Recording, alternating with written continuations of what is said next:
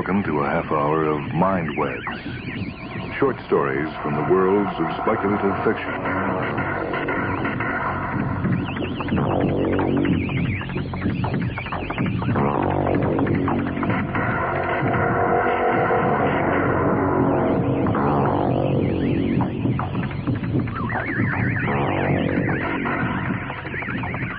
This is Michael Hansen. This half hour of Mind Webs will begin with something from a collection edited by Roger Elwood titled Future City, published by Pocket Books.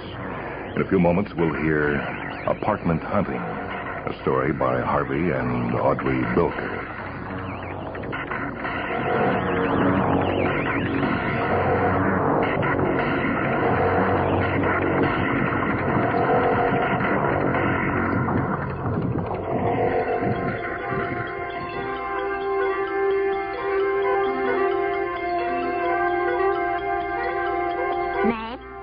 Mr. and Mrs. Charles Reardon. Address? West Central Park Complex 74, apartment A21L. The clerk was a bored woman between 25 and 30. Her fingers were smudged from a morning of filling out forms in triplicate and quadruplicate for computer coding. Charles Reardon's wife stood by him, her young face bright with hope for their future life together. At last, after 5 years of application, the Department of Demography had released new statistics, and the result was that the Reardons had been put on the list for a new apartment. Twice until now, their approved but contingent license for conception had expired, and they desperately wanted a child. But without the complimentary acquisition of an apartment with another bedroom, the permit was of no use. When the long form had been filled out almost in its entirety, the clerk asked, "Have you got your apartment entry and possession kit?" No. They said we have to have I think it was a potential tenant form first. I'm sorry, I cannot complete this until you have the other one. But that's ridiculous. The clerk shrugged her shoulders and put the papers aside. Those are the rules. But we were notified that this is the only day we can look for an apartment. The fax letter they sent said that if we didn't complete everything today, including taking possession, we couldn't reapply for at least 2 years. The waiting list is that long. The clerk gave them a tired smile. Everybody's got the same problem. There's nothing I can do. Well, what do the others do? They get a residence interface form. Didn't you know about that? It allows you to apply for all your permits in any order. Reardon began to reply gently, but his wife's loud and now irritated voice overwhelmed his politeness. There was nothing in the instructions about it. I studied them carefully. We were waiting outside this office from 0500 hours in line. We wanted to have enough time to look for a place. Now we've lost a couple of hours. The clerk tapped her fingers impatiently, looking behind them at the next waiting couple. All I can say is get the residence interface form. Then I can put this through. Mrs. Reardon's expression turned almost animal. Her husband put out a placating hand on her shoulder. "There's no use arguing, darling. You'll only waste time. Rules are rules." He looked apologetically at the clerk. Where do we get the residence interface form? It's in this building. I'm not sure which room, though. You might try 1173. Okay, thank you. He let his angry wife out. The line on the inside had reached the door and continued partly down the hall outside. They stepped onto the worn plastic vertical ped tread and got off at 1173. At least the wait here wasn't too long. However, they discovered when their turn came that it wasn't 1173 at all where the residence interface forms were obtained. It was 1834. But at 1834, following a long delay, they were informed that 2021 was the proper place for what they were seeking. At 2021, they were sent to 1219. And at 1219, they were given instructions that brought them full circle back to the clerk they had seen originally. This time, she directed them to 1416. Unfortunately, it turned out to be the correct place. They were finally seated opposite a scratched and pocked aluminum, titanium, tungsten desk, one of many in a large room that hadn't been surface-coated for years. A man who was prematurely time-worn slowly went about preparing the necessary form. You young folks, he said, at the same time making notations in various blocks. You young folks are so anxious to get a bigger place. And what difference does it make anyway? So you'll have your permitted child. So what? What does it all mean? He looked up. The Weirdens could see deep in his eyes the many years of dark thoughts. And then you'll be 55, and it'll be all over. I'll be 55 next year. And then what? He snorted and bounced his head up and down, then returned to his work. Finally, he tore out their copy and handed it slowly to them. Mrs. Reardon grabbed it from his hand. Quick, let's get back. Oh, my God, it's almost 1,300 hours. Oh, just relax, honey. Everything's going to work out all right. But she was already on her way out of the office, and he was following after, trying to keep up. When they returned to the office they had gone to in the first place, they were able to get in a shorter line because the potential tenant form had been almost completely filled out that morning. At least they didn't have to start over again. The line they had waited in during the morning was now almost completely around the outside hall. It was past 14:30 hours when they were at last able to present the residence interface form. The young girl who took it appeared to have just graduated from a government technology school. After about 10 minutes, she was still awkwardly checking through the electronic files. Mrs. Reardon, exasperated, looked at the dusty digital wall clock. Young lady, what's the problem? The girl walked back to the counter, her facial expression showing signs of confusion in its blankness. I can't find your potential tenant form. Well, it probably hasn't even been key-punched yet. That clerk over there's the one who filled it out. Why don't you ask her? I'm not allowed to leave my department. But she's wasting our valuable time. You're just several meters away from her, otherwise you'll be looking all day. No, dear. But she's wasting our valuable time. Don't you realize we have only a little over 2 hours now to get that apartment? The girl looked at Mr. Reardon. At least he understood her problems. I'll look again.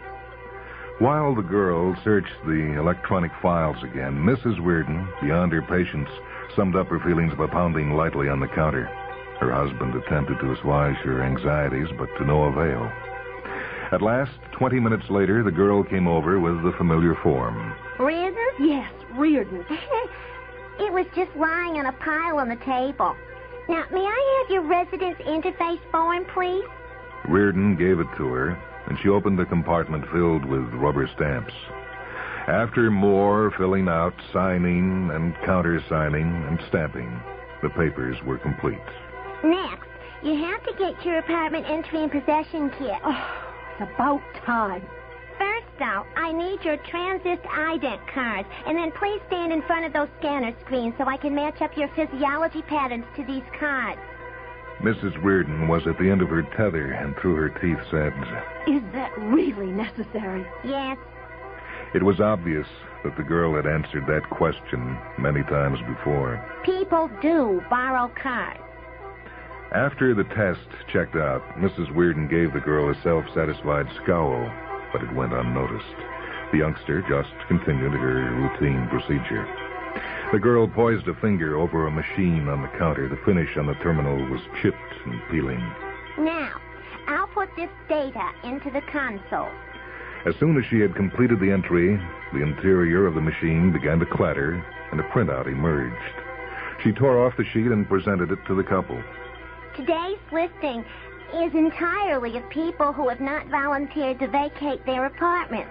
Reardon disappointedly clamped his lips tight and shook his head. Just our luck. The one day we get for an apartment and every one on our list is occupied. But it's better than no apartment. At least we have a chance. The girl leaned her head over the neatly printed sentences on the printout sheet, which were upside down to her. You have to make your choice at this time. I'll put a hold on it until 1700 hours. Eagerly, Mrs. Reardon perused the list as her husband tried to see over her arm. He pointed to one line. Hey, honey, look at this one. It's just a few blocks from where we live now. His wife ignored him until she had found a listing to her own liking. Here's an apartment that's in the Riverside Park complex. Yeah, but do you know how old those are? They were built in 25. That's just the point. They have 2.5-meter high ceilings, 1/4 meter higher than any new legal minimum. The girl interrupted. You have to make up your minds. There are others waiting. All right. We'll take this one. She pointed to the sheet, and as an afterthought, she turned to her husband. Is that all right with you? Yeah, I don't want to be responsible for, picking out something you won't be satisfied with. Very well. The clerk said, and at the same time punched several more buttons on her terminal. Her voice became a monotone as she reeled off instructions. You must let us know by the apartment communicator equipment that you've obtained the apartment. And it must be before 1700 hours because of the geriatric fair play law. Here's your code. She handed the Reardons a card on which she had made a notation. When the message is received, tenancy will be officially recorded under your name. Try not to do too much damage obtaining the unit, unless it's absolutely necessary. Immediately with your call, of course, a removal team will be sent over. Once again, the Reardons found themselves in the center of the building's activity. They boarded the ped tread for a trip to, hopefully, the last department that they had to visit. After more waiting, at 15 hours, they were handed a carrying case. The bag's exterior was badly scuffed, and the seals were no longer secure. Reardon grinned at his wife. Okay, honey, let's go. Oh, no. Not until I check to see that everything is here. They took the case aside as the line moved forward and opened it. Pasted on the inside of the battered lid was a sheet of paper that had curled away at the corners. Mrs. Reardon read the list of components from it and went through each item in the various compartments. Aha. Just what I thought. She forced her way back into line, in front of the person who was now first. The cutter is missing. She told the man behind the counter who had issued the kit. He took a sheet from one of the piles of papers next to him and gave it to her. Fill this out. No, sir. You're not going to push me around. Give me a cutter from another kit, or give me a new kit. I can't do that, ma'am. Well, you'd better. Or else I'm going to stand right here and not let anybody get in front of me. You can complain to the department head if you'd like. I'll do it my way. It's the only way to get results. Hey, look, lady, said the man she had pushed aside. Oh, look, I want to get taken care of, too. You gotta follow the proper procedures. That's what I did. And the day's almost over. Exactly. That's why I'm going to stand here until 1700 hours if necessary. A number of people in line began to shout at her, but she stood fast, stone-faced. Look, why don't you give her what she wants? Otherwise, none of us will ever get apartments. I can't. I'm not permitted to. We have to keep exact inventory records. All right, lady. I'll tell you what I'll do. You can have the one from my kit. I'm sure I can make do with the other tools. At least if you get what you want, the rest of us will still have a chance. Mrs. Reardon agreed to that suggestion. And when the man got his kit, he opened it, took out the cutter, and gave it to Mrs. Reardon. She smiled to herself with satisfaction, not even bothering to thank the man. Here. Put this in our kit and let's get out of here. We only have about a half hour left. On traffic level number 3, north, they found a cab portation terminal box and signaled. After almost 15 minutes, their conveyor railed up, and they got in, and Reardon gave the address to the pudgy-faced operator. Traffic was extremely heavy since it was the end of the second daily work period. They arrived at the apartment house with about a quarter of an hour to go. The wait for the small, creaking vertiped tread was agonizing, but it came at last, and finally they reached their destination, the 40th floor. It's 40K5, said Mrs. Reardon, rushing down the threadbare hall carpet, her husband padding hurriedly after her. They located the correct door quickly. Reardon knocked. Open up, please. No, you're not going to get in. Break it down. Her husband stood back and then ran against the door several times with his full weight, but he was not successful. In the meantime, Mrs. Reardon had opened the kit and was rummaging through the equipment. Here, try these. And she handed her husband a large ring of keys. He looked quickly through them and said, There just isn't enough time to find one at my work. Yes. If we don't call in by 1700 hours, we're disqualified. You'd better shoot it open. She took the gun from the kit and gave it to him. He put the weapon to the lock and fired. Metal and wood fragments clouded back in a slight haze. He pushed the door, but it stopped, slightly ajar. She's got one of those old chains on it. Only 5 minutes. Give me the cutter. See, I was right when I put up a fight for this. Reardon hooked the cutter around the chain and turned it on. Slowly, the instrument began to penetrate a link. Then finally, the chain separated, and its severed ends clattered apart. Oh, thank God. Now, with ease, they both pushed the door completely open. In front of a window, in a soft chair of ancient vintage, its padding worn and faded, sat a woman with grayish hair. She must have been young, not too long ago, it seemed. In fact, her features weren't really that aged. A fair semblance of her youthful past was still evident. In its extreme youth, her appearance had no doubt been sweet. However, at the sight of the intruders, her lips twisted, and in an instant years were added to her demeanor. Mrs. Reardon looked at her watch again. Only 4 minutes. Get it over with. The tenant nodded her head with resignation. Someday, you'll be old, too. And strangers will come and do this to you. Then, strangely, her expression changed, softened. The instinct of self-preservation appeared to have broken through. Oh, please. Let me have one more day. She turned her head slowly to the window where the dying sun streamed in. The city below, its distant white towers and buildings on the New Jersey side were streaked orange as the sky gave up its full energy. She continued to look at the sight before her as if she wanted to absorb it into her entire being. For God's sakes, don't waste any more time. Reardon raised the gun and aimed it across the room as precisely as he could at the woman's temple. A calm had now come over her as she continued to view, almost hypnotized, the brightly illuminated scene outside her apartment. Her expression was placid, yet enthralled, as if she were beholding a treasure. Reardon's eyes suddenly brimmed with tears until liquid lenses so thick were formed that he had to clamp his lids closed to release the fluid. It ran in warm rivulets down his cheeks to his chin, where he could feel the stream suddenly cooled, dripping to his shirt. But his eyes quickly refilled, and once more he had to blink hard to clear the vision. It was important for him to see accurately, for the woman's sake. It's almost 1700 hours.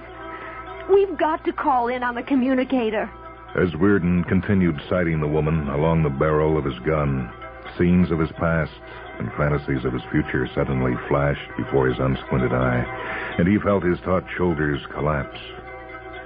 I can't, he told his wife, aiming the gun half-heartedly now. If we don't get the apartment, someone else will. Reardon pulled the trigger.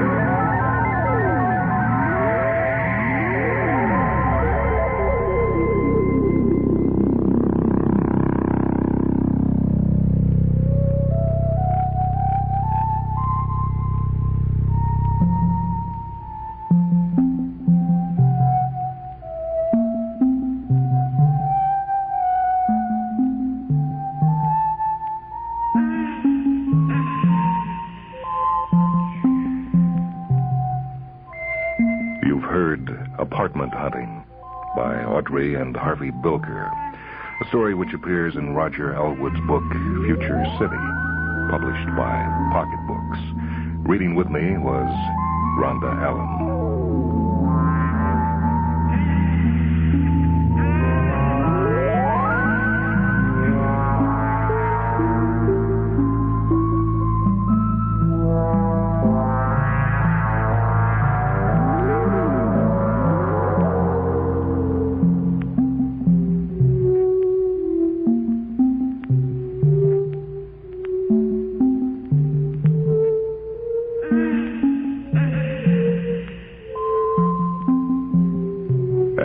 now, this edition of Mind Webs concludes with a short story by Philip Jose Farmer. This is The King of the Beasts.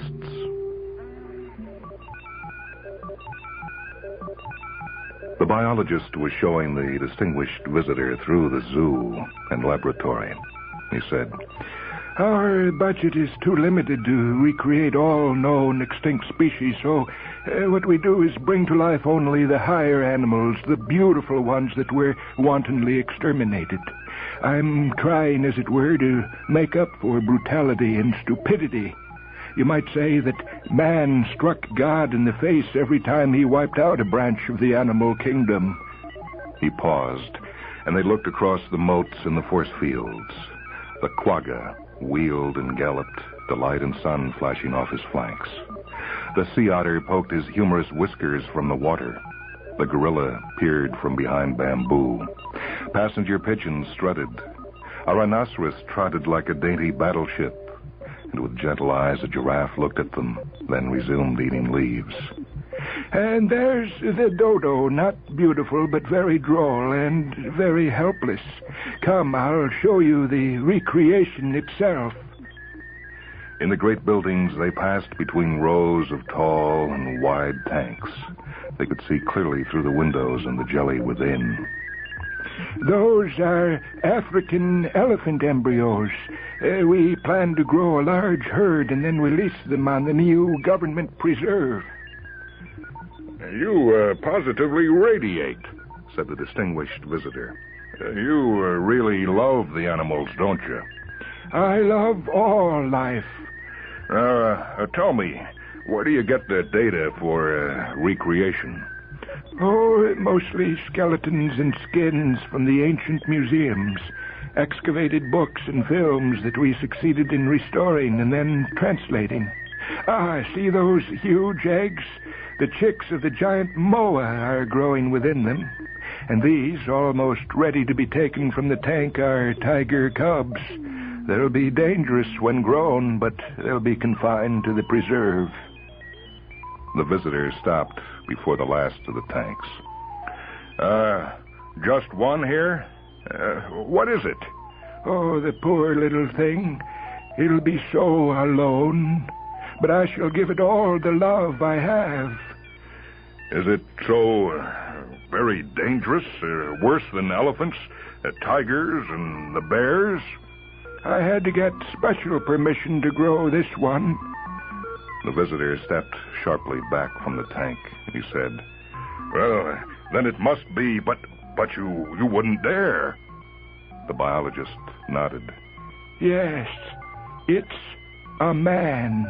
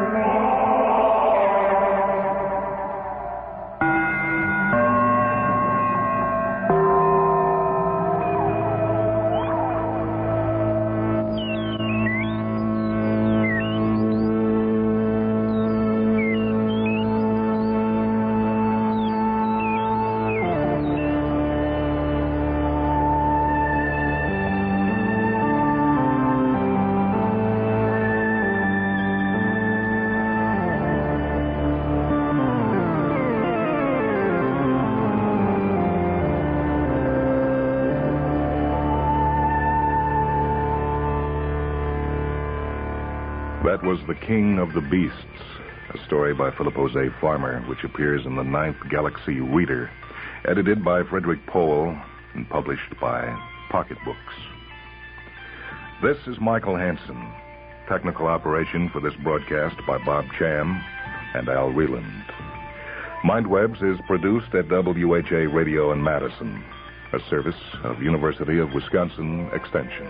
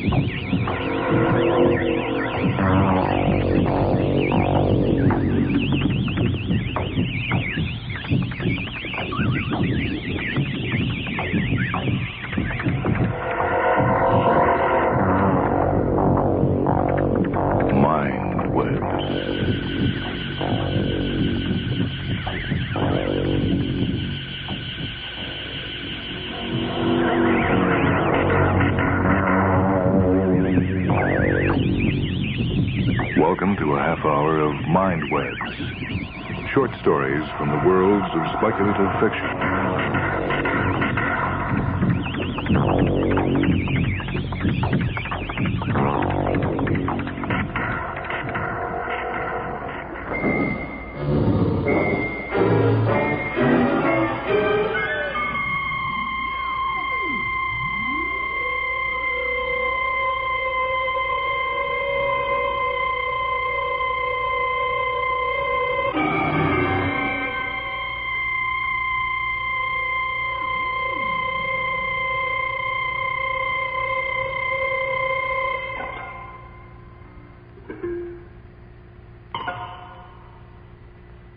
This is Michael Hansen with a Mindweb story titled The Racer by Ed Melchior. Copyright 1956 by the D Publishing Company. Willie felt the familiar intoxicating excitement. His mouth was dry, his heart beat faster, all his senses seemed more aware than ever. It was a few minutes before 0800 hours, his time to start. This was the day. From all the Long Island starting fields, the racers were taking off at 15-minute intervals. The sputter and roar of cars warming up were everywhere. The smell of oil and fuel fumes permeated the air. The hubbub of the great crowd was a steady din. This was the biggest race of the year. New York to Los Angeles, $100,000 to the winner. Willie was determined to better his winning record of last year, 33 hours, 27 minutes, 12 seconds in time. And although it was becoming increasingly difficult, he'd do his damnedest to better his score, too. He took a last walk of inspection around his car. Sleek, low-slung, dark brown. The practically indestructible plastic-glass top looking deceptively fragile like a soap bubble. Not bad for an old-fashioned diesel job. He kicked the solid plastic rubber tires in the time-honored fashion of all drivers. Hank was giving a last-minute shine to the needle-sharp Durasteel horns protruding from the front fenders. Willie's car wasn't nicknamed the Bull without reason. The front of the car was built like a streamlined bull's head, complete with bloodshot, evil-looking eyes, iron ring through the flaring nostrils, and the horns. Although most of the racing cars were built to look like tigers or sharks or eagles, there were a few bulls. But Willie's horns were unequaled. Car 79 ready for start in 5 minutes, blared the loudspeaker. Car 79, Willie Connors driver, Hank Morosky mechanic, ready your car for start in 5 minutes. Willie and Hank took their places in the Bull. At a touch by Willie on the starter, the powerful diesel engine began a low purr. They drove slowly to the starting line. Last check, said Willie. Right, came Hank's answer. Oil and fuel? 40 hours. Cooling fluid? Sealed. No sleeps? Check. Energine tabs? Check. Thermo drink? Check. The starter held the checkered flag high over his head. The crowds packing the grandstands were on their feet, hushed, waiting. Well, here we go, whispered Willie. The flag fell. A tremendous cry rose from the crowd, but Willie hardly heard it. Accelerating furiously, he pushed his car to its top speed of 190 miles an hour within seconds, shooting like a bullet along the straightaway toward Manhattan. He was elated, exhilarated. He was a racer, and full of tricks. Willie shot through the tunnel directly to Jersey. Well, grumbled Hank. Well, can you tell me now? Toledo, said Willie. Toledo, Ohio. On the thruway. We should make it in under 3 hours. He felt a slight annoyance with Hank. There was no reason for the man to be touchy. He knew a driver didn't tell anyone the racing route that he'd selected. News like that had a habit of getting around. It could cost a racer his score. There's not much chance of anything coming up until after we hit Toledo. But keep your eyes peeled, Hank. You never know. Hank merely grunted. It was exactly 10:48 hours when the Bull streaked into the deserted streets of Toledo. Okay, Willie. What now? Grand Rapids, Michigan. Grand Rapids, but that's an easy 300 miles detour. I know. Are you crazy? Yeah, it'll cost us a couple of hours. So Grand Rapids is all the way up between the lakes, so who will be expecting us up there? Oh, yeah, I see. The time isn't everything, my friend. Whoever said the shortest distance between 2 points is a straight line. The score counts, too, you know. And here's where we pick up our score. The first Tragiac never even knew the racer had arrived. The bull struck him squarely, threw him up in the air, and let him slide off its plexiglass back, leaving a red smear behind and somewhat to the left of Willie, all in a split second. Near Calvin College, an imprudent co-ed found herself too far from cover when the racer suddenly came streaking down the campus. Frantically, she sprinted for safety, but she didn't have a chance with a driver like Willie behind the wheel. The razor-sharp horn on the right fender sliced through her spine so cleanly that the jar wasn't even felt inside the car. Leaving town, the racer was in luck again. An elderly woman had left the sanctuary of her stone-walled garden to rescue a stray cat. She was so easy to hit that Willie felt a little cheated. At 12:32 hours, they were on the speedway headed for Kansas City. Hank looked in awe at Willie. 3. Jesus, score of 3 already. And all of them kills for sure. Man, Willie, you really know how to drive. Hank settled back contentedly, as if he could already feel his $25,000 cut in his pocket. He began to whistle. The racers are roaring off-key.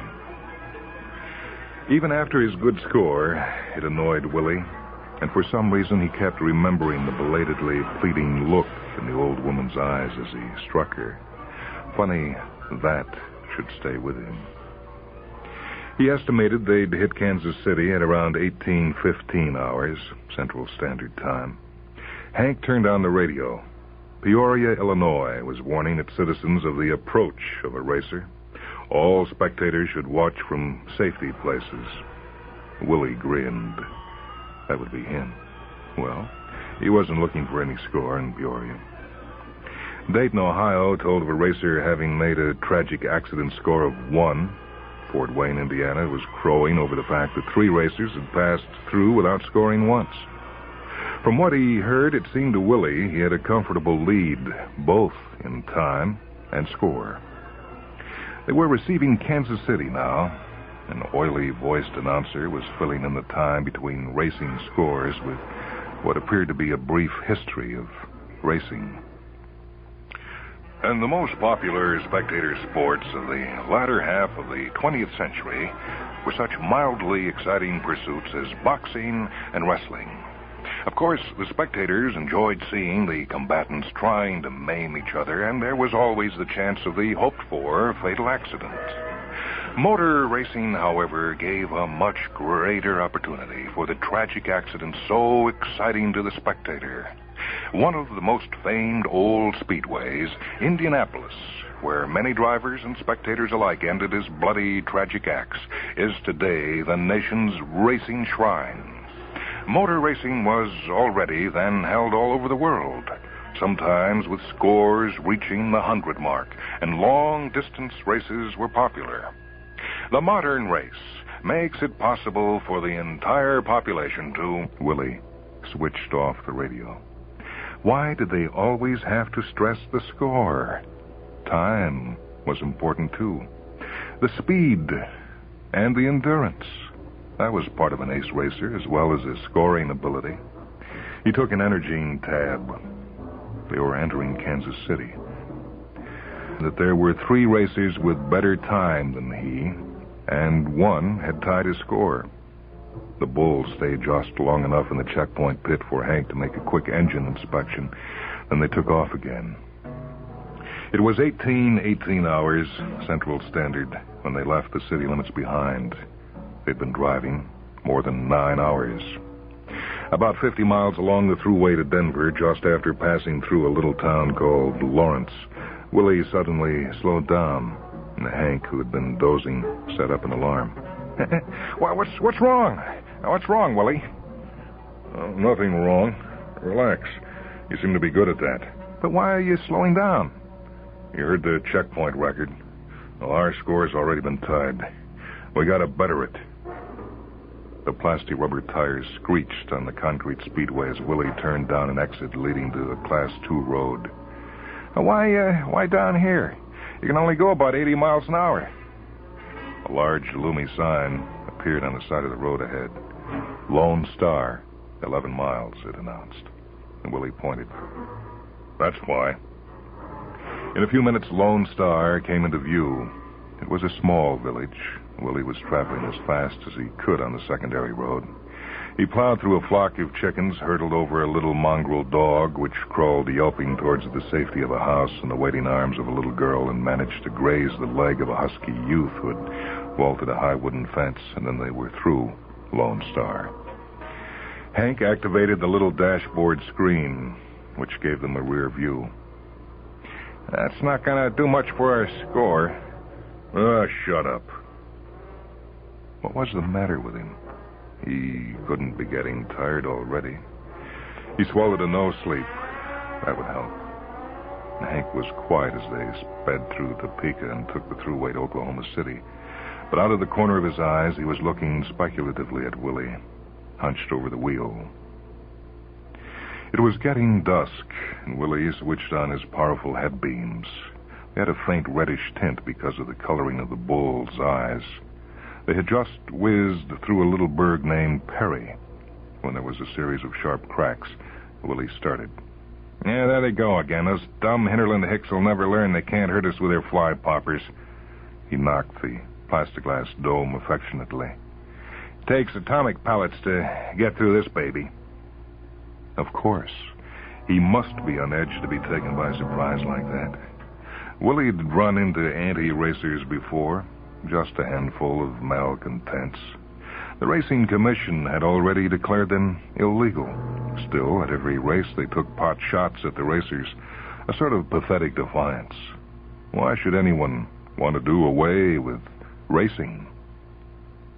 They were entering the outskirts of Oklahoma City now. Willie killed his headbeams. No need to advertise. Suddenly, Hank grabbed his arm. Wordlessly, he pointed. There, garish and gaudy, gleamed the neon sign of the theater. Willie slowed to a crawl. He pulled over to the curb, and the dark car melted into the shadows. He glanced at the clock. 22:03 hours. Perhaps. Down the street, a man cautiously stuck his head out from the theater entrance. Warily, he emerged completely, looking up and down the street carefully. He did not see the bull. Presently, he ventured out into the center of the roadway. He stood still, listening for a moment. Then he turned and beckoned towards the theater. Immediately, a small group of people emerged at a run. Now, the acceleration slammed the racers back in their seats. The bull shot forward and bore down on the little knot of petrified people with appalling speed. This time, there was no mistaking the hits. A quick succession of pars had Willie calling upon all his driving skill to keep from losing control. Hank pressed the clean spray button to wash the blood off the front of the dome. He sat with eyes glued to the rear-view screen. Man, oh man, what a record, what a score. Willie, please stop. Let's get out. I know it's against regulations, but I just got to see how we did. It won't take long. We can afford a couple of minutes' time now. Suddenly, Willie felt he had to get out, too. This was the biggest tragiac he had ever had. He had a vague feeling there was something he wanted to do. He brought the car to a stop. They stepped out. Within seconds, the deserted street was swarming with people. Now the racers were out of their car. They felt safe and curious. A few of them pressed forward to take a look at Willie. Naturally, he was recognized. His photo had been seen in one way or another by everyone. Willie was gratified by this obvious adulation. He looked about him. There were many people in the street now, but they were not all fawning and beaming upon him. Willie frowned. Most of them looked grim, even hostile. Why? What was wrong? Wasn't he one of their greatest racers? And hadn't he just made a record score? Given them a tragic act, they wouldn't soon forget. What was the matter with those hicks? Suddenly, the crowd parted, and slowly a young girl walked up to Willie. She was beautiful, even with a terrible anger burning on her face. In her arms, she held the still body of a child. She looked straight at Willie with loathing in her eyes. Her voice was low but steady when she said, Butcher. Someone in the crowd called, Careful, Muriel. but she paid no heed.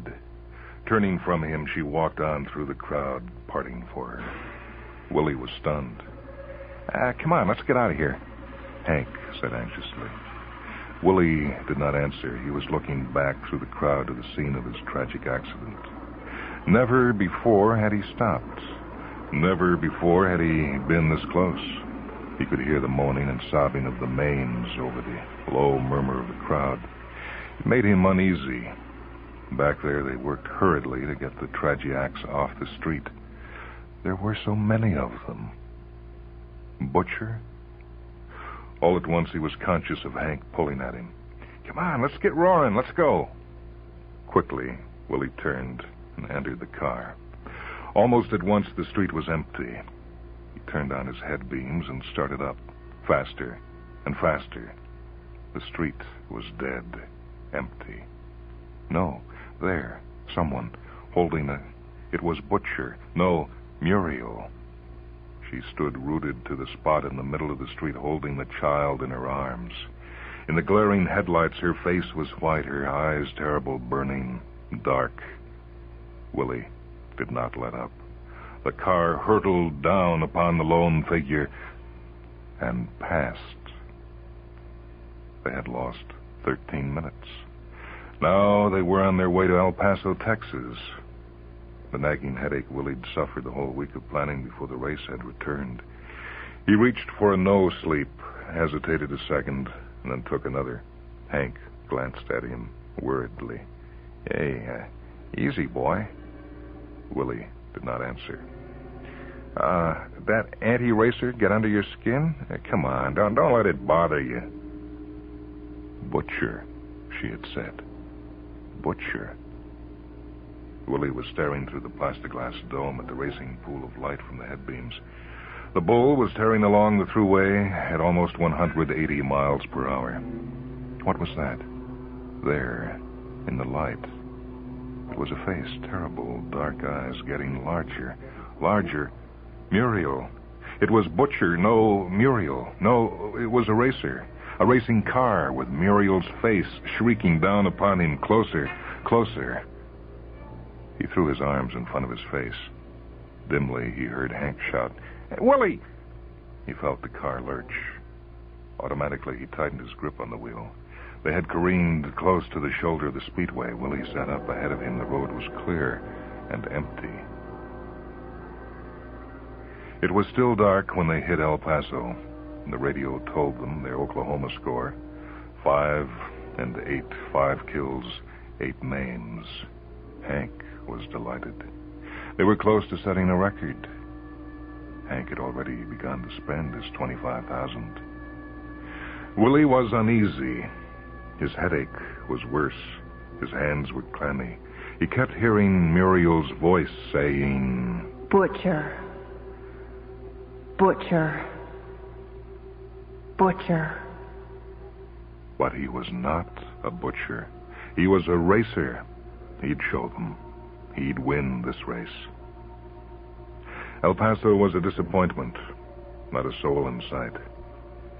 Phoenix next. The clock said 0658 hours, MST, when they roared into Phoenix. The streets were clear. Willie had to slow down to take a corner. As he sped into the new street, he saw her. She was running to cross the roadway. Hank whooped. Come on, go, Willie, go! The girl looked up an instant in terror. Her face.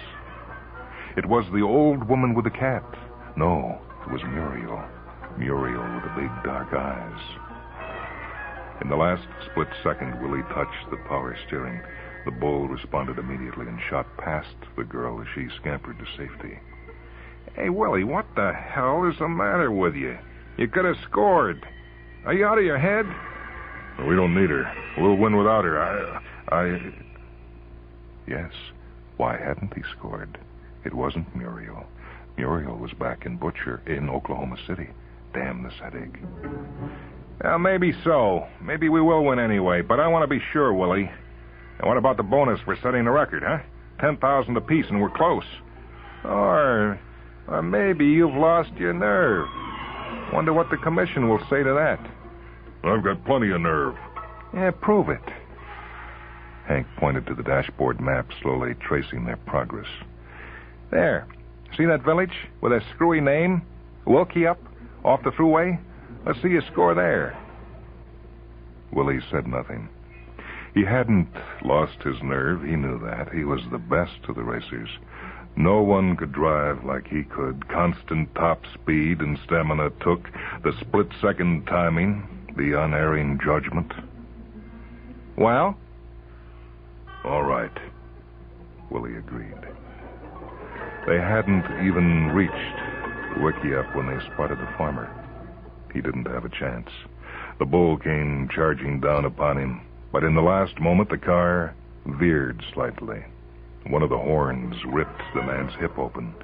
In the rearview screen, Willie saw him get up and hobble off the road. You could have made it a kill. Why didn't you? There's a bad road. The wheel slipped on a stone. That's what must have happened, he thought. He didn't consciously veer away from the man. He was a good racer. He couldn't help a bad road. Needles was left behind at 10:45 hours, Pacific Standard Time. No one had been out. Hank turned on the radio to a Needles station. Has just left the city going west. No other racers reported within 20 minutes of the city. We repeat, a racer has just left. Hank clicked it off. You hear that? 20 minutes. They don't expect anyone for 20 minutes. He took hold of Willie's arm. Hey, turn around. Here's where we can get ourselves that record score. Turn around, Willie. Oh, we don't need it. I do.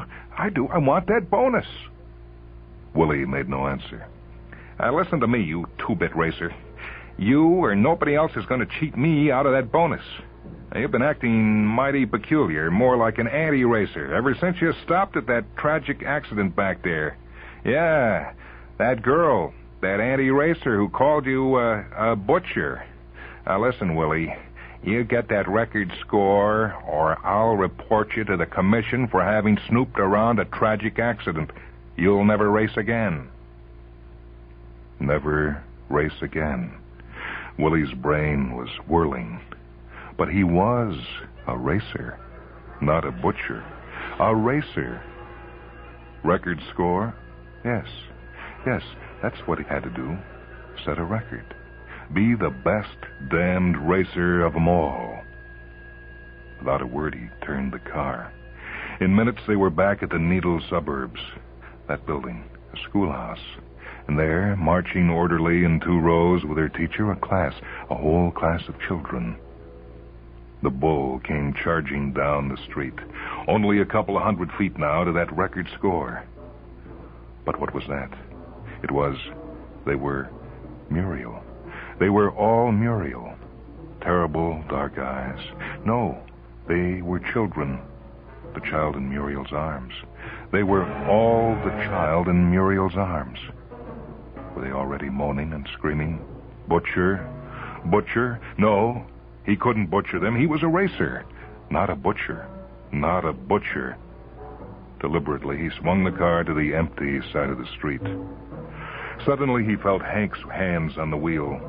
You dirty, lousy anti-racer! And Hank struggled for the wheel. The car lurched. The 2 men fought savagely for control. They were only yards from the fleeing children. With a violent wrench, Willie turned the wheel sharply. The car was going 165 miles an hour when it struck the schoolhouse and crashed through the wall into the empty building. The voices came to Willie through thick wads of cotton. and they kept fading in and out. Dead instantaneously. But the racer is still... It sounded like the voice of Muriel. Muriel. Keeps calling for... Willie tried to open his eyes. Everything was milky white. Why was there so much fog? A face was bending over him. Muriel? No, it was not Muriel. He lost consciousness again. When he opened his eyes once more, he knew he was not alone. He turned his head. A girl was sitting at his bedside. Muriel. It was Muriel. He tried to sit up. It's you, but how... The girl put her hand on his arm. The radio. They said you kept calling for Muriel. I knew. Never mind that now. She looked steadily at him. Her eyes were not terrible, not burning, only dark and puzzled. Why did you call for me? Willie struggled to sit up. I wanted to tell you, I am not a butcher. The girl looked at him for a long moment. Then she leaned down and whispered to him. Nor a racer.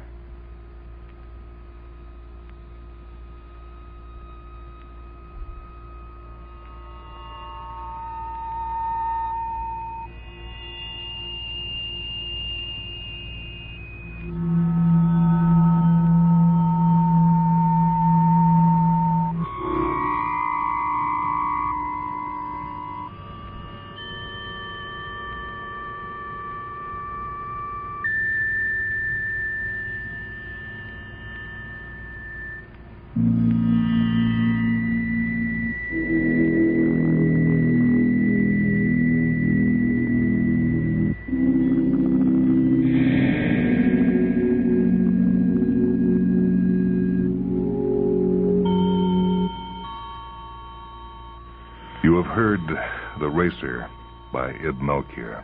Copyright 1956 by the D Publishing Company. This is Michael Hansen speaking. Technical operation for this program by Bob Cham.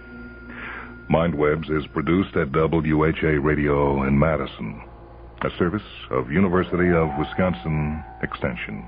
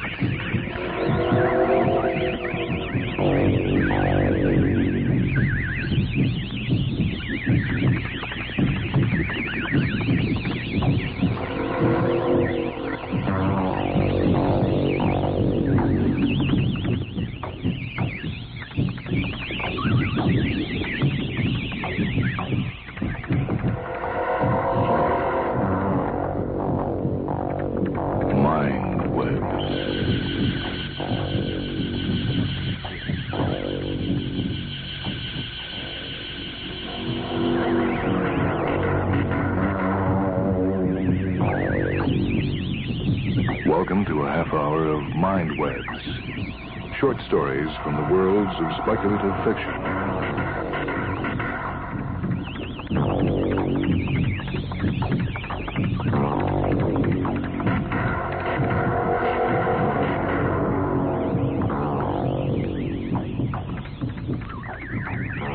This is Michael Hansen. The MindWeb story this half hour comes from Analog of September 1965. This is a story by Gordon Dixon titled Computers Don't Argue.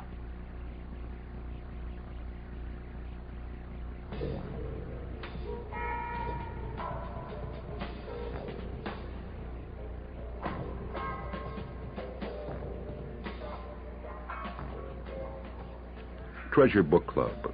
Please do not fold, spindle, or mutilate this card. Mr. Walter A. Child. Balance, $4.98. Dear customer, Enclosed is your latest book selection, Kidnapped by Robert Louis Stevenson. 437 Woodlawn Drive, Pantic, Michigan, November 16th. Treasure Book Club, 1823 Mandy Street, Chicago. Dear Sirs, I wrote you recently about the computer punch card you sent billing me for Kim by Rudyard Kipling. I did not open the package containing it until I'd already mailed you my check for the amount on the card. On opening the package, I found the book missing half its pages. I sent it back to you, requesting either another copy or my money back. Instead, you have sent me a copy of Kidnapped by Robert Louis Stevenson. Will you please straighten this out? I hereby return the copy of Kidnapped. Sincerely yours, Walter A. Child. Treasure Book Club, second notice. Please do not fold, spindle, or mutilate this card. Mr. Walter A. Child, balance $4.98. For Kidnapped by Robert Louis Stevenson. If remittance has been made for the above, please disregard this notice. Dear Sirs, may I direct your attention to my letter of November 16th? You are still continuing to dun me with computer punch cards for a book I did not order, whereas actually it is your company that owes me money. Sincerely yours, Walter A. Child. Dear Mr. Child, we have sent you a number of reminders concerning an amount owing to us as a result of book purchases you have made from us. This amount, which is $4.98, is now long overdue. This situation is disappointing to us, particularly since there was no hesitation on our part in extending you credit at the time original arrangements for these purchases were made by you. If we do not receive payment in full by return mail, we will be forced to turn the matter over to a collection agency. Very truly yours, Samuel P. Grimes, Collection Manager. Dear Mr. Grimes, will you stop sending me punch cards and form letters and make me some kind of direct answer from a human being? I don't owe you money. You owe me money. Maybe I should turn your company over to a collection agency. Walter A. Child. Federal Collection Outfit, 88 Prince Street, Chicago, February 28th. Dear Mr. Child, your account with the Treasure Book Club of $4.98 plus interest and charges has been turned over to our agency for collection. The amount due is now $6.83. Please send your check for this amount or we shall be forced to take immediate action. Jacob N. Harsh, Vice President. Federal Collection Outfit, Chicago, April 8th. Dear Mr. Child, you have seen fit to ignore our courteous requests to settle your long overdue account with Treasure Book Club, which is now with accumulated interest and charges in the amount of $7.51. If payment in full is not forthcoming by April 11th, we'll be forced to turn the matter over to our attorneys for immediate court action. Ezekiel B. Harsh, President.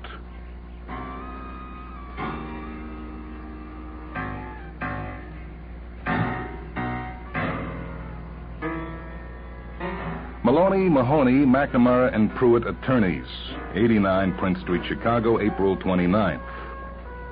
Dear Mr. Childs, your indebtedness to the Treasure Book Club has been referred to us for legal action to collect. This indebtedness is now in the amount of $10.01. If you will send us this amount so that we may receive it before May 5th, the matter may be satisfied.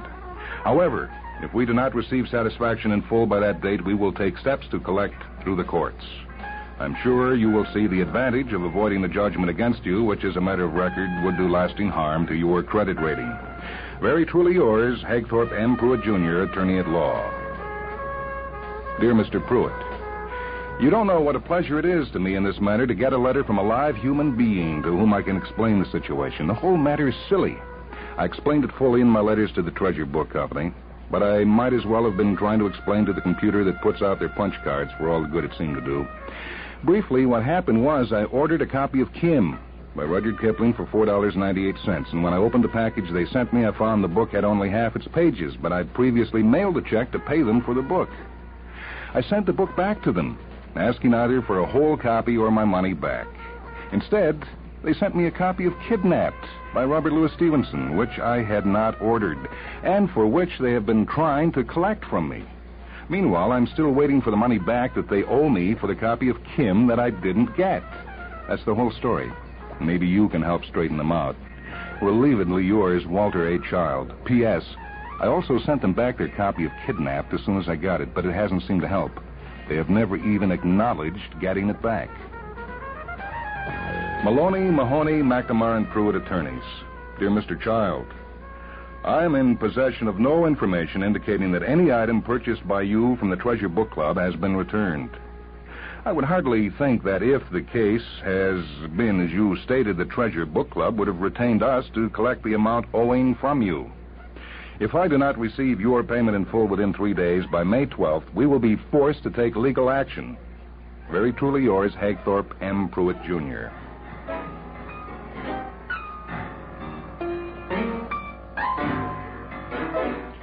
Court of Minor Claims, Chicago. Mr. Walter A. Child. Be informed that a judgment was taken and entered against you in this court this day of May 26th in the amount of $15.66, including court costs. Payment and satisfaction of this judgment may be made to this court or to the adjudged creditor. In the case of payment being made to the creditor, a release should be obtained from the creditor and filed with this court in order to free you of legal obligation in connection with this judgment. Under the recent Reciprocal Claims Act, if you are a citizen of a different state, a duplicate claim may be automatically entered and judged against you in your own state, so that collection may be made there as well as in the state of Illinois. Court of Minor Claims, Chicago. Please do not fold, spindle, or mutilate this card. Judgment was passed this day of May 27th under statute $15.66 against Child Walter A. of 437 Woodlawn Drive, Pandick, Michigan. Pray to enter a duplicate claim for judgment in Picayune Court, Pandick, Michigan, for amount statute 941. Samuel P. Grimes, Vice President, Treasure Book Club. Grimes, this business has gone far enough. I've got to come down to Chicago on business of my own tomorrow. I'll see you then, and we'll get this straightened out once and for all about who owes what to whom and how much. Yours, Walter A. Child.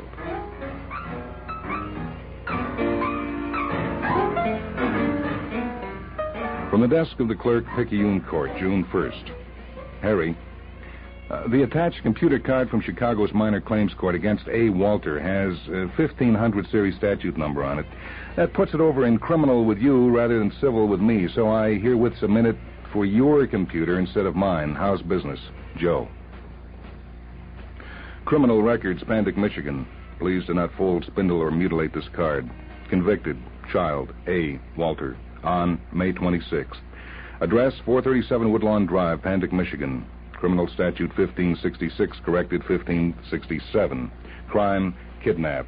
Date, November 16th. Notes, at large, to be picked up at once. Police Department, Pandick, Michigan, to Police Department, Chicago, Illinois. Convicted subject. A, complete first name, unknown. Walter, sought here in connection. Reference your notification of judgment for kidnap of child named Robert Louis Stevenson on November 16th. Information here indicates subject fled his residence at 437 Woodlawn Drive, Pandick, and may be again in your area.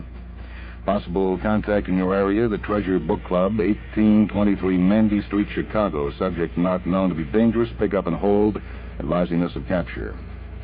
To Police Department, Pandick, Michigan. Reference your request to pick up and hold A, complete first name unknown, Walter, wanted in Pandick on statute 1567, crime of kidnapping. Subject arrested at offices of Treasure Book Club, operating there under alias Walter Anthony Child, and attempting to collect $4.98 from one Samuel P. Grimes, employee of that company. Disposal, holding for your advice. Police Department, Pandick, Michigan, to Police Department, Chicago. Reference A. Walter, alias Walter Anthony Child, subject wanted for crime of kidnap, your area. Reference your computer punch card notification of judgment, dated May 27th. Copy our criminal records punch card herewith, forwarded to your computer section.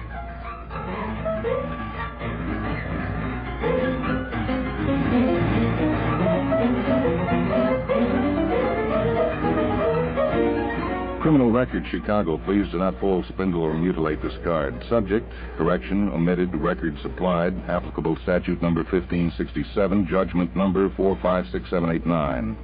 Trial record, apparently misfiled and unavailable. Direction, to appear for sentencing before Judge John Alexander McDivitt, Courtroom A, June 9th. From the desk of Judge Alexander J. McDivitt, June 2nd. Dear Tony, I've got an adjudged criminal coming up before me for sentencing Thursday morning, but the trial transcript is apparently misfiled. I need some kind of information. Reference A. Walter, judgment number 456789, criminal. For example, what about the victim of the kidnapping? Was victim harmed? Jack McDivitt. June 3rd. Records, search unit. Regard, reference judgment number 456789. Was victim harmed? Tonio Malagasy, Records Division. June 3rd. 2. United States Statistics Office. Attention, information section. Subject, Robert Louis Stevenson. Query, information concerning. Records, search unit, Criminal Records Division, Police Department, Chicago. June 5th.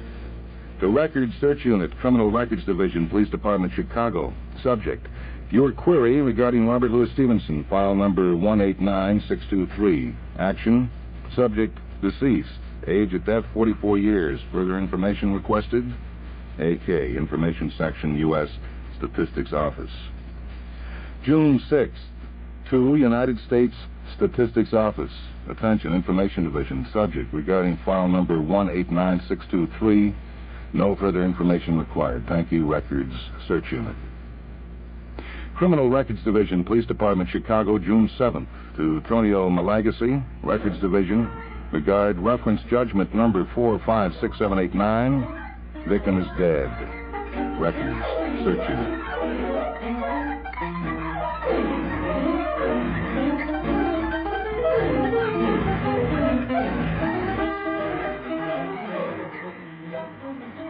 June 7th. To Judge Alexander J. McDivitt's chambers. Dear Jack, reference judgment number 456789. The victim in this kidnap case was apparently slain. From the strange lack of background information on the killer and his victim, as well as the victim's age, this smells to me like a gangland killing. This is for your information. Don't quote me. It seems to me, though, that Stevenson, the victim, has a name that rings a faint bell with me. Possibly one of the East Coast mob, since the association comes back to me as something about pirates. Possibly New York dockage hijackers and something about buried loot. As I say, above is only speculation for your private guidance. Anytime I can help.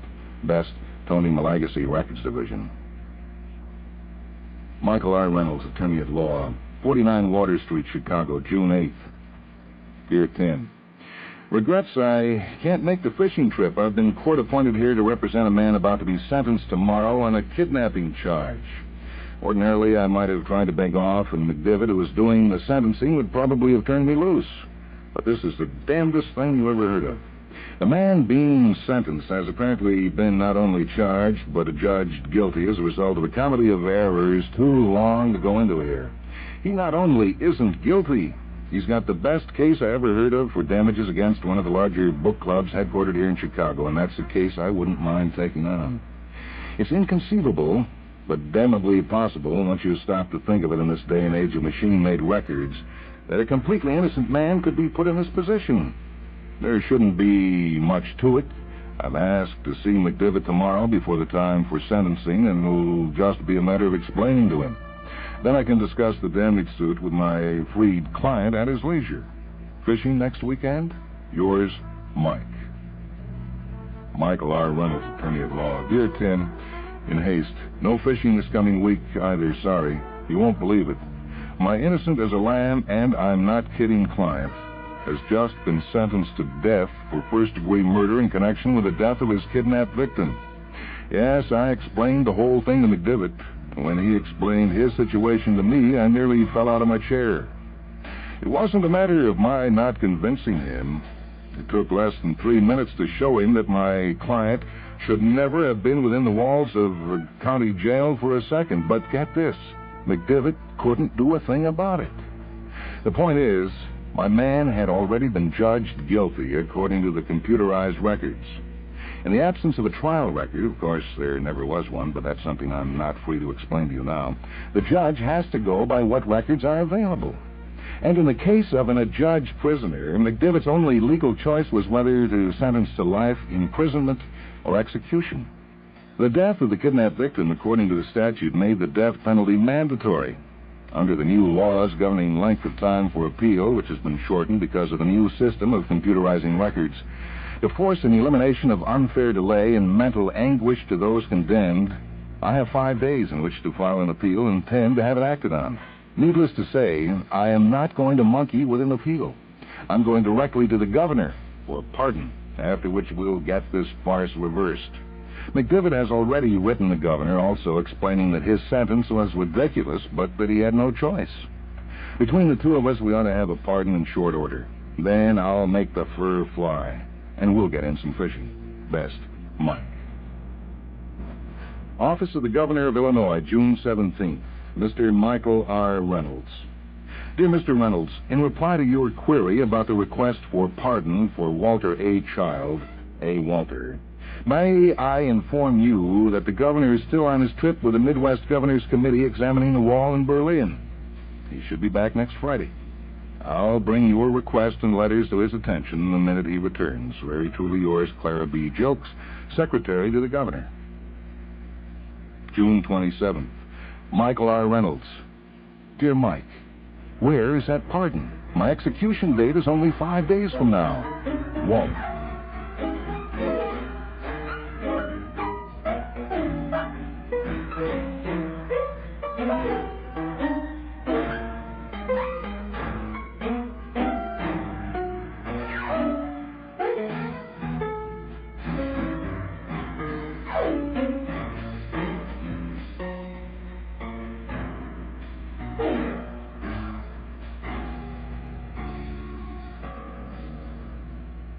June 29th. Walter A. Child, A. Walter, Cell Block E, Illinois State Penitentiary, Joliet, Illinois. Dear Walt, the governor returned, but was called away immediately to the White House in Washington to give his views on interstate sewage.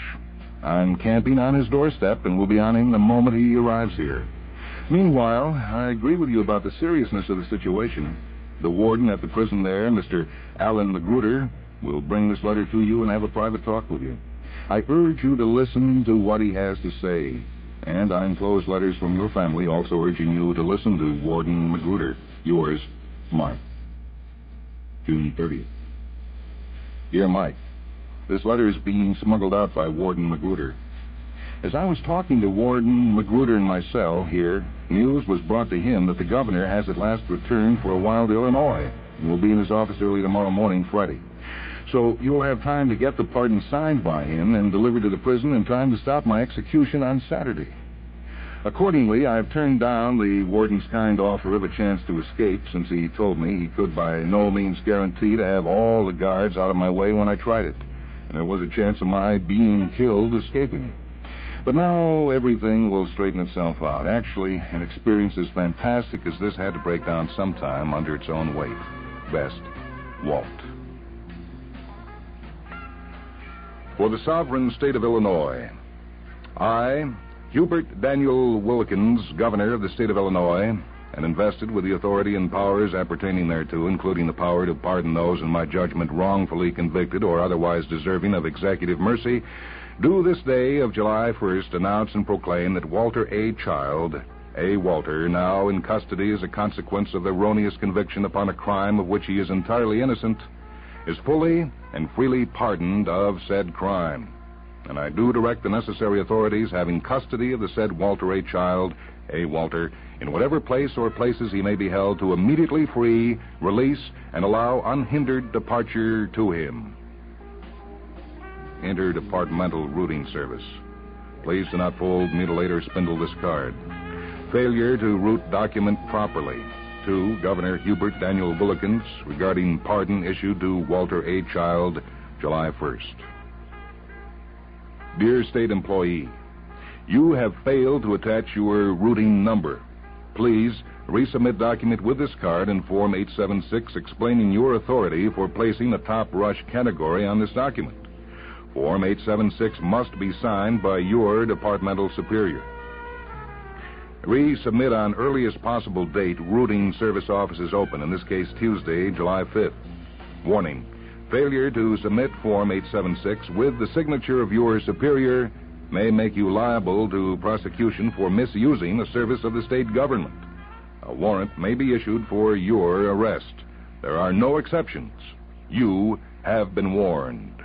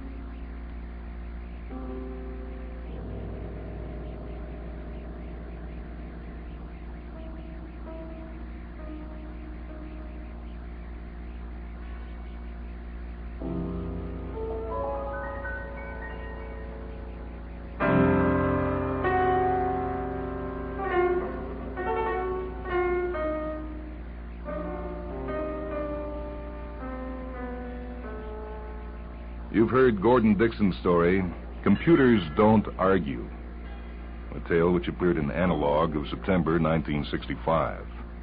This is Michael Hansen. Technical operation for this broadcast by Steve Gordon. Mindwebs is a production of WHA Radio in Madison, a service of University of Wisconsin Extension.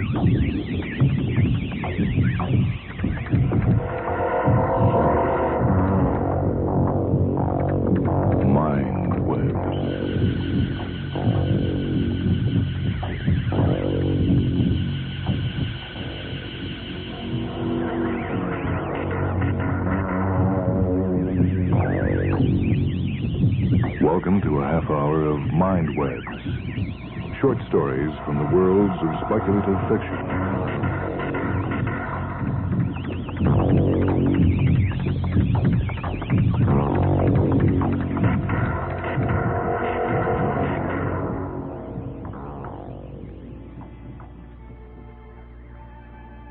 The story on Mindwebs this time comes from the book Future Corruption, a collection of stories edited by Roger Elwood. This one is titled Paxton's World. It's by Bill Pronzini. Paxton hated science. He hated spatial technology and exobiology and astrophysics and robology and all the other ologies and physics and dynamics. He hated the scientists, those who probe and experiment and create with blind, unhuman fervor like a horde of Frankensteins. He thought science was a curse rather than a servant of mankind. He thought it was the direct cause of depersonalization and dehumanization, and that it was responsible for the death of individual freedom. He was a self-admitted anachronism, a throwback to that ancient time when man could walk completely free in his natural habitat, and there was no science, and the making and the governing of his personal destiny was in his hands and his mind alone. He longed for that ancient time, or a place where in his time he could be completely free of the bondage of science. But on the massively overpopulated, technologically oriented Earth of the 22nd century, there was no such place. Perhaps there were such places in that vast part of the universe known as the uncharted territories, well beyond the last current outpost of science, the asteroid mining belt. And yet, to get there, an individual was forced to utilize one of the new roboships powered by the Chong-Frangzetti subspatial drive. And Paxton hated science. At first, he refused to compromise. He was a very rich man. His father had been one of the pioneers in robology and had willed a considerable fortune to his son. Just another bitter pill Paxton had been forced to swallow. He could afford to live in utter seclusion, save for an occasional visit from a pleasure maid in the basement of a 200-story building in the city-state of New York. He ate natural foods, which were in limited supply and enormously expensive. He collected real books, very old and very fragile, and various forms of ancient art. He painted pictures and created montages and sculpted statues that no one ever saw. And he was miserable because even though he could not see it, science was all around him. Life in Paxton's 33rd year became totally unbearable. He knew then that he had to compromise, that he had to seek out a new, dawning world where science did not exist, and where the freedom he craved for would thus be his. Once having made his decision, he acted swiftly. He purchased one of the single-passenger roboships, liquidating most of his assets in order to meet the exorbitant price of the craft. He ordered it filled with as much natural food as it would hold, as well as 300 of his favorite real books and several of his most treasured pieces of ancient art, nothing more. In less than 2 weeks, the ship had been programmed according to his explicit instructions, and all other preparations had been completed. On a yellow-gray morning in the spring of 2134, Paxton walked 6 miles to the city-state spaceport, entered his craft, and, as far as the planet Earth was concerned, vanished forever. The first 18 months were good. The ship did all the necessary work, followed its programmed course perfectly, recycled oxygen and all waste material, manufactured drinking water from outside moisture, and Paxton sat and read, or peered through the view screen at the endless kaleidoscopic wonders of space. Only the knowledge that he was still immediately surrounded by science prevented him from complete happiness for the first time in his life. The ship reached the asteroid mining belt and went beyond, where few ships and few men had ever ventured. And that was when things began to go wrong. Paxton's supply of natural foods ran out, and he was forced to subsist on nutricapsules dispensed by the robo-control. A flash fire caused by a minor short circuit and quickly, but not quickly enough, extinguished by the ship, destroyed all 300 of his books and most of his treasured art. Time began then to pass slowly for Paxton. There was nothing to do except to sit at the view screen. And while this was still enjoyable, he felt a growing impatience. When would the ship find him a world? When would they land and be able to step forever from the suffocating belly of science? Another 12 months vanished. During that time, the ship located and scanned and rejected several planets. The view screen would show Paxton a new system, a new world, and he would grow excited. Then the infallible instruments of the robo-control would indifferently inform him that the planets were all uninhabitable. Ice worlds and sea worlds and dead worlds, worlds with poisonous atmospheres, worlds with a mean surface temperature that was too high or too low, worlds with infertile soil and inedible plant life, worlds with a high danger factor from this or that type of living organism. 12 months became 24, and then 36. Paxton sat before the view screen in a state of agitation, staring out at an empty space which was no longer absorbing. There were few suns and few planets now. There was little to see except deep and deeper black. 7 years. 8. 9. The ship, built to withstand all external forces, built to function indefinitely, continued to follow its programmed search pattern. Paxton had been alone in space 10½ years when the ship found him a world. A tiny planet, the smallest in a 4-planet system revolving about a single pale sun. habitable planet, the instruments reported, very like Earth. Breathable atmosphere, edible vegetation, drinkable water. And both animal life, I factor null, D factor null, and intelligent life, I factor 1.7 primitive, D factor negligible. In the gold warmth of an early morning, the ship set down on a meadow, not far from a high, snow-capped mountain, and not far from a mud-hutted native village, and Paxton, free at last, and of course quite insane, stepped out upon his world. Several hundred naked inhabitants came to meet him.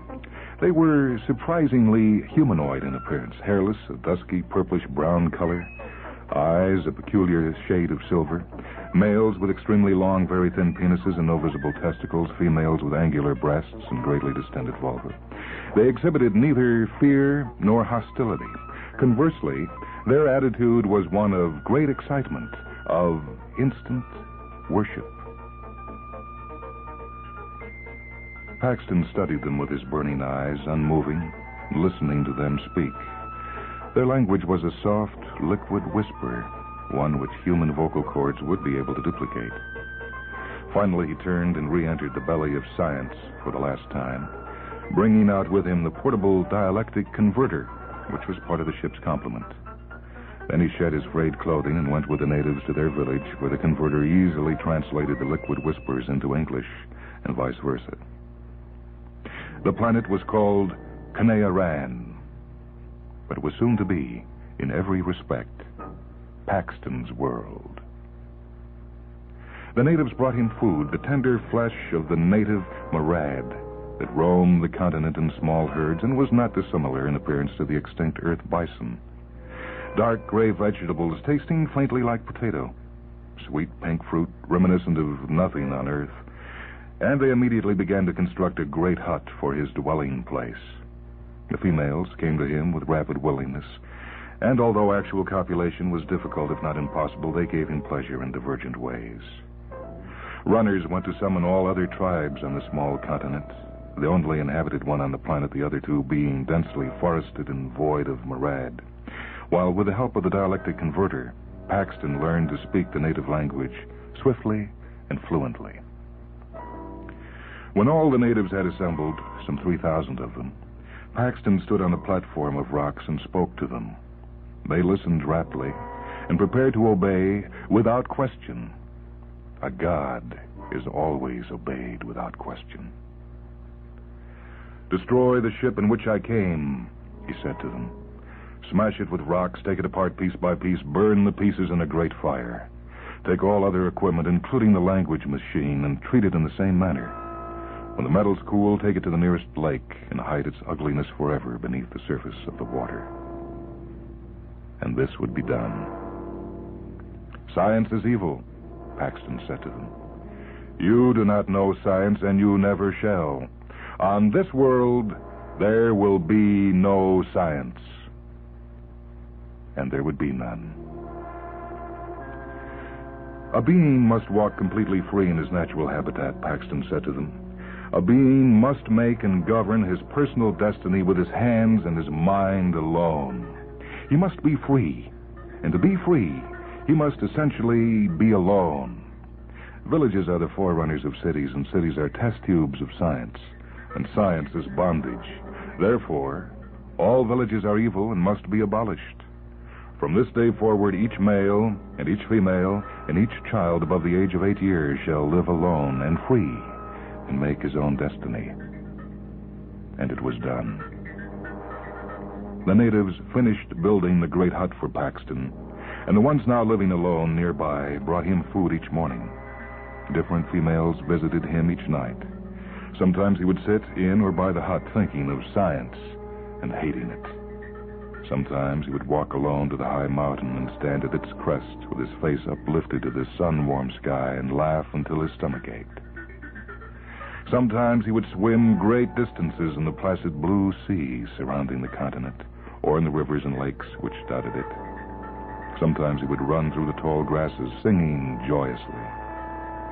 And sometimes, on the nights when the heavens were very dark, when the blackness was deep and impenetrable, He would tremble and scream and scream and scream. But when the first light came, he would be tranquil again, and all would be well on Paxton's world. On a morning in the 3rd year following his arrival, Paxton awoke and was filled with a great insight. He had escaped science. He had forever destroyed it here. He had, in essence, originated complete freedom. He had, in essence, originated a new world. Thus, he was a god. The natives were his children, his disciples, and he was God, benign and wise, and most importantly, creative. He had always been creative as a man, and as a man he had loved the beauty of simple art. Now, as a god, he must direct the creation of simple art here, art unlike any other, new and exciting and basic, and therefore teach his children to love its beauty. Excited, he sought out one of the nearest natives and said to him, "It is true you are free, but even a free being must obey God's benevolent will. It is my will that you are, at my direction, to create simple art, and thereby learn to love its beauty. To begin, you will construct a curving wall as high as your waist and 20 times the length of your body of flat, red stones." The native began to construct the wall. Paxton went to each of the other natives in turn, each male and female and child, and said to them what he had said to the first. Then he issued to each a command for the composition of widely diversified forms. Fabricate a square tower 5 times as high as your body of blue and silver stones. Fell 6 trees, cut them into round blocks, and with the blocks, construct a path from the doorway of your hut to a 7th tree. Seek out and kill 10 marad. When you have eaten the flesh of each animal, arrange its bones in the shape of suns and mountains and huts and penises and breasts, and so on. When he had spoken to each of the natives, Paxton returned to his own dwelling. He rested there for 1 month, taking pleasure each night from one or more of the females. Then he left again to examine progress. The results pleased him. Each native was performing his task exactly as directed. When he neared the completion of his journey across the continent, he began to sense a certain tremendous aesthetic quality to the whole, though lacking in unity, lacking in theme. And all at once, he recognized the possibilities for the ultimate in simple artistic symmetry. A magnificent tapestry woven of thousands of separate threads, an entire continent reshaped and remolded into a single work of new art. A massive excitement seized Paxton, and he knew instantly that he must dedicate the balance of his life to the tapestry, that only through its creation and its perfection would his children truly learn to love the beauty of simple art. Paxton told himself he must not rush into the project, for there were many things to be considered. Once more, he returned to his huts and meditated for several days, visualizing the contours of the continent and mentally constructing the tapestry. During his 3 years on this world, he had seen several monuments erected by this generation of natives and prior ones to their god, to him. In the past, these constructions had not intruded on his consciousness, but now in the bright, clear light of his ardor, he saw them, and they were artless and offensive. They must be destroyed completely as he had destroyed the thing of science in which he had arrived. Artifacts belonging to past generations in the native burial grounds would have to be altered according to careful specifications so that they would fit harmoniously into the overall pattern. If they could not be altered, they too would be obliterated. The excitement became a raging inferno inside Paxton. He was ready to begin, and he went forth yet again among the natives. Some were commanded to destroy the old monuments. They no longer pleased him, Paxton said. They had no place in the creation of a single, unified work of art, the great monument to his glory, which all would join in originating. Others were given commands for new towers and walls and hundreds of other forms. Still others were ordered to reshape such existing objects as the burial grounds. Paxton, from then on, roamed the continent tirelessly, examining completed threads, issuing instructions for new ones. Time had no meaning for him. There was only the tapestry. And 10 years passed as if they were 10 days. The tapestry had begun to take shape, although it was by no means nearing completion and by no means as perfect as he had visualized it. He continued to travel month after month, ordering something added or subtracted here, something altered or entirely reconstructed there. Another 10 years vanished, and Paxton was an old man, nearing 70, and still unpleased. The tapestry was not yet perfect, perhaps would never be perfect, but the work would continue. It must continue as long as he remained unsatisfied. One night at his hut, during an infrequent period of rest, Paxton was visited by 2 females. But for the first time in 2.5 decades, there was no pleasure. This angered him. He chased the females away, and another came, and there was still no pleasure. He grew angrier. At the end of 7 successive nights with 30 different females, there was still no pleasure, and his anger then turned to wrath. On the morning of the 8th day, Paxton left his hut and set out across the continent. To each of the males, he said, "I am a benevolent God, but I have been offended, and you must all suffer the consequences. The females no longer give me pleasure. Therefore, they can and must no longer give you pleasure. You will mate with them no more." The males nodded obediently. And to the females, Paxton said, "You no longer give me pleasure. This is a sacrilege and must be punished. You will not mate with the males from this day forward. There will be no more mating, and there will be no more children." The females nodded obediently. And there was no more mating, and there were no more children. Paxton continued to direct work on the tapestry for another 4 years. Then, on a night of deep and impenetrable blackness, the black, he stood screaming and trembling. But before the first light came, he fell down and was silent.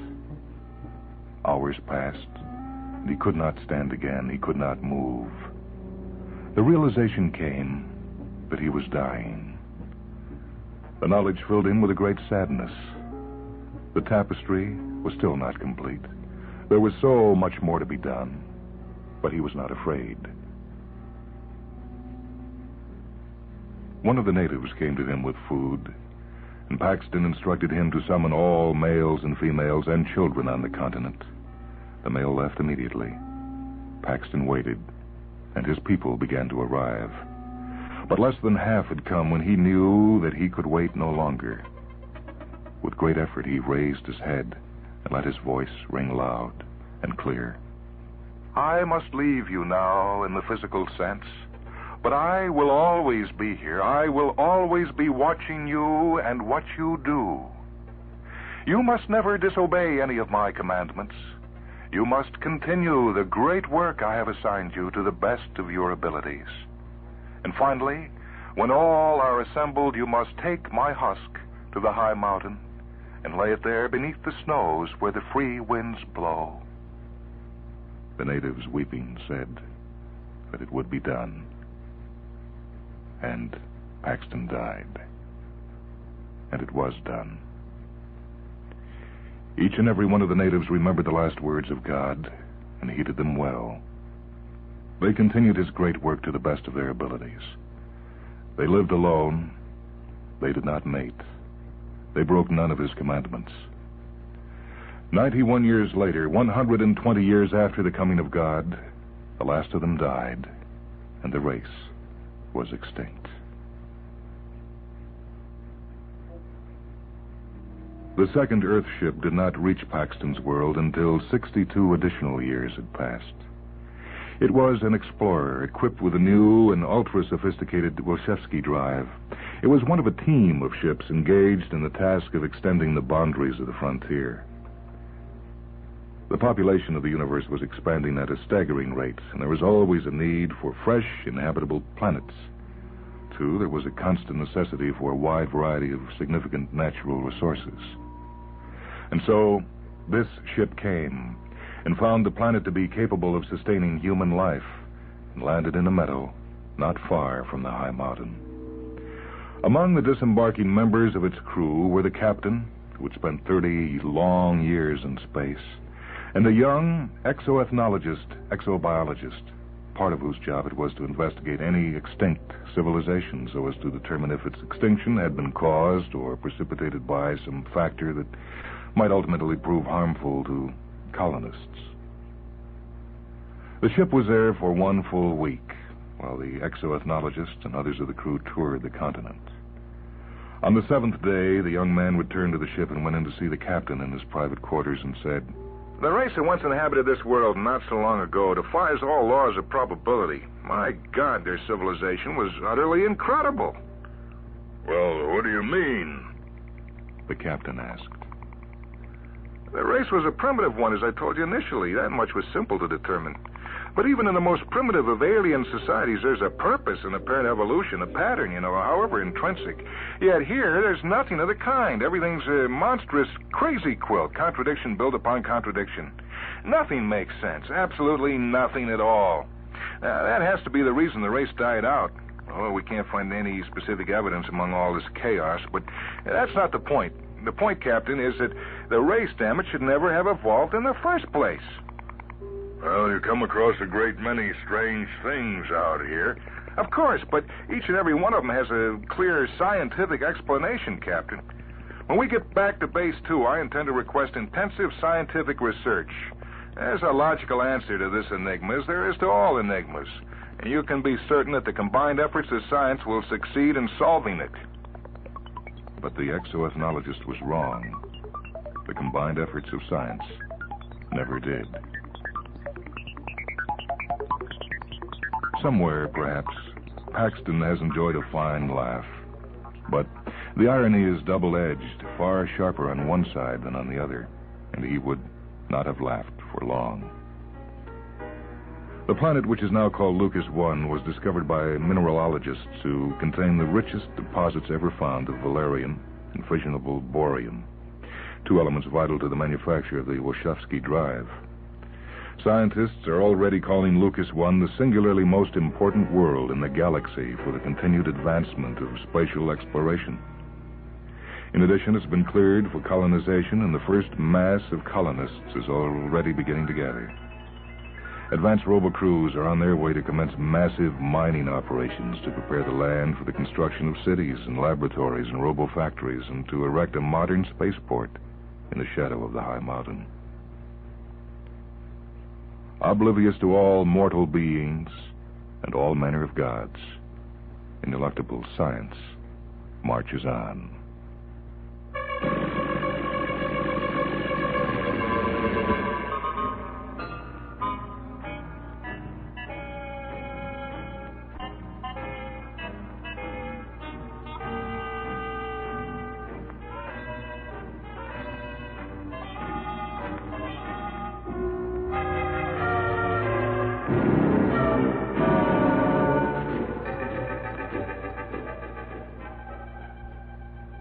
The story this time was called Paxton's World, written by Bill Pronzini. It appears in a book edited by Roger Elwood called Future Corruption. This is Michael Hansen speaking. Technical production for Mindwebs by Steve Gordon and Leslie Hilsenhoff. Mindwebs is produced at WHA Radio in Madison, a service of University of Wisconsin Extension.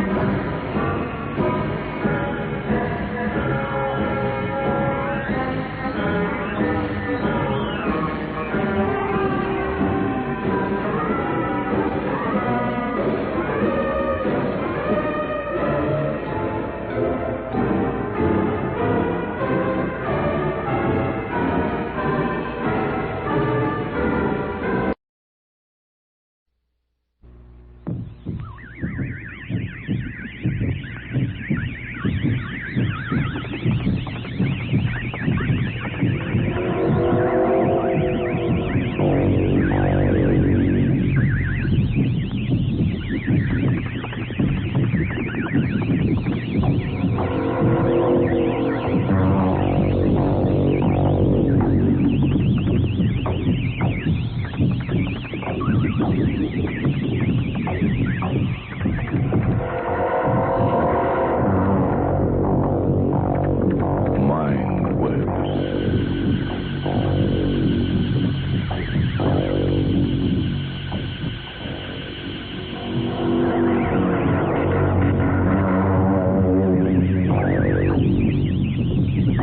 to a half hour of Mind Webs, short stories from the worlds of speculative fiction.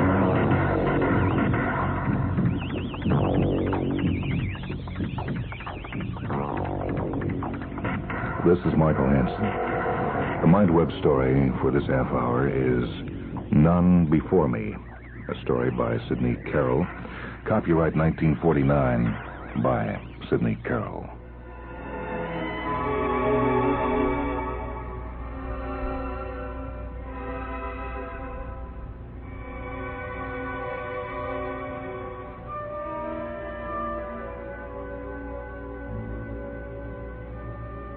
John Olney Gresham had time, inclination, and money enough to be a connoisseur.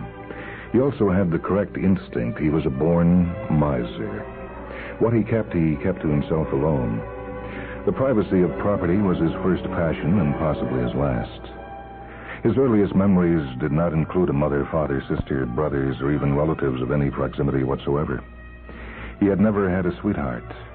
Now, in his last lonely days, he had neither wife nor kin. He had only his collection, his large house, somewhat on the baroque brownstone side, and servants. Gresham was a man who had improvised the main strategy of his life and then stuck ponderously to the stratagem. Connoisseurship had been a whim with him back in the long ago, and he had devoted his life to it. One nameless day in his monotone life, he had seen an ivory figurine in the store window. Its simple symmetry had appealed to him. He had haggled over the price, bought the figurine, taken it home to study it, and he had suddenly become a collector of ivory. That had been the first whim. It had taken him for the first time out of the aimless rich young man's existence into the shops of the town. But once he invaded the shops, he discovered a world far beyond the one he had bargained for. He discovered that ivory is a world unto itself. That as it gets more and more expensive, it gets better and better. Immediately, therefore, Gresham acquired the most expensive piece of ivory carving in the world. Then he discovered that bagging the fox in the first 5 minutes destroys the very purpose, the thrill of the hunt. So the second whim seized him in the form of the one inspiration of his life. Why not? It was such a simple notion, after all. Why had it never occurred to anyone else? Why not acquire the best single piece of anything, in any line? Ivory was simply one kind of hunting. He had conquered it with one bold stroke. There were still diamonds to collect, and coral, and paintings, and tapestries, and there must be many things. So Gresham started to collect the best of anything, in any line. His life was consecrated to it. Thus it was that a certain Mr. Peregrine felt safe in his own mind one day when he called Gresham at the one time of the day when the servants were allowed to answer the phone. "I would speak to Mr. Gresham," said Peregrine, who was master of, among other things, the archaic speech of his calling. "Whom shall I say is on the telephone?" asked the servant. "Mr. Peregrine, dealer in unusual antiquities." Gresham came to the phone. "Yes? What is it?" "Mr. Gresham, I have for you something the rarest, the most unusual. There's nothing like it in the entire world." "What is it?" "Mr. Gresham, I would really and truly prefer not to say. An item like this, it requires an effect of surprise. It must not be described beforehand." "Bring it up. Tomorrow at 4. "Mr. Gresham, for this one time you must come to my place. It is a large item. It is delicate. It is not possible to transport it indiscriminately. If it were not necessary, I would not..." "Oh, very well. Tomorrow at 4, I'll be at your place." "Thank you, Mr. Gresham." When Gresham got to Peregrine's the next day, promptly, of course, on the stroke of 4, Old Peregrine led him into the back room. There it was. On an empire table at which 6 people could eat with comfort, it stood. It was the most magnificent doll's house in the world. It was slightly under 5 feet high. Even to an innocent eye, it was obviously perfect, marvelously perfect in every detail. It was an old European sort of house, almost square, with 4 floors and a gable roof covered with chimneys. A stork in a nest snuggled against one of the chimneys. The entire facade of the house had been swung open on hinges. 18 rooms were thus exposed, and the effect on the closest scrutiny was almost frightening in its perfection of detail. The tiny pictures on the walls, the silver service in the dining room, the linens in the closets, the rugs, the mullioned windows, the doors, and the doorknobs, all these seemed to mock the perfection of the life-size world. And truly, the little people in these little rooms were the most astonishing of all. It is a perverse fact that of all the images man continues to make of man, the one which resembles him the least is the one which is intended to resemble him the most, namely, the doll. Nobody can make a doll that looks as if it breathes, but the artisan who had fashioned the tiny inhabitants of this extraordinary house had come close to the secret, small as his creatures were. In the living room, on the ground floor, an elderly grandmother sat in a rocking chair with 4 children seated at her feet. The skin of the grandmother's face was veined at the temples. The wrinkles at her eyes had flickering shadows. She held a piece of knitting. Her hands were brown and waxen and bony, and the flesh and grace of old fingers had been so scrupulously copied that they looked remarkably nimble. You would expect to hear momentarily the clicking of the knitting needles. The children around the grandmother, gazing up at her with loving admiration, were unique personalities, each with a different expression on his half-inch face. In an upstairs room, an infant slept in a cradle shaped like a swan. The child slept. It truly slept. Flights of angels were painted on the walls of the room. And notice the wood paneling, said Peregrine, bending over. But by that time, Peregrine knew that there was really no need for him to play the guide on a conducted tour any longer. He had seen the expression on Gresham's face. He knew he had made the sale. Tell me, said Gresham, trying to stifle his excitement. Tell me, this sort of thing, I mean now, doll houses. One of the oldest of the arts, Mr. Gresham, one of the most respected. Archaeology shows that in the oldest civilizations, the inhabitants of the earth built doll houses. Toys. This is the ultimate in toy making. Is there anyone who doubts that toy making is a major art? I wouldn't know. It is true, sir, it is true. One of the oldest of the arts, and here before you, the finest specimen ever made. Not the largest, that is obvious. Not the most ornate. There are complete models of Fontainebleau in existence, but it is the finest, beyond any doubt, the finest. How would I know that? I will guarantee it. Write it down. All right, I'll buy it. Very good, Mr. Gresham. On one condition. Yes, Mr. Gresham? If I ever find a better one, I want my money back. Oh, with pleasure, Mr. Gresham. The house was transported with infinite pains to Gresham's home. He had it placed in the den, in the very center of the room. The den was a museum to shame museums. It is unfortunate that after Gresham's death, the room was disassembled piece by piece and raffled off to bidders. The 200 pieces it once contained now grace some 200 dens and museums in 200 parts of the world. The monstrous luxuriance of that room is lost forever. In its original entirety, it was fantastic. Gresham had the world's most expensive pieces of ivory. A diamond, the peer of the Koh-i-Noor, an emerald statuette 4 inches high, a Da Vinci Madonna, a Shakespeare quarto, and so forth, and so forth. The priceless et cetera of Gresham's life was arranged in glass cases or leather boxes or under lock and key, and Gresham fondled them one by one every day of his life. He was everything the ideal connoisseur must be: rich man, miser, haggler. He was also, and this is important, a great lover. He fondled his pieces with his eyes, his hands, even his lips. Every morning he had flowers distributed through the den. The diamond, the emerald, the ivory gave him all the ecstasy of the blood his fat body could stand. Into the very middle of this inanimate harem, Gresham placed the wonderful doll's house. It was placed upon a sturdy table so that anybody sitting in front of it had an excellent eye-level view of most of it. Its position in the center of the den was, in its singular way, symbolic. In very little time, the doll's house became the center of Gresham's life. He started by devoting the better part of a whole day to it. He sat in a chair with his hands clasped over his capacious middle, staring at the little objects one by one with placid and puffy eyes.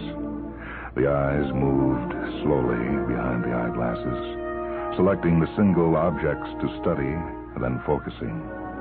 He sat in the chair until he had memorized the position, the appearance, the personality of every object in every room. He did not touch a thing. On the second day, he began to touch. His short, heavy fingers were not skillful in the ordinary uses of fingers. In a word, he was clumsy. Fortunately, he knew it. He was careful. Delicately, as delicately as he could, he reached out and felt the texture of the rugs, the surface of the wood paneling on the library walls, the silken edge of a fringe on a beautiful lamp. His pudgy fingers floated through the exquisite rooms like pink balloons. It was enough to frighten the little people. He did not touch them. He did not dare. They were so fragile and so perfect. He shrank from the terrible prospect of harming them in the least degree. On the third day, he began to touch the little people. Now, Peregrine counted it the finest day's work of his career when he sold the doll's house. His profits from the deal were enormous. He had wild thoughts that night. Gresham was his client now, his friend. He could sell the absurd old fat man many things now. All a man like Peregrine needs is one such client. Now he could comb the cellars and the collections of the city, the world, and pick the finest and the best, and he could sell it all to Gresham. A man who would spend that kind of money for a doll's house would spend money for anything. Peregrine's dreams ran high that night. He had no inkling of the fact that he had lost for all time the best customer he had ever had. None of the dealers in the city ever knew what happened, least of all Peregrine. Mr. Gresham suddenly stopped buying. Whenever the dealers called the house at the appointed hour, they were politely informed that Mr. Gresham was not in the market for things. Not anymore, thank you. Could that mean forever? Yes, thank you, it meant forever. No, Mr. Gresham was not ill. No, he was not planning a trip. Nobody could understand it, least of all Peregrine. None of them ever had the slightest suspicion of the fact that it was Peregrine who had slain the goose. For the truth of the matter is that when Gresham began to play with his doll's house, he found what he had been looking for all his life. The search of the old orphan was over. Here it was, a real home, and family, and children to do his bidding. The more he played with the doll's house, that fat, ungenerous, stingy old man, the more he reverted to childhood. He locked the doors of his den, for he wanted no intruding servants to discover him at the game. If a servant happened to discover him fondling a precious stone, it would have caused him no embarrassment. But to have somebody find him playing with dolls would have thrown him into a fit. So he would have his breakfast early, then go upstairs to the den, lock the door, pull the chair up to the doll's house, and begin to play. At first he did it only in the mornings. In the afternoons, after lunch, he would devote himself to other parts of his collection. But the doll's house drew him more and more, and he became impatient with everything else, like a child who cannot eat lunch in the intensity of his desire to have done and get back to his toys, and soon he gave up the rest of his collection altogether. Gresham now devoted himself morning, noon, and night to the doll's house. The diamond lay forgotten in its velvet bed. There were no more caresses for the ivory. Gresham's whole life was in the doll's house. When his fingers became more accustomed to the little things, he let his fancy roam. For the first time in his life, Gresham played games. He began to rearrange the furniture, to rehang the pictures, to move the tiny rugs about. He exchanged andirons from the fireplace on the 4th floor with those from a fireplace on the 2nd. But most of all, and best of all, he played with the little people. He moved the children in the parlor so that they all surrounded the grandmother instead of facing her. He liked it that way for a week. Then he put them back again. In the kitchen, a tiny, buxom servant, all in white, stood bending over the wood stove. Gresham moved her so that she stood over the sink instead.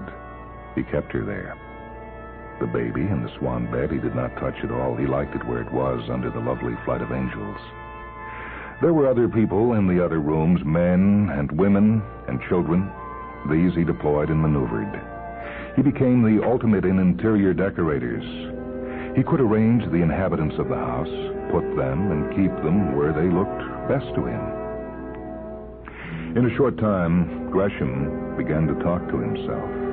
At least the servants passing in the hall, passing swiftly and discreetly past the den, hearing his voice making an unaccustomed cooing sound, assumed he was talking to himself. This they did not take amiss. Anything might be expected from Mr. Gresham. Talking to himself in the privacy of his most private chamber was quickly and tacitly accepted as simply one more eccentricity. But the truth of the matter was that Gresham was not talking to himself. He was conversing with the little people. 7 weeks of this, and Gresham began to evolve his theory. It was a simple theory. When one comes to examine it in the light of all pertinent facts, it was almost a natural theory. Gresham began to figure that he was God. Why not? He had purchased for an exorbitant fee a world of his own. The creatures in it he owned, body and soul. Over these creatures he exercised an authority complete, unquestioned, irrevocable. His hand moving among these walls was, why not, the hand of destiny. Up to that point, up to the moment of the formation of his theory, Gresham had been a benevolent God. Now, with his catechism set, he began to ponder the ways of all gods. That started him exercising some of the little extra privileges of his class. After all, a god has to tinker. He began by inflicting certain discomforts, even pain, upon his creatures. One day he tipped the little grandmother so far back in her chair she fell out and lay in a heap on the floor. Gresham told her, You see, life isn't all comfy. Now, whenever one of the children was a little perverse in his movements, refusing to stand or sit in quite the manner Gresham had in mind, he took to spanking it. Well, let that be a lesson. Let that be a lesson to you. Do as you're told. Conform. The change from benevolent to vindictive God grew with his growing realization of the absolute power he possessed. Up until now, he had been charmed by his playthings and had acted like a father to an adopted family. Now, when the father became the heavenly Father, he indulged himself in his omniscience. When the children weren't looking, he stole toys from the playroom. He hid them in the kitchen. One day he took the knitting needles from the grandmother's hands, and he stormed at her. That's enough damn knitting. Try working for a living. Sweat of your brow. And he took her, rocking chair and all, and dumped her in the kitchen. He even attacked the swan crib and the sleeping infant. He knocked the crib over, and the infant came tumbling out, rolling over and over on the floor. And Gresham said, Train him young. Teach him life's full of hard knocks. He let the infant lay on the floor for 2 days. He pretended to pay no attention to the wailing sound he heard. They found Gresham later in a pool of blood, his head cracked in places like an egg tapped with a spoon. The glass of the window in his den had been smashed to bits. The theory of the police was that Gresham had climbed to the windowsill in order to throw himself out the window. That, being a fat and awkward man, he had then bumped into the glass and shattered it. That he had then suffered some sort of attack or a trip and had fallen over backward on his head. That was the way the police figured it out. But Gresham himself would have told them a different story about what happened that night. He could have told them that he had an extremely trying day with his flock. Nobody would stand up correctly. The furniture didn't look right. The baby wouldn't go to sleep. Damn it! Shut up, all of you. Do as I say, or damn it, you will roast in hell. And in his anger, he kept moving things about with clumsy impatience. Beds, chairs, rugs, pictures, people. And the index finger of his right hand, probing into the far corners of the infant's nursery, felt something it had never felt before.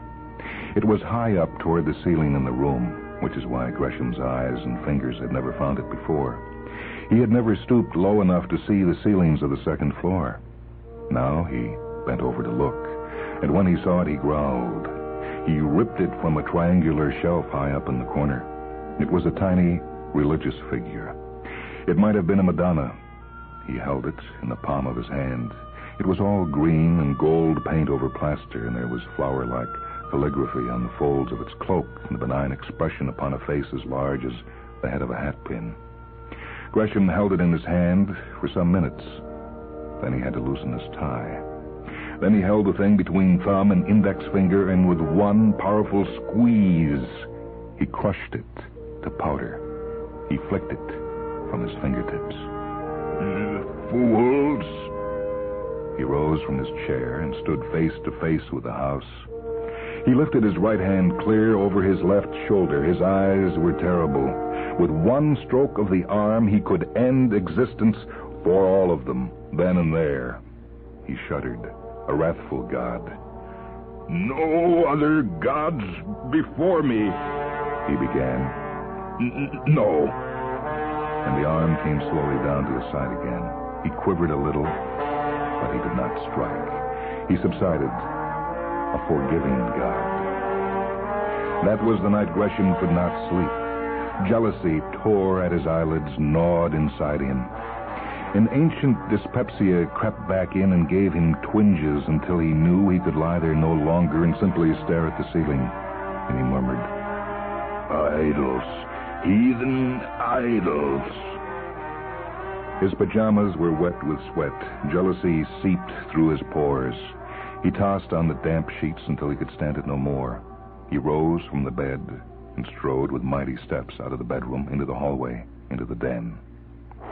It was a dark night. No moonlight came through the windows. It was late, the blackest late part of night. He wanted no light for what he was about to do, so he did not turn on the switch. It took him minutes for his eyes to see through the darkness. The first thing they saw, of course, was the doll's house. He walked noiselessly, with the fat man's grace up to it. He said in an even voice, I gave you life. Now? Once more, he raised his heavy right arm over his left shoulder. He raised himself on his toes. This time, he brought the back of his hand down against the house with all his strength, and what occurred first was the splintering of the wood where his hand hit. A split-second sound of splintering. The blow swept the whole marvelous house off the table, and it fell to the floor with a great crash. It was no sturdy framework that held the house together. Too precise it was, and too delicate to be that strong. The framework caved in like glass. In a heap, then, at Gresham's feet, lay a shattered mass of splinters and bits of glass, and the irreplaceable furniture and the little people and torn pieces of the incomparable wallpaper, all in a rubble, like the rubble after a bombing. And Gresham shouted, "You fools!" It was the back of Gresham's hand that had smote the building. Now the knuckles were bleeding. The hand was at his side and the blood dripped to the floor. "You fools! Never heard of a day of judgment? Wouldn't believe me when I warned you? The power of life is the power of death. I warned you." He raised his wounded hand and looked at it. The blood ran down his forearm. "Wash you in the blood. I'll wash you in the blood, you stupid, selfish, disobedient people." He stood over the rubble and shouted and exulted and sweated. God, even a God, cannot be entirely calm after producing an earthquake. Gresham could not keep his arms from shaking, but he knew he could go to sleep now. The evildoers had been slaughtered. Vengeance had been wrought. But first he walked to the window. First he wanted, for some strange reason, a look at the night sky. He walked to the window and leaned heavily upon the sill. He was still breathing hard. His throat and his brain felt curiously congested. He climbed up on the broad sill as if by getting closer to the window he could suck in more air. He stood there on the sill, leaning his full weight against the window, panting hard. He looked up at the sky. It was the faintest pale blue of the very early dawn. Not a single cloud floated up there. Nothing. Till Gresham saw. From the immense void, covering half the shoulder of the sky, the back of an enormous hand was coming down at him, swiftly, powerfully, vengefully.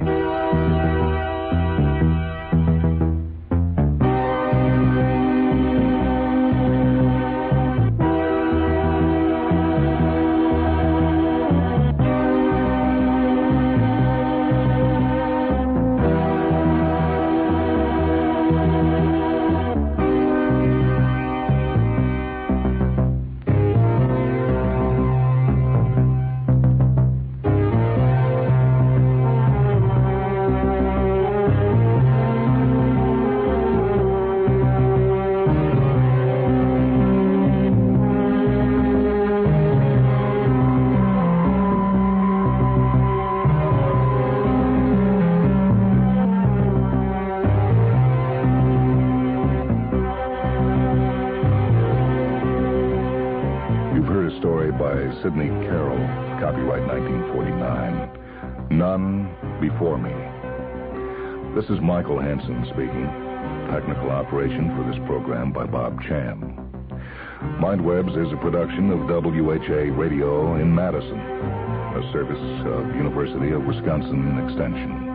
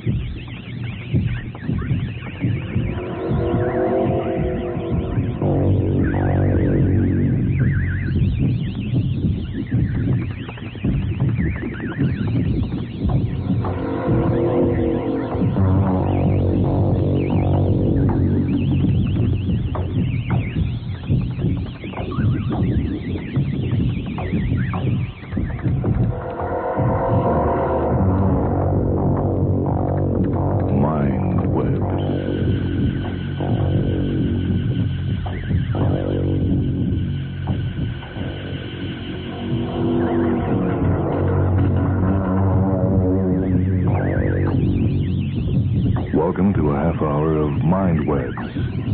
Short stories from the worlds of speculative fiction.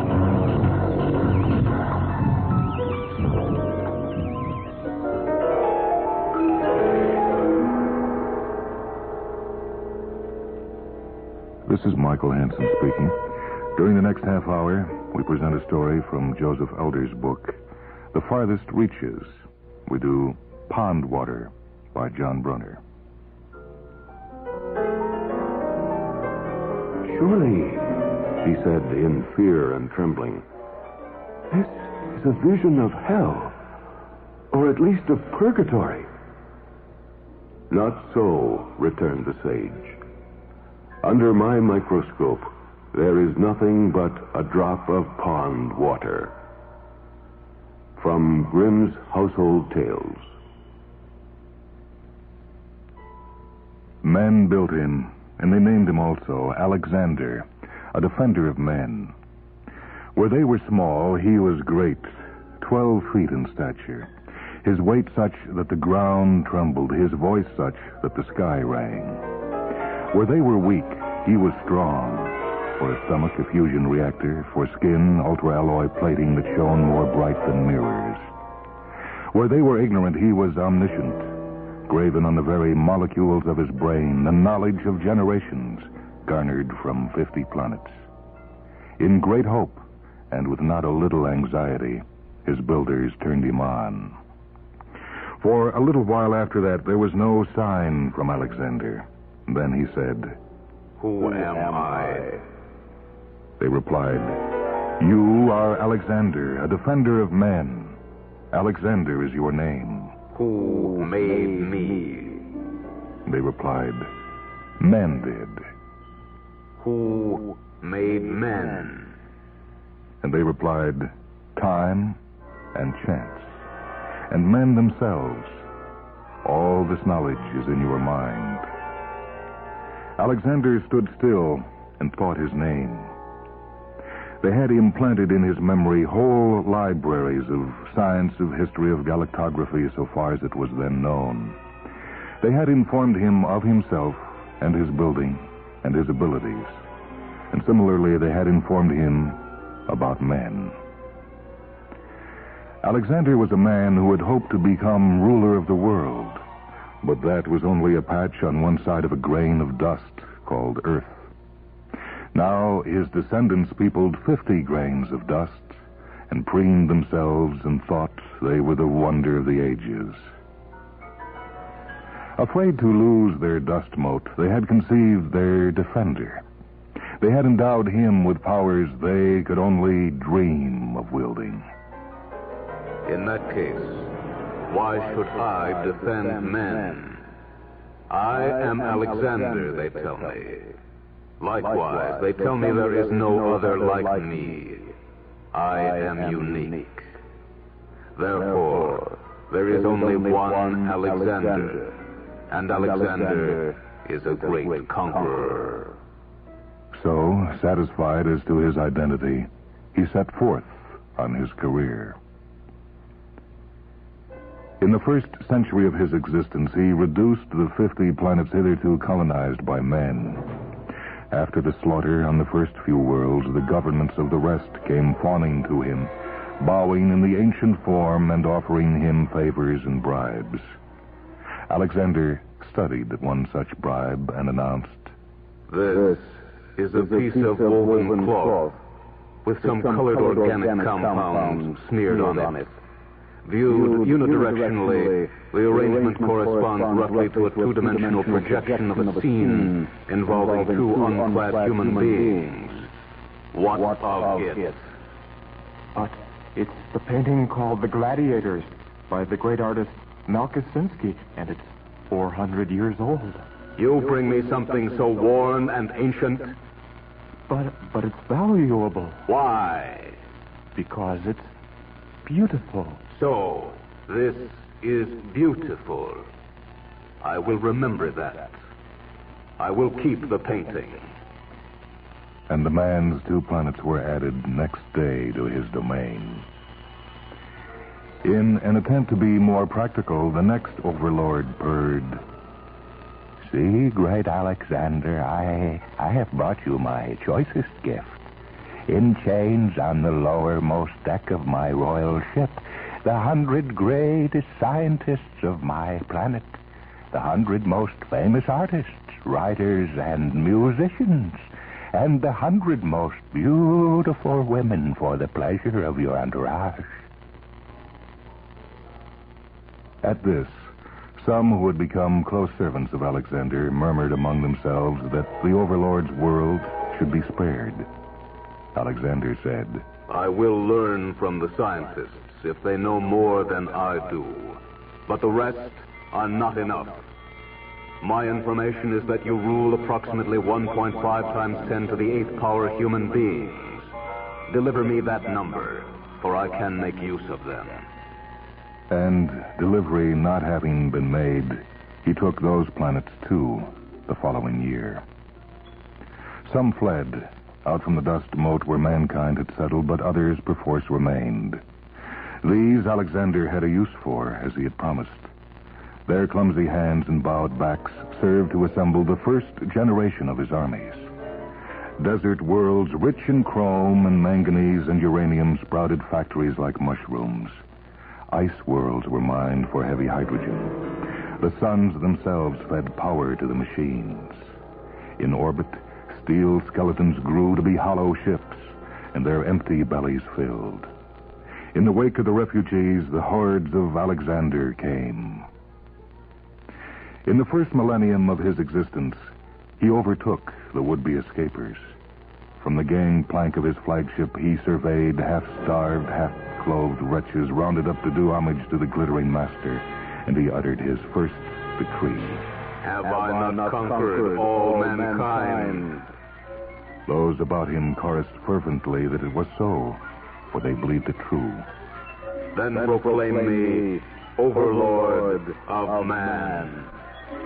But there is more to come. In the 10th millennium of his existence, there was no star visible from Earth which did not own the sway of Alexander, save only those which were not single stars, but rather other galaxies condensed to a point of light.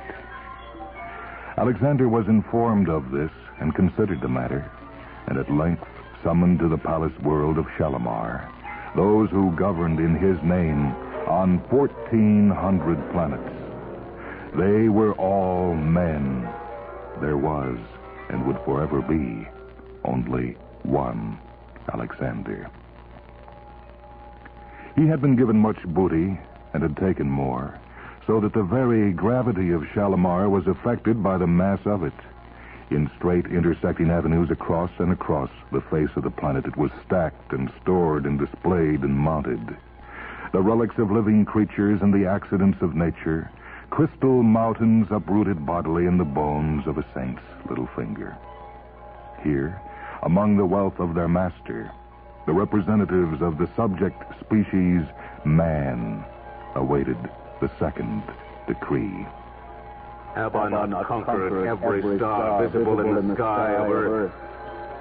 They shouted that he had, for they believed his mastery to be complete. Then proclaim me King of the Stars. After which he was silent for a little. He had made a cunning replica in miniature of the galactic lens, wherein 1 billion points of light twinkled in exact match to the star wheel of reality.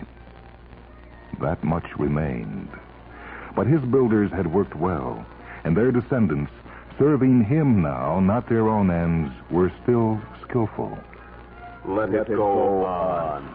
There is much more. In the 30,307th year of his existence, he circumnavigated the rim of the galaxy without passing within naked eye range of a planetary system that did not owe allegiance to his minions. Globular clusters like swarms of golden bees, star wisps reaching out into the eternal nothingness between the galaxies.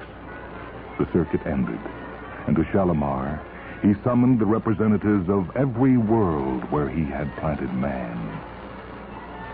They stood like a field of corn before the scythe, numbered as the sands of the seashore, totaling 511,661 in theory, but in fact fluctuating, for some died even as they stood to hear the third decree.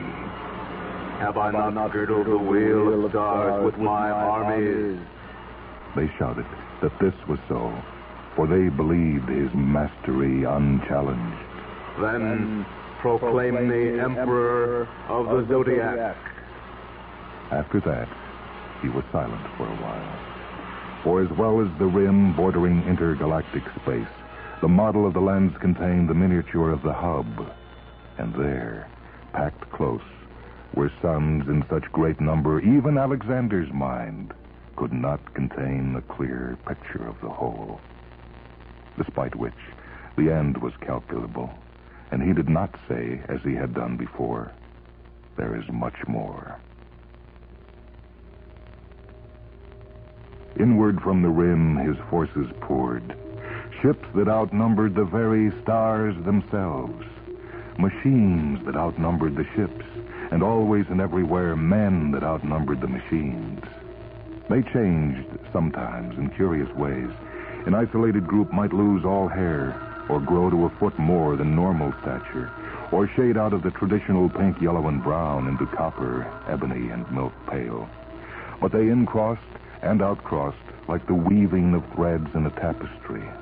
And sooner or later the sport was lost in the teeming ocean of their breeding.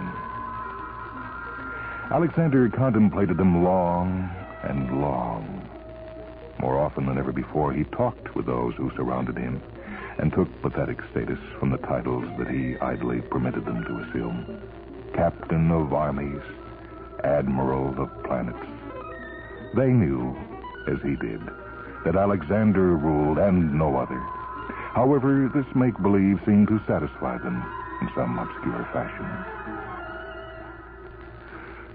Once long ago, according to the history with which his mind had been stocked at his creation, men had not been like this, meek, given to cheering the excesses of their rulers.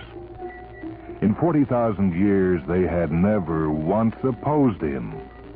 Had they lost the instinct for self-preservation which he understood they once had had? They had become like appendages of himself. He could trust them as his own right arm. And, with their cooperation, the reduction of the whole galaxy seemed assured. To his mild astonishment, the greatest degree of surprise of which his builders had made him capable, he found he was wishing for opposition to tax his skill. Practice was making conquest into a routine task, a matter of coping with anomalous planetary environments, of devising protection against over-fierce stellar radiation, and nothing more. The work was proceeding apace, too fast, for he knew roughly how long he would last, and his current project, the mastery of the whole galaxy, would prove too short, while the only project greater still, the conquest of the plenum, was infinite, and he would be frustrated at the end, no matter how long his existence might be spun out. Between the boredom of lacking a fresh goal and the certainty of not surviving to accomplish one, there remained what? Alexander could conceive no other solution to his problem than to set his scientists to work on 3 assignments that would culminate at about the time when his conquest of the galaxy was complete. First, to extend his own durability. Second, to propose areas for conquest larger than the galaxy, smaller than the plenum, possessed of equally satisfying qualities. And third, to determine that no smallest corner of the galaxy should be left unconquered in order to postpone, so long as might be, the time of the 4th decree. Nonetheless, the time came. In the year 806,172 of his existence, Alexander summoned to the palace world of Shalimar the chief spokesman of the people of every planet his armies had overcome. Elbow to elbow, they spanned the continent, the horizon barring them from a direct view of him.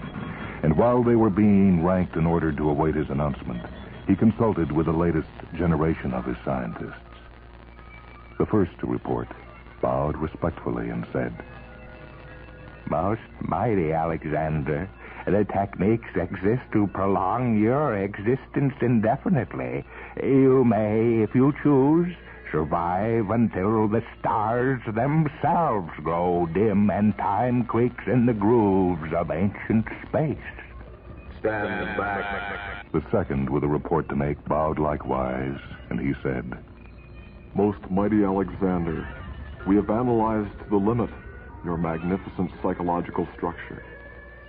And we conclude that there is no unit of the universe which is emotionally satisfying to you larger than the galaxy and smaller than the plenum. Stand back. Where is the spokesman of the third research project I created? He is not here. He is engaged on a final verification of his solution to the problem posed. As we understand it, that was to ensure that no smallest corner of the galaxy remained free from your puissant sway. They had expected rage at the discovery that one who was required was not there to report. Instead, Alexander felt a stir of something akin to gratitude, that yet another moment of uncertainty was granted him.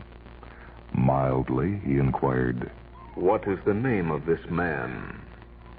It was, according to the record, 41 centuries since Alexander inquired the name of a man, and the answer was long in coming. They said, at length, timidly, Amaliel, your supremacy. We shall proceed. His image appeared to each and every one of the billion human beings on the planet, and they fell silent and gazed at him with adoration. There is no star, no planet, no cloud of gas, no place left in the galaxy which does not own my dominion. So what now? Do I bid the scientists perfect my body, make it outlast the stars, that I may embark on the infinite conquest of the plenum? I am the master of the galaxy, but... Not so, your supremacy.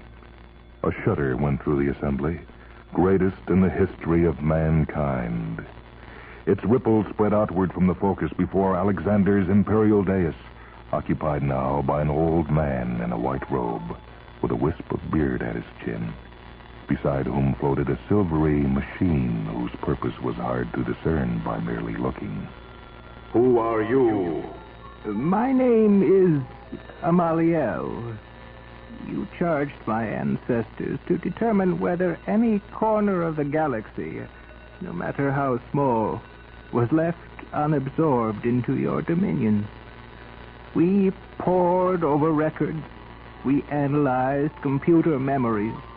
We compared meticulously the maps of the galaxy with the records of the armies of conquest, and we found no discrepancy. Yet intent on doing our duty, without the least hint of laxness, we went further than I have described. We all fanned out to scour the galaxy ourselves and see with our own eyes the truth of what was reported to us. When our bodies failed us, we recruited substitutes and sent them on in our place. Century after century, we have traveled the starways, confirming that indeed the reports were accurate. In that case, the conquest is complete. Not so. This galaxy is not conquered. Your supremacy, I have been to the planet Earth. Earth? That is the place from which men first came, and it submitted to me 806,000 years ago. But you do not even rule all of Earth. I have brought this machine with me from there, and with it I will demonstrate the truth of what I say. Alexander searched his memory and searched again for any clue to the meaning that underlay Amaliel's words. He found none. and a sense of impending doom overtook him, far worse than the provision of frustration already weighing down his mind. And he said the words tolling like a brazen gong, "Then do so." Let one person come forth from that crowd over there. It was done. They brought to him a beardless youth, slim, not tall, with light brown hair and the sallow skin of one of the ever-recurring sport lines humanity had generated. Amaliel gestured him to stand before the machine, on which he rested one arm for support, for he was very old. What? Your supremacy? And it began, projected, as it were, within a cloud, feeling vast, yet visibly limited to the few square yards of vacant ground before the imperial dais. Images. The brush parted. A man's head peered out, grizzled and gap-toothed, as he smiled in anticipation. Beside the head, a spear appeared, a crude thing with a point of stone and a shaft of hardened wood. Muscles bunched beneath a shawl of shaggy goat hide. The spear flew, a thing clad in stripes and armed with raking claws, spewed blood into the water of a forest pool.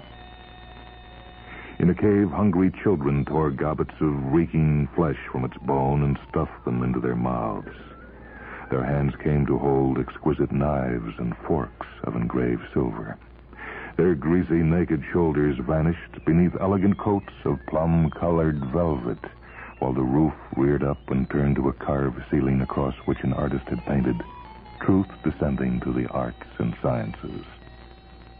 Lolling in handsome oaken chairs around a walnut table, the company sipped wine from crystal goblets. Instruments of inlaid rosewood under their chins or poised before their lips, they answered the signal of the conductor, and music rang out. In response to the frequency of the vibrations, dust organized itself into patterns on a tight-stretched membrane, and the scientist showed them to the mathematician, who dipped his quill in a pot of ink and wrote quickly. Reading the fine leather-bound volume, the student paused and stared at the flame of his candle. It enlarged to shine so brilliantly he could not keep his eyes on it. He slid a piece of smoked glass across the eyepiece of his telescope and continued his observations, sketching the position of the strange dark blots which every now and then marred the bright disk of the sun. The sunlight poured down on the mountainside. Quarrying with a tiny shovel and a light hammer, the explorer revealed segments of folded sedimentary rock. One fold cracked apart, and bright metal glinted. The metallic sheen was everywhere, casting back the glow of the fluorescence in the ceiling. Quiet music came from a green box on a shelf, connected by a cable to a socket in the wall. Humming the melody, a man in a white coat tipped the contents of a glass vial into a jar. The mixture turned black. Black all around him, the pilot concentrated on the instruments. On a pillar of fire, the vessel settled to the surface of the new planet.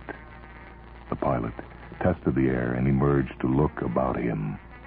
A creature with tentacles like whips crawled across the alien ground toward him. He waited till it had raised over him its reeking maw, then slashed it with a weapon mounted in the arm of his protective suit. Enough. The suit was of shiny metal, 12 feet tall. It was ultra-alloy. The voice that boomed from it made the heavens ring. The creature with the tentacles resisted the blast of the weapon, closing its arms tighter and tighter, flowing together to mend the gashes in its tissue. The jaws stretched and engulfed him, then clamped shut. There was darkness. Enough! Roared Alexander again, and tramped down from the imperial dais to confront Amaliel and the sallow youth, on whose face was a hint of petulance he dared not give voice to. Amaliel, what world is that you have been showing me? No world you can reach. Your supremacy Do you not wonder why the pilot of the spaceship failed to defeat the monster after all? And why at the end he bore so close a resemblance to your magnificent self? There was silence, during which the youth began to edge away out of reflex rather than any honest hope of escape if Alexander's rage extended to embrace him. Alexander stood quite still, however, while Amaliel went on. If it had been in keeping with what the records tell us of ancient custom, the purpose of this gathering would have been for you to proclaim yourself absolute ruler of the galaxy. I have just shown you a world you never knew existed. One where your attempt at intrusion resulted in your destruction. 800,000 years have not sufficed to gain you entry to that world. And were you to endure 1,000,000 times longer, you still would be barred from it. Your conquests, my lord, have been in vain. Alexander sought an exit from this dilemma and found none. He surveyed the packed billions of those whom he had brought together, and he contemplated destroying them, for with them would go the unattainable world. But what would that profit him? After so many millennia of victory, was he to concede defeat to those whom he so greatly despised by acknowledging his inability to live in the same universe with them? The paradox that he could only conquer if he abolished, and thus failed to enjoy what he had conquered, ate at the edges of his mind. Areas of knowledge blanked out one by one. His sense of purpose eroded. Vocabularies, histories, sciences disappeared into a catatonic limbo. Who am I? Cried Alexander in the silent caverns of his ultra-alloy frame. And there was no answer. But he's stopped. He's dead, isn't he? Amaliel gave a solemn nod. What did you do to him? With the aid of this machine which they have devised on Earth, I showed him a world he can never overrun. What world? It seemed familiar, and yet... I showed him the imagination of a man.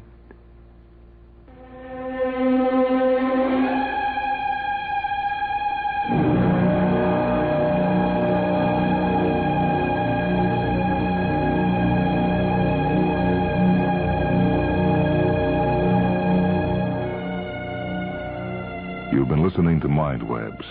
This is Michael Hansen speaking. Joining me in the reading this time were Cliff Roberts, Carrie Frumpkin, Jim Fleming, and Rick Murphy. Technical production on this program by Leslie Hilsenhoff and Steve Gordon.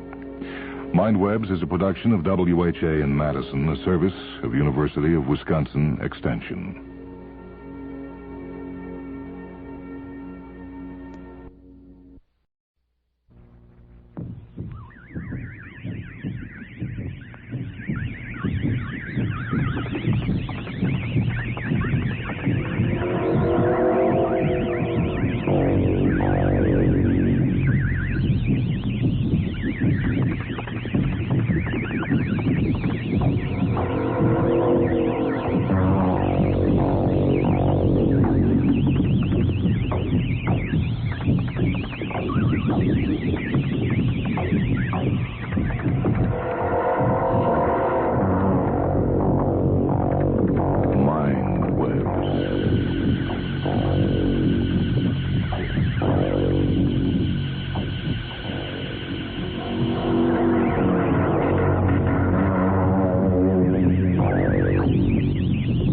Welcome to a half hour of Mind Webs.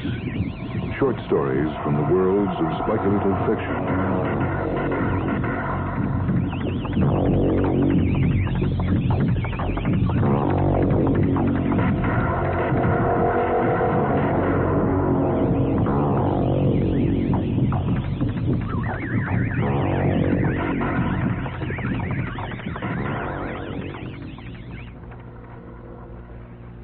This is Michael Hansen.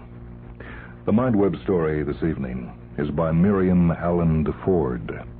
A story copyright 1958 by Galaxy Publishing Corporation. This is titled The Eel.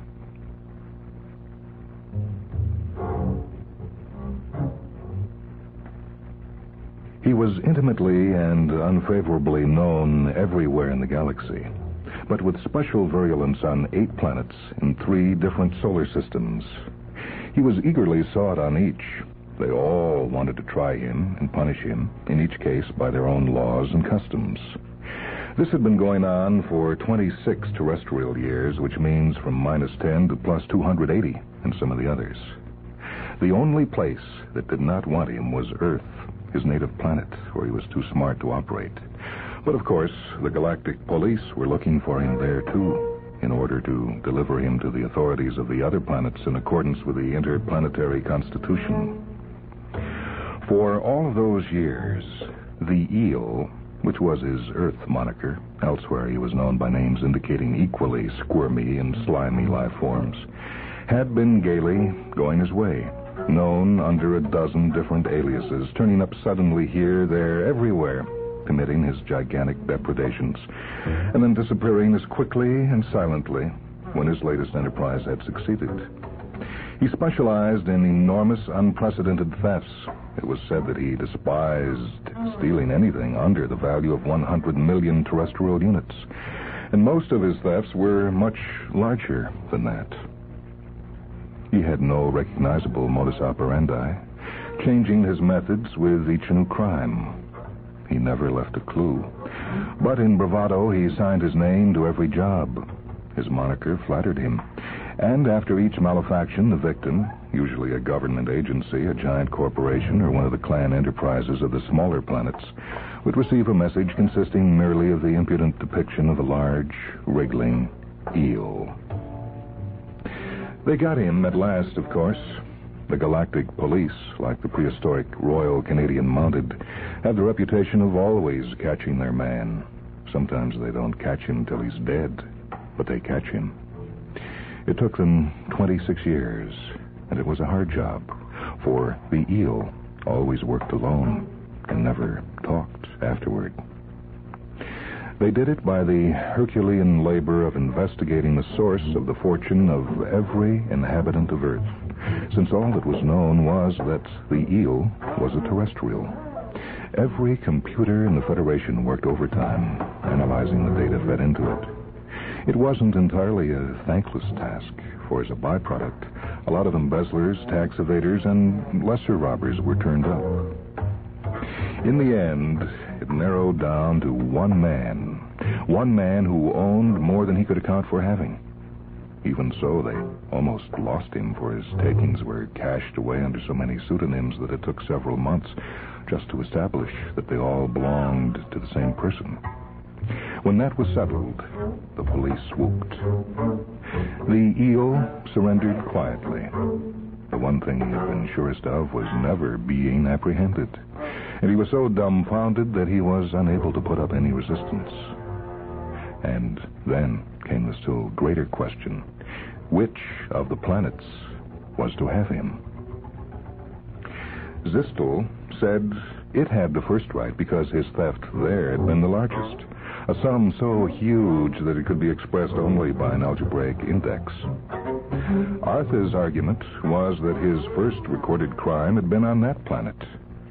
Medorus wanted him because its only penalty for any felony is an immediate and rather horrible death, and that would guarantee getting rid of the Eel forever. Ceres put in the claim on the ground that it was the only planet or moon in the Sol system in which the Eel had operated, and since he was a terrestrial, it was a matter for local jurisdiction. Ebb pleaded that it was the newest and poorest member of the Galactic Federation and should have been protected in its inexperience against his thiefishness. Ha-Almarath argued that it had earned his custody because it was its chief ruler who had suggested to the police the method which had resulted in the Eel's arrest. Vavanur countered that it should be the chosen recipient, since the theft there had included desecration of the high temple. Little Agsk, which was only a probationary galactic associate, modestly said that if it were given the eel, its prompt and exemplary punishment might qualify it for full membership, and it would be grateful for the chance. A special meeting of the Galactic Council had to be called for the sole purpose of deciding who got the eel.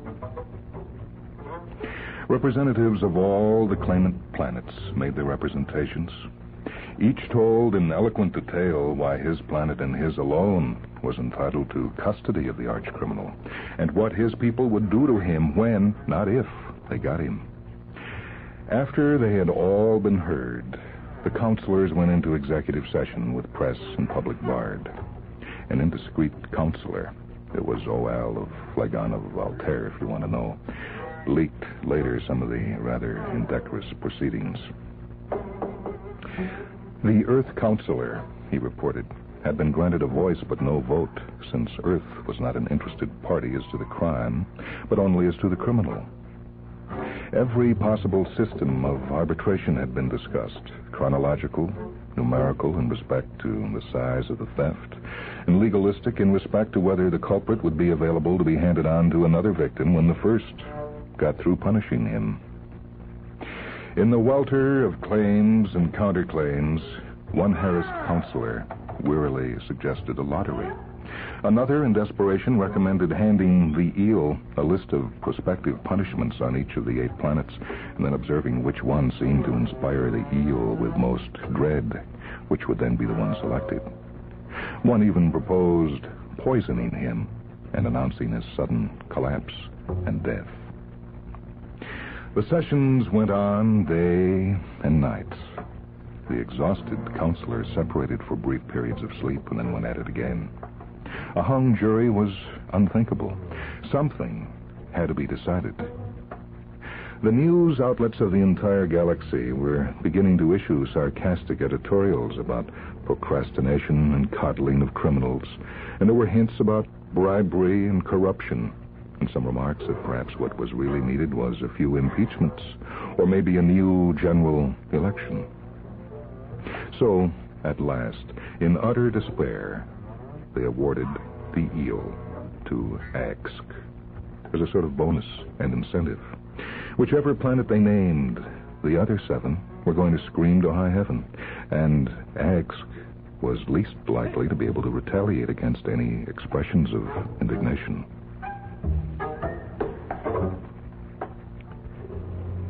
Agskians, as everyone knows, are fairly humanoid beings, primitives from the outer edge of the galaxy. They were like college freshmen invited to a senior fraternity. This was their big chance to make good. The eel, taciturn as ever, was delivered to a delegation of 6 of them, sent to meet him in one of their lumbering spaceships, a low countergrav machine such as Earth had outgrown several millennia before. They were so afraid of losing him that they put a metal belt around him with 6 chains attached to it and fastened all 6 of themselves to him. Once on Agsk, the eel was placed in a specially made stone pit, surrounded by guards and fed through the only opening.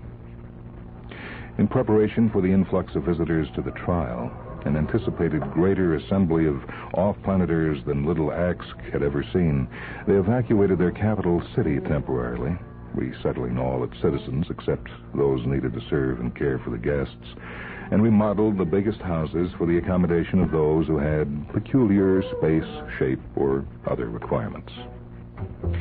Never since the Galactic Federation was founded had so many beings, human, humanoid, semi-humanoid, and non-humanoid, gathered at the same place on any one member planet.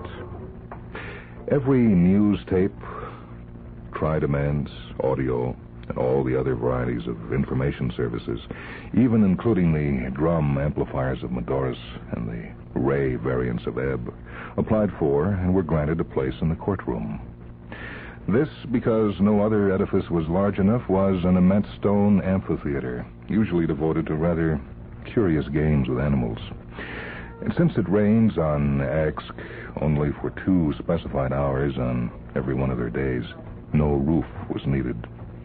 At every seat, there was a translatophone with interpreters ready in plastic cages to translate the intergalactic in which the trial was conducted into even the clicks and hisses of Jorg and the eye flashes of a Monroe. And in the midst of all of this, the cause and purpose of it all, sat the legendary Eel. Seen at last, he was hardly an impressive figure.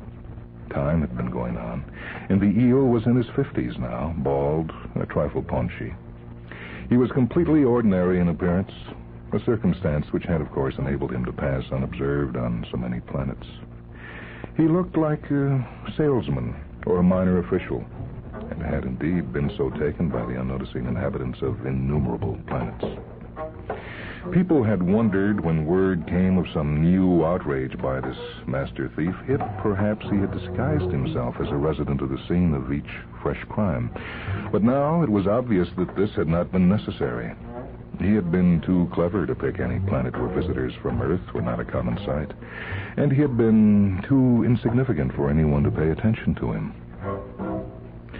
The criminal code of Axk is unique in the galaxy, though there are rumors of something similar among a legendary extinct tribe on Earth called the Guanches. The High Priest is also the chief executive, as well as the Minister of Education and head of the medical faculty, and he rules jointly with a priestess, who also officiates as chief judge. The Axkians have some strange ideas to a terrestrial eye. For example, suicide is an honor, and anyone of insufficient rank who commits it condemns his immediate family to punishment for his presumption. They are great family people in general. Also, they never lie, and find it hard to realize that other beings do.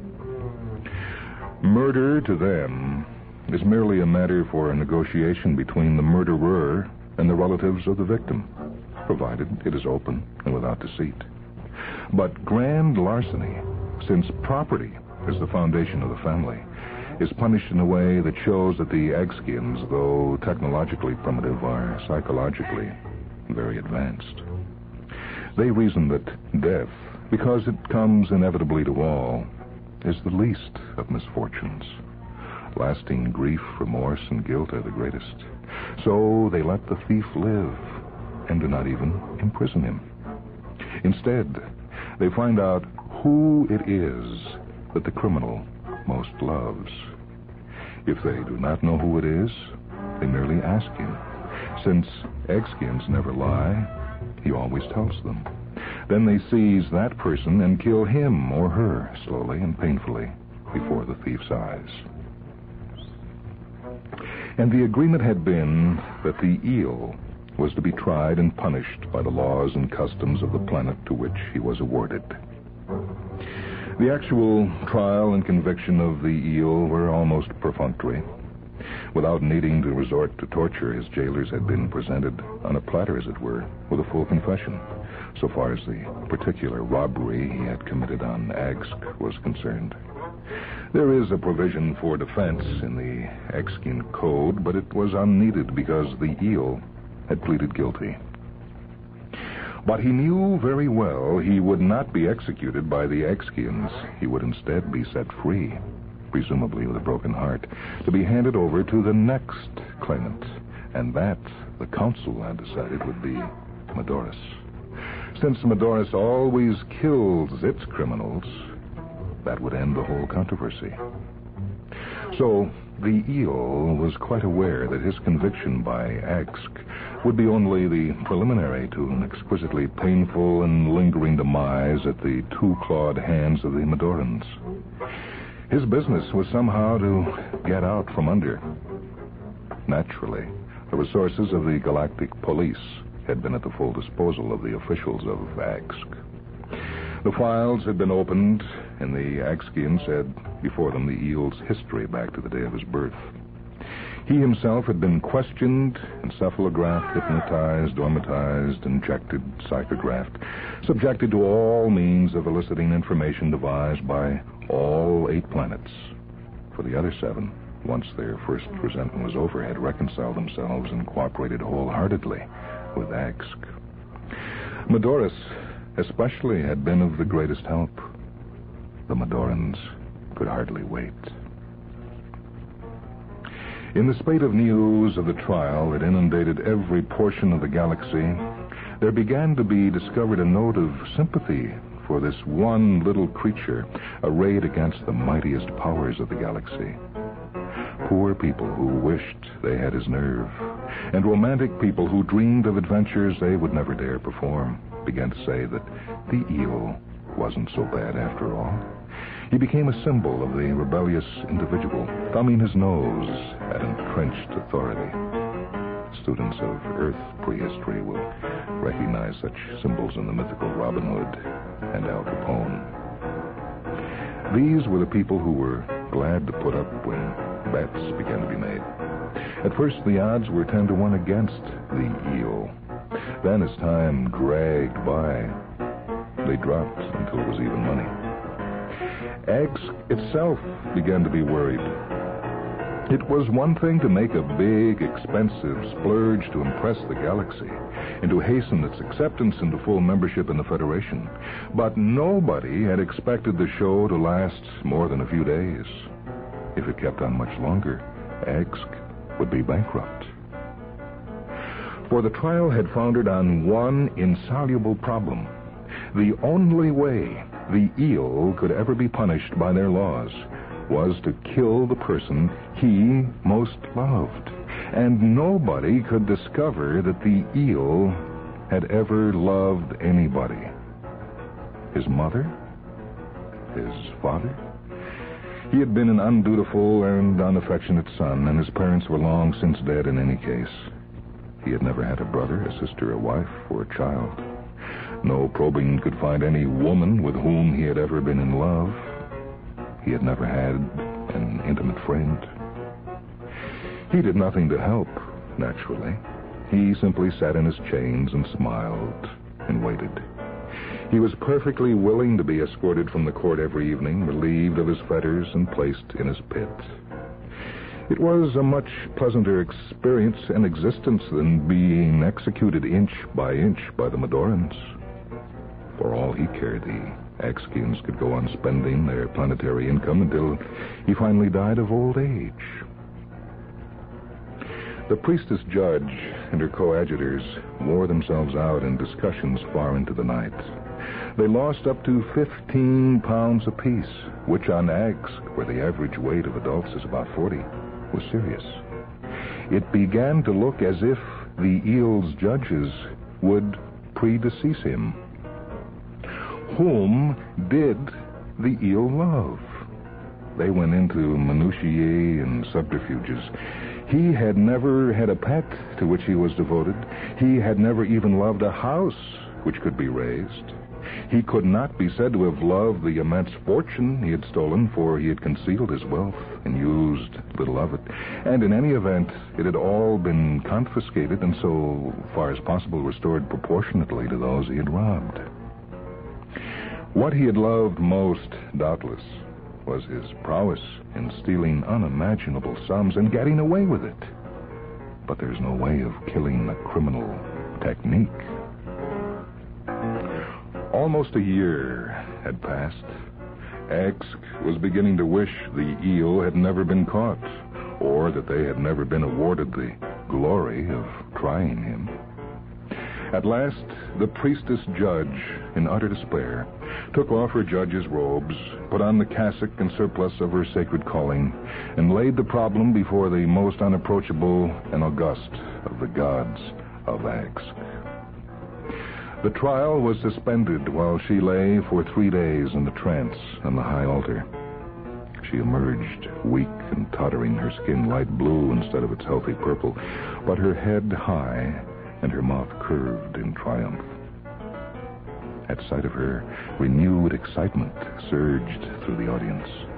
News gatherers who had been finding it difficult of late to get anything to report rushed to their instruments. And the priestess judge ordered in ringing tones, "Remove the defendant's chains and set him free.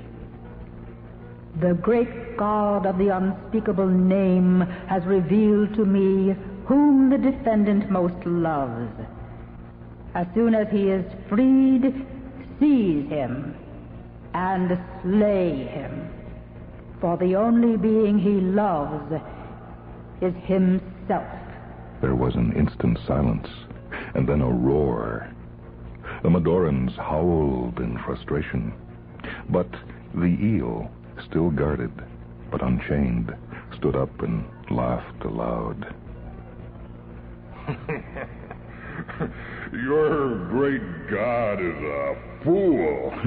I deny that I love myself. I care nothing for myself at all. The priestess judge sighed.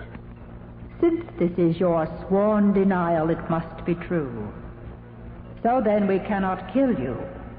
Instead, we grant that you do indeed love no one. Therefore you are a creature so far outside our comprehension that you cannot come under our laws, no matter how you have broken them.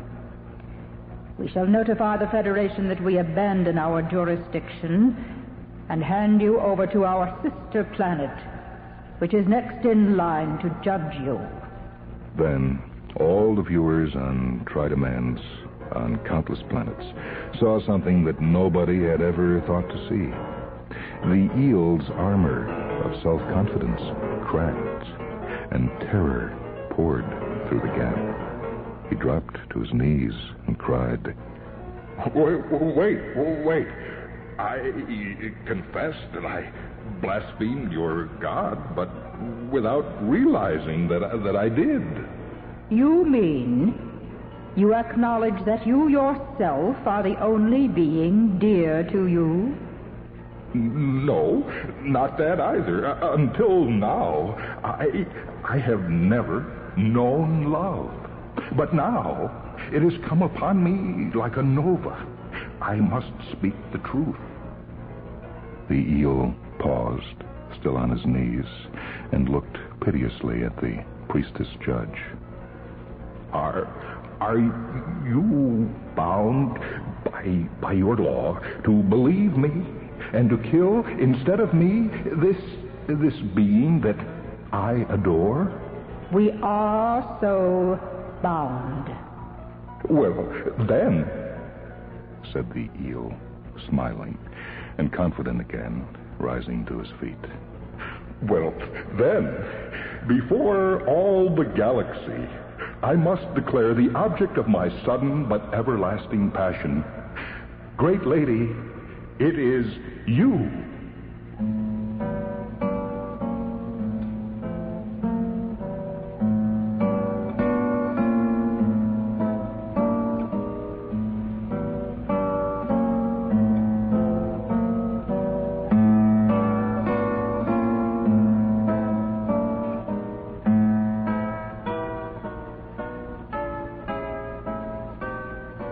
The eel is still in his pit, which has been made most comfortable by his sympathizers, while the Council of the Galactic Federation seeks feverishly and vainly, year after year, to find some legal way out of the impasse.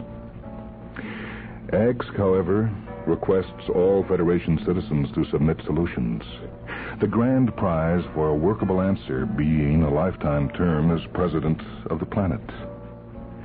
A secondary contest, prize lifetime ambassadorship to the Galactic Federation, is offered for a legal way around the statute barring criminals, specifically the eel, from entering the primary contest.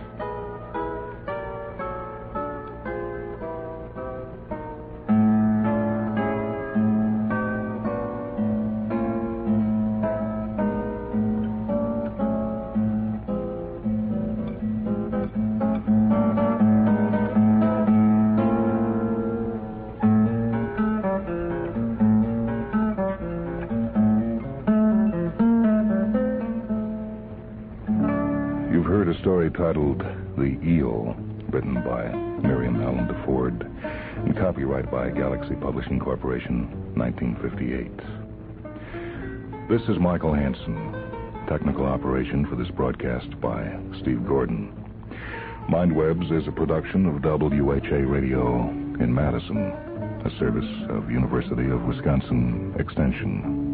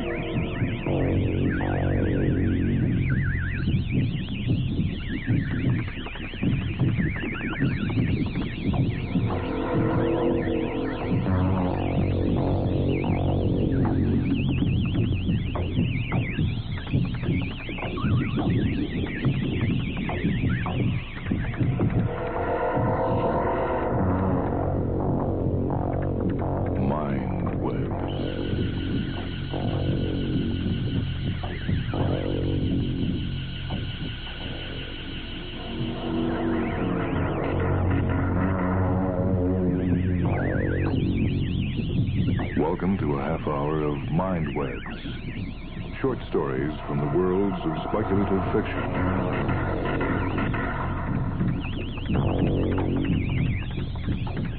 This is Michael Hansen.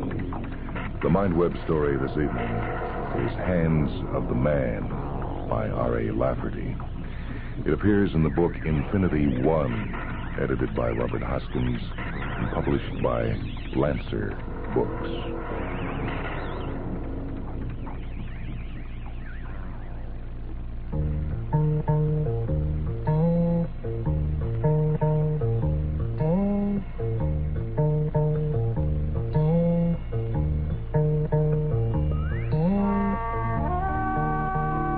His forearms were like a lion's, sinewed and corded and mountainous. One could hardly help looking at them, and he was looking at them himself. His hands, no less remarkable than his forearms, lay palm up on the bar. The hands of the man were intricately and powerfully fashioned. On one of the lesser fingers of the left hand, there was a heavy gold band 3/4 of an inch thick and wide. The rest of him was a stocky sky man, fair and freckled. He was blue-eyed and lightly lashed and browed, and he gazed at his hands like a boy. It was a tavern frequented by skymen and traveling men of all sorts. A spotter had seen the man, and now he came, and they talked. "You are very interested in something," said the spotter, Henry Hazelman. Not at all," the skyman said. Not at all. A man who is deeply interested has the same appearance as one who is completely absent-minded, as was my case. I was staring at my hands, and both they and my mind were empty. But before I had left off thinking, I was musing on the contrast between the two of them. The Skyman was named Hodel Hoskanian, and the name was the least odd thing about him. I was looking at my left hand, which I was born with, and at my right hand, which I made myself. It is the saying of the palmists that we form the lines of our right hand by the tide of our lives. You'll notice, my friend, that all the lines of my left hand are graven so deeply that a coin could be stood up in any one of them when the hand is flat. Get a hold on your emotions, man, and then look at that headline. Should it not betoken genius? You would say that a man with a headline like that would be capable of anything, and you'd be right.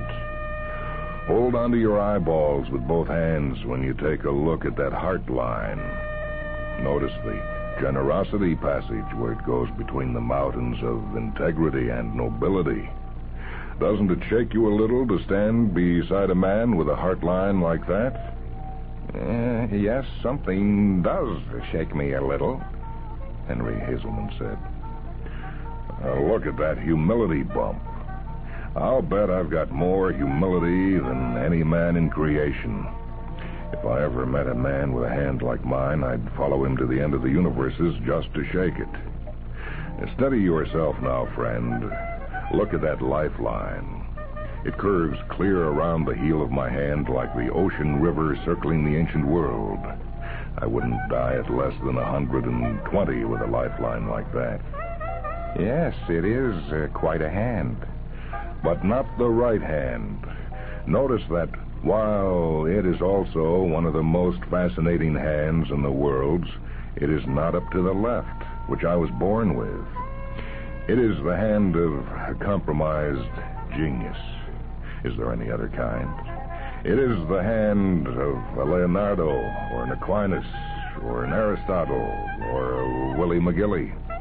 The hand of a man capable of reaching the ultimates, but perhaps not of surpassing them. This comparative fuzziness of line is to be found in the right hands of all really great men. Even we fall short of our destiny. Say, have you the price of a beer? Yes, here, give my friend a beer, Henry cried to the barman. It was the green beer recently introduced from Barathron, and had become a favorite of the Skymen. And when the left hand of Hodel flicked out to take the beer, Henry Hazelman saw what he had been waiting to see. He went away. Henry went to David Daumier, the diamond factor. It's as big as a hen's egg, David, my word on it. To you, all rocks are as big as hen's eggs, David said. I wonder I never see such small eggs. It would take 100 of them to make a dozen. I've never given you a wrong turn, David, and I never saw the like of this one. And probably glass. Wouldn't I know the difference? Yes, you would know the difference. And already David Daumier was going along with Henry the spotter. There are little islands in that headline. Hodel still talked to himself and to several who listened in both amusement and admiration. There are little islands in that line. In anyone but myself, it would mean that a person with such islands in his headline was a little peculiar. Good afternoon, sir. Is my conversation worth a beer to you? I've said it myself 100 times that I'm the most interesting person I ever listened to.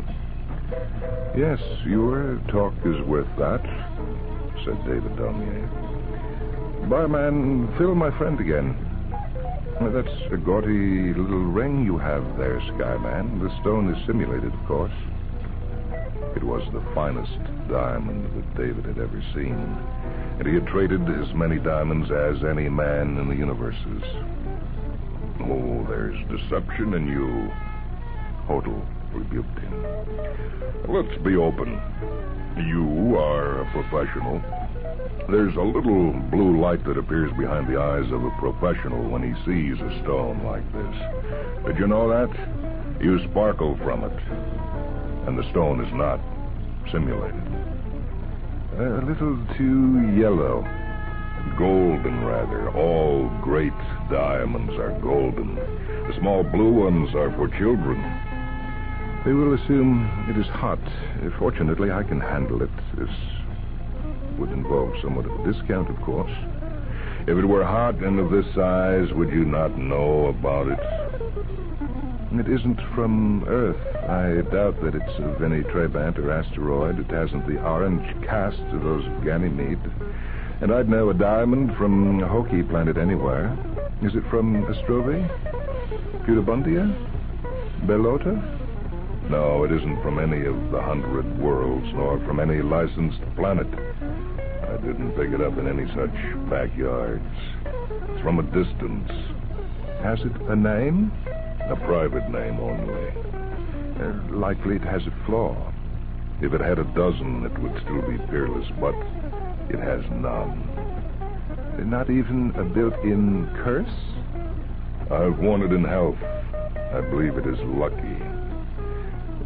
Well, since we admit it has value, why are you not afraid to wear it openly?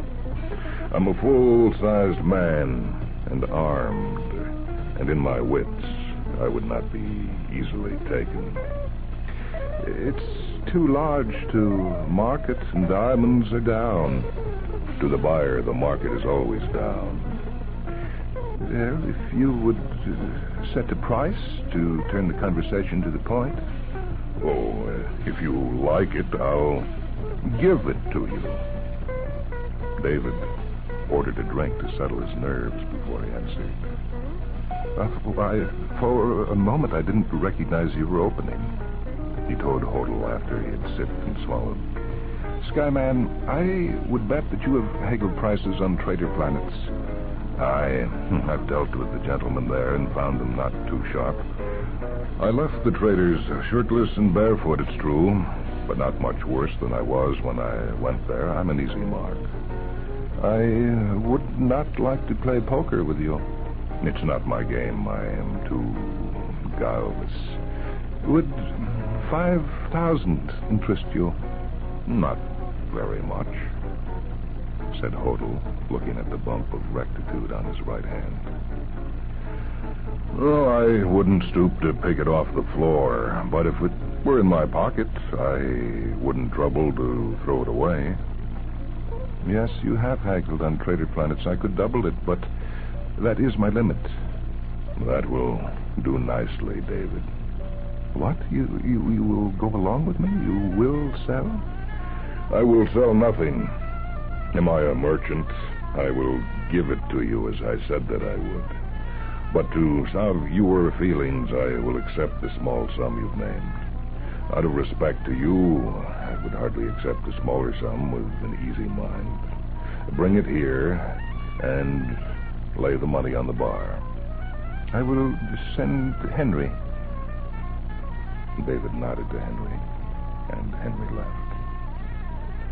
You have sent Henry, but not for the money. Hodel smiled as he studied the island of Icarus on his right hand. Henry has gone to collect some comic strip characters to keep me company. One of them, what we call Homo Conventus, or Mechanical Man, will analyze myself and my God. Only after you are satisfied with the reports, and I'm told they miss nothing nowadays, only then will you go and get the money. I admire your prudence, for this is the way gentlemen do business. And that is the way the gentleman did it. Henry Hazelman returned with 3 comic strip characters, and one of them was a machine, a descendant of Structo, the Mechanical Man, from the strip of that name. It was Structo, the name in Hodel's mind only, who affably and left-handedly shook hands with Hodel and engaged him in conversation. It is a fine hand, sir. I am told you were saying the same thing about it yourself, and a fine ornament on it. No, do not attempt to withdraw your hand, Skyman. It is necessary that I retain my grip in order to analyze yourself and your thing. My own filaments make contact with the crystalline complex. I can read you like a book, to coin a phrase. Look out for a little double phrase in the middle chapter. It's an anti-bunco machine, Skyman. It reads you and your stone at the same time. Well, what do you read, Pentrax 9? Mr. Damier, the stone is sound and without flaw. It rings like a bell. To coin a phrase, how do I ring? Yes, that is the question. My device, Skyman, has appraised the stone as my eye has done, but at the same time it can read what is in your mind regarding that stone. Should there be a flaw in the stone to escape both myself and my device, my machine will find it in your mind. Intelligent-looking contrivance, is he not? Can he follow a syllogism to the end? Can he recognize a counterman? Can he count the marbles when the game is over? He can't, but I can. His job is to detect, and he does that well. My contrivance can sniff out every newest trick in the world. Aye, but can he snuffle out the oldest? How do you read me, contrivance? Yes, is there any doubt in the mind of this man about the stone, Penta? Mr. Damier, I had to travel some distance into his mind to find the stone. But his mind is serene about the stone. It is good, and he knows it is good. Only, oh no, sir, do not attempt to match grips with me, Mr. Skyman, even in fun. I have a grip of iron. I am basically iron. You will be injured if you persist. Or do I have it wrong? Why, you have crushed my hand as if it were an eggshell, to coin a phrase. No matter, I always carry a spare. Now, if you will release me, Mr. Skyman, thank you. Quite a grip, Skyman, said David Damier. You crushed an iron probe that was built for durability. But my contrivance had already answered my question for me. You have no mental reservation as to the stone. I will go get the money now. My people will keep you company, Skyman, and the contrived one will repair himself meanwhile. David Damier left on his errand. I meant to say something else, but you squeezed the thought out of me. My nexus at the moment was in my hand, which you crushed. You intended to say, gentle contrivance, that I knew the stone was good, too good, and that I was laughing in my mind. Of course I was. I'm a merry man, and it gladdens me to give away a thing too good to keep. The contrivance put on another hand and busied himself hooking it up. The two human comic strip characters, glowering gunmen, studied Hodel with sleepy, evil eyes and seemed more mechanical than their mechanical comrade. After a decent interval, David Damier returned with a tightly wrapped brown paper package. It was of fair size and was marked with a deformed Greek M, Damier's own code for the amount in the packet. Now, we will make the exchange. And Damier laid the paper-wrapped package openly on the bar.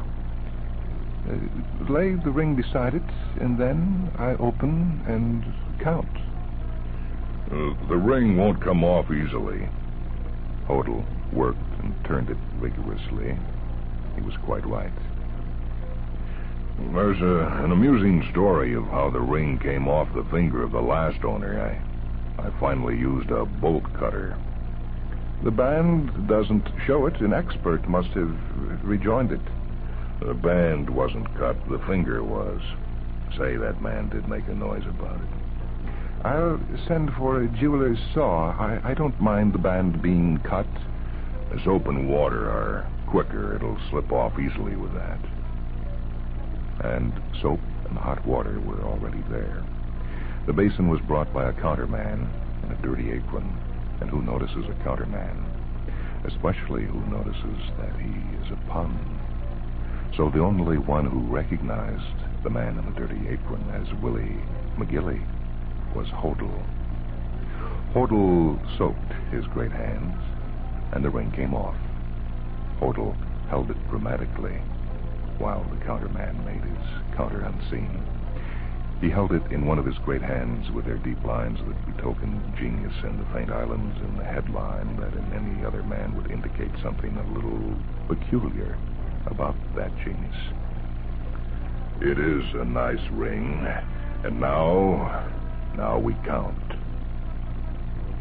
Two of the comic strip characters patted their armpits to indicate that the bulge there had a reason for being. Henry Hazelman, the spotter, lounged in the doorway of the tavern to spot anything that should come. And David opened the package and began to count out the hundreds. Those bills sing a soft song to themselves when they fall on each other. When he reached the count of 13, David's eyelid flickered and he paused, but for much less than a second, only long enough to check and recheck in his rapid mind and to put down a faint surge of panic. When David reached 30, Hodel reached out and lightly touched one of the bills. It is nice-looking money. Then he removed his hand, and David continued to count. Only one who knew the diamond factor well, or who knew all men well, could have known that David was nervous. Only a very quick eye could have detected that his hand trembled when he passed the 50 mark. And only a consummate genius like Hodel could have known that the throat of David was dry, or have guessed why it was. Hodel reached out and touched another bill, the 63rd or 64th, it does not matter which. It is nice-looking money, David. Possibly too nice-looking. Continue to count. The comic strip characters made moves towards their weapons, but David gulped and went on with the count. 70, 80, 90, 99, 100. There was a right finality about it. David waited. It is a nice pile. I have never seen such pretty money. Who makes your money, David? The comic strip characters and Henry Hazelman started their moves again, but Hodel froze them at half reach. There is a proverb that a gun in the hand is worth 3 in the shoulder holster, and Hodel had a gun in his hand so fast that it sparkled in all their eyes. I'm surprised at you, Mr. Daumier. I did not know that you dealt in funny money.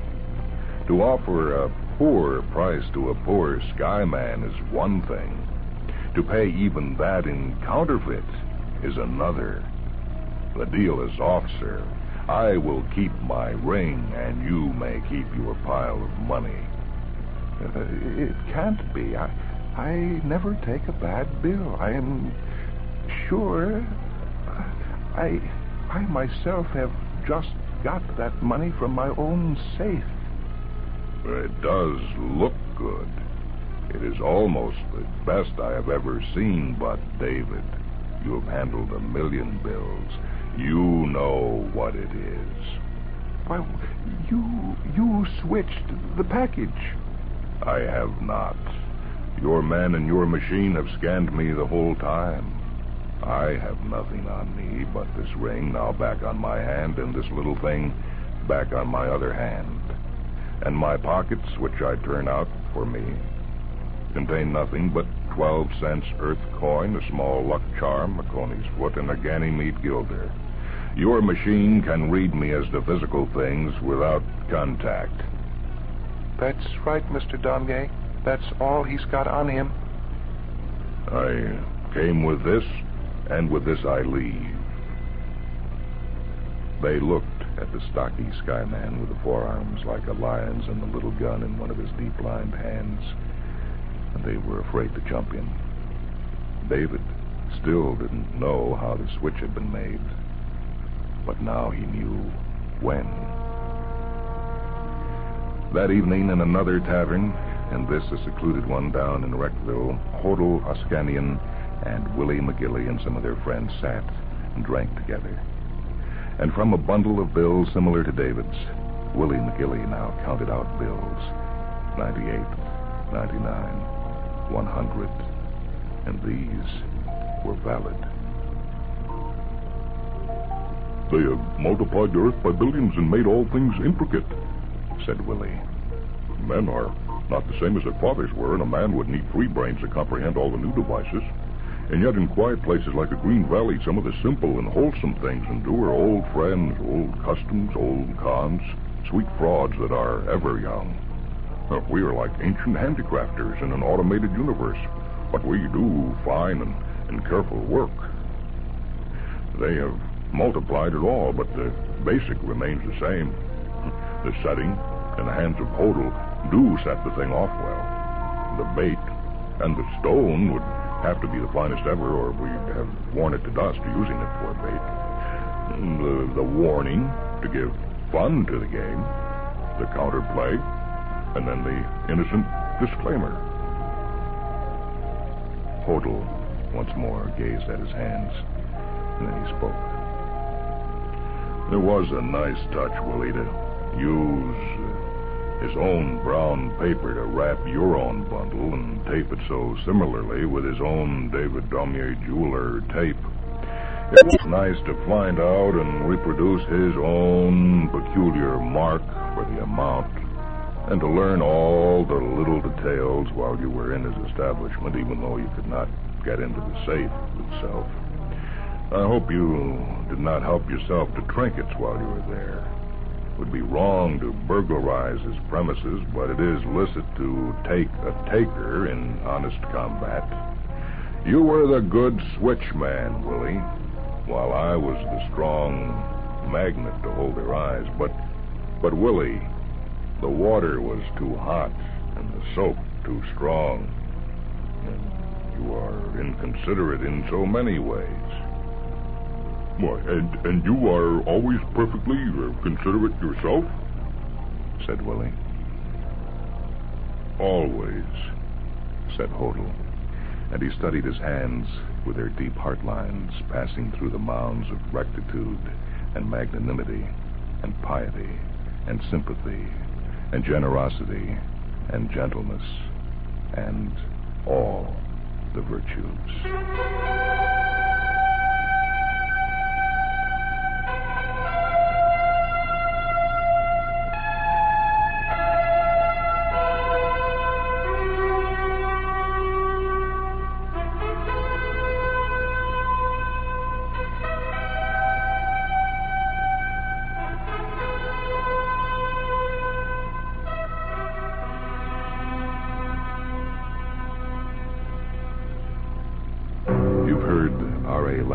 Story, Hands of the Man. It appears in the Lancer book edited by Robert Hoskins, Infinity One.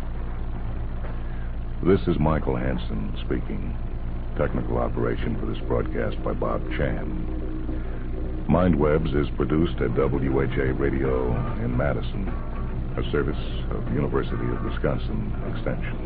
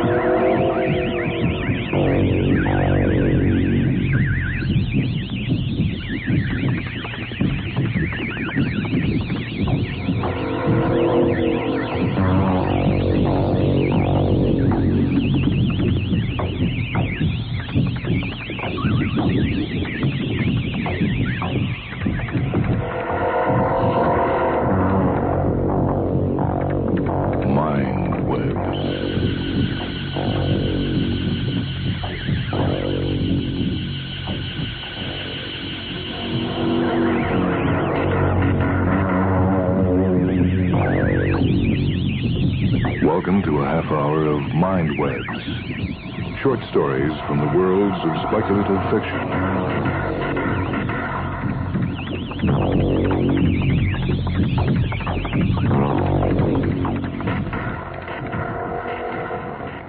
This is Michael Hansen. The Mindweb story tonight comes from the book Great Science Fiction by Scientists, edited by Groff Conklin and published by Collier Books. This is Summertime on Icarus by Arthur C. Clarke.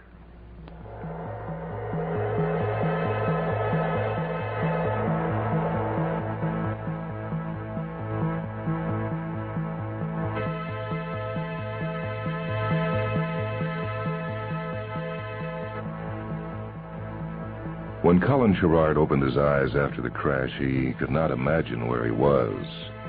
He seemed to be lying, trapped in some kind of vehicle on the summit of a rounded hill which sloped steeply away in all directions. Its surface was seared and blackened. He was nearer to the sun than any man had ever been. His damaged space pod, a miniature spaceship only 10 feet long, was lying on no hill, but the steeply curving surface of a world only 2 miles in diameter. That brilliant star sinking swiftly in the west was the light of Prometheus, the ship that had brought him here across so many millions of miles of space. She was hanging up there among the stars, wondering why his pod had not returned like a homing pigeon to its roost. In a few minutes, she would have passed from sight, dropping below the horizon in her perpetual game of hide-and-seek with the sun. That was a game that he had lost. He was still on the night side of the asteroid in the cool safety of its shadow, but the short night would be ending soon. The 4-hour day of Icarus was spinning him swiftly towards that dreadful dawn when a sun 30 times larger than ever shone upon Earth would blast these rocks with fire. Sherrard knew all too well why everything around him was burned and blackened. Icarus was still a week from perihelion, but the temperature at noon had already reached 1,000 degrees Fahrenheit.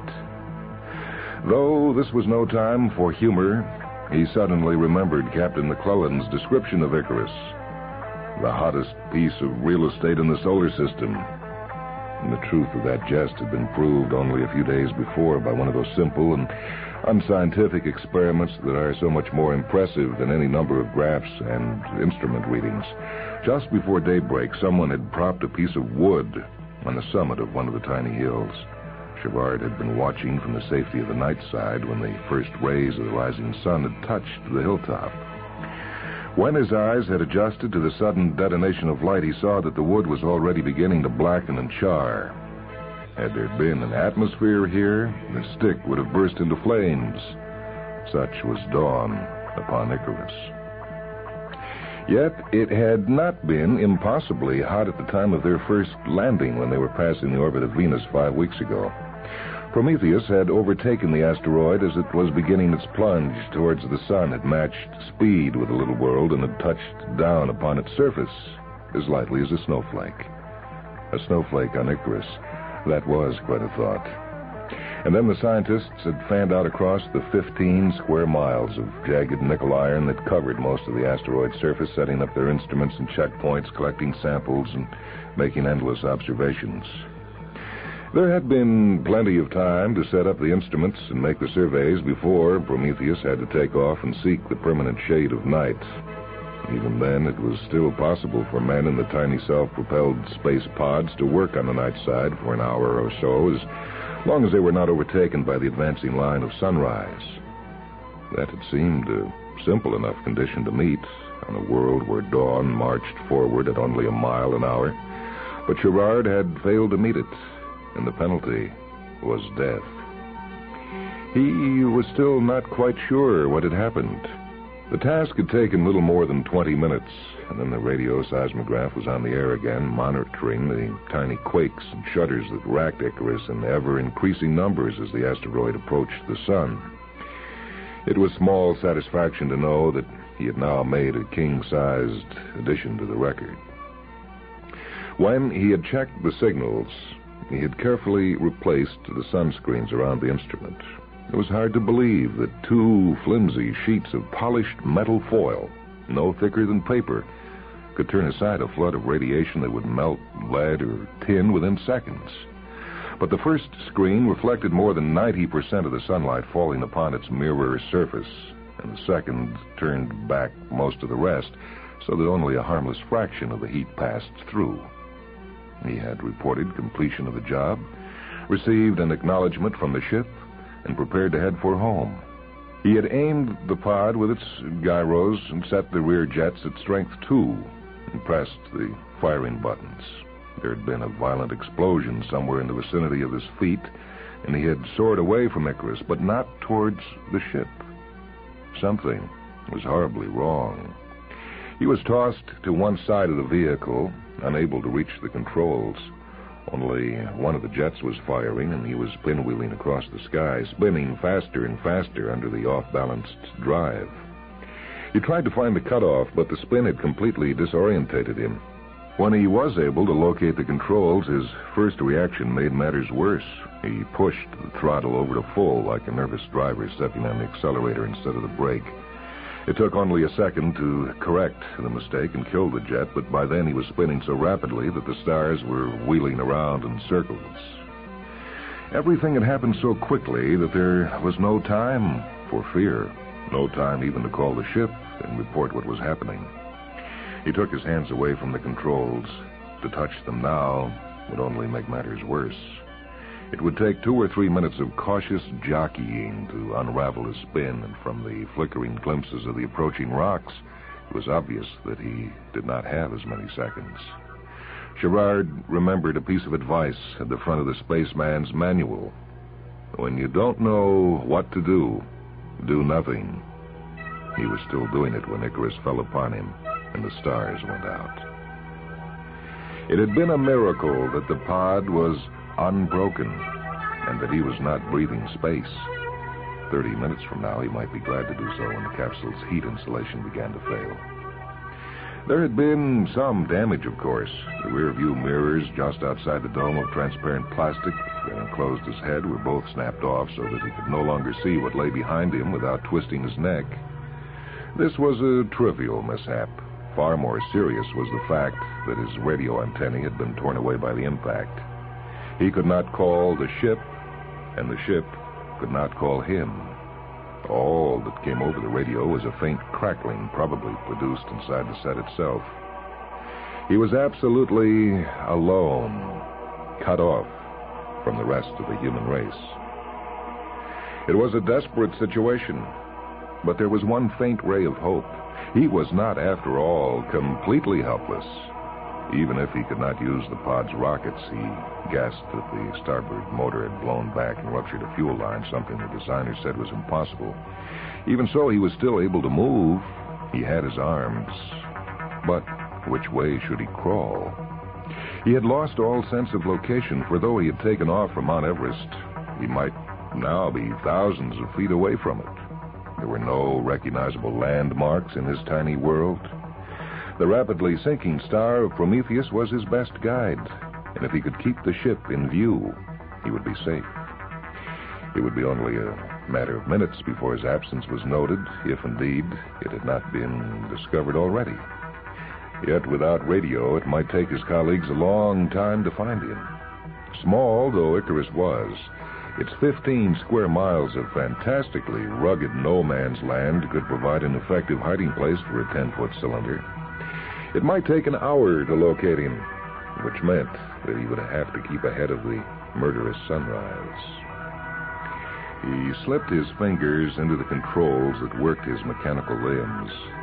Outside the pod, in the hostile vacuum that surrounded him, his substitute arms came to life, and he reached down, thrust against the iron surface of the asteroid, and levered the pod from the ground. Gerard flexed them, and the capsule jerked forward like some weird two-legged insect. First the right arm, then the left, then the right. It was less difficult than he had feared, and for the first time he felt his confidence return. Though his mechanical arms had been designed for light precision work, very little pull was needed to set the capsule moving in this weightless environment. The gravity of Icarus was 10,000 times weaker than Earth's. Gerard and his space pod weighed less than an ounce here. And once he had set himself in motion, he floated forward with an effortless, dreamlike ease. Yet that very effortlessness had its dangers. He had traveled several hundred yards and was rapidly overhauling the sinking star of the Prometheus when overconfidence betrayed him. Strange how quickly the mind could switch from one extreme to the other. A few minutes ago, he had been steeling himself to face death. Now, he was wondering if he'd be late for dinner. Perhaps the novelty of the movement, so unlike anything he had ever attempted before, was responsible for the catastrophe. Or perhaps he was still suffering from the after effects of the crash. Like all astronauts, Gerard had learned to orientate himself in space and had grown accustomed to living and working when the earthly conceptions of up and down were meaningless. On a world such as Icarus, it was necessary to pretend that there was a real, honest-to-goodness planet beneath your feet, that when you moved, you were traveling over a horizontal plane. If this innocent self-deception failed, you were heading for space vertigo. The attack came without warning, as it usually did. Quite suddenly, Icarus no longer seemed to be beneath him, the stars no longer above. The universe tilted through a right angle, and he was moving straight up a vertical cliff like a mountaineer scaling a rock face. And though Gerard's reason told him that this was pure illusion, all his senses screamed that it was true. In a moment, gravity must drag him off the sheer wall, and he would drop down, down, down, mile upon endless mile, until he smashed into oblivion. Worse was to come. The false vertical was still swinging like a compass needle that had lost the pole. Now he was on the underside of an immense rocky roof, like a fly clinging to a ceiling. In another moment, it would have become a wall again, but this time he would be moving straight down it instead of up. He had lost all control over the pod, and the clammy sweat that had begun to dew his brow warned him that he would soon lose control over his body. There was only one thing to do. He clenched his eyes tightly shut, squeezed as far back as possible into the tiny closed world of the capsule, and pretended with all his might that the universe outside did not exist. He did not even allow the slow, gentle crunch of his second crash to interfere with his self-hypnosis. When he again dared to look outside, he found that the pod had come to rest against a large boulder. Its mechanical arms had broken the force of the impact, but at a cost that was more than he could afford to pay. Though the capsule was virtually weightless here, it still possessed its normal 500 pounds of inertia, and it had been moving at perhaps 4 miles an hour. The momentum had been too much for the metal arms to absorb. One had snapped, and the other was hopelessly bent. When he saw what had happened, Gerard's first reaction was not despair, but anger. He had been so certain of success when the pod had started its glide across the barren face of Icarus, and now this, all through a moment of physical weakness. But space made no allowance for human frailties or emotions, and a man who did not accept that fact had no right to be here. At least he had gained precious time in his pursuit of the ship. He had put an extra 10 minutes, if not more, between himself and dawn. Whether that 10 minutes would merely prolong the agony or whether it would give his shipmates the extra time they needed to find him, he would soon know. Where were they? Surely they had started the search by now. He strained his eyes towards the brilliant star of the ship, hoping to pick out the fainter lights of space pods moving towards him, but nothing else was visible against the slowly turning vault of heaven. He had better look to his own resources, slender though they were. Only a few minutes were left before the Prometheus and her trailing lights would sink below the edge of the asteroid and leave him in darkness. It was true that the darkness would be all too brief, but before it fell upon him, he might find some shelter against the coming day. This rock into which he had crashed, for example. Yes, it would give some shade until the sun was halfway up the sky, Nothing could protect him if it passed right overhead, but it was just possible that he might be in a latitude where the sun never rose far above the horizon at this season of Icarus's 409-day year. Then he might survive the brief period of daylight. That was his only hope, if the rescuers did not find him before dawn. Reaching up above the horizon behind him, spreading across the stars like a milky mist, was a faint and ghostly cone of phosphorescence. It was the herald of the sun, the beautiful, pearly phantom of the corona, visible on Earth only during the rare moments of a total eclipse. When the corona was rising, the sun would not be far behind to smite this little land with fury. Gerard made good use of the warning. Now he could judge with some accuracy the exact point where the sun would rise. Crawling slowly and clumsily on the broken stumps of his metal arms, he dragged the capsule round to the side of the boulder that should give the greatest shade. He had barely reached it when the sun was upon him like a beast of prey, and his tiny world exploded into light. He raised the dark filters inside his helmet, one thickness after another, until he could endure the glare. Except where the broad shadow of the boulder lay across the asteroid, it was like looking into a furnace. Every detail of the desolate land around him was revealed by that merciless light. There were no grays, only blinding whites and impenetrable blacks. All the shadowed cracks and hollows were pools of ink, while the higher ground already seemed to be on fire. Yet it was only a minute after dawn. Now Gerard could understand how the scorching heat of 1 billion summers had turned Icarus into a cosmic cinder, baking the rocks until the last traces of gas had bubbled out of them. Why should men travel, he asked himself bitterly, across the gulf of stars at such extreme risk and expense, merely to land on a spinning slag heap? For the same reason he knew that they had once struggled to reach Everest and the poles and the far places of Earth.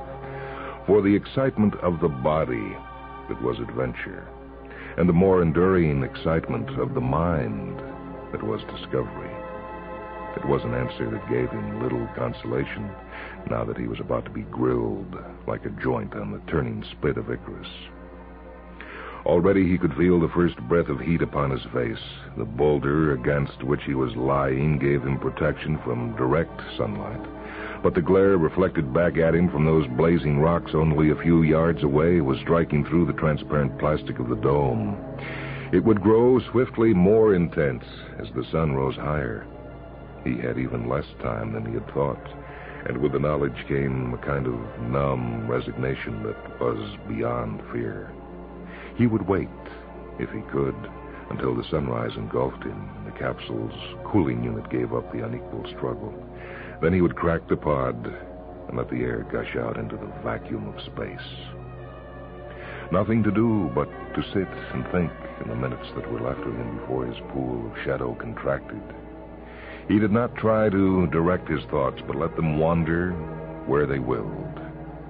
How strange that he should be dying now, because back in the 1940s, years before he was born, a man at Palomar had spotted a streak of light on a photographic plate and had named it so appropriately after the boy who flew too near the sun. One day, he supposed, one day they would build a monument here for him on this blistered plain. What would they inscribe upon it? Here died Colin Gerard, astronautics engineer, in the cause of science.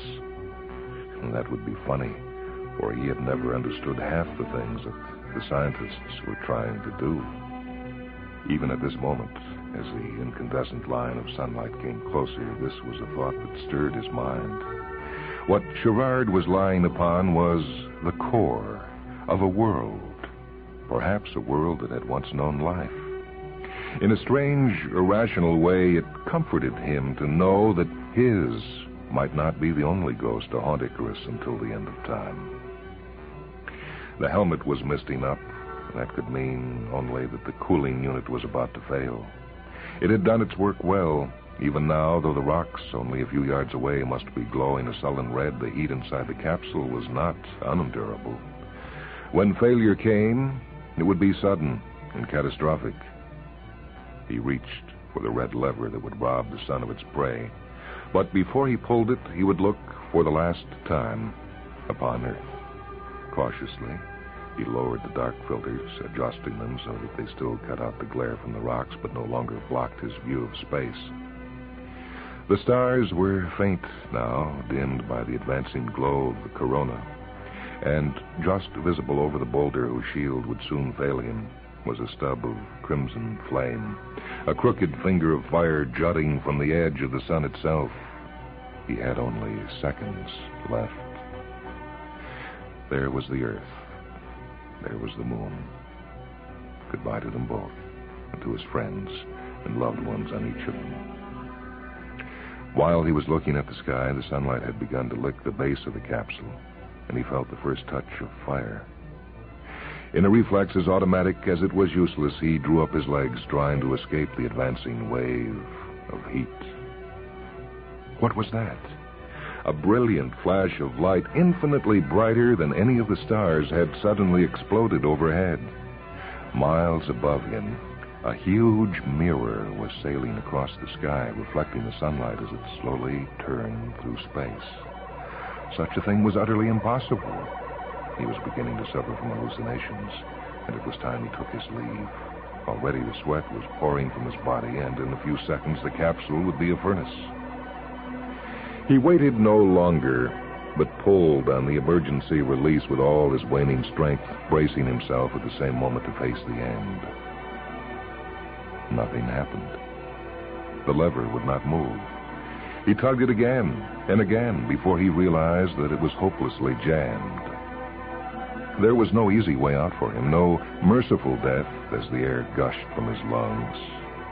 It was then, as the true terror of his situation struck home to him, that his nerve finally broke and he began to scream like a trapped animal. When he heard Captain McClellan's voice speaking to him, thin but clear, he knew that it must be another hallucination. Yet some last remnant of discipline and self-control checked his screaming. He clenched his teeth and listened to that familiar, commanding voice.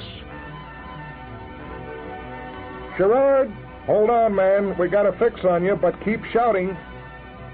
Here I am, he cried. Here I am, but hurry, for God's sake, I'm burning. Deep down, in what was left of his rational mind, he realized what had happened. Some feeble ghost of a signal was leaking through the broken stubs of his antennae, and the searchers had heard his screams as he was hearing their voices, and that meant they must be very close indeed, and the knowledge gave him sudden strength. He stared through the streaming plastic of the dome, looking once more for that impossible mirror in the sky. There it was again. And now he realized that the baffling perspectives of space had tricked his senses. The mirror was not miles away, nor was it huge. It was almost on top of him, and it was moving fast. He was still shouting when it slid across the face of the rising sun, and its blessed shadow fell upon him like a cool wind that had blown out of the heart of winter over leagues of snow and ice. Now that it was so close, he recognized it at once.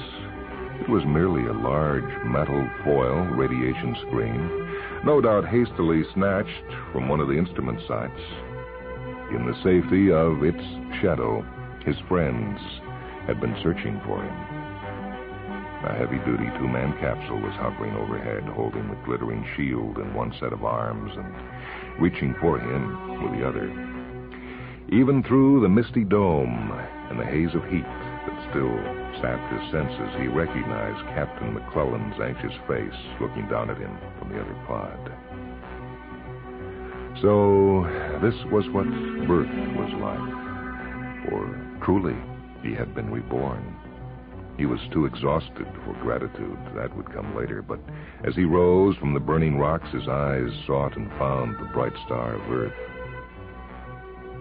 Here I am, he said silently. Here I am. I'm coming back. Back to enjoy and cherish all the beauties of the world he had thought was lost forever. No, not all of them. He would never enjoy summer again.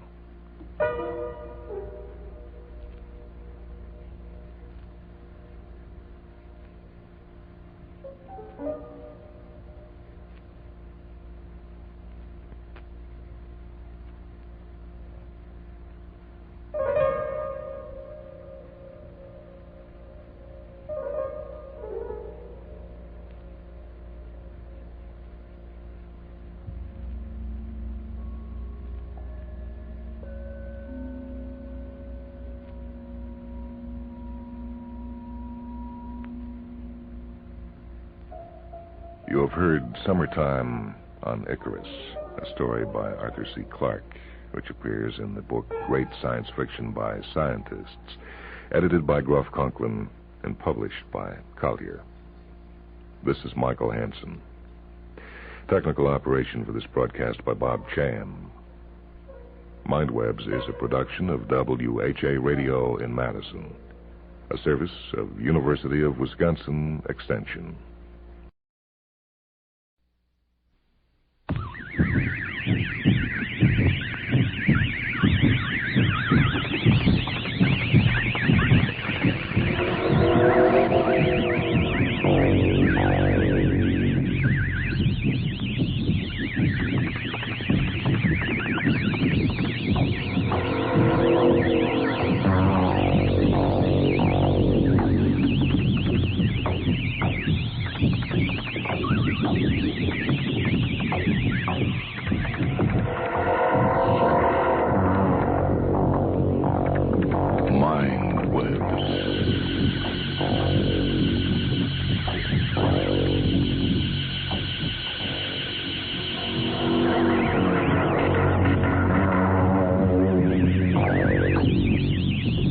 Welcome to a half hour of Mindwebs, short stories from the worlds of speculative fiction.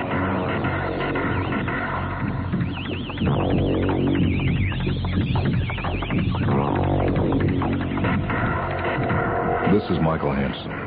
The Mindweb story this evening is copyright 1973 from the book Saving Worlds, published by Doubleday. This is Paradise Regained, a tale by Cogswell Thomas.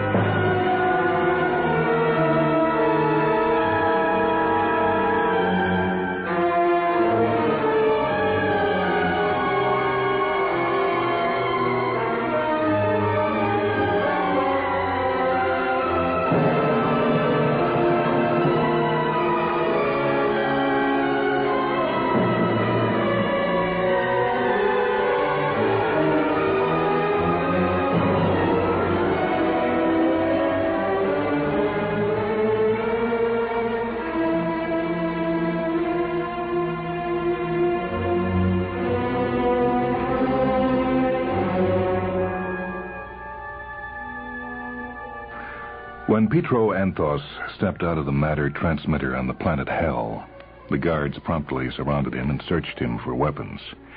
It was the one thing they did well. As long as the condemned man reached Hell free of weapons, there was little to worry about from him. So they searched him, found nothing, and turned him over to a resident work group. Jennings took him in charge, snarled at him in front of the guards, and then put his arm around his shoulders when they had him in the barracks dome. Jennings said, "Well, you're in luck." Anthos looked at him. This was a thing he had not known, that Hell was peopled with lunatics. 50 light years from Earth, a vicious penal colony where one breath of the atmosphere brought choking, gagging, painful death. Hard labor 7 days a week, a trickle of survival food supplements from Earth in exchange for a daily quota of coal, A place so deadly that its mere existence all but eliminated crime from the populations of Earth. Here he was, in the first 5 minutes of a 20-year sentence, and a work gang chieftain put his arm around his shoulders and told him he was in luck. Anthos looked at him. Jennings was a short, stocky man with a pot belly that didn't jiggle the slightest bit when he walked. He was dirty and grimy, and his clothes were in tatters, but he had a calm air of authority about him that could be felt. Now that he thought about it, Petro Anthos realized that having the arm around his shoulders had probably kept him from screaming. Jennings said, "Say, you're a gas chromatographer, aren't you?"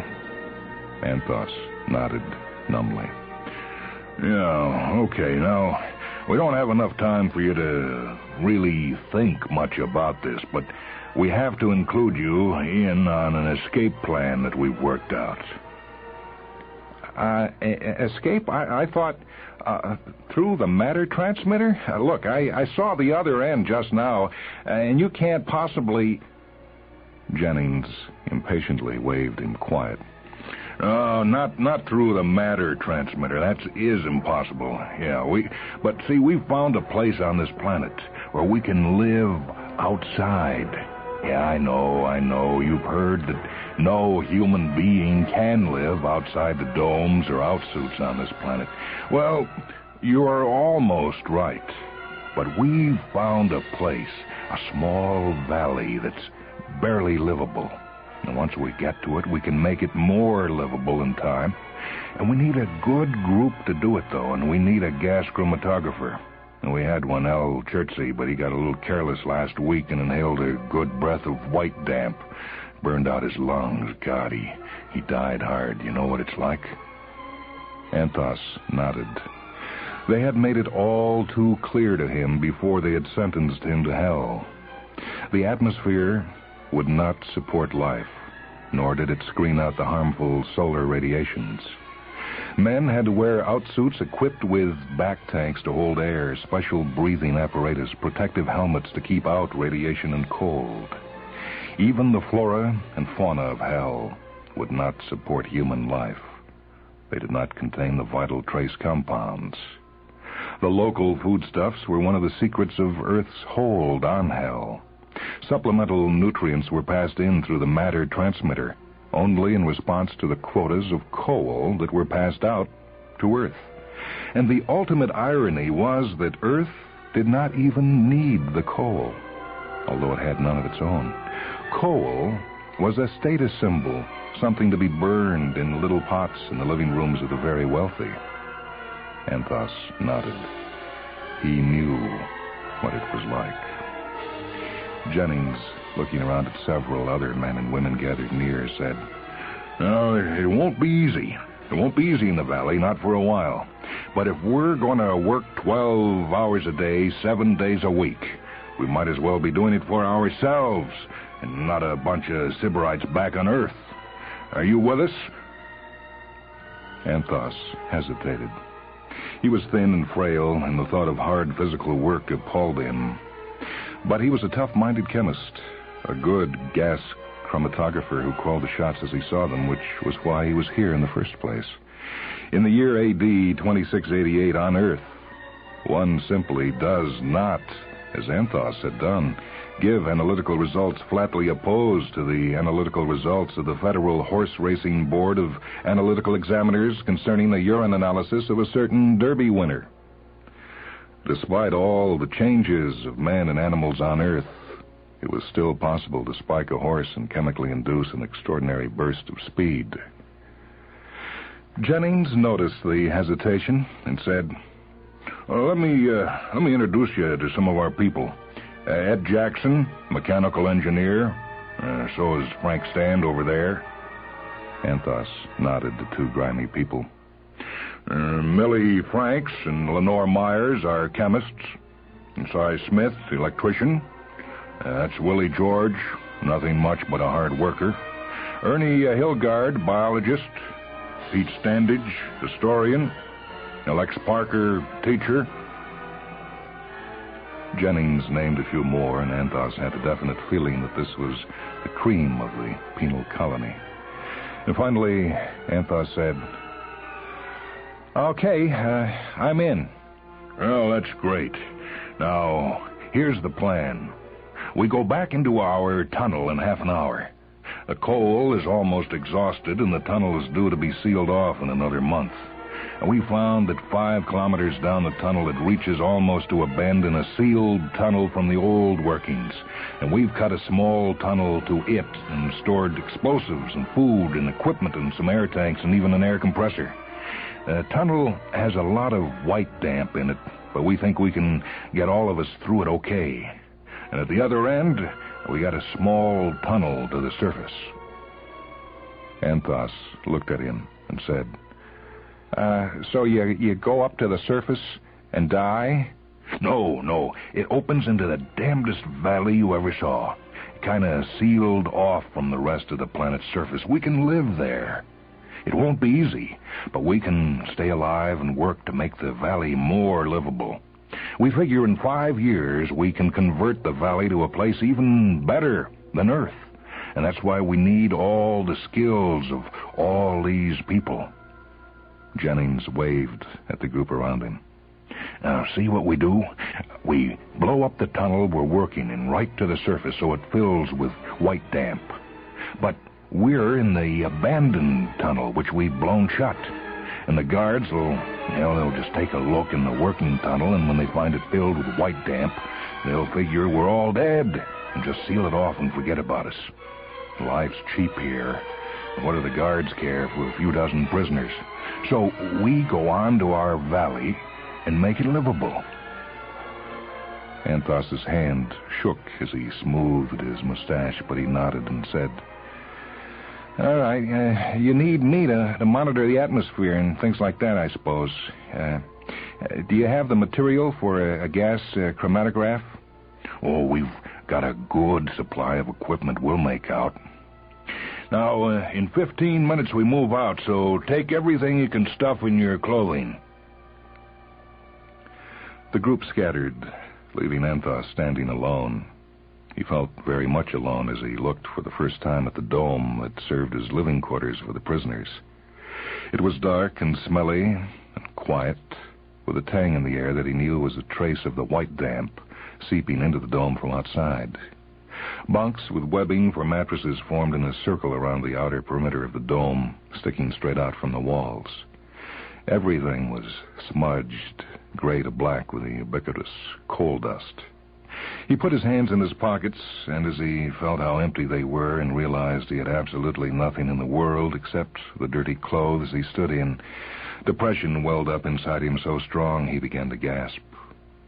In an instant, Jennings was at his side, the arm around him again, saying nothing. Anthos forced himself to breathe normally, and he said to Jennings, How do you stand the noise level in here?" "Oh, you get used to it." "Okay, come on, it's time to go." The group went out the lock to the sealed vehicle which took them to the lock at the mouth of the workings. They entered and rode for an hour to the end of the tunnel and got to work with pick and shovel. The guards got back on the tram and left. What happened then was a nightmare of unreality for Anthos. With practiced speed, the group moved a mile back down the tunnel and planted a series of explosives. They littered the floor with unusable junk from the mining gear, even including the blown air tank. They opened the small side tunnel and planted a charge in it. Climbing over the charge, they all crawled into the side tunnel, panting from the exertion, choking on the foul air, taking turns breathing from the tanks. Dimly, Anthos heard the roar of the explosion and cowered from the wave of coal particles and rock dust that engulfed them and threatened to suffocate them all. In the sealed tunnel, the dust was better, but the white damp was worse. The group shouldered all the equipment they could carry and took turns pulling and dragging the air compressor. Every hour they stopped, fueled the compressor with powdered coal, recharged the air tanks, and went on. The buzzing in Anthos's ears grew louder until he could no longer hear the harsh panting from his companions. Everything grew blurred, and his muscles began to twitch and refuse to obey his will. He reached the point where he could barely stand. He put a hand on the cold wall to steady himself. He felt someone ease him to the floor of the tunnel and hold the facepiece of an air tank to his nose. Slowly, his twitching muscles stilled and his breathing became normal. In 5 minutes, he was able to sit up and look around. Jennings said to him, "The others are opening the tunnel to the valley." Anthos found his voice and said, "Well, at least we're out of prison." "Oh, we'll miss it, but we'll manage. We'll miss it all right, but we'll get back there a few years from now." Anthos had started to turn away, but then Jennings' words sank in. Anthos turned back and said, What? What did you say?" "Oh, yeah, I didn't mention it before. Once we get the valley in shape, we'll take over the whole planet. Not many guards. And with a matter transmitter out of commission, it'll take Earth 50 years to get a ship here. We'll be ready for 'em by then." Anthos heaved himself to his feet, indignant protests forming in his mind, but a call from the darkness said, "Hey, guys, the tunnel's through. Let's get going." Jennings patted Anthos on the shoulder, saw that he was able to walk, and went into the small mouth of the tunnel and worked his way up. Anthos had to follow, and then he stepped out onto the surface and looked around. He was standing near one edge of a giant natural saucer measuring some 6 kilometers in diameter. A ring of mountains enclosed the saucer, and the shaft through which he had just emerged lay near the base of the south rim. Scattered around the rim of mountains were spots of orange light, marking the raw throats of active volcanoes. Plumes of steam and smoke poured out of fissures all over the floor of the valley. The entire valley was filled with a light haze that almost obscured the sun overhead. Yet Anthos knew that without the haze, the valley would be unlivable under the unfiltered, harsh radiation of the sun. And he could breathe. He could stand on the surface of hell and breathe. When he inhaled deeply, he coughed, for there was the barest trace of white damp in the air. But he could breathe. He looked at the floor of the valley more carefully. A great clear lake lay in the center, measuring perhaps 3 kilometers in diameter. It was fed by a wide, rushing stream that sprang from the rocks halfway up the east rim. And bordering both the stream and the lake was a broad belt of greenery. Anthos was too far away to see the nature of the green things growing, but some of it stood higher than the rest and looked very much like trees. Jennings said to all of them, Well, there it is. May not be much, but at least it's livable, and we'll make it a lot better. We've got almost all the raw materials we'll ever need right here. So let's not waste time. We'll break up into groups. One bunch will find us temporary places to live. Another will go back and finish bringing all the stuff that we hid in the tunnel. Another group will start looking for anything here we can eat. And then another... Jennings went on, and then picked people for the various groups. 10 minutes after they arrived in the valley, they scattered to start their work. They worked until they could no longer stand, and then they rested. They worked harder than they had ever worked as prisoners mining coal. The days blended into weeks and months, and in 4 years they accomplished what they had thought would take them 5. Jennings called them together in their outdoors meeting place and said, Well, I think we're ready to move on to the next step. The valley is in good, livable shape now, and except for one critical trace compound, we're more than self-sufficient.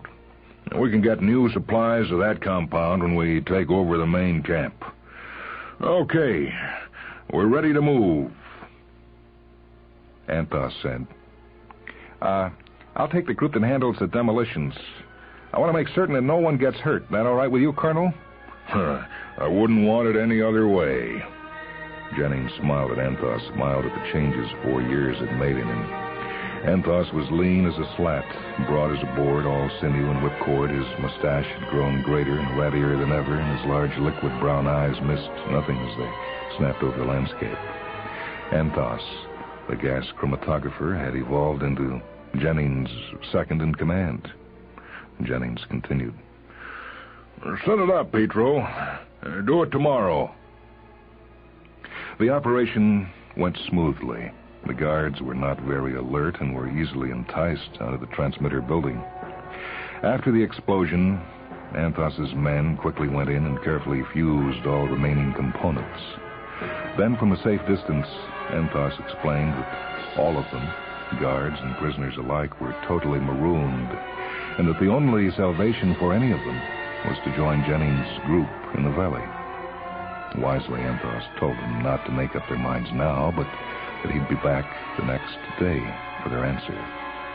Anthos wanted it to sink in that there would be no more supplies coming from Earth, that the only Earth-type atmosphere existed in the valley, and that even the air in the domes would slowly go bad.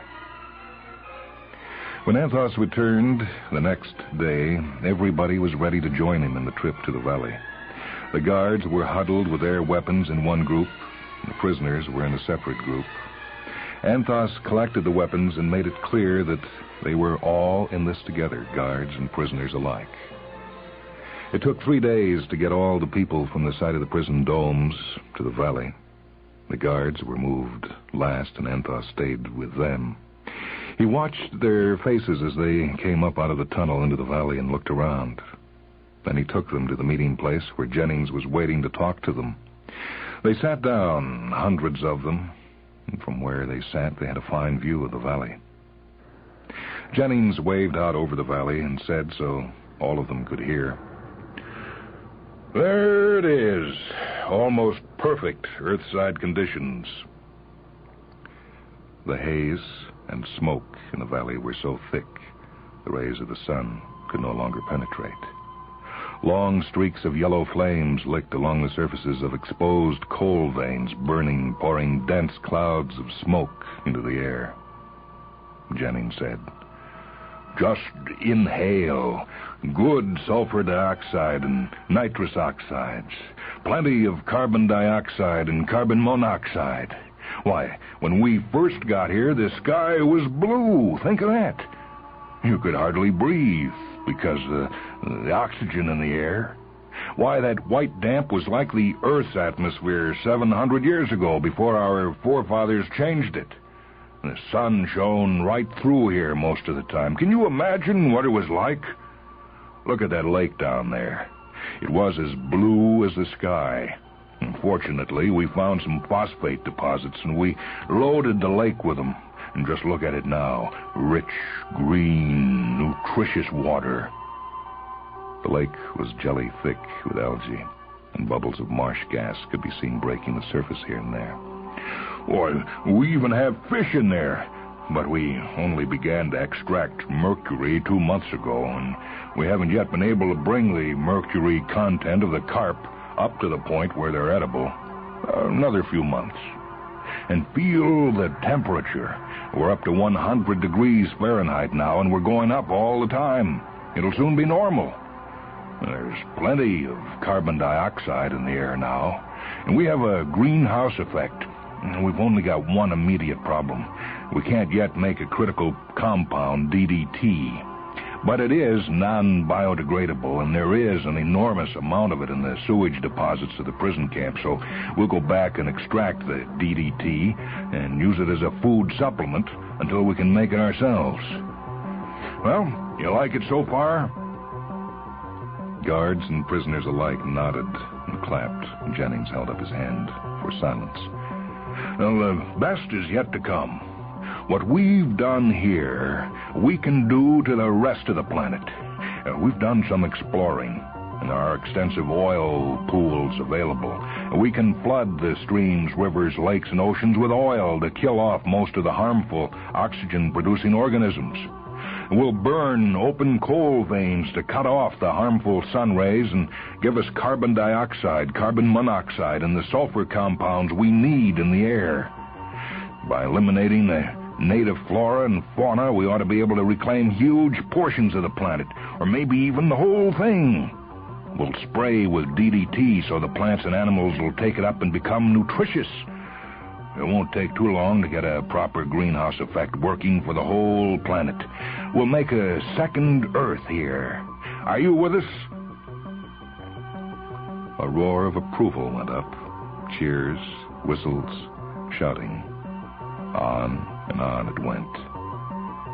A guard leaped from his seat in the front row, went up to Jennings, and shook his hand and turned to the assembled crowd.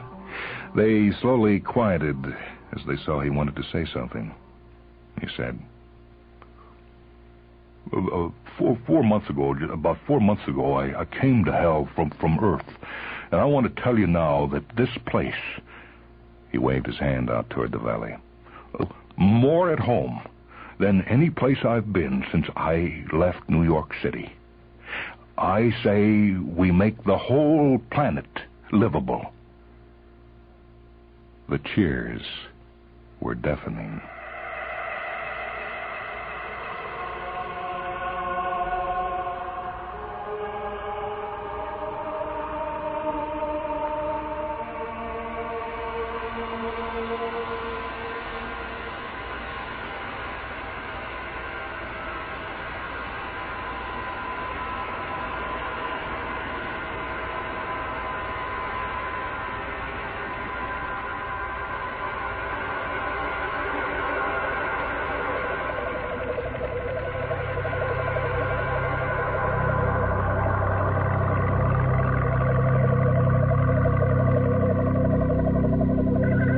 Story is titled Paradise Regained, written by Cogswell Thomas.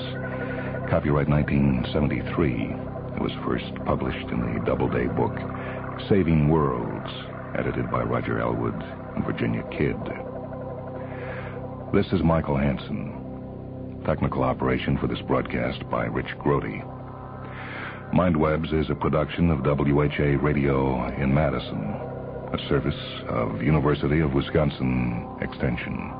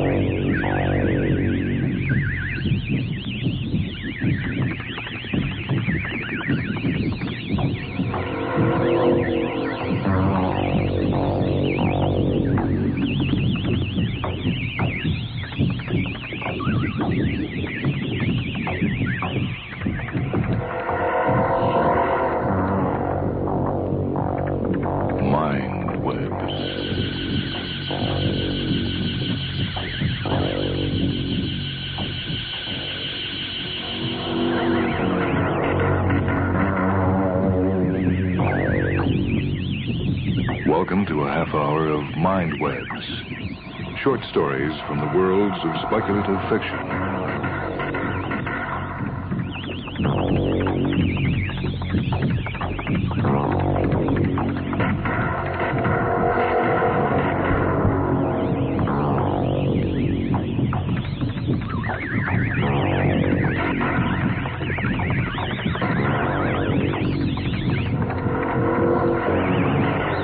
This is Michael Hansen.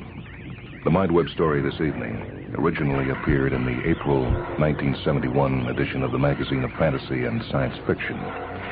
This is The Power of the Sentence by David M. Locke. Quite by chance, I happened to be taping Professor Gareth's English comp class the day it happened, and I picked up everything he said. Because of what occurred, I've listened to the tape a dozen times since, and it's all perfectly clear to me now. But at the time, none of us was sure just what was going on. The following transcript is taken directly from the tape. Nothing has been added or omitted. During the lecture, I was aware that part of the time the professor did not sound like himself. It was as though another person or persons was speaking with his vocal cords. At the beginning of the lecture, it wasn't too apparent, probably because I wasn't expecting it. But as time went on, it became more obvious. Now that I've listened to the tape so many times, I can tell exactly when the other voice or voices comes in. Unlike the professor's orotund tones, these voices are harsh, stiff, mechanical. The transcript follows. Good morning, everybody. As I promised last week, or threatened, as some of you think, I'm sure, today we're going to have a little chat about the sentence. The sentence. As I've indicated to you before, the sentence is one of man's most powerful inventions, ranking, I dare say, right up there with fire and the wheel. Blessed be the man who discovered the sentence. For the sentence, ladies and gentlemen, is the chief unit of thought. As you know, thought deals with relationships, with identity, similarities, differences, comparisons. Thought takes note of cause and effect, of action and reaction, stimulus and response. Thought observes the properties of things. It tries to bring order to the disorder we perceive around us. And the principal tool that we employ in all of these thoughtful endeavors is the sentence. Simply that, the sentence. Yes, I know, you learn other basic principles in your psychology and philosophy courses. You learn about deductive and inductive logic, about syllogisms and the scientific method, about symbolic logic and all the rest. But these are merely elaborations of the sentence. Even the equations of the mathematician are representations of sentences. Our basic thinking is done with sentences, and the sentence is far more subtle and flexible than is the product of the logician or the mathematician. And every bit as true. Truer, if you want my opinion. Furthermore, just as the sentence is the chief unit of thought, so is it our principal mode of communication. When you wish to convey a thought to someone else, you do it via a sentence. A word, a name, a phrase might serve to attract his attention, to answer his question, or refer him to some particular object, but only with sentences will you really be able to tell the person what you are thinking about. Only with sentences can you convey to that person's mind what is in yours. The sentence, then, is the mechanism by which we think, and also it is the medium by which we transfer our thoughts to others.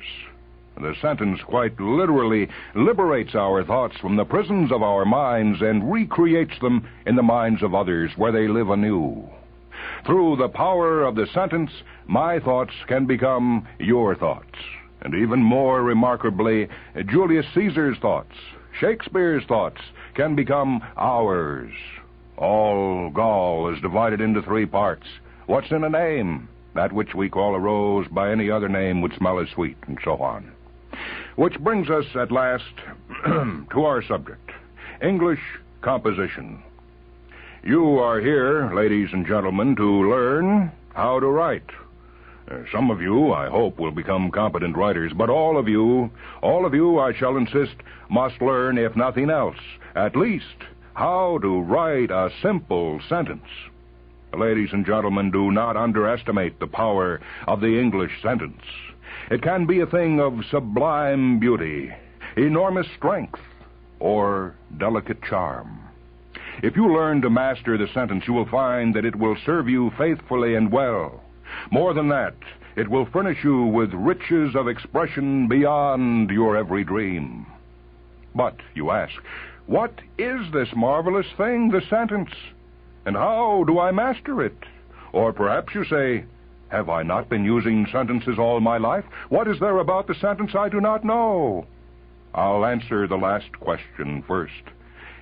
Everything.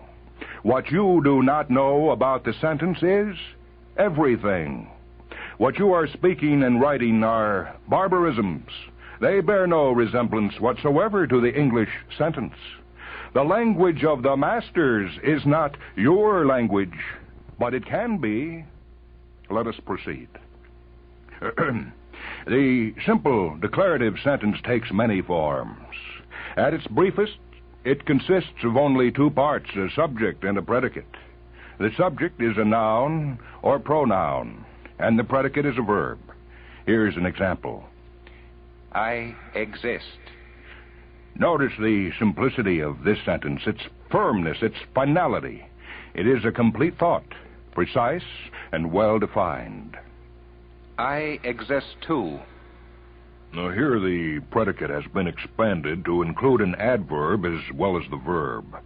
The addition is necessary to convey a slightly more complex meaning, but inevitably the sense of sparseness has begun to slip away. Language is a constant battle between the need to express complexity of thought and the desire to maintain simplicity of expression. Next, let us examine a sentence of a different type, one with a linking verb and a predicate noun. I am Gar F. This is the identity sentence. In a sense, it spawned the mathematical equation A equals B. Note here, too, a laconic quality. There are no qualifying words, like the adverb in the previous example, to modulate the meaning.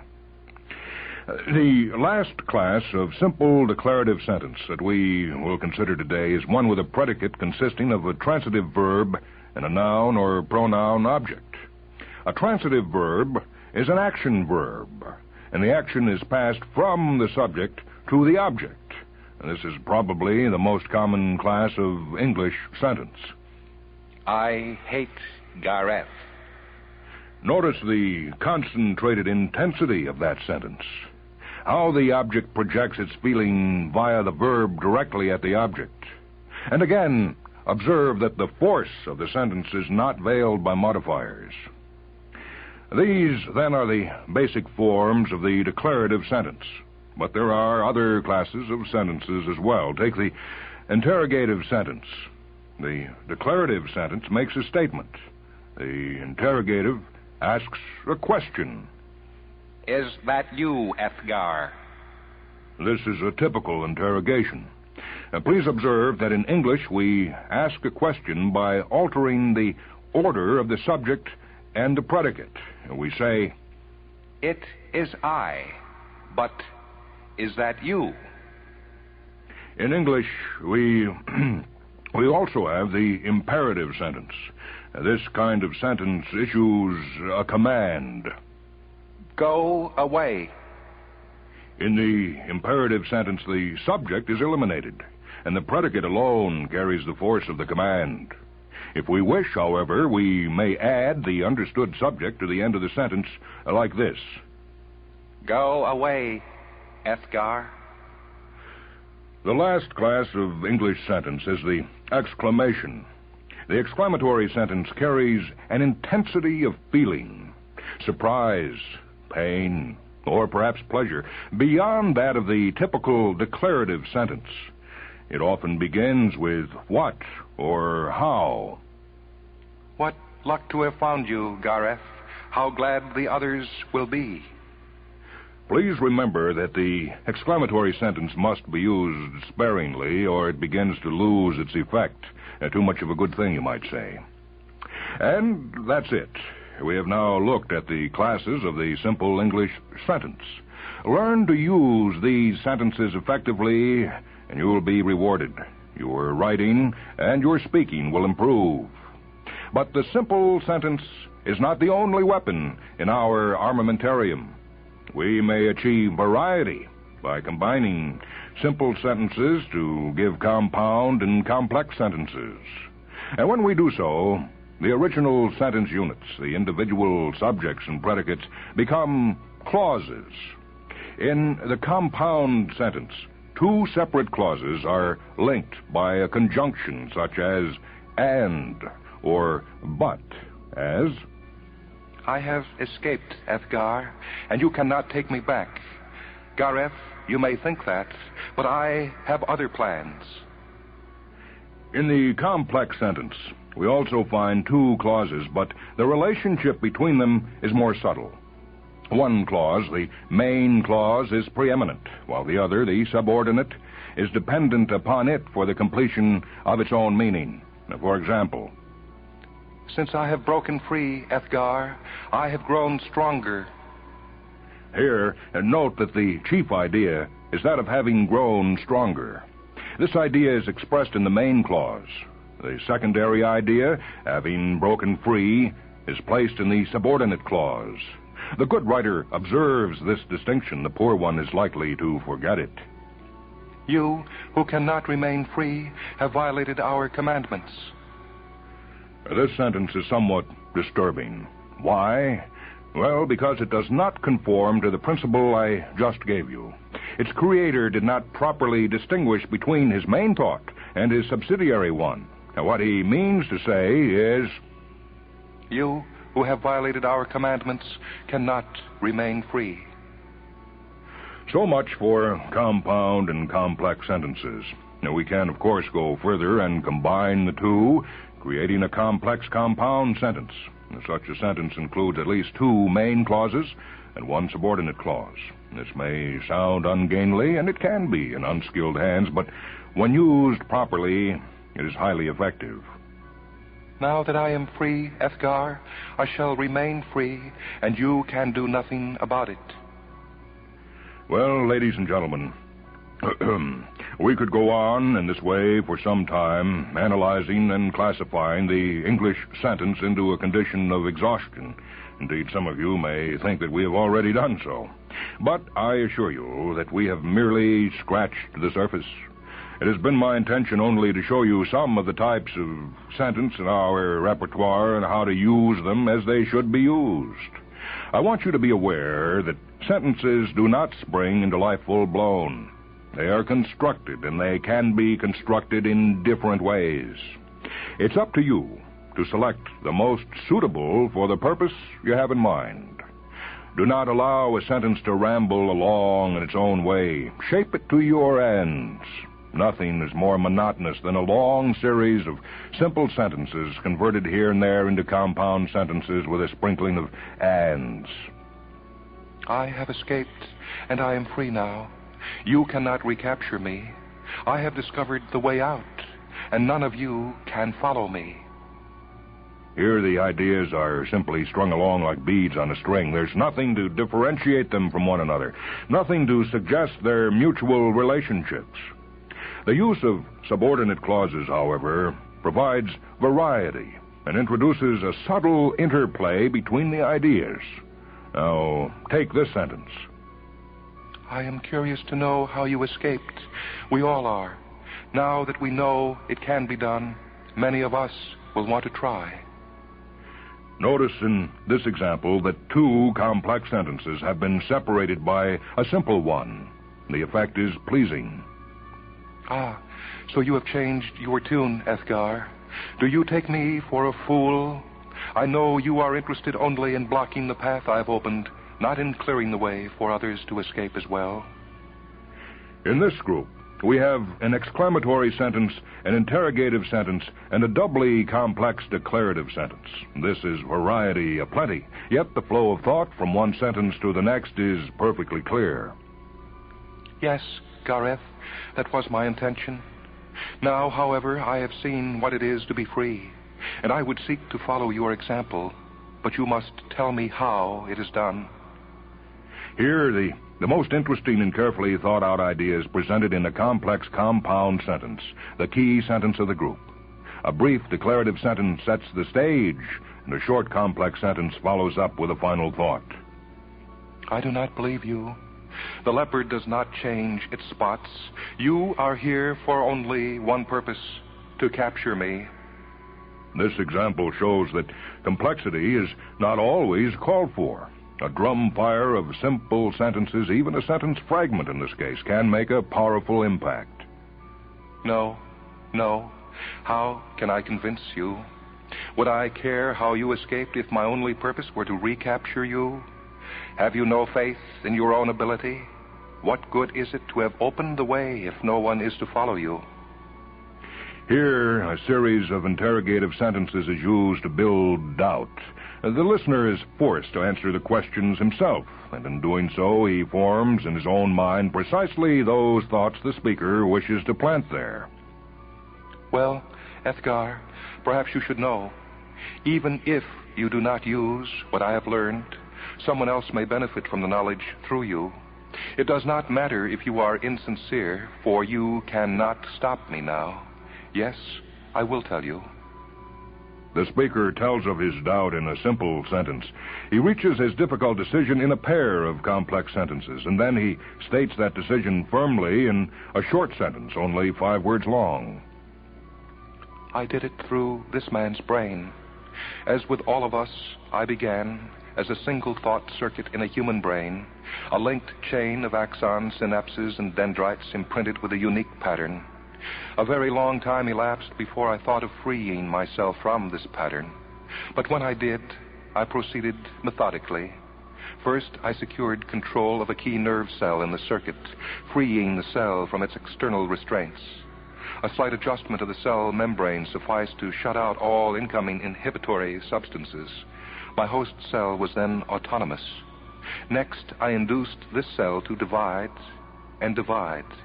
Soon I had become a clone of identical cells, continually expanding. With each addition to the clone, my strength and power grew.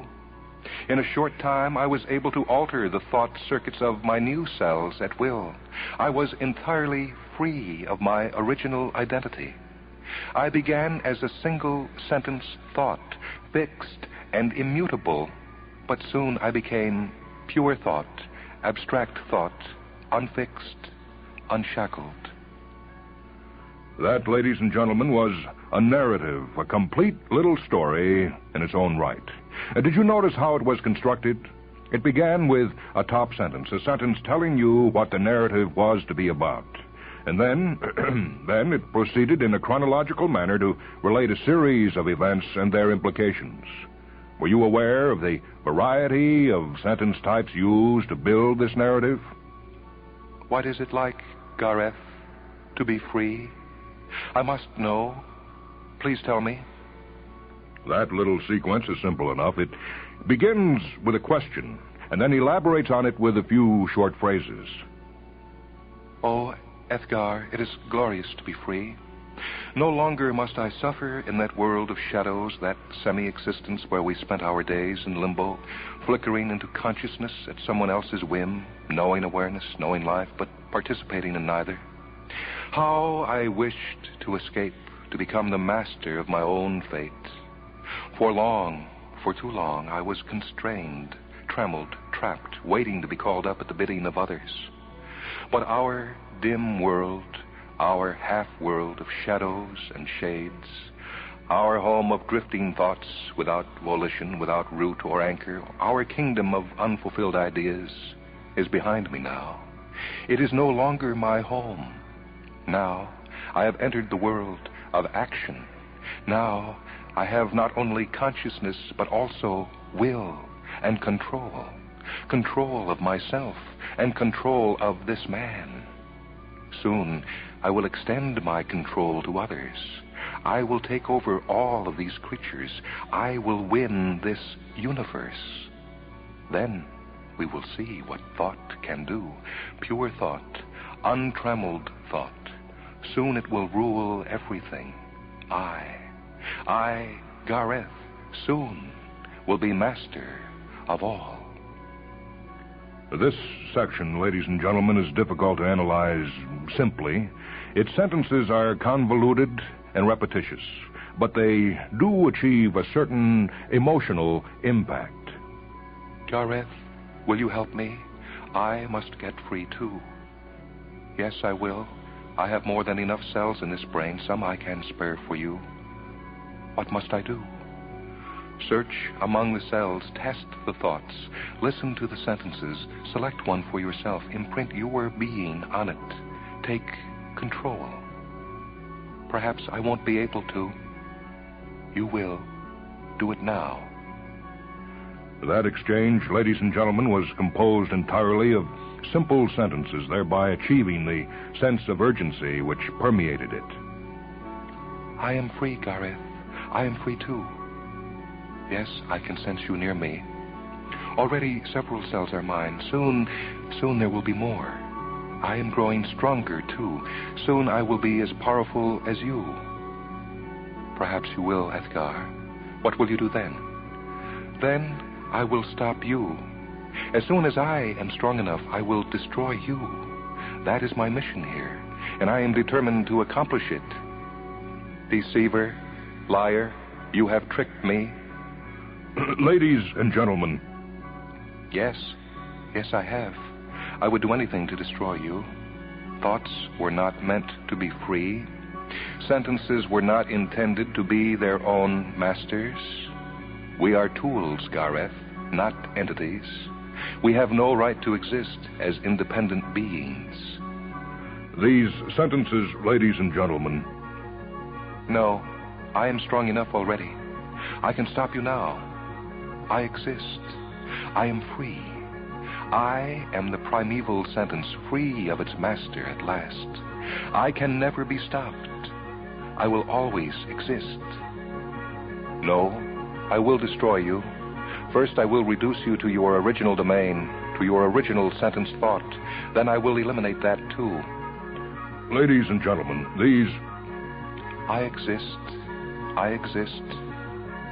No longer are you free. No longer do you even exist. Ladies and gentlemen, these are simple sentences.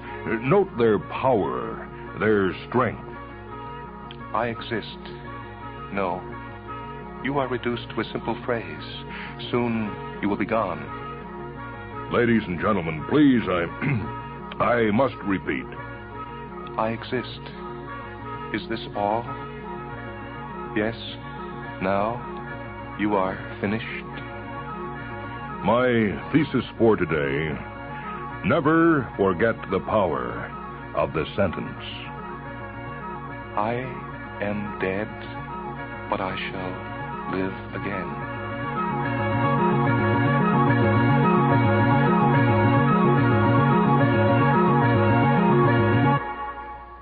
That is the end of the tape.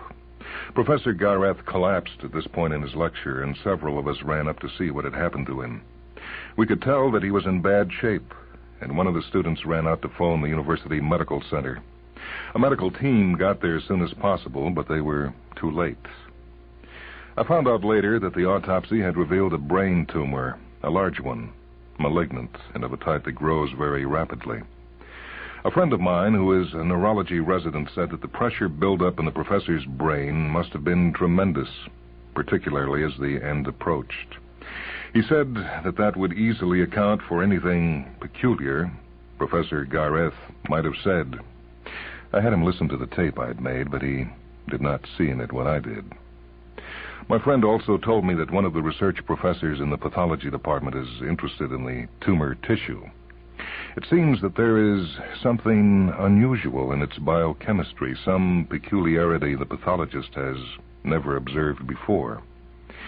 Anyhow, he has preserved a portion of the tumor, and he's trying to culture it in his laboratory. He has it in some special medium, and he thinks he'll be able to save it, keep it growing. I wonder if that's wise.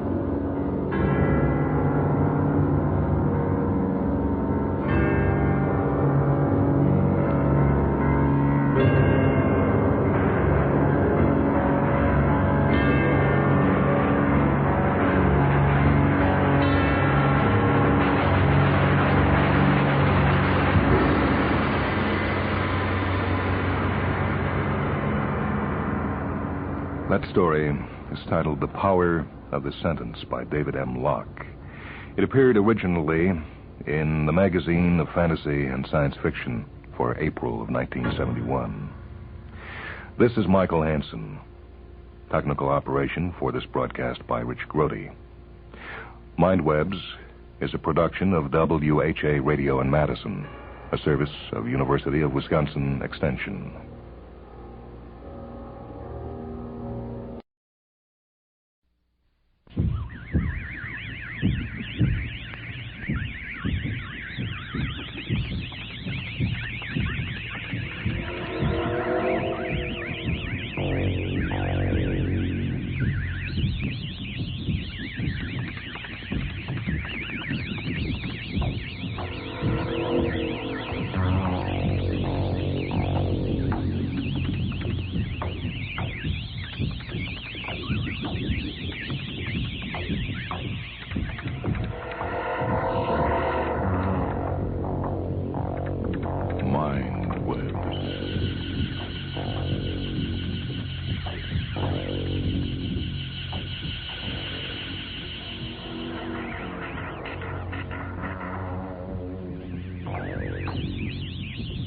Welcome to a half hour of Mindwebs, short stories from the worlds of speculative fiction.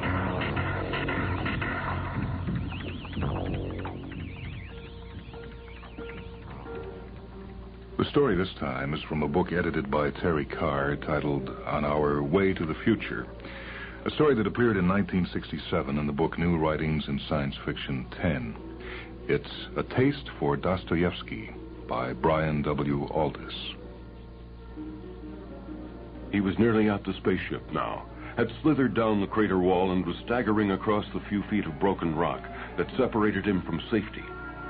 He moved with the manic action of someone compensating for light gravity, his gauntleted hands stretched out before him. He blundered clumsily against the outcropping teeth of rock and fell on them.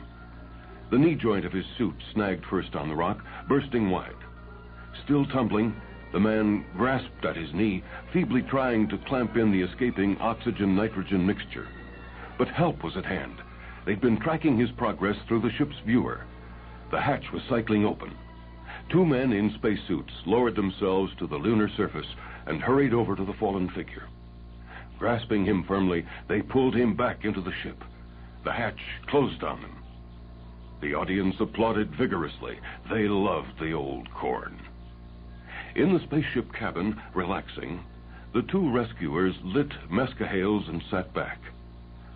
Eddie Moore sprawled on the floor, gasping. It had been a close one that time. He thought they were never coming for him. Slowly he sat up and removed his helmet.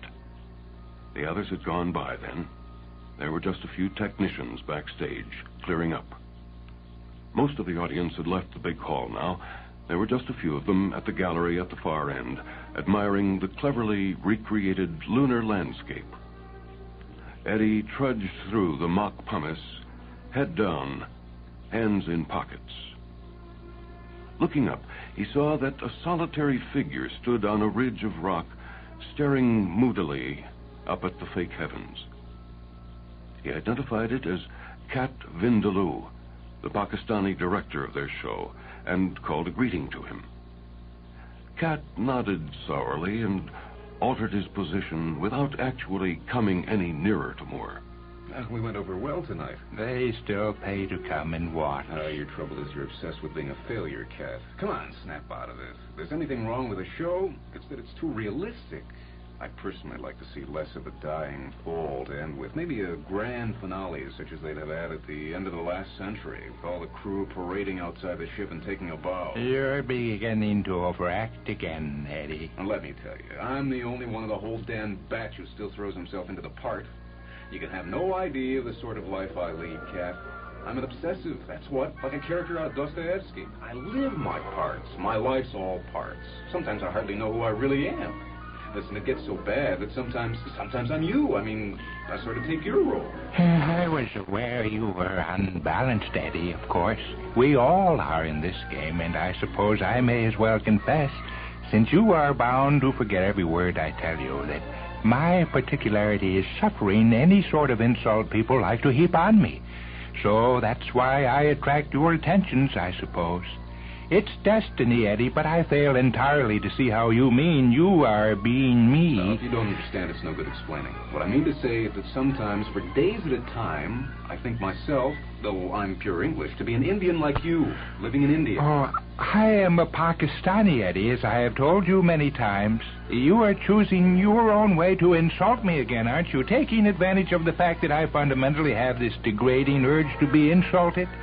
How can you live like an Indian here? And why should I care if you do? Your life is your own to make a fool with if you care to. Now, that I would dispute if you were capable of arguing properly.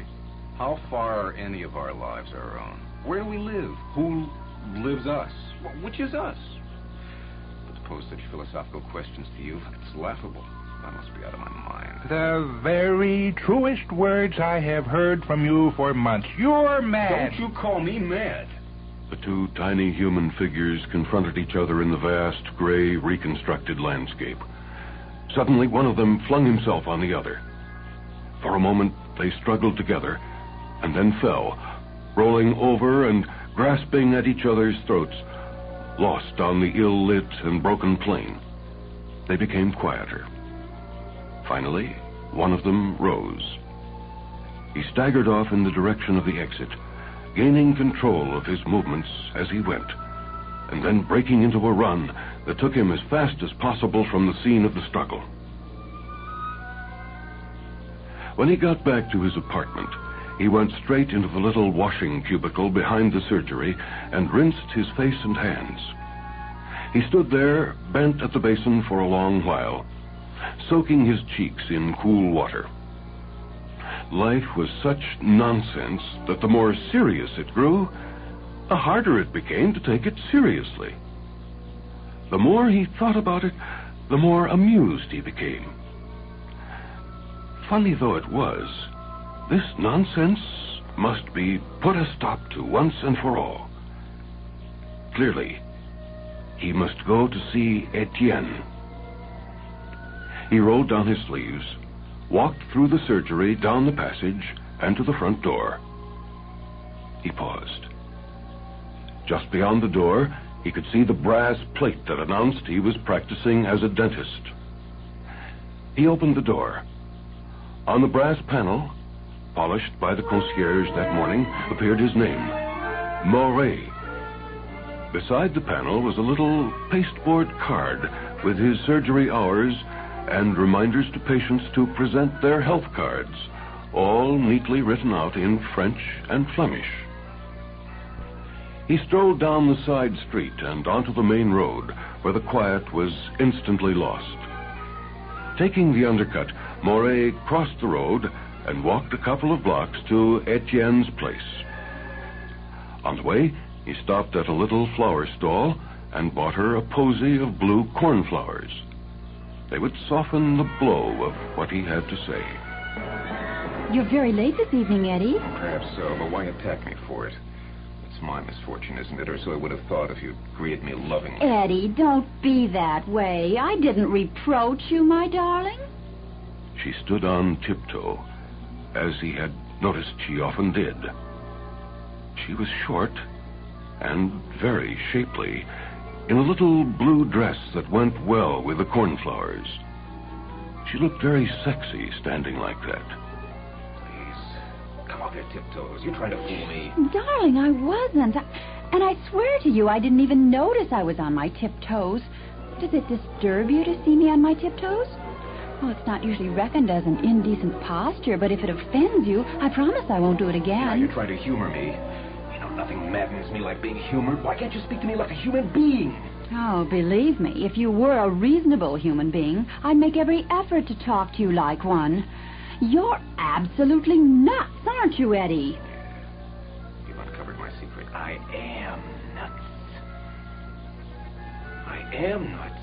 And that's what I wish to talk to you about this evening. I have to go out almost at once, Eddie. What I was going to tell you, Etienne, darling, what I especially came over for was to say that I feared our engagement must be broken off. It's not so much that we're not suited, although that is a consideration. It's more that I don't even seem to know what century I'm living in. From which it follows, I suppose, that I don't even know what country I'm living in, which in turn means that I don't know what language I'm speaking or what my name is. In fact, I don't even know what planet I'm on, whether it's the moon or Earth or Mars. Take a look at yourself. Does that look like Mars? You were born on this coast. You know the North Sea when you see it, don't you? Don't interrupt me. Of course I can see it's the flaming North Sea. Well, then, don't talk so stupid. Look, Eddie, I've really about had enough of your nonsense. You come up here every Saturday night and break off our engagement. I do not. I've never broken it off before. You do, too. You don't know what you do. How do you think I like it? I've got my pride, you know. I can take an emotional scene just as well as the next girl.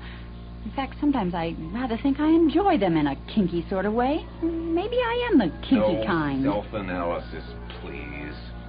At least while I'm speaking. Have you any interest in me or haven't you? And who am I? Oh, indeed. Man's eternal quest for identity.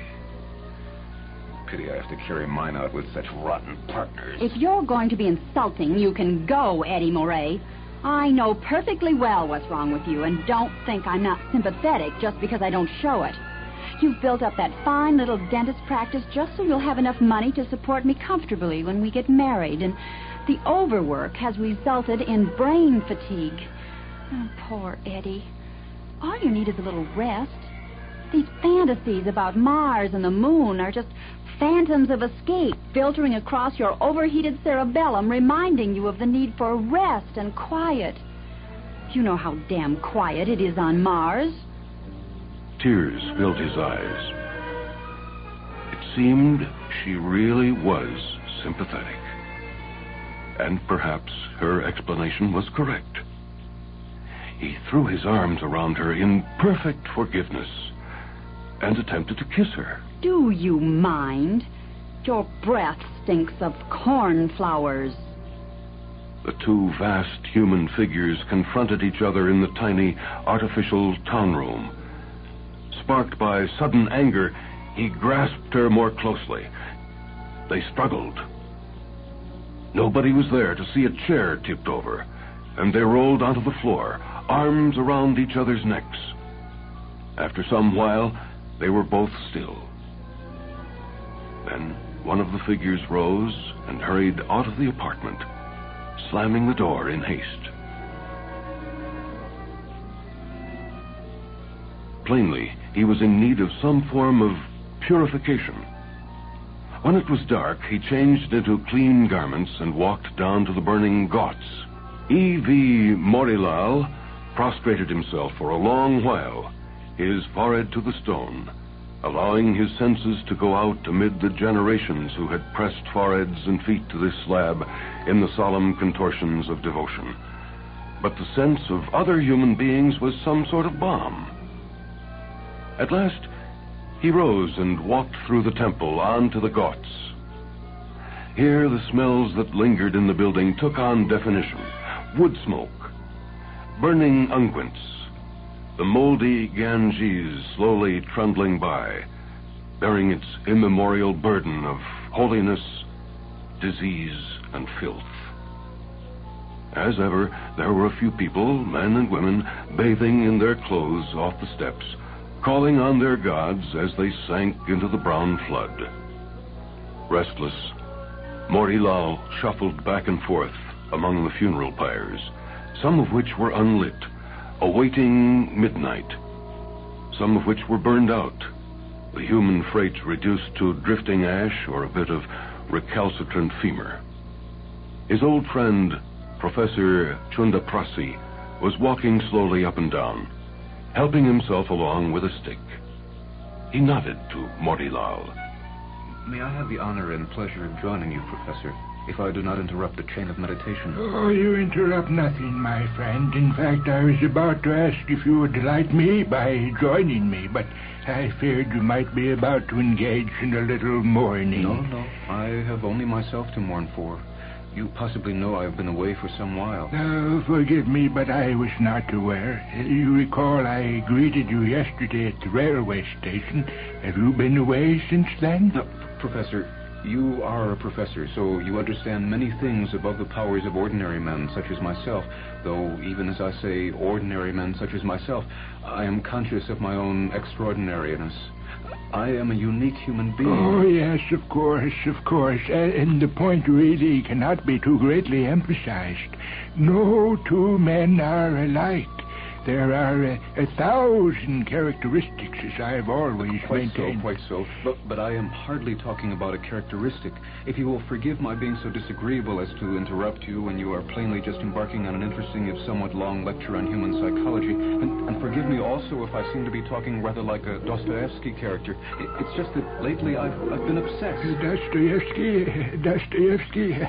Well, naturally, I am familiar with the major writing of the Russian novelist, but I fail momentarily to recall which of his novels is set even partially in Benares. You mistake my meaning, unintentionally, I'm sure. Since a little sarcasm is positively beyond you, I happen to be in spot, Professor, and if you can't help, then to hell with you. My trouble is that my ego or my consciousness or something is not fixed in time or space. Can you believe me if I tell you that no more than a couple of hours ago, I was a Belgian dentist at a seaside resort. Allow me to wish you good night, sir. Professor Shundaprasi, please tell me, why are you going so suddenly? You believe you are a white man, a Belgian white man. Clearly you are the victim of some dreadful hallucination brought about by reading too much in the newspapers about the color bar. He pulled himself free from Morilal's grip and tottered hurriedly from the burning ghaut. Congratulations, sir. You are quite right to exercise your freedom of judgment in such matters. It was one of the bathers who spoke, a fat man, now busily oiling his large and glistening breasts. Morilal had noticed that he was avidly listening to the conversation with the professor and had already taken a dislike to the man. What do you think about it? More than you may think. There are many people like yourself, sir, who are able to move from character to character like birds from flower to flower. I myself, but yesterday, was a beautiful young Japanese lady, aged only 20 years, with a tiny and beautifully proportioned body, and a lover of 22 of amazing ardor. You are inventing filth, you fat old Bengali. So saying, he jumped at the man, who tripped him neatly, but failed to stand back in time, so that Morilal took him with him as he fell, and they rolled together, hands at each other's throat, down the slimy steps into the Ganges. He was lying half out of a shallow stream under a stone bridge. As he got to his feet, he saw the stream cut through a small country town. The place seemed to be deserted, so empty and so still that it looked almost like an artificial place. Slowly he walked forward, down the curving street, staring at the small stone houses with their gardens neat and unmoving in the thin sun. As he looked back the way he had come, he saw that he had just passed an unpretentious building bearing the sign, Police Station. For several minutes he stared at it, and then moved briskly toward it, opened the door, and marched in. What can I do for you, sir? I want to report a murder. In fact, I want to report 3 murders. 3 murders. Are you sure? Not really. I don't know whether I killed the persons concerned or not, but it must be worth checking. There was a friend of mine, a producer, and my fiancée, and a black man in India. I can give you the names. At least I think I can remember. Then there's the time and place. His voice died. He could see it was going to be difficult. His impulse had been to enlist help. Perhaps it had not been a wise impulse. And had he ever been anyone else? Or had it all been the product of a fever? You seem to have some very interesting ideas, sir, if I may say so. You wouldn't mind if I ask you a question before you go any further? Good. Now, you say you don't know whether you killed these unknown persons or not? I get blackouts. I'm never myself. I seem to work through a lot of different people. You'd better assume I did kill them. Well, as you like, sir, which brings me to my next question. How do you mean one of them was a black man from India? It was as I said. He was very black. No offense meant, it's just a fact. Quite an amusing man, I come to think of it, but black. His clothes were black, sir? His clothes were white. He was black. His skin. Good heavens, man, you stare at me. I suppose you know that the people of India are pretty dark? Their skins are dark, you say? Am I offending you in some way? I didn't invent the idea, don't forget. I suppose it's allegorical, with the good people being white and the bad black? No, not at all. No, I admit a few of the whites saw it like that. Or did I invent it all? The whole color question. Perhaps it's all thrown up from the depths of my mind, where I did the murders. Can't have any subjective reality either. Wait. I remember. I'm nearly there. Fyodor Dostoevsky, I'm coming! Hurriedly, he punched the policeman in the chest and braced himself for the reciprocal blow. He was tramping through the sand, ankle deep, even in the main street of this shabby town. In the side streets, the sand climbed almost to the eaves of the shoddy wooden houses. Among the houses were buildings that he identified after a moment's thought as mosques. They were no more than huts with wooden minarets added. There were Tartars here, moving slowly in their costumes of skin, some leading the two-humped camels of Bactria behind them through the street. The man with whiskers and a stoop was just ahead of him. Morovich drew level and looked sideways.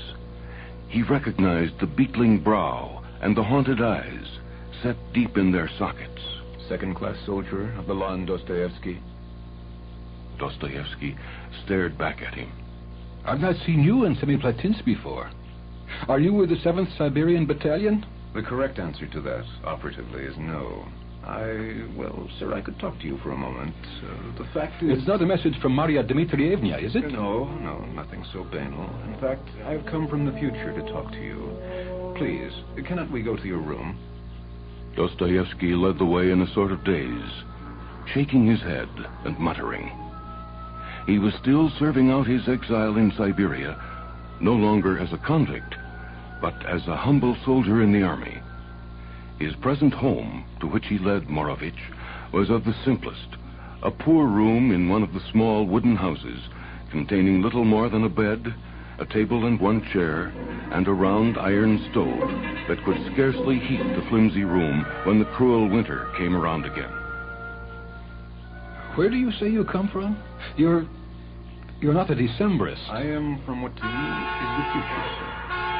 In my age, my race recognizes you as one of the great novelists of the world by virtue of your profound insight into the guilt always lingering in the human mind. You are one of the supreme artists of suffering. Alas, I can write no more. The old ability has gone. But even now, you must be gathering together your notes on prison life for the book you will call The House of the Dead. Turgenev will say the bathhouse seat has killed Dante. It will be read and remembered long after you are dead and translated far beyond the bounds of your native Russia. And greater masterpieces of guilt and suffering will follow. No more. You will silence me forever if you speak thus, whether I believe it or not. You talk like the voices inside me when another attack is coming upon me. I traveled back to you from the far future through a series of epileptic hosts. Others of my kind travel back through other illnesses. It is a matter of what we specialize in. I plan to travel slowly back through the generations to Julius Caesar and beyond that. But you are a very important landmark on my way, for you are integral to the whole philosophy. The writer rubbed the back of his neck in discomfort and shuffled his rough boots on the floor, unable to look straight at Morovich. Am I to understand that you are not Morovich? I have infested Morovich. We are parasitic. I'm merely distorting his life a little, as I've distorted the lives of those I infested on my way back to you. The emotions I have stirred. How you would relish them, Fyodor Mikhailovich. I have been in all kinds of persons and in all kinds of worlds, even in those that lie close in the probability spectrum to Earth. All those worlds, absolutely stuffed with suffering. If you could see them, you might think yourself had created. Now you mock me. I can create nothing, unless I have created you. Forgive me if that sounds insulting, but I have a fever on me today, which induces me to doubt somewhat your reality. Perhaps you're part of my fever. I'm real enough. You see, there are more millions of years ahead than you could comprehend. And in those long periods, man changes very radically. In my time, man is first dependent on a milk-meat animal he breeds, a sort of super cow, and then entirely parasitic upon it. Over a millennia, he develops an astounding freedom and can travel parasitically back through the generations, enjoying the suffering of all, like a silverfish boring back through the pages of a large and musty volume. A silverfish who can read, sir, if you follow my image. You see, I let you into the secret. You know I cannot believe what you say, yet tell me no secrets. I already know enough for one man. I'm burdened with knowledge, about which I often ask myself, what good is it? And if it is true, as you say, that I have understanding of some of the dark things in the human heart, that's only because I have been forced, so often I myself was the forcer, to look into the dark things in my own heart. And I have tried to reach truth. You are admitting, aren't you, that you distort the lives you, well, if I say infest, it's your own word, isn't it? We get more fun.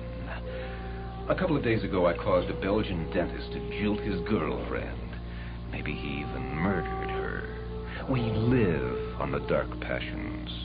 The human race always had a morbid tendency that way, you know. So don't think of us as too abnormal. Most literature is just gloating over the sorrows and sins of others, of which you are one of the supreme and most honored exponents. You have the case all wrong, sir.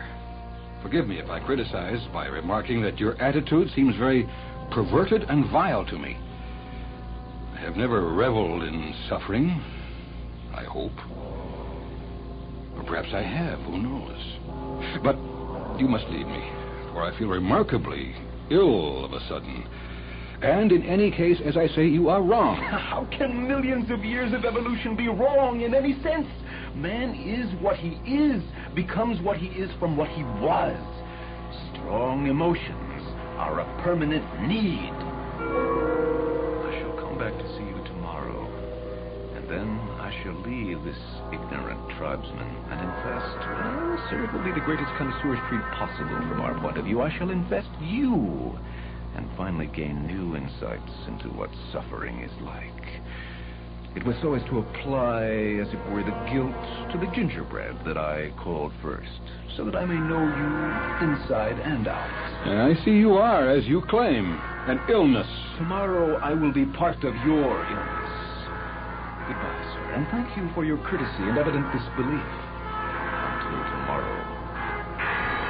He turned toward the door, on which the writer had hung a battered painting of a woman. As he did so, Dostoevsky bent quickly down and snatched up the poker from its resting place beside the stove. With a mighty swing, he brought it down across the man's unprotected head, much as Raskolnikov would one day be described as bringing down the hatchet on the old lady's head in Crime and Punishment. With scarcely a groan, Morovich sank to the floor, one arm sprawling out across the crumpled bed. Dostoevsky put the poker down. Then he began to tremble.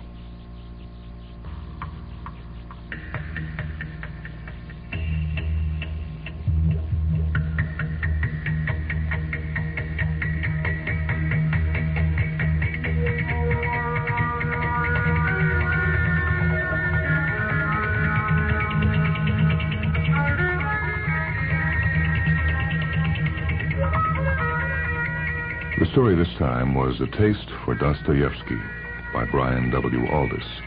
It appeared in New Writings in Science Fiction 10 in 1967 and is reprinted in Terry Carr's collection On Our Way to the Future. This is Michael Hansen speaking. The cast included Cliff Roberts, Carrie Frumpkin, Linda Clotter, and Ken Ost. Technical production on this program by Leslie Hilsenhoff and Steve Gordon. Mindwebs is a production of WHA Radio in Madison, a service of University of Wisconsin Extension.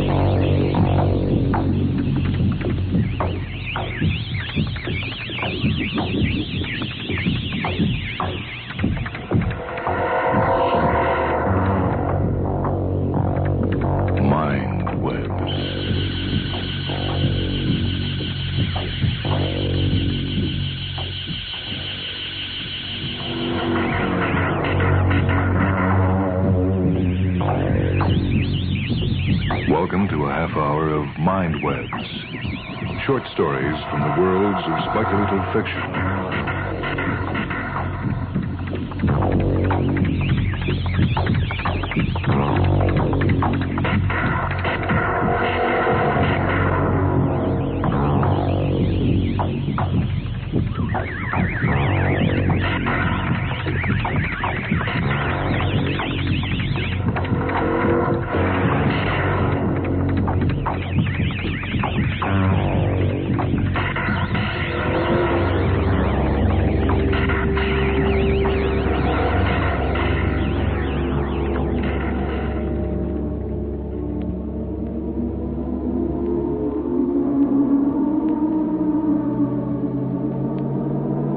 This is Michael Hansen.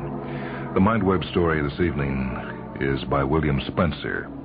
His tale called The Eternal Machines, from New Writings in SF2, edited by John Carnell and published by Bantam, copyright 1964. Roscoe checked the scope again. The big shuttle ship was arcing in smoothly on a re-entry curve.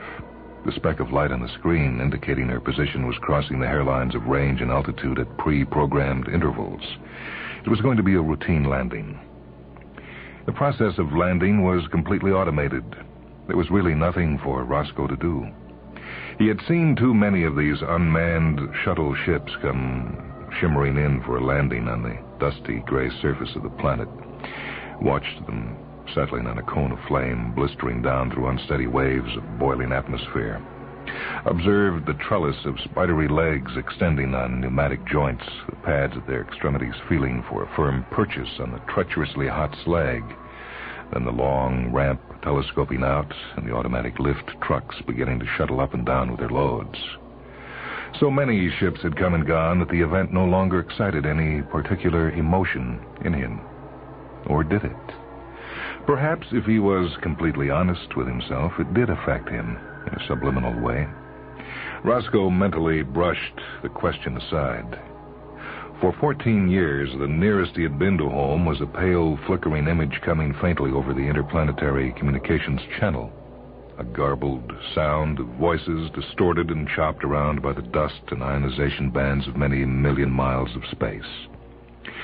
Roscoe flipped switches on the control panel with unnecessary vigor. Damn it, he didn't regret his decision to take over as warden of chaos. The name selected for the outermost planet at the time of its discovery had taken on an unconscious irony in the light of its subsequent use. All right, so he had got just about the loneliest job in the whole system. He liked it that way. He, Roscoe, was the sole human inhabitant of chaos.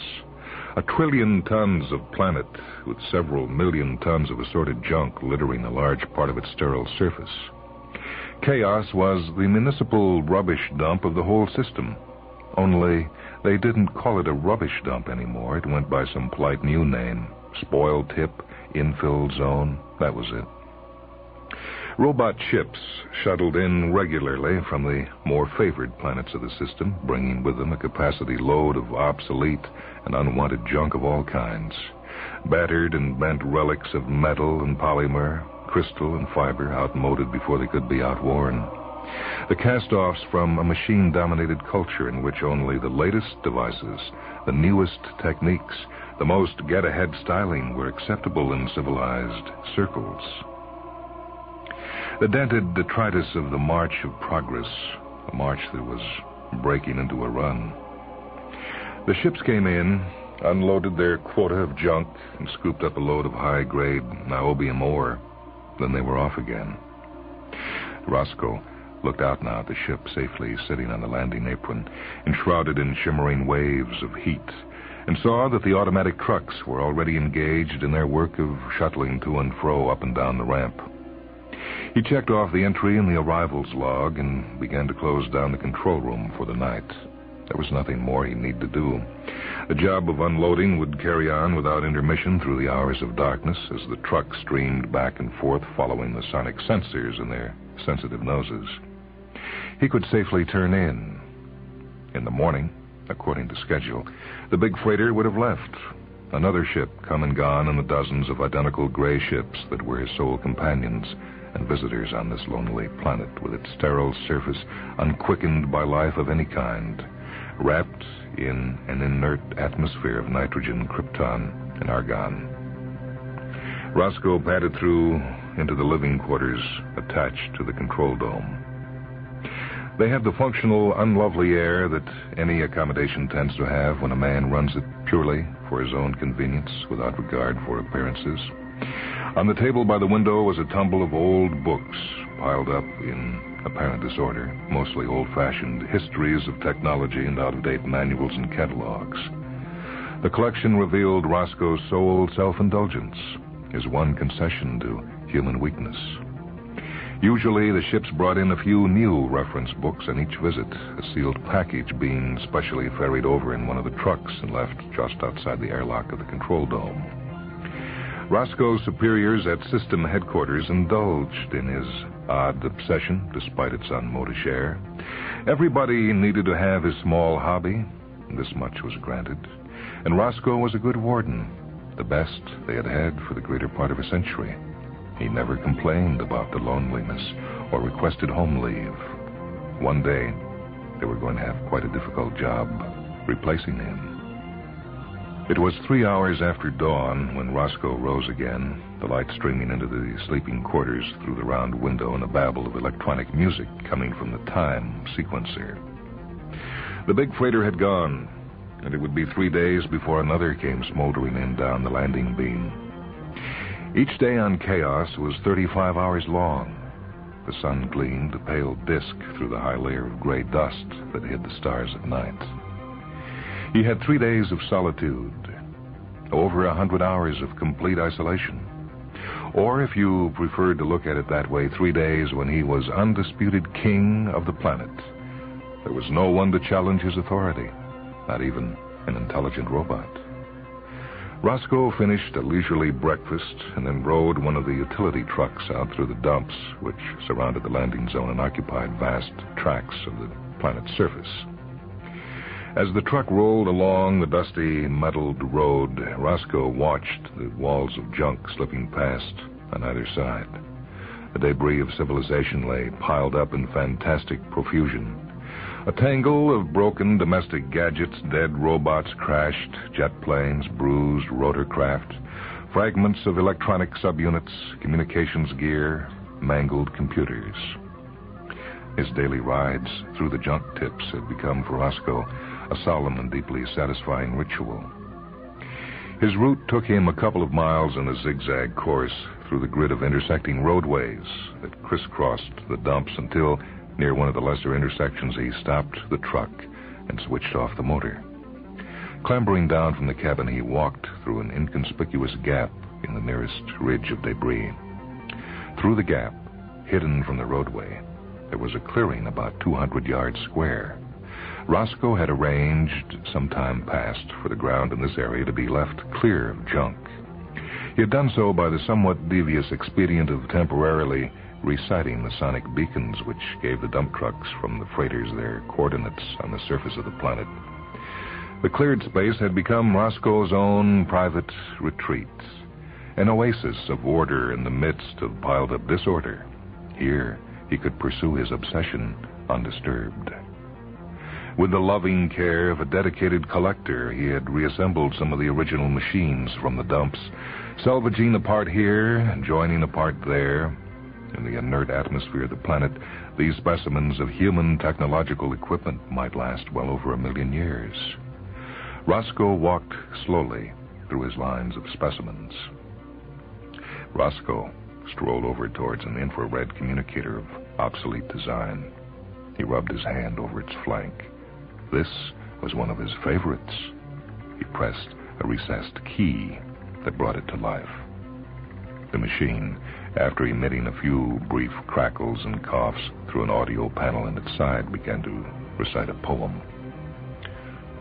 Broken fragments, after brief glory discarded. Now with longing we remember our first subterranean sleep. Where was the merit in waking us at all? The communicator had scanned the words from a memory bank into which Roscoe had written them some years earlier. As the machine read them, it simultaneously transmitted them down a modulated infrared beam across the clearing. At the far side of the clearing was another similar machine. The beam hit its receptors and the message was fed down into the second machine's memory. 1 minute later, the second machine beamed the message back again. This mechanized conversation continued to shuttle back and forth until Roscoe switched the communicators off. Roscoe, who felt no need for human discourse, derived a kind of wry pleasure from the sterile gossiping of machines. But after 3 cycles had been completed, he grew tired of the repetitions and stopped the communicators. Near the center of the clearing was a computer complex, a sprawling assembly of units of differing design and vintage which Roscoe had coupled together after a certain amount of modification. He remembered the problem which he had fed into it during his last visit and went over in its direction. The computer, scanning the air restlessly with its hypersonic probes, emitted a shrill whistling noise indicating that it had sensed his approach. Good morning, Roscoe. You would like the answer to your problem now? The probability of a meteor obliterating this area on the basis of the data you gave? The answer is 1 hit should occur every 10 to the 19th years. Have you any problem for today? No, you may return to a resting state. Roscoe turned away, fully satisfied with the answer. There was nothing to worry about. 10 to the 19th years. At that rate, it would have to be a very unlucky meteor indeed that smashed his collection before that time in the unthinkably remote future when even the inert atmosphere of chaos had corroded the machines to unrecognizable masses of crumbling rust. Roscoe's personal image of himself took on a new posture of assurance in the light of this information. He was the custodian of the most durable museum in the system, perhaps even in the entire cosmos. When the men who had first made them were forgotten dust, these machines would still be standing in immaculate completeness. Roscoe knew that he could not share the longevity of the machines, but although his lifespan, measured against the cosmic scale, was only a moment, he was preparing to perpetuate his own image for as long as the museum lasted. His genius, the far-sightedness of the man who had created a memorial to outlast the entire human race, should surely not be entirely lost to posterity. So at any rate, Roscoe modestly thought. He went over to the video rostrum where the master recorder was located. He usually made a point of not leaving the museum without putting a few memorable thoughts for the day on the tape, revealing a few new facets of himself to the wondering gaze of future generations. Roscoe ran his fingers over the selector buttons, flipping through some of his early masterpieces of communication. Which did he want to view today? That was it, tape E73291, summing up the whole situation admirably, just about the best thing he had done. He had to wait a few moments while the capsule was being sorted out and loaded onto the tape deck. Then the colored image of himself, a few years younger but still recognizably Roscoe, began to speak from the video display screen. So I came to the conclusion that man was consuming the vital raw materials of the cosmos at an outrageous rate, greedily feeding on minerals and fossil deposits which he could not possibly replace, accelerating the process of entropy with reckless haste. Man is behaving, in fact, like a spoiled child confronted with the mountainously huge cream cake. He just goes on eating and eating, becoming utterly insensitive in the long run to the taste of what he's eating, losing sight of any enjoyment, consumed simply by the urge to consume, becoming, in fact, no more admirable than a fat worm, eating its way through an immense bulk of timber. The point of the exercise, if there is one, has become completely lost in the overwhelming reflex compulsiveness of the whole business.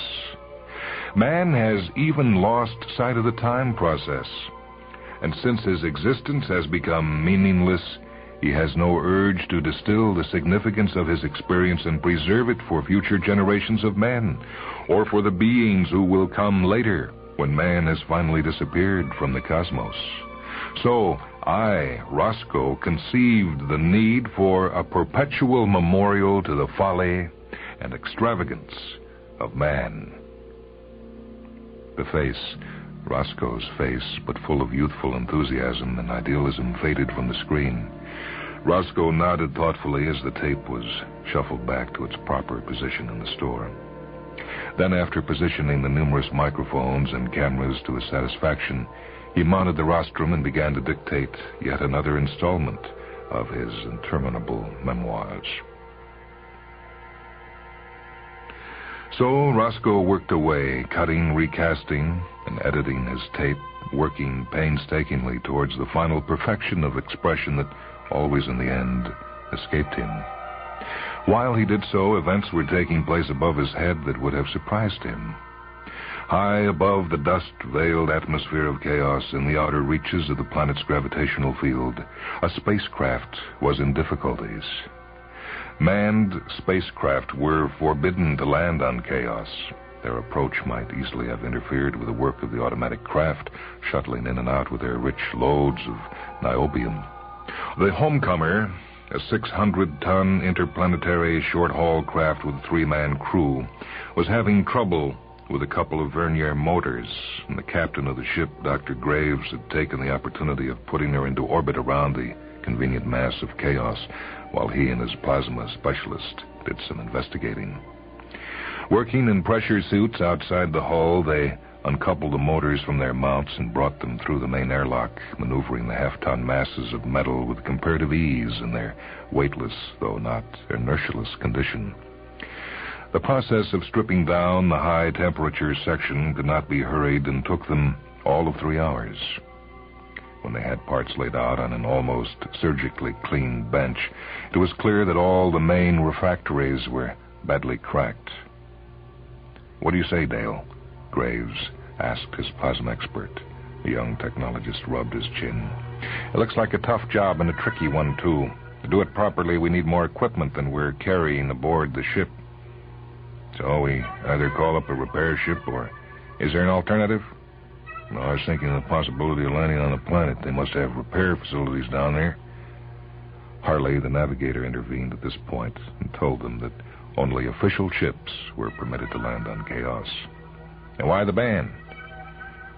Practically the entire planet's made of niobium. They mine it down there for the whole system.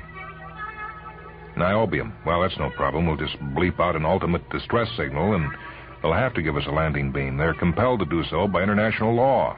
Don't forget that. It's as simple as that. I'm certainly not waiting around 3 or 4 days for a repair ship. The younger men glanced at each other uneasily.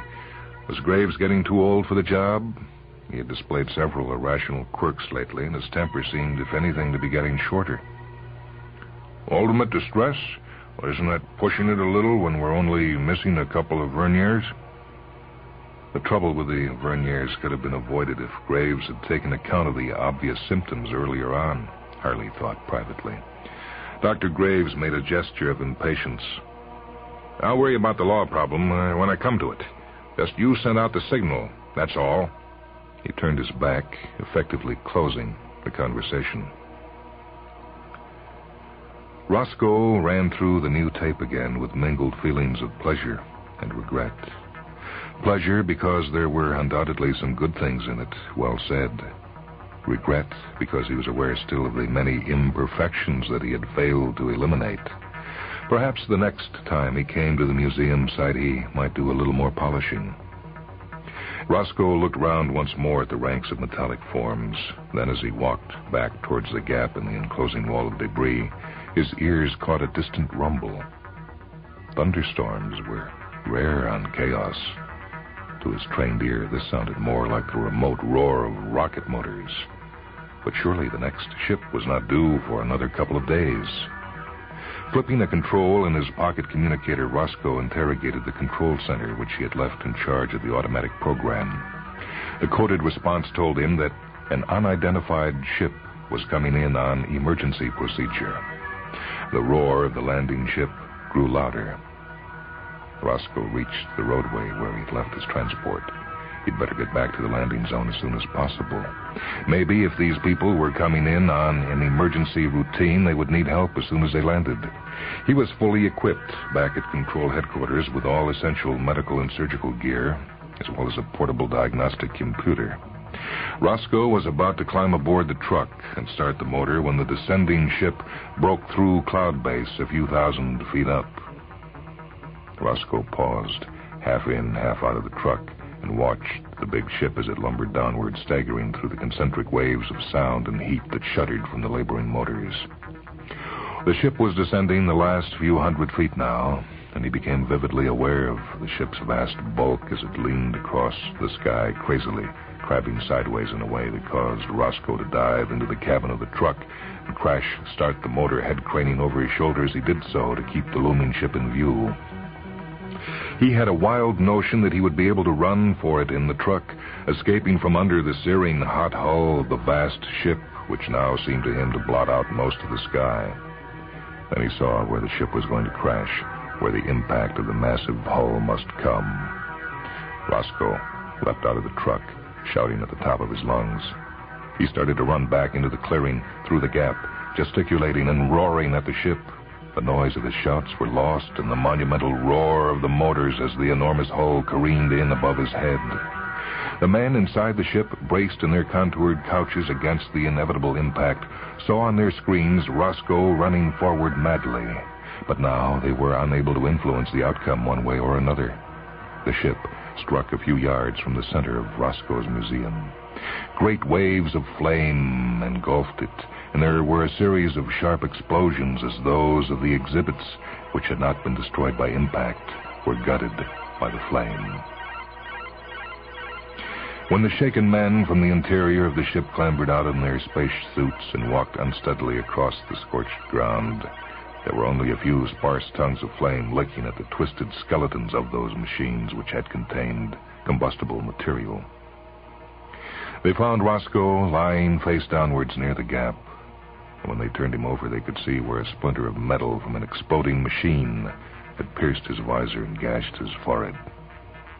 After a few minutes of persistent effort, when it was clear that resuscitation would not succeed, Dr. Graves turned to his companions and spread the open palms of his hands outwards in a gesture of hopelessness. The three of them stood for a moment in a leaden trance, looking round them at the remains of Roscoe's smashed museum.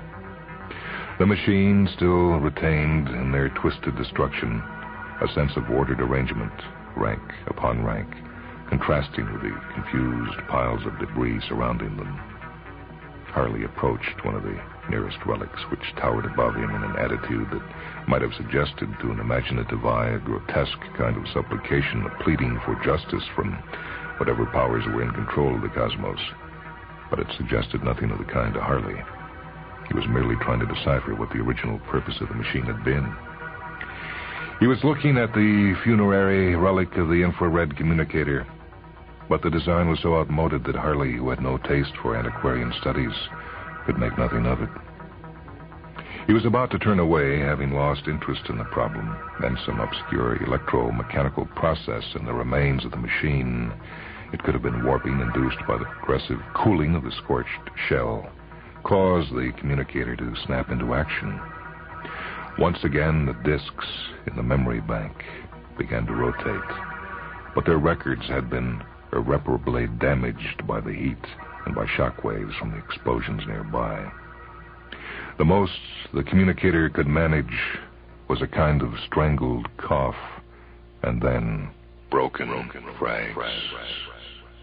A pause, another cough, and again broken frags.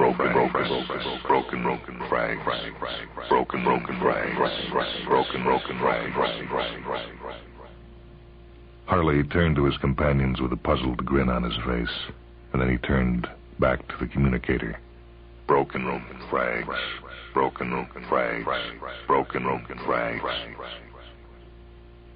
Harley stepped closer to the machine. "Damn stupid thing," he said without any particular emotion in his voice. He gave the flank of the communicator a sharp kick with his space boot, and it lapsed finally into silence.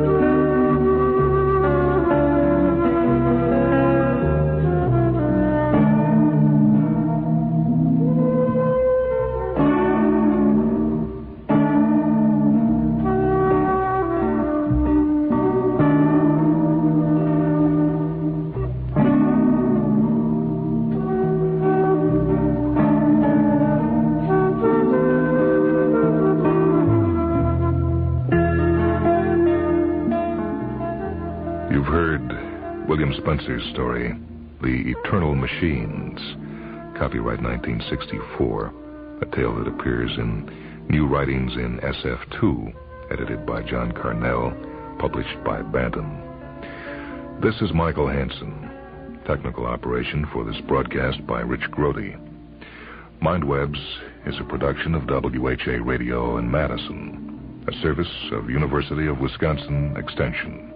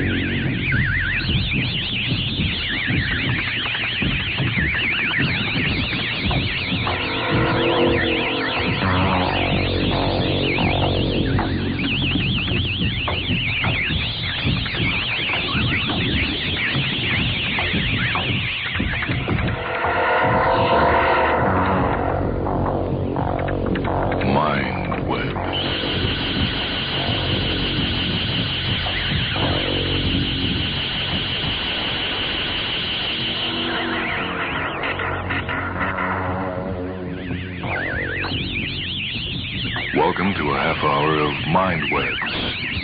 Short stories from the worlds of speculative fiction.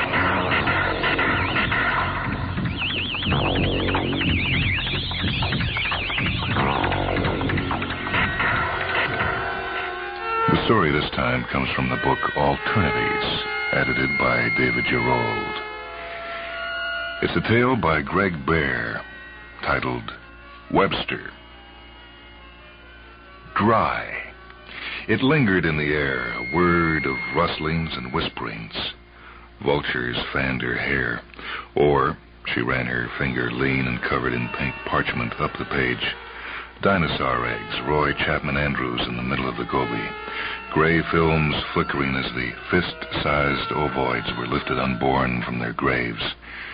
She took the dictionary and folded it, and it gripped her finger in Bible-thin pages with a firm, friendly pressure. Miss Coates did not enjoy life. She didn't enjoy the manifold refractions of the hot sun from city pavements. There was no joy in the bored pain of people in the streets who ignored her. There was no joy in a cosmos where her thin body could give no pleasure, cause no surprises, spur no uncontrollable loves. Miss Coates was 50, and, my God, the needle in her throat, she had never had a child, and never had a man. Loved, once a lonely love, with a boy 5 years younger than she, and he could have removed this present-day needle from her throat, begged that he be given the chance. But no, she would use her love as bait, and let them who wish it pay the toll. I am a pitiful woman, she said, drawing herself full up to 5 7¾ from the overstuffed chair. I weep inside, then read the dear Bible and the even dearer dictionary. They tell me my weeping is a sin. Despair of all my foul sins is by far the lowest. She looked around the dry, comfortable room and saw into the gloom of the place where she slept. It wasn't a bedroom because in a bedroom you slept with a man, and she had none.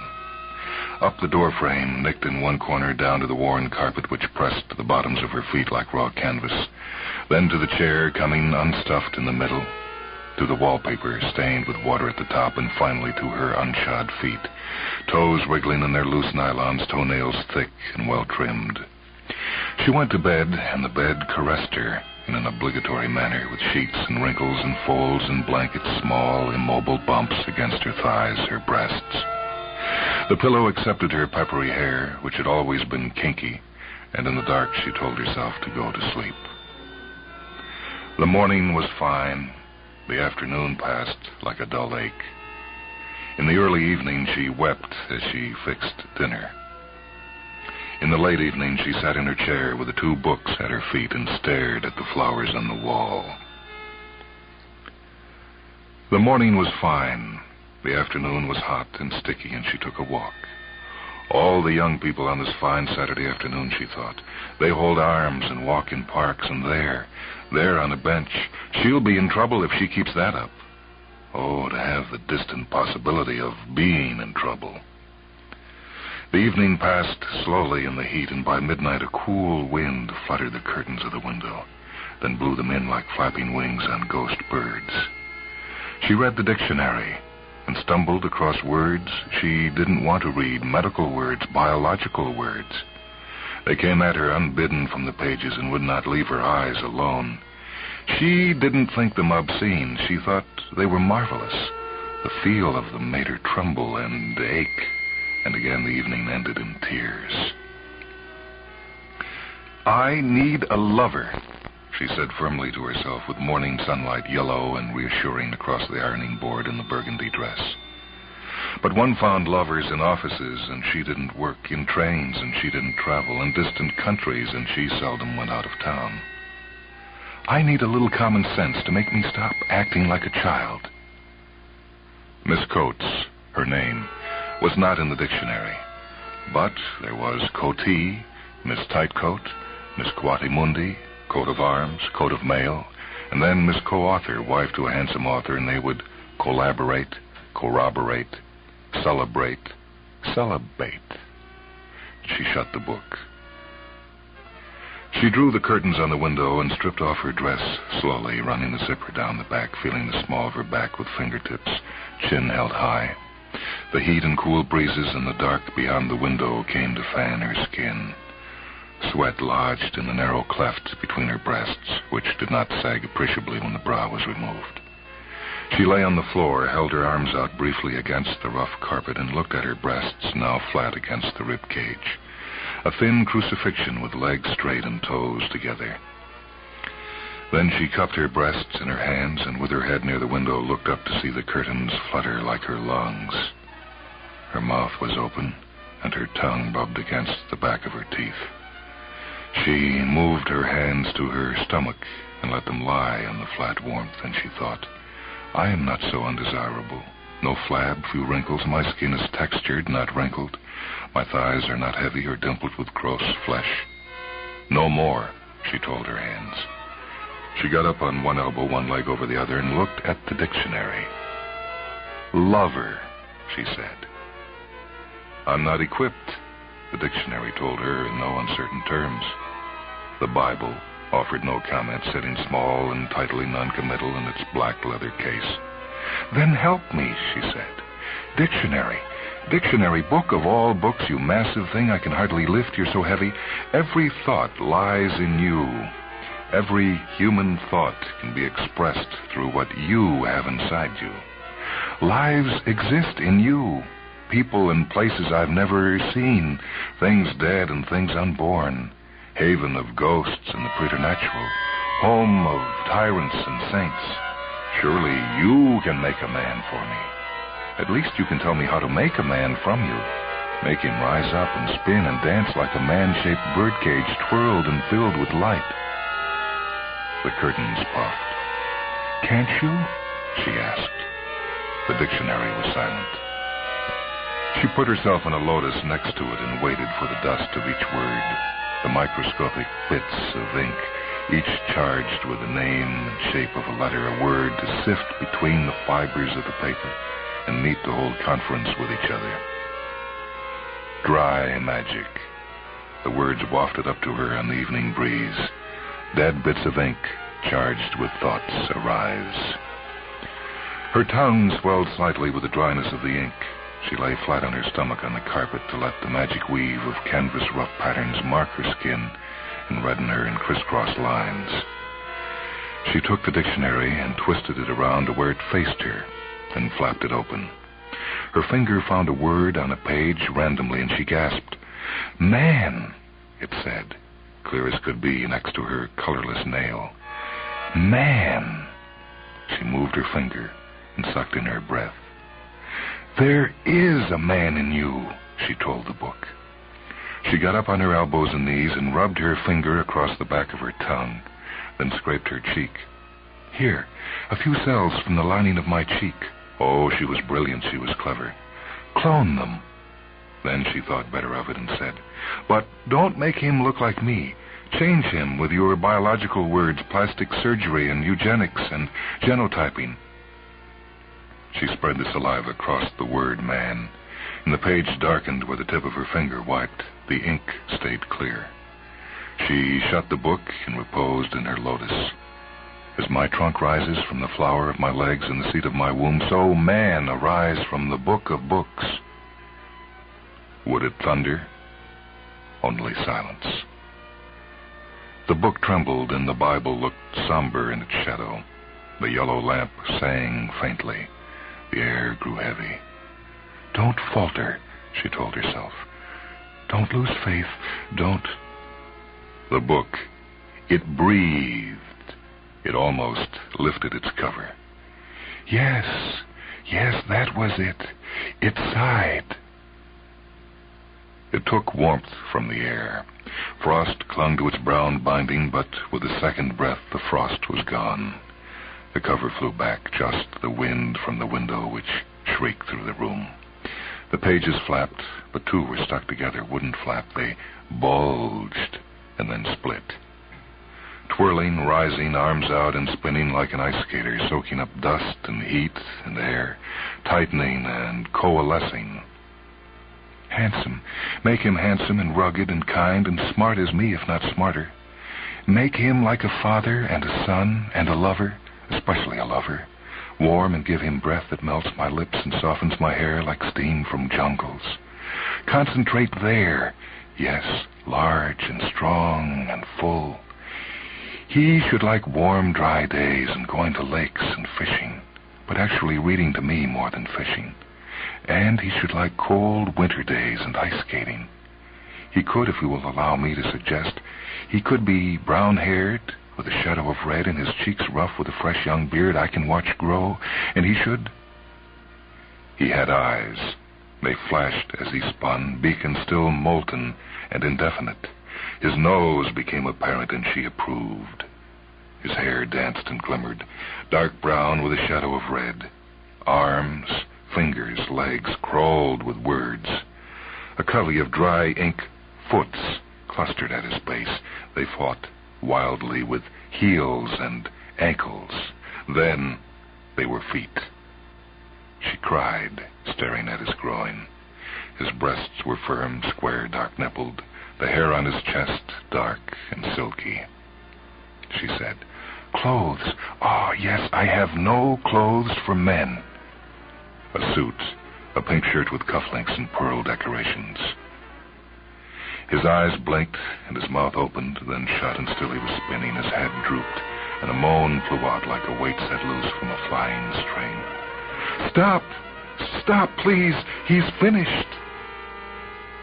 The man stood on the dictionary, sagging, threatening to topple. She came up from the floor to catch him, but he fell away from her and collapsed on the carpet beside the chair. He lay on his side, and his chest heaved. The book was sprawled at his feet, the top pages wrinkled and torn. Every page was blank. Miss Coates stood over the man on her floor. Her hands fluttered on her breasts. She went to put on some clothes. In her room, she thought what she would call him. He didn't seem to have any chance for a name, not a Christian name anyway. It seemed perfectly logical to call him by a name like everyone else, even if he was born of a dictionary. "Webster," she said. "I'll call him Webster." She looked at the man, resting peacefully now, and tried to think of a way to get him to a more comfortable place. The small couch would not hold his ungainly body too well. He was very tall, 6 feet 2 inches. She measured him with the tape from her sewing kit. His eyes were shut. What color were they? She squatted on her knees over him, face flushed.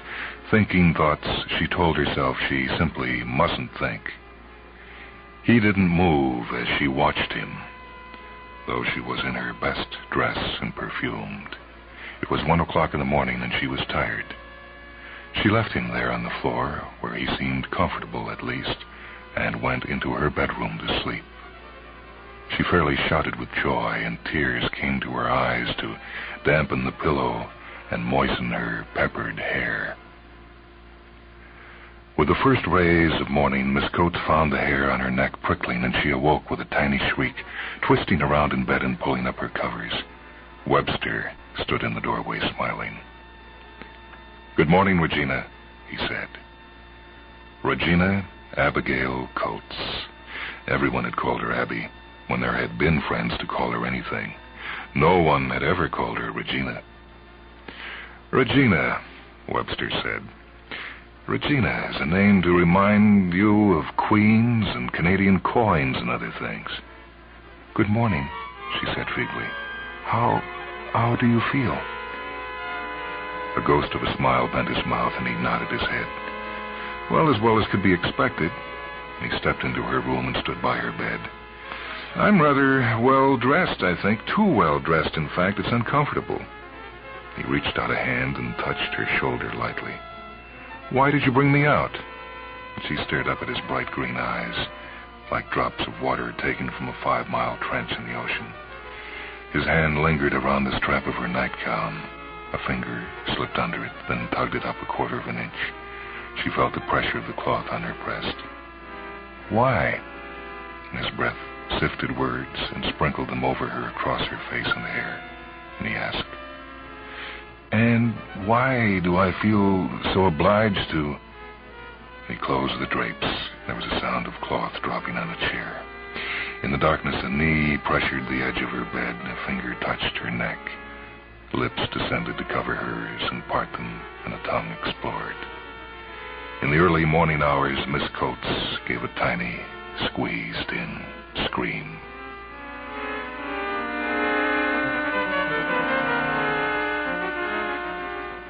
Webster sat in the overstuffed chair and watched her go out the next morning.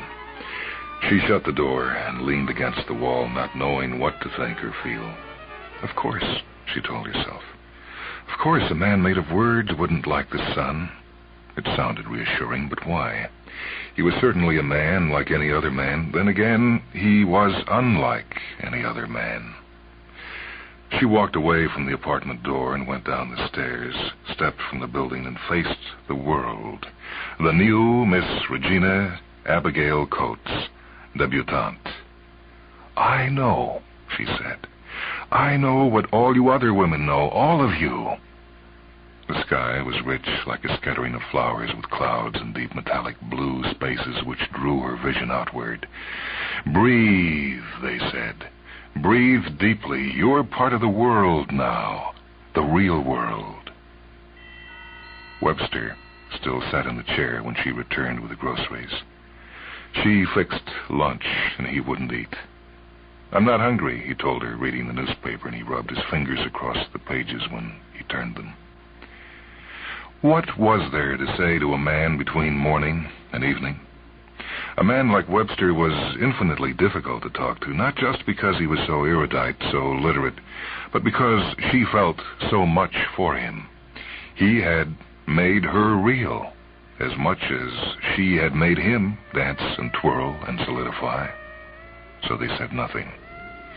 He wouldn't eat dinner, he wouldn't drink a glass of wine with her later. She felt at first that this was to be expected in any growing relationship. But at night, when the darkness had again been sundered and her brow was sprinkled with salty drops of warmth, he lay next to her and he moved. He breathed, but he did not sleep.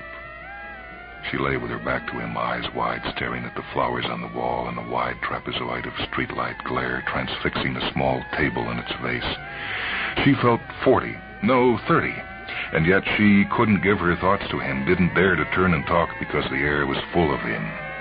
She breathed in a million random thoughts, deep or slight, complex or simple, eloquent, crude. That was why he didn't sleep. He was a generator, a dynamo charged with language. He was busy. Even lying still, damp on a hot night and waiting quietly for chance winds to cool him, he moved inside and his breath filled the air with his powers. But she was tired and deliciously filled, and she slept. In the morning, she stood beside him and wrapped an arm with her fingers, then leaned her cheek to his shoulder. "What do you want?" she asked. "No," he said. "No, the question is, what do you want?" "I'll get breakfast. You must be hungry." "No." "I'll get some food. Do you want milk?" "No." "I don't want you to get sick." "I don't get hungry. I don't get sick. You haven't answered my question." "I can't. I love you." "You don't love me. You need me." "Isn't that the same?" "No, not at all." "Would you like to go somewhere today?" "I can't. I don't get hungry. I don't get sick. I don't go places." "Webster, you're being obtuse." "Obtuse, acute, equilateral, isosceles, vector, derivative phase, sequential, psych-integrative. That's the future of things mathematical for the next 500 years. "Do you think about those at night? Did you last night?" "Words mix in blood. Words are blood, and you don't stop thinking when night comes. Words are numbers, too. Signs, importance, measures, and relations, variables, qualifiers." "You're flesh. I gave you substance." "You gave me a different existence, but no substance." And she laughed, not quite as warmly as she would have wished, and led him back to the chair.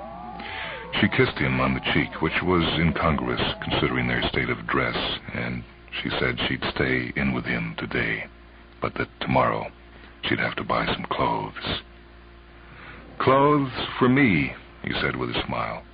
Oh, and while you're at it, bring back another dictionary. Miss Coates felt the uncertainty of his introverted hours with a dull, sugar-coated ache.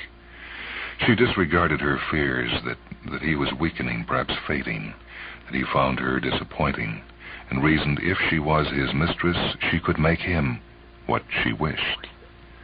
At night again, the words poured into her, and she grinned in the dark, lying next to the warmth of the shadow that smelled of herself and printer's ink, wondering if she should have taken precautions. She shopped carefully for him, picking the best clothes she could afford. She bought the dictionary and looked through some gift shops for something more to give him, something witty and interesting for him to do. She settled on a Scrabble game. He was delighted with the dictionary. He glanced at the game dubiously and played it with her a few times. An appetizer, he called it.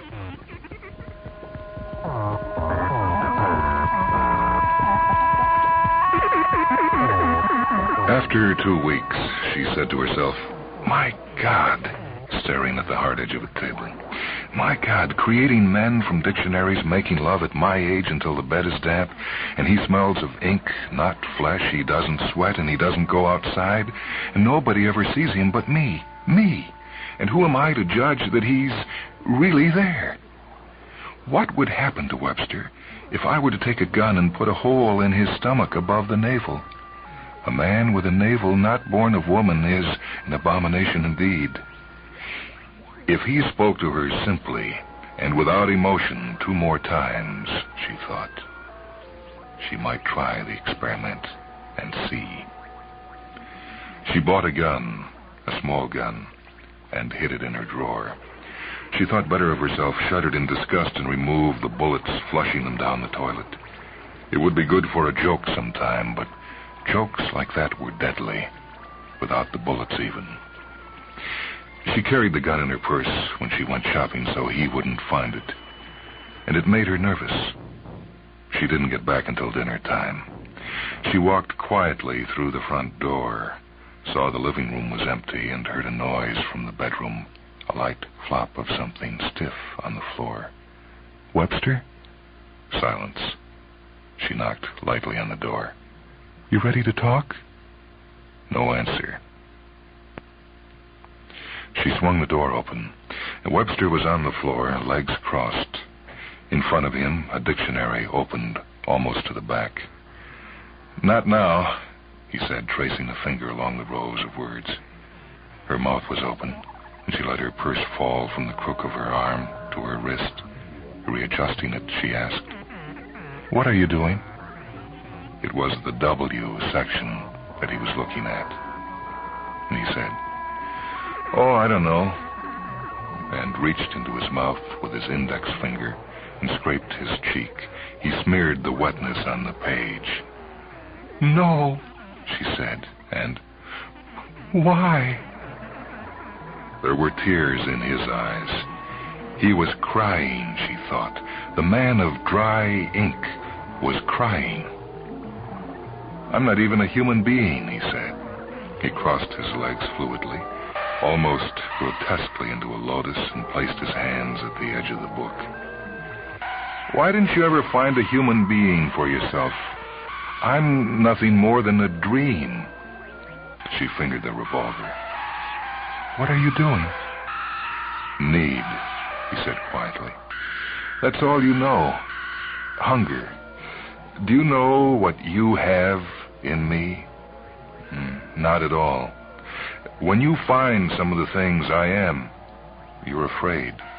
But you keep me here like some commodity. Dear God, first I was master, and now I'm a petulant child grubbing for solutions. What has the world done to you that you'd want to create me?" "You're going to make a woman from that thing, aren't you?" she said. "Nothing worthwhile has ever happened to me without it going away the moment I need it." "Need," he said, raising his hands over the book.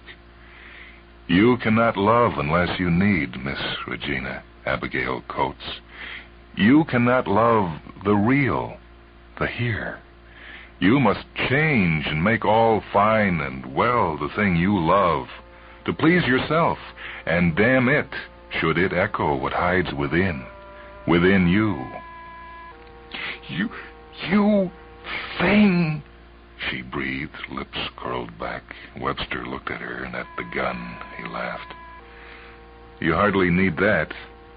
Hardly need the real to banish the dream. All you need is a little sunlight. She put the gun away and smiled through her gritted teeth.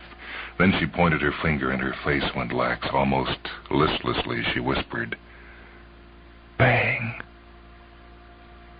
The smell of printer's ink became briefly more intense, then faded with the wind. She closed the dictionary with her foot and thought of how lonely it was going to be in the dark with only her own sweat. A loneliness she could not stand now. There was a large bookstore 5 blocks away, and it would still be open when she arrived. She had her choice now.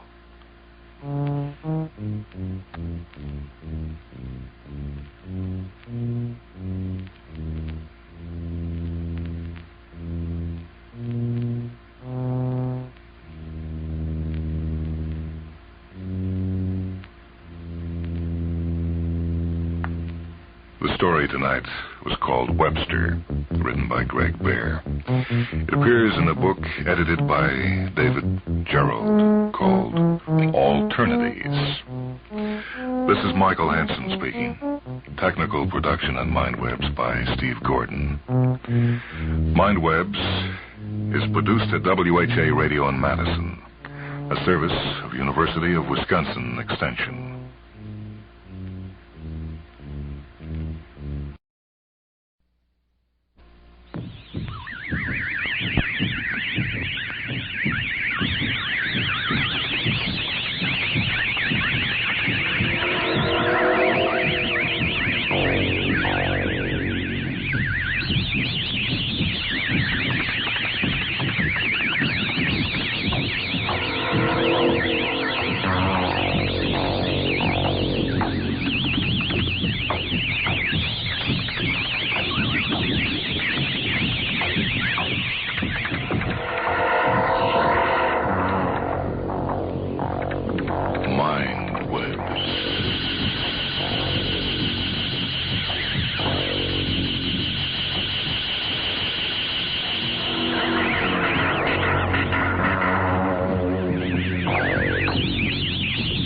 Welcome to a half hour of Mindwebs. Short stories from the worlds of speculative fiction.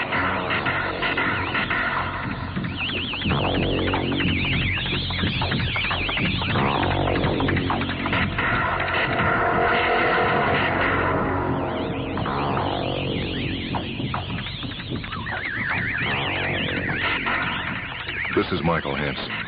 Carol Cowan joins me tonight on Mindwebs as we read Beachhead in Utopia by Lloyd Bagel, Jr., a story that appears in Roger Elwood's collection titled Omega, published by Fawcett.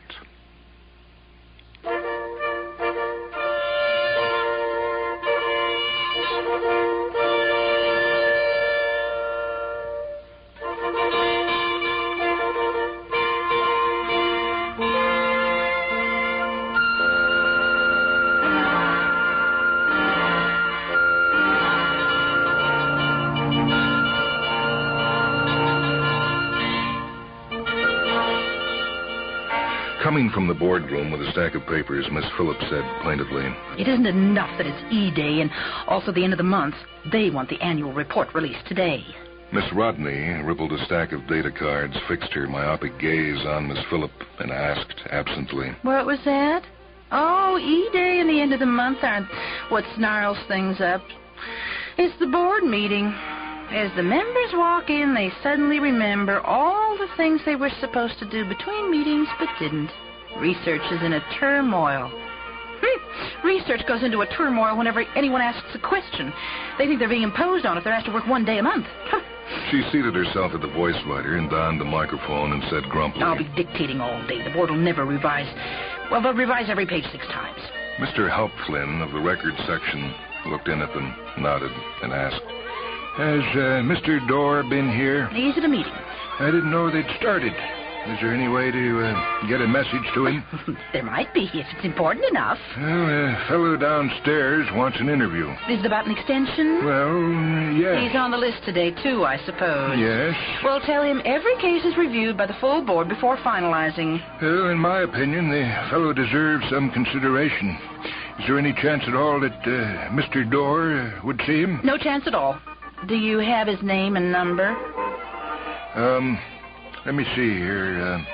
William Zarney, F97043115. Oh, I'll look him up. If Mr. Dorr happens to wander through here, I'll tell him the case interests you, and I'm sure he'll see that the board takes a careful look at it. Now, I won't promise you anything.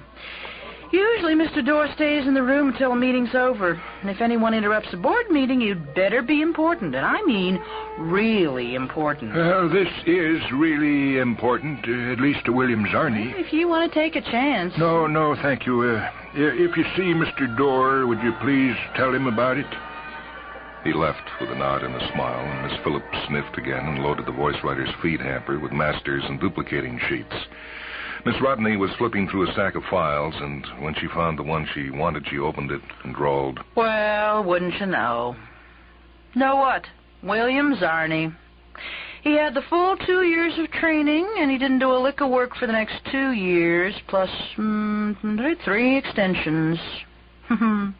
That's what I figured. I mean, I thought the F list had been liquidated. 3 extensions is as many as the law allows, isn't it? Well, I'll tell you this much. I certainly wouldn't mention this case to Mr. Dorr. Zarney is one of those slobs, who figures society will support him in grand style for the rest of his life. And suddenly it's E-Day, and he's used up his extensions. An interview with Mr. Dorr, indeed. She hunched her shoulders resignedly and began matching data cards with files. Miss Phillips threw a switch, took a deep breath, and began to dictate. International Poverty Control Agency, United States Branch, 10th Annual Report. It is with understandable pleasure that your National Poverty Control Board announces new and dramatic progress towards a goal that seemed unattainable only a decade ago, the total elimination of poverty from our midst. Occasional setbacks, such as the failure of a major industry during the past year... Her voice droned on, expertly inflecting the chirps and grunts to which the machine's punctuation marks were attuned. William Zarney entered the first bar he came to and ordered a drink. The bartender took his credit card, glanced at it, glanced again, slid it into a register, and touched a button. He returned with a drink and told Zarney that his card expires today. Zarney nodded. He downed the drink with one gulp and marched away. At the Christian Unity Center, Zarney entered the Protestant offices. The receptionist smiled at him. Back again? Well, they said I might see Bishop Corlett today. Zarney, isn't it? Yeah, William Zarney. She flipped the switch. Do you have a William Zarney on Bishop Corlett's list? The flat answer came back a moment later. It was no. Whom did you talk with? Oh, I think it was Mrs. Warren. All right. Mrs. Warren, there's a William Zarney here. He says you told him... Well, I couldn't work him in. Tell him to come back tomorrow. Look, today is my E-Day. Today is his E-Day. He's been coming here for months. Isn't there someone... Well, send him up. I'll see him. Mrs. Warren indicated an interview room, and after a tedious half-hour wait, an owlish-looking young man walked in, nodded, took the seat across from him, and said, I'm the Reverend Walter Camedy. Something I can do for you? Well, I hoped that someone here might be able to find me a job. The Reverend stroked the smooth cheek thoughtfully. Well, there are 4 government agencies, and I don't know how many private ones. I've tried everywhere. I see. Well, Mrs. Warren will give you a card to fill out, and... I filled one out months ago, and today is my E-Day. I see. Why did you wait until the last minute? Well, I've been trying to see Bishop Corlett for months. We aren't exactly in the employment business, and the bishop is a very busy man. I'll do anything. Well, that's what they all say on E-Day. You should have been willing to do anything a year ago. Well, I was. I've done nothing but look for a job for almost 3 years. They gave me special training, you see, and Then they couldn't find a job for you. Most unfortunate, but those things happen. Anything at all, I'll do it. The Reverend shook his head. The law is the law, you know. Sometimes the welfare of society requires measures that impose sacrifices on individuals. I'm sure that none of us would want to return to the old system where poverty bred crime and more poverty, and children grew up in an environment of material and spiritual degradation and extracted revenge by preying on their fellow men for the remainder of their lives. You see, by keeping the welfare lists at a minimum, we're able to give an unemployed worker's family a respectable standard of living and maintain that until he's had ample time to find employment. But even in these prosperous times, we can't support indigent families indefinitely on that basis. Why, if we didn't establish a cutoff date and enforce it, in a very short time, Mr. Zarni, the old tragic cycle would be operating again. Well, I don't care about myself, but my kids are bright, and if they had half a chance. You've had 2 years of training, you say, and then 2 more years, plus whatever extensions you were allowed. That adds up to almost 5 years, which was surely ample time in which to give them a chance. Have you told them? No, I didn't want to. Did you send them to school today? Yes. It's best that way. There's no point in worrying the little ones about something that's beyond their control. I've seen some utterly shameful scenes result when the parents thoughtlessly told their children. Well, all I can do is express my regret and assure you that, compared with the old system, this is much, much the better solution. Now, here, take this token, and I suggest that you stop in the chapel on your way out. The token will give you 2 free prayers in the meditation alcove. Wait, you still have your credit card, don't you? No, then you won't need the token. Now, let me see. William Zarni, and your wife's name? I'll need that, and the children and their ages. That's fine. I'll include you in my devotions tomorrow, Mr. Zarni. There's no charge for that, of course. Now, good morning. The receptionist glanced at Zarni's face, and she said, I'm sorry. Well, then, thank you for trying. I wonder, I've heard that Father Wilkes has had some success in finding jobs. Just a moment. She telephoned, asked a question, thoughtfully replaced the receiver. He does find one now and then, but he has a waiting list of his own parishioners. Well, thank you. I guess I probably won't see you again. Zarni headed up the street toward the municipal employment office. He had been there every working day for more than 2 years, and he knew that he didn't stand a chance, but he wasn't ready to face his wife and children. Not yet.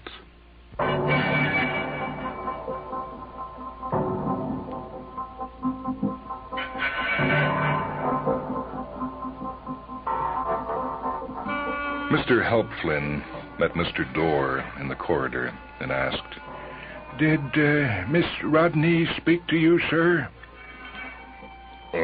About what? Helpflin consulted a slip of paper.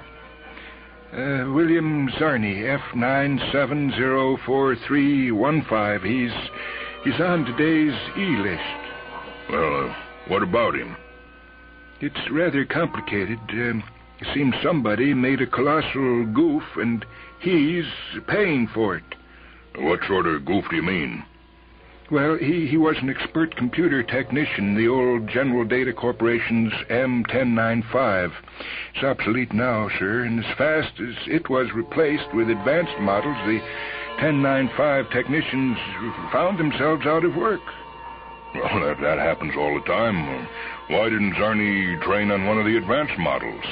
He did, sir. That is, he thought he did, but when he finished, he couldn't find employment. He's been trying, really working at trying, but he's come up with nothing. I first heard about it this morning, and it sounded fishy to me. I should say so. Computer technician is a demand occupation. So I checked his record.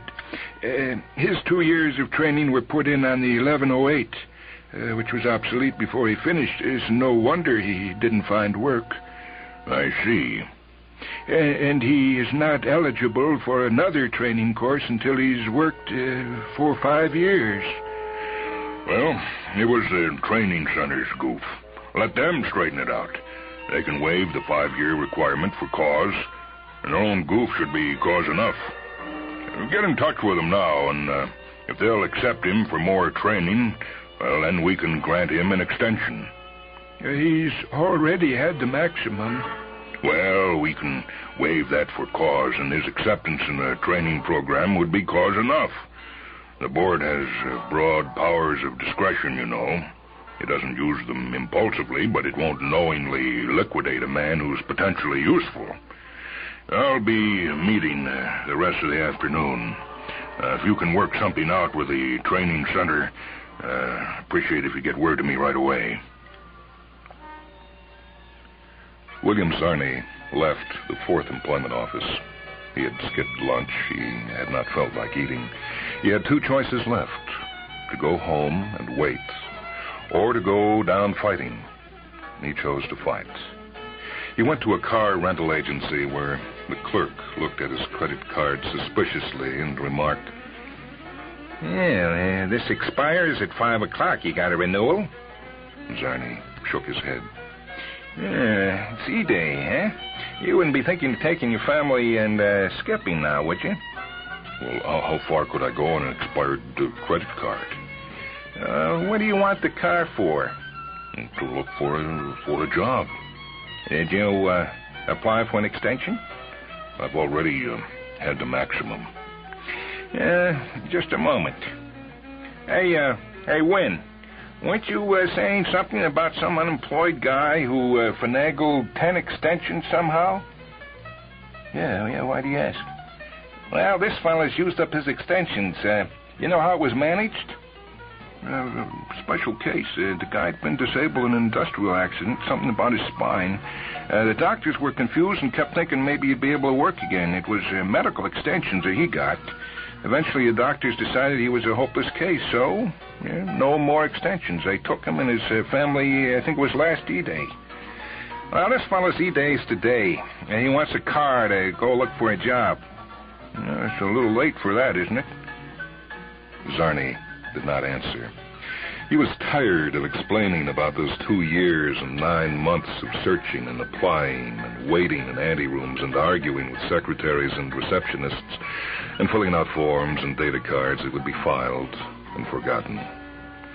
Well, I'm sorry. I just can't take this risk, Mr. Zarni. I don't want to lose my job in this occupational class. 1 bad judgment mark, and I'd be on my way to E-Day myself. Well, I understand. Thanks anyway. Zarni turned away, more resigned than resentful. It hadn't been a good idea anyway.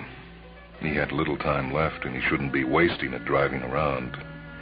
Outside, his gaze focused on the massive, ugly tower of the Federal Building, which, as everyone knew, had more computers per unit of floor space than any other building in the city. He headed that way, walking quickly.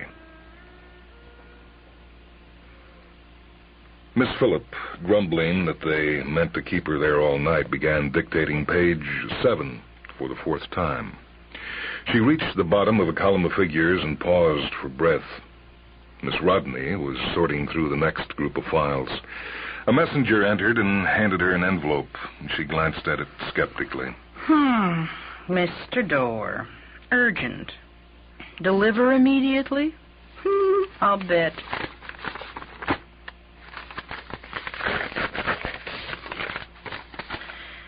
William Zarni again. Well, what about him? Oh, something about his classification. It can't be all that urgent, but it's not my neck. Helpful Hot signed it. Still, just to be on the safe side, why don't you take it in when you have the next pages read?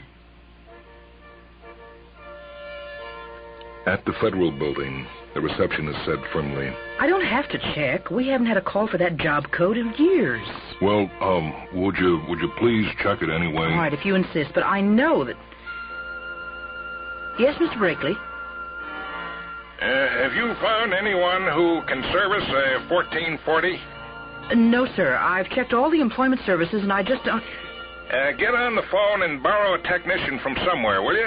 Get hold of someone. We're already a week behind with the tax statements, and the whole third floor is sitting around waiting on that damn machine.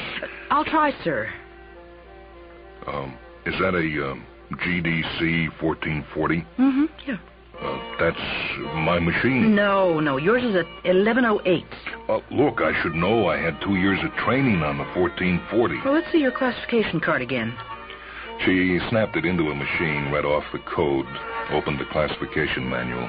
A means you're a Class 1 technician. G is for General Data Corporation. K means the 1100 series machine. D. I never knew that. I mean, they gave me the card, and I just assumed... No wonder I couldn't get a job. You actually trained on the 1440? Yeah, I trained on it for 2 years, and they sent me their modification specifications ever since. And someone punched your MasterCard wrong. Miss Brakely, I have a man here. He has the wrong classification, but he claims that he trained on the 1440s. We'll soon find out. Send him up.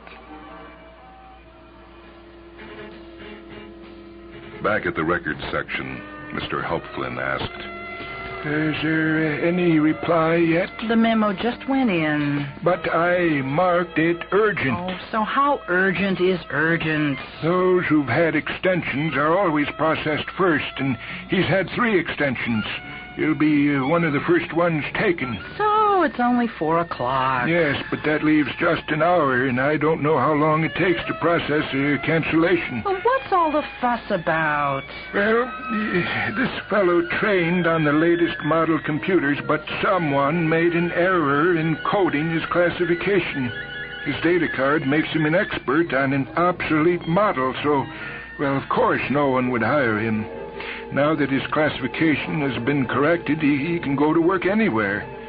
They tell me downstairs the 2 1440 technicians are needed in this building now, and they'll hire him this very afternoon if he'll apply. Well, I'm going in there and straighten this out now. It's your funeral. Ifthen marched away and was back 2 minutes later, triumphantly waving an official cancellation card. Now, all I have to do is find the messenger, and then... No, in fact, I'm going to take this over to E headquarters myself.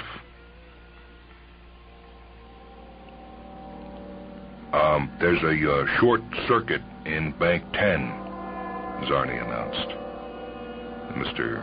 Brakely said, How long will it take to fix it? I've already fixed it. The devil. And you say you've been out of work? How long? Well, after I finished retraining, it was 2 years and 9 months. Those idiots. But why didn't you catch the error yourself?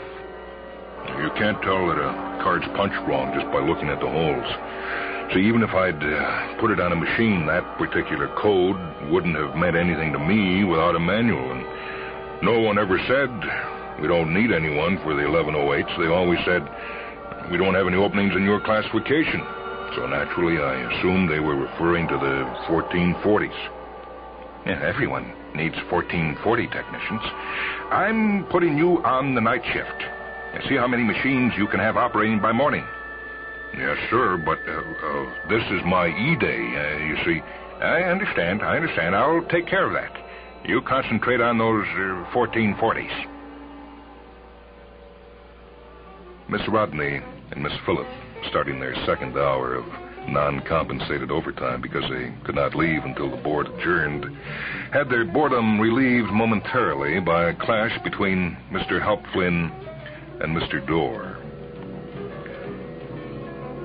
We issued a cancellation, Mr. Dorr said. We took care of the cancellation. I handed it to you myself. What did you do with it? I delivered it in person. Well, so what's the trouble? You did not grant an extension. They crossed off his name, but see, the minute his time expired, the Master E computer issued a warrant for him. I see. We didn't think about that. Busy day, you know. That warrant overruled the cancellation. Without an extension, it had no legal validity. Zarni's wife and children were picked up on schedule and taken directly to the ovens. In the meantime, the fella got himself a job. Really? Good for him.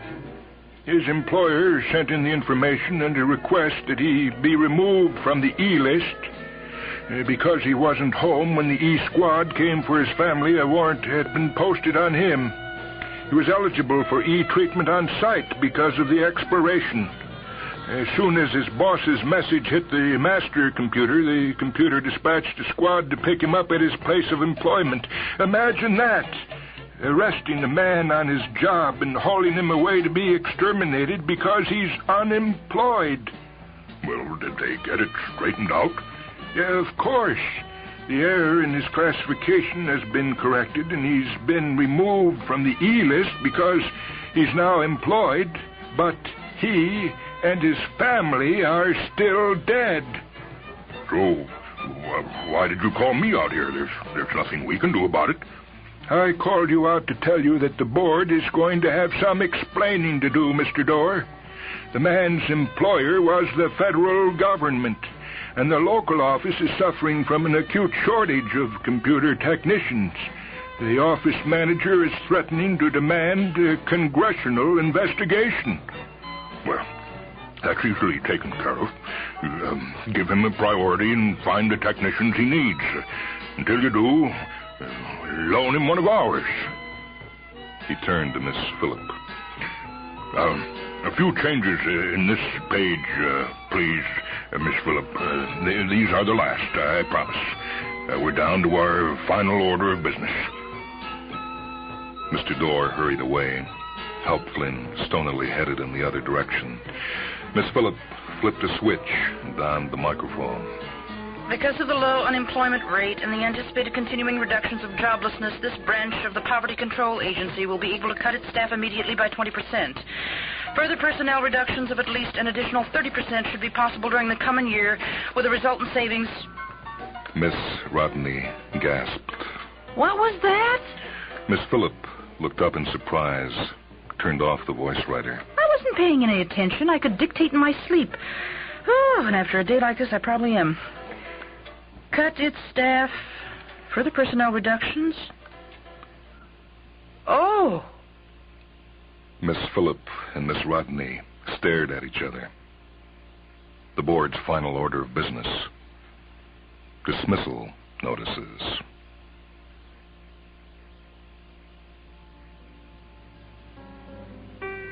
You've heard a story by Lloyd Bagel, Jr. titled Beachhead in Utopia. It appears in Roger Elwood's anthology, Omega, published by Fawcett. This is Michael Hansen. Reading with me was Carol Cowan. Technical operation for this broadcast by Rich Grody. Mindwebs is produced at WHA Radio in Madison, a service of University of Wisconsin Extension.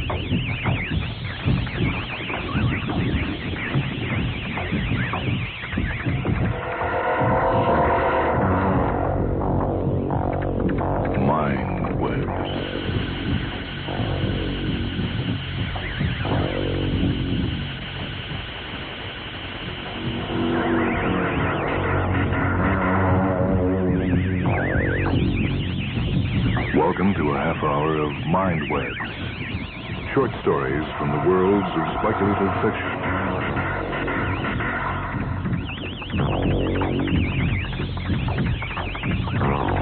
story this time is by Joseph Green. It's called Treasure Hunt. One of the places it appears is in New Writings in Science Fiction 5, a book edited by John Carnell. The wall slid upwards, and he went charging down the ramp, wheels driving hard against the steel. Fear drove him. Fear gave him strength. Fear pushed him across open space and into the sheltering growth out of sight of the alien tower of steel that stood so strong and looked so strange in this fragile fairyland of flower and light. He rolled on a moment more before stopping, impelled by its memory. His unorganized flight had carried him to the edge of a silvery surfaced pool. He glanced at his reflection in the heavy liquid, then closed his eyes. He wanted to scream, but instead told himself, I am Soames Chesetany. I am Soames Chesetany. Soames Chesetany. He stopped. There was memory, harsh and hurting, but memory, an implanted voice that said, There will be an initial period of confusion. Find a hiding place and wait it out. Don't struggle. Just wait. You will understand. The voice was too strong to resist. He glanced again at the water, seeing the plump, rounded, armless body, heavy, tapering tail, snake length of neck, topped by a blunt and broad-nosed dragon's head. He looked at the 2 wheels of bone that supplied his locomotion as he moved away, at the massive bones which protruded from both sides of the muscular abdomen to serve as their axles. The clever arrangement of great thews powering extended bones with rounded ends that swung in small, constant circles, fitting into the deep hollows between the wheel's 12 spokes on half the cycle. He looked like an oversized seahorse mounted on a crossing shaft with rollers at its ends. He watched the bones revolve and the wheels move as he headed for the refuge of the sheltering growths, felt his tail curl in or out, sensitive to every shift of balance. He heard the faint whispering sound of the grease his body automatically supplied, easing friction in the bone sockets. I am Dr. Soames Chesetany. I am Professor Soames Chesetany. Chesetany, Chesetany, Chesetany. He repeated this earnestly, sincerely, because he believed it, because it was truth. He wanted to add that he was an Earthman, that he walked on 2 legs, that he had hands, feet, a face. He wanted to say all this aloud, but his throat could not utter human speech, and it would obviously have been a lie anyway. He closed his eyes. The darkness was comforting. This world was too bright, too real, and the voice of memory spoke more easily when it was hidden. What am I doing here? He asked himself. I am dead, he added, before he could answer. You are a mental pattern.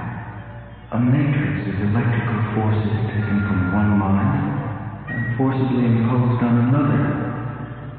We are not cerebral texts and cannot explain the process. It is a temporary imposition. In a few hours, the sleeping mind of your host will reassert itself and you will fade into nothingness. Your true brain is unconscious, but tied to your present mind by very strong bonds. If one dies, it affects the other. Why was this done, he asked himself, and waited for the answer to appear from his own subconscious. We are on a treasure hunt. We are after the fresh-laid egg of the firebird, most beautiful object in the galaxy. And this is the only way one may be obtained. You were chosen to share this effort with us, because our computer selected you as the philosopher most likely to succeed. Memory came back with a rush. He was dead, legally, and buried as well, and they had fished up his body, a clear violation of the euthanasia law, and withdrawn the dream serum he had injected into his bloodstream with much ceremony the day before. And they had revived him, and offered him a share of the fabulous wealth they earnestly felt was almost within their grasp. He could even remember the overly dramatic farewell speech he had made to some of his followers and students as he sat in the coffin holding the hypo. The conscious but silent comparison of himself to a Greek who had said farewell between swallows of hemlock 3,000 years ago. He, too, was dying for a cause, though the drug he was voluntarily taking would extend life for many days before his body finally wasted into death. He was a healthy and vigorous man of 80 with another 60 years of slow degeneracy ahead if he chose to take them. But he would end his life by this faster in reality but longer by dreams route to dramatize the movement he headed. He was the leader of the dedicated band of men and women who claimed that the torturous rejuvenation operation, giving near immortality, should be available to all who desired it. The government's official position was that it was impossible for everyone to undergo treatment, that it must be reserved for those persons so valuable to the war that they could not be spared, or those who could afford the million credits needed for private treatment. A deceptive statement which ignored the alternatives. Radium was plentiful now, and more surgeons could be trained. The government was simply unwilling to accept the perfectly fair terms the Rakrixa had offered, because it would mean returning some of the star systems Earth had stolen from them. It was true that as long as the interplanetary war went on, mankind's resources must remain tied up in arms. But they could end the fighting tomorrow if they would, freeing technology to work for the needs of the individual. Sol Central had the attitude that had characterized the government since the days of his Greek mentor, the willingness to work for the future of the race, regardless of what it cost the members living in the present. That attitude had to be changed. Background knowledge faded as the specific answer which had been implanted in his subconscious appeared. All four of us have made the attempt and failed. We think we know why.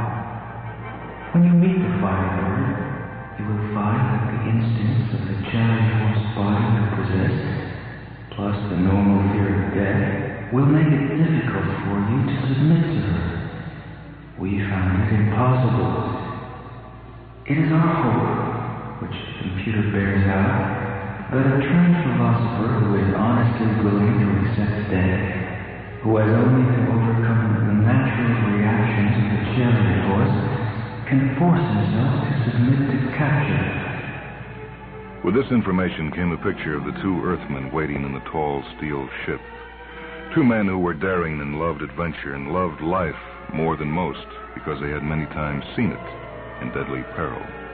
In them, the desire to live was strong. But there was another man sitting vacant-eyed in the ship and a body buried somewhere under the glittering mica and sand of the landing field. In sorrow and deep regret, they had told him about those two men, their companions through many a voyage rough and strange. Especially they had spoken of Silverson, a cerebrotech who had managed to restore the ancient and alien identity transfer machine when they found it on a remote dead planet in their last far wandering. He had restored it and used it after his three companions had failed, to become the second casualty when a hungry carnivore caught him far from the ship and killed and ate his borrowed body. They had obtained this much by putting him under deep hypno, but his mind was gone. Now, Silverson puttered about with a transfer machine, still capable of repairing it despite his idiocy, keeping it going in order that Soames Chesetany might try where all others had failed. But your logic is faulty, he had cried to them when he had awakened in deep space. I do not wish to live. Why then should I endure this agonizing and unpleasant experience of which you speak when death is so much more preferable?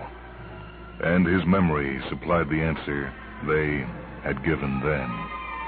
You chose death because it was inevitable anyway, Professor. You were already past the best years. Could only go downhill without the rejuvenation treatment. With your share of the egg credit, you can buy a long life. All four of us had the first treatment, and we are far older than you.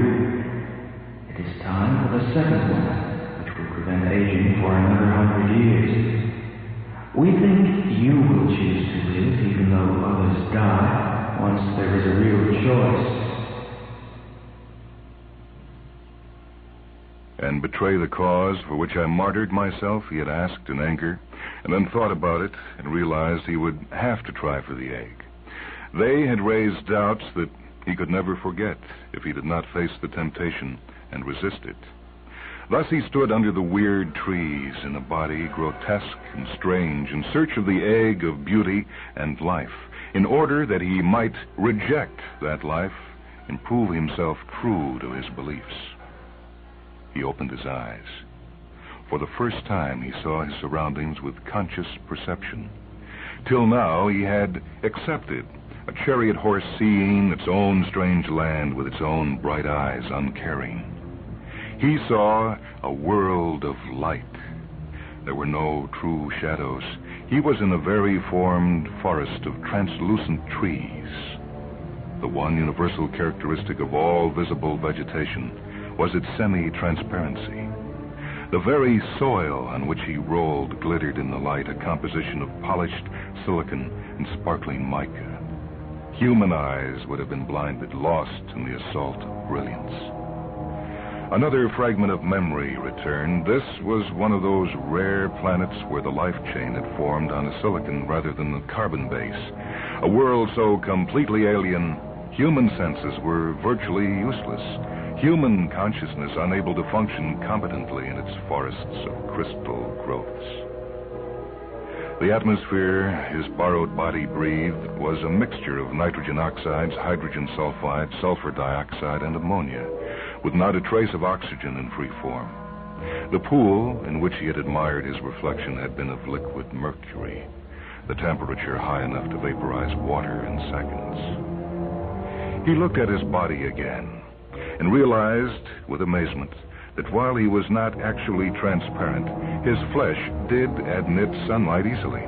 His outer cell layers received energy directly from the sun and synthesized compounds which circled through the remaining tissues. When he moved, he gave off light. And now he realized this was true of every plant and animal on this sphere. And there were growths of prisms, seed carriers of crystal bells, fruits of gemmed translucency which were his food. There were other animals like himself, and many like his firebird mate, which was carnivorous. He felt a sudden and powerful fear and knew that already the instincts of the submerged personality he dominated were coming to the surface. He had to finish his mission quickly or they would become an added interference. His journey through implanted memory was over. It was time to find a firebird. He wheeled out of the dubious shelter of crystalline cabbages grown overly tall, looking about with new interest at the shimmering landscape. The gossamer growths were thick and varied, and despite their lack of opacity, he could see little farther than in a real jungle. Each shard of crystal crooked, curved, or splinted the ray of light passing through it, giving illumination without vision. There were other carnivores in this fairy jungle in addition to the firebirds, some of which preyed on him. The speed of wheels was his only protection. There was a constant struggle in his borrowed brain between impressions of wonder incredible and normal routine of life, the conscious earth mind and the deep-buried animal instincts. He decided to work with the inherited knowledge as much as possible and let his sense of strangeness fade. Those instincts might keep him alive when all intelligence failed.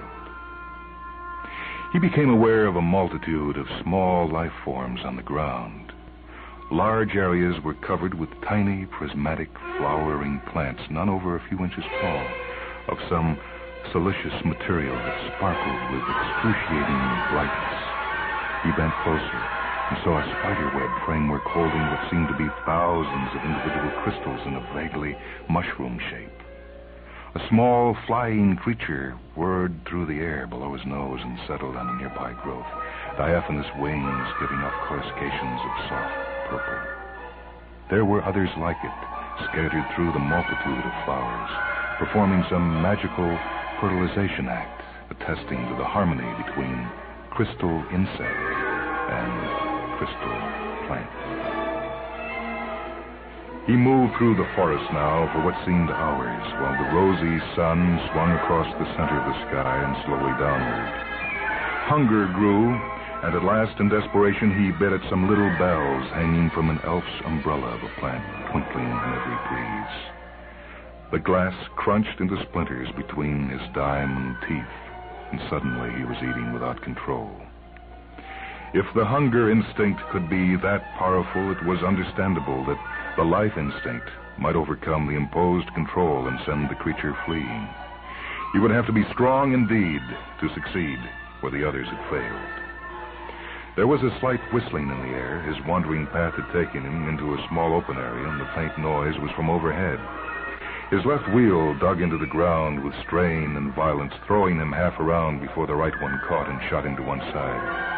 The great glass beak of the attacking flyer speared into the ground where he had been a second before.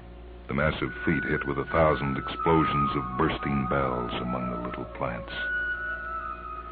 He hid for a time, shaken, and then resumed his role. That had been the wrong fowl. The firebird could not fly. He saw one.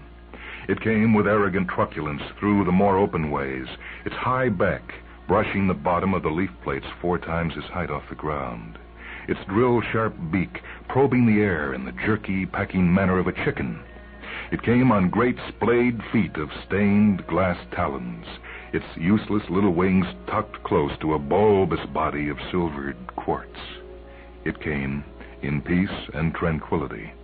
But when the great ruby eyes saw him, the red lights of lust and love flared and flamed in their scarlet depths.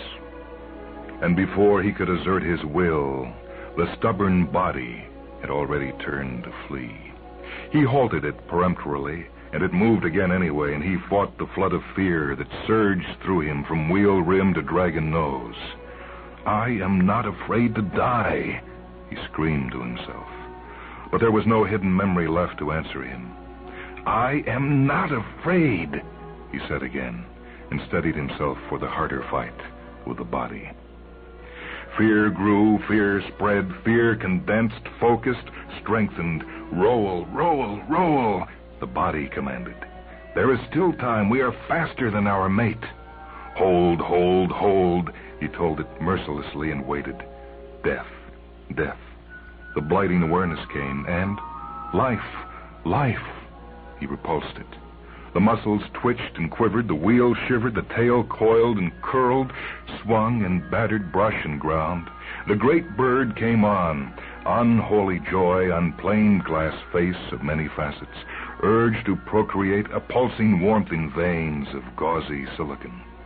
The warmth reached him, enfolded him, a strange and enervating aura, and the urge to flight diminished, and he knew the body he inhabited had reached a state of sensual readiness, and the battle was over.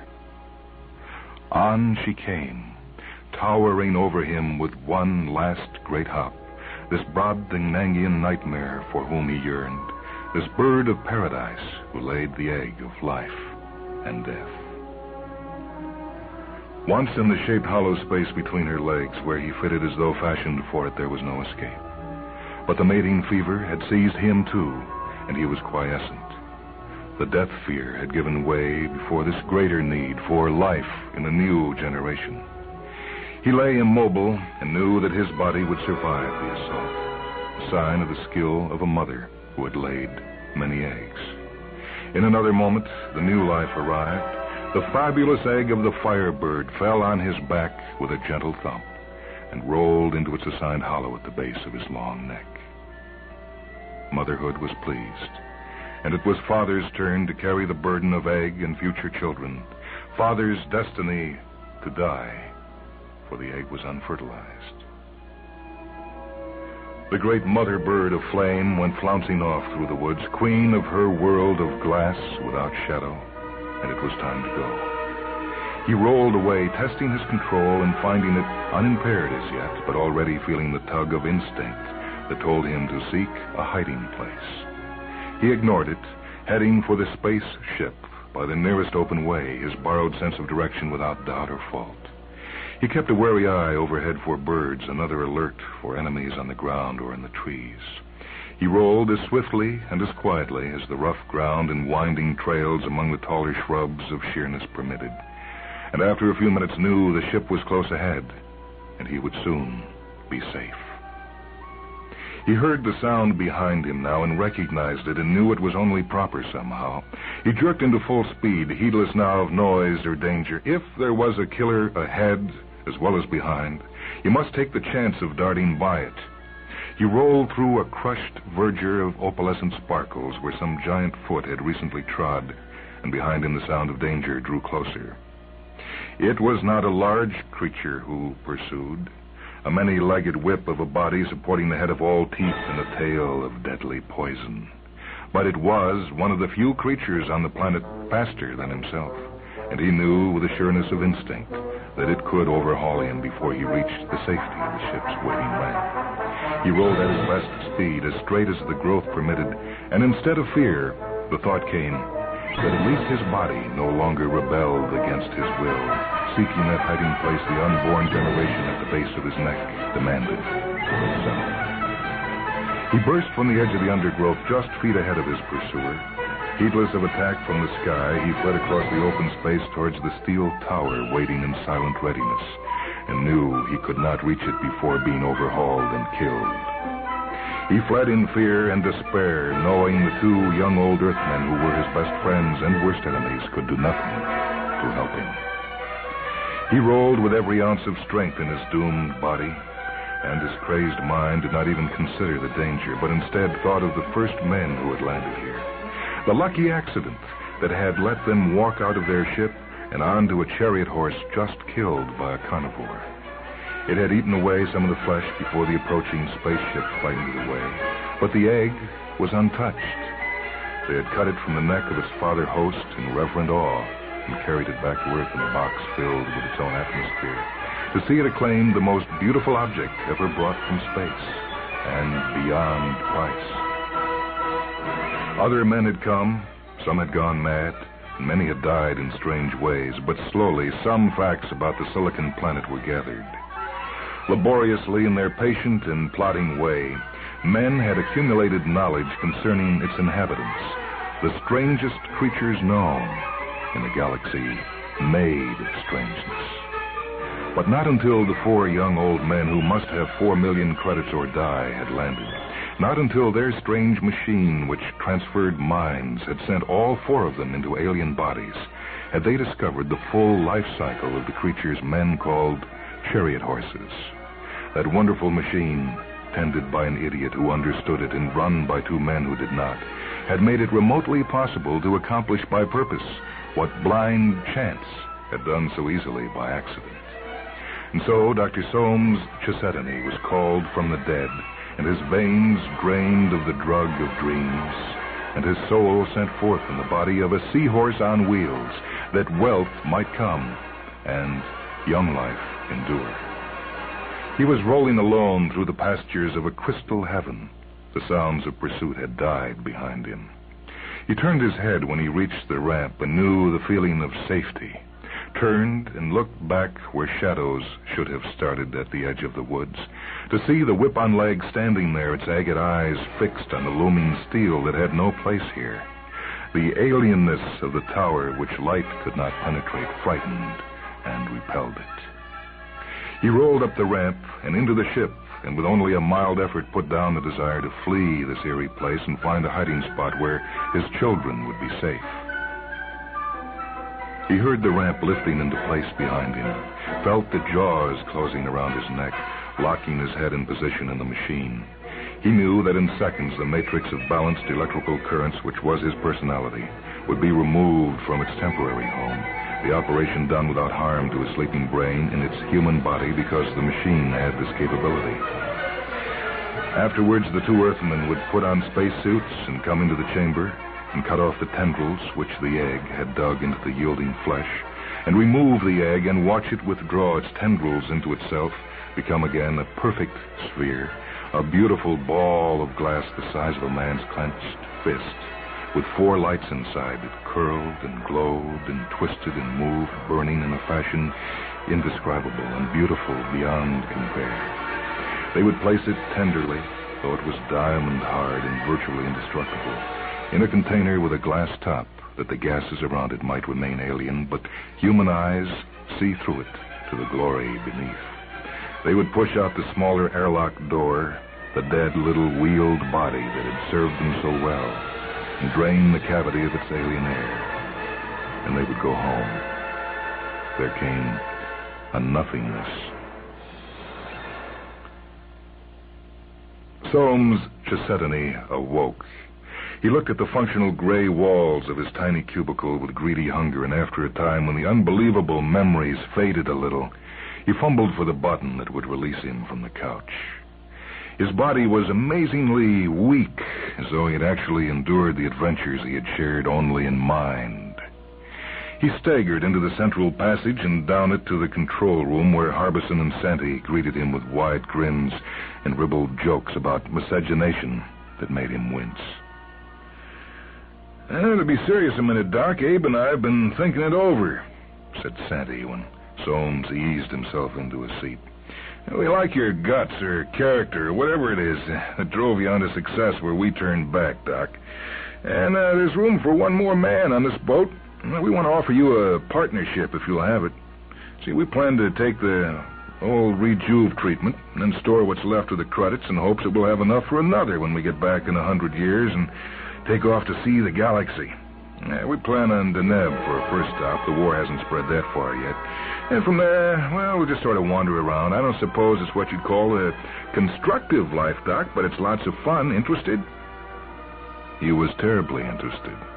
He considered it a moment, wishing desperately that he could accept, and then slowly he shook his head. Well, I'd like to. Perhaps when you come back next time, because you see, you were right. I was a hypocrite and a liar. I do want the rejuvenation now that I can afford it, to be young again, like you. But I learned something out there, fighting the chariot horse's instinctive fear of death. I made a discovery that completely eluded me when I drank the coward's brew and lay down to dream myself to death. I learned just how much I do value life. But I'm still a philosopher. I want the gift of long life for all men, not just for myself. I'm going back to Earth, back to the fight to get the war stopped. Perhaps now I will live to win it. But if the offer is still open when you come back, well, Doc, we're going to be looking for some way to try to get Silverson's brains unscrambled, but beyond that, our plans are pretty flexible. Now, if Harbison's agreeable, we'll head out with one empty berth and keep the offer open for you. After all, 100 years isn't a very long time. No, it isn't, said Soames Chesetany, thinking of the amount of work he might accomplish in that time. The work that would enable him to leave Earth for a life of excitement and daily wonder among the stars, with his principles intact. No, it isn't long at all.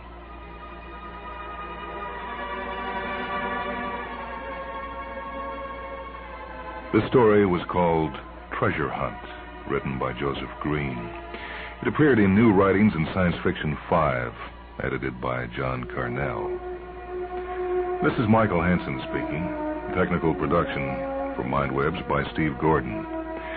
MindWebs comes to you from WHA Radio in Madison, a service of University of Wisconsin Extension.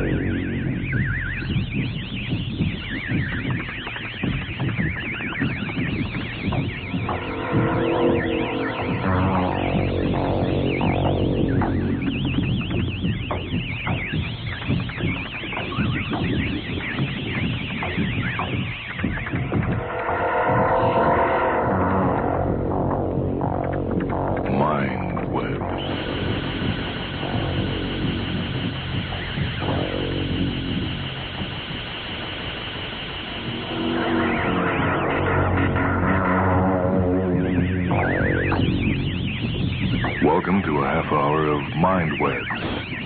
Short stories from the worlds of speculative fiction.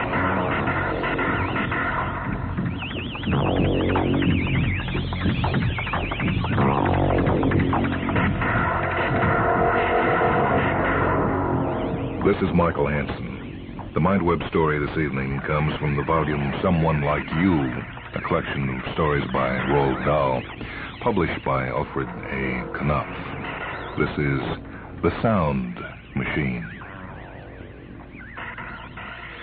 It was a warm summer evening, and Klausner walked quickly through the front gate and around the side of the house and into the garden at the back. He went on down the garden until he came to a wooden shed. He unlocked the door, went inside, and closed the door behind him. The interior of the shed was an unpainted room. Against one wall on the left, there was a long wooden workbench, and on it, among a littering of wires and batteries and small sharp tools, there stood a black box about 3 feet long, the shape of a child's coffin. Klausner moved across the room to the box. The top of the box was open, and he bent down and began to poke and peer inside it among a mass of different colored wires and silver tubes. He picked up a piece of paper that lay beside the box, studied it carefully, put it down, peered inside the box, and started running his fingers along the wires, tugging gently at them to test the connections, glancing back at the paper, then into the box, and at the paper again, checking each wire. He did this for perhaps an hour. Then he put a hand around to the front of the box where there were 3 dials, and he began to twiddle them, watching at the same time the movement of the mechanism inside the box. All the while he kept speaking softly to himself, nodding his head, smiling sometimes, his hands always moving, the fingers moving swiftly, deftly inside the box, his mouth twisting into curious shapes when a thing was delicate or difficult to do. His concentration was intense, his movements were quick. There was an air of urgency about the way he worked, of breathlessness, of strong, suppressed excitement. Suddenly he heard footsteps on the gravel path outside, and he straightened and turned swiftly as the door opened and a tall man came in. It was Scott. It was only Scott, the doctor. Well, the doctor said. So, this is where you hide yourself in the evenings. Hello, Scott, Klausner said. I happened to be passing, so I dropped in to see how you were. There was no one in the house, so I came on down here. How's that throat of yours been doing? It's all right. It's fine now. The doctor came up closer and bent down to look into the box. Well, what's this? You making a radio? No, just fooling around. It's got rather complicated-looking innards. Well, what is it? It's a rather frightening-looking thing, don't you think? It's just an idea. It has to do with sound, that's all. Oh, good heavens, man. Don't you get enough of that sort of thing all day in your work? I like sound. Well, so it seems. The doctor went to the door, turned, and said, Well, I won't disturb you. Glad your throat's not bothering you anymore. But he kept standing there, looking at the box, intrigued by the remarkable complexity of its inside, curious to know what the strange patient of his was up to. What is it really for? You've made me inquisitive. Well, all right, I'll tell you if you're interested. It's like this. The theory is very simple, really. The human ear, you know that it can't hear everything. There are sounds that are so low-pitched or so high-pitched that it can't hear them. Yes. Well, speaking very roughly, any note so high that it has more than 15,000 vibrations a second, we can't hear it. Dogs have better ears than we do. You know you can buy a whistle whose note is so high-pitched that you can't hear it at all, but a dog can? Yes, I've seen them. Of course. And up the scale, higher than the note of that whistle, there's another note. A vibration, if you like, but I prefer to think of it as a note. You can't hear that one either. And above that, there's another, and another, and another, rising right up the scale forever and ever and ever, an endless succession of notes, an infinity of notes. There's a note, if only our ears could hear it, that's so high that it vibrates 1,000,000 times a second.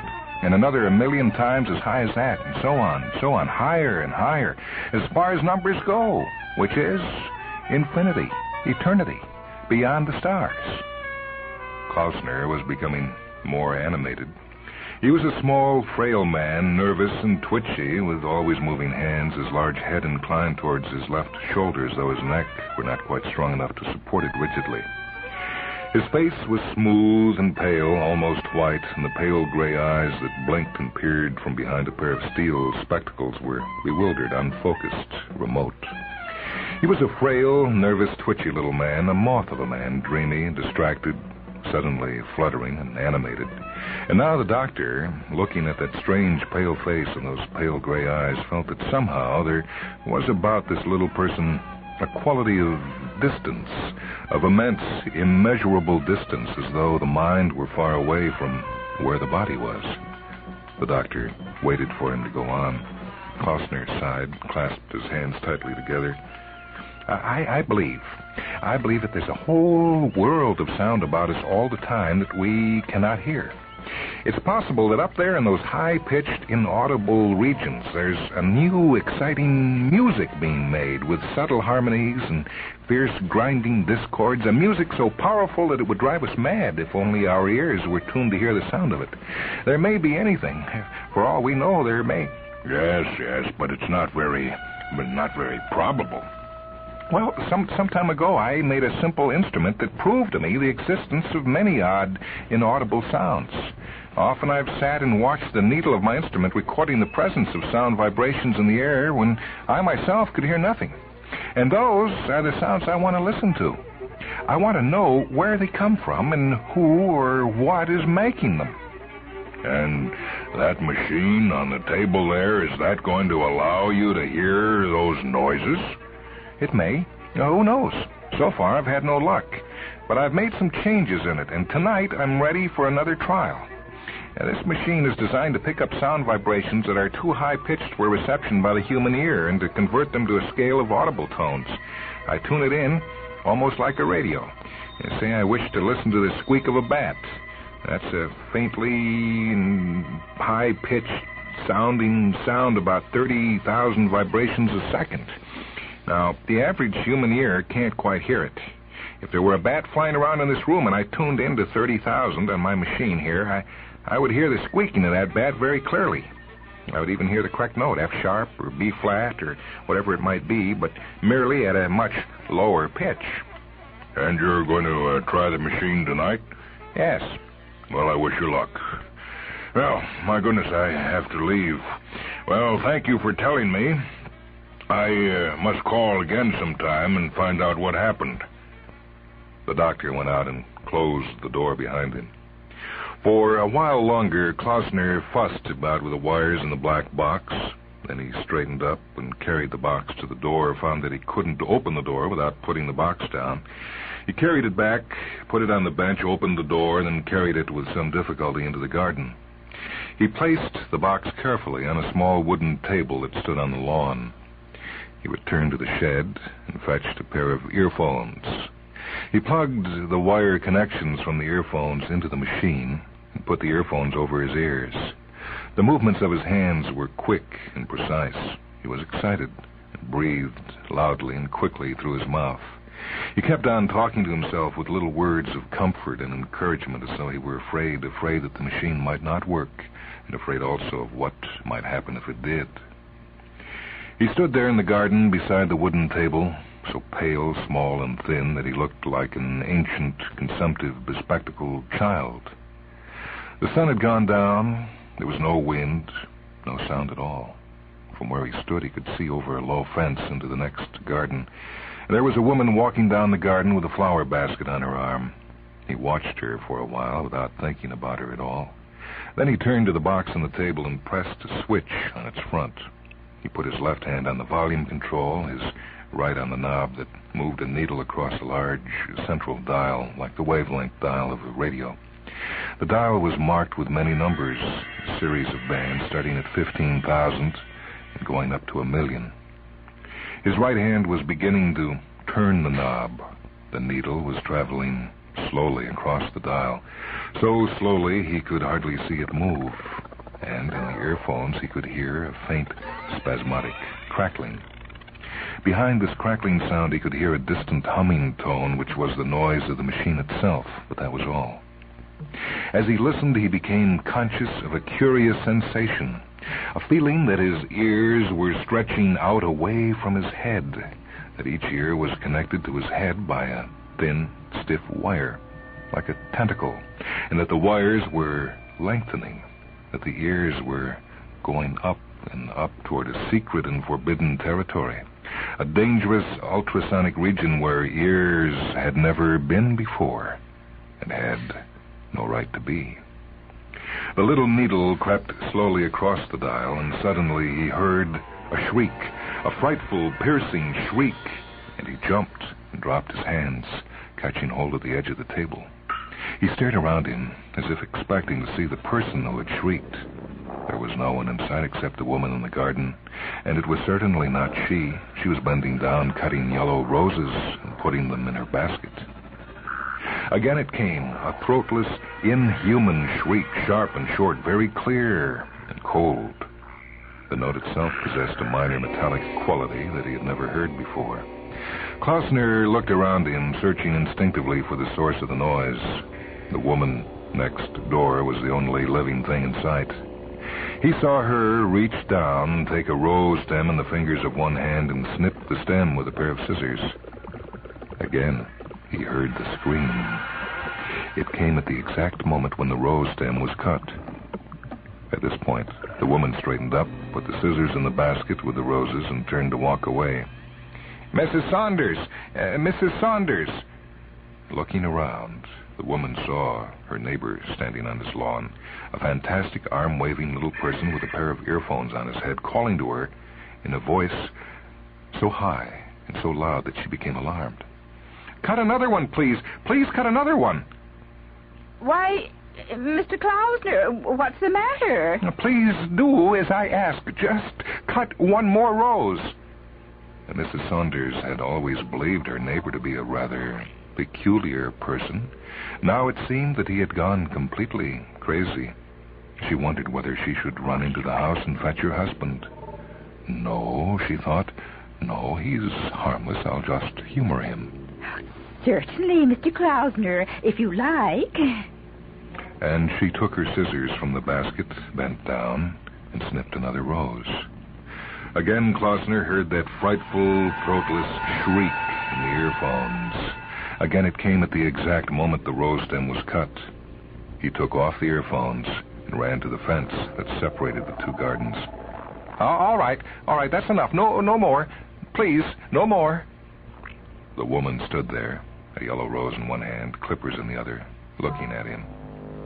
I'm going to tell you something, Mrs. Saunders, something that you won't believe. You have, this evening, cut a basket full of roses. You have, with a sharp pair of scissors, cut through the stems of living things, and each rose that you cut screamed in the most horrible, terrible way. Did you know that, Mrs. Saunders? Why, no. No, I certainly didn't know that. Well, it happens to be true. I heard them shrieking. Each time you cut one, I heard the cry of pain.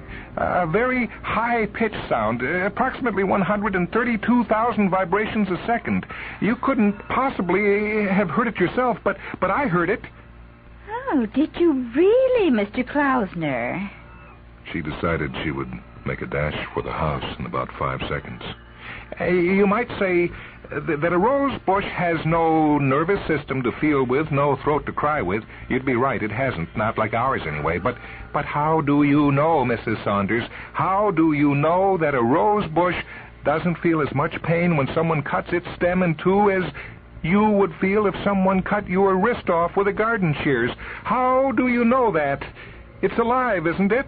Oh, yes, Mr. Klausner. Oh, yes. And good night. Quickly, she turned and ran up the garden to her house. Klausner went back to the table. He put on the earphones and stood for a while listening. He could still hear the faint crackling sound and the humming noise of the machine, but nothing more.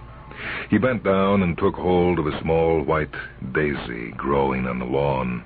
He took it between thumb and forefinger and slowly pulled it upward and sideways until the stem broke.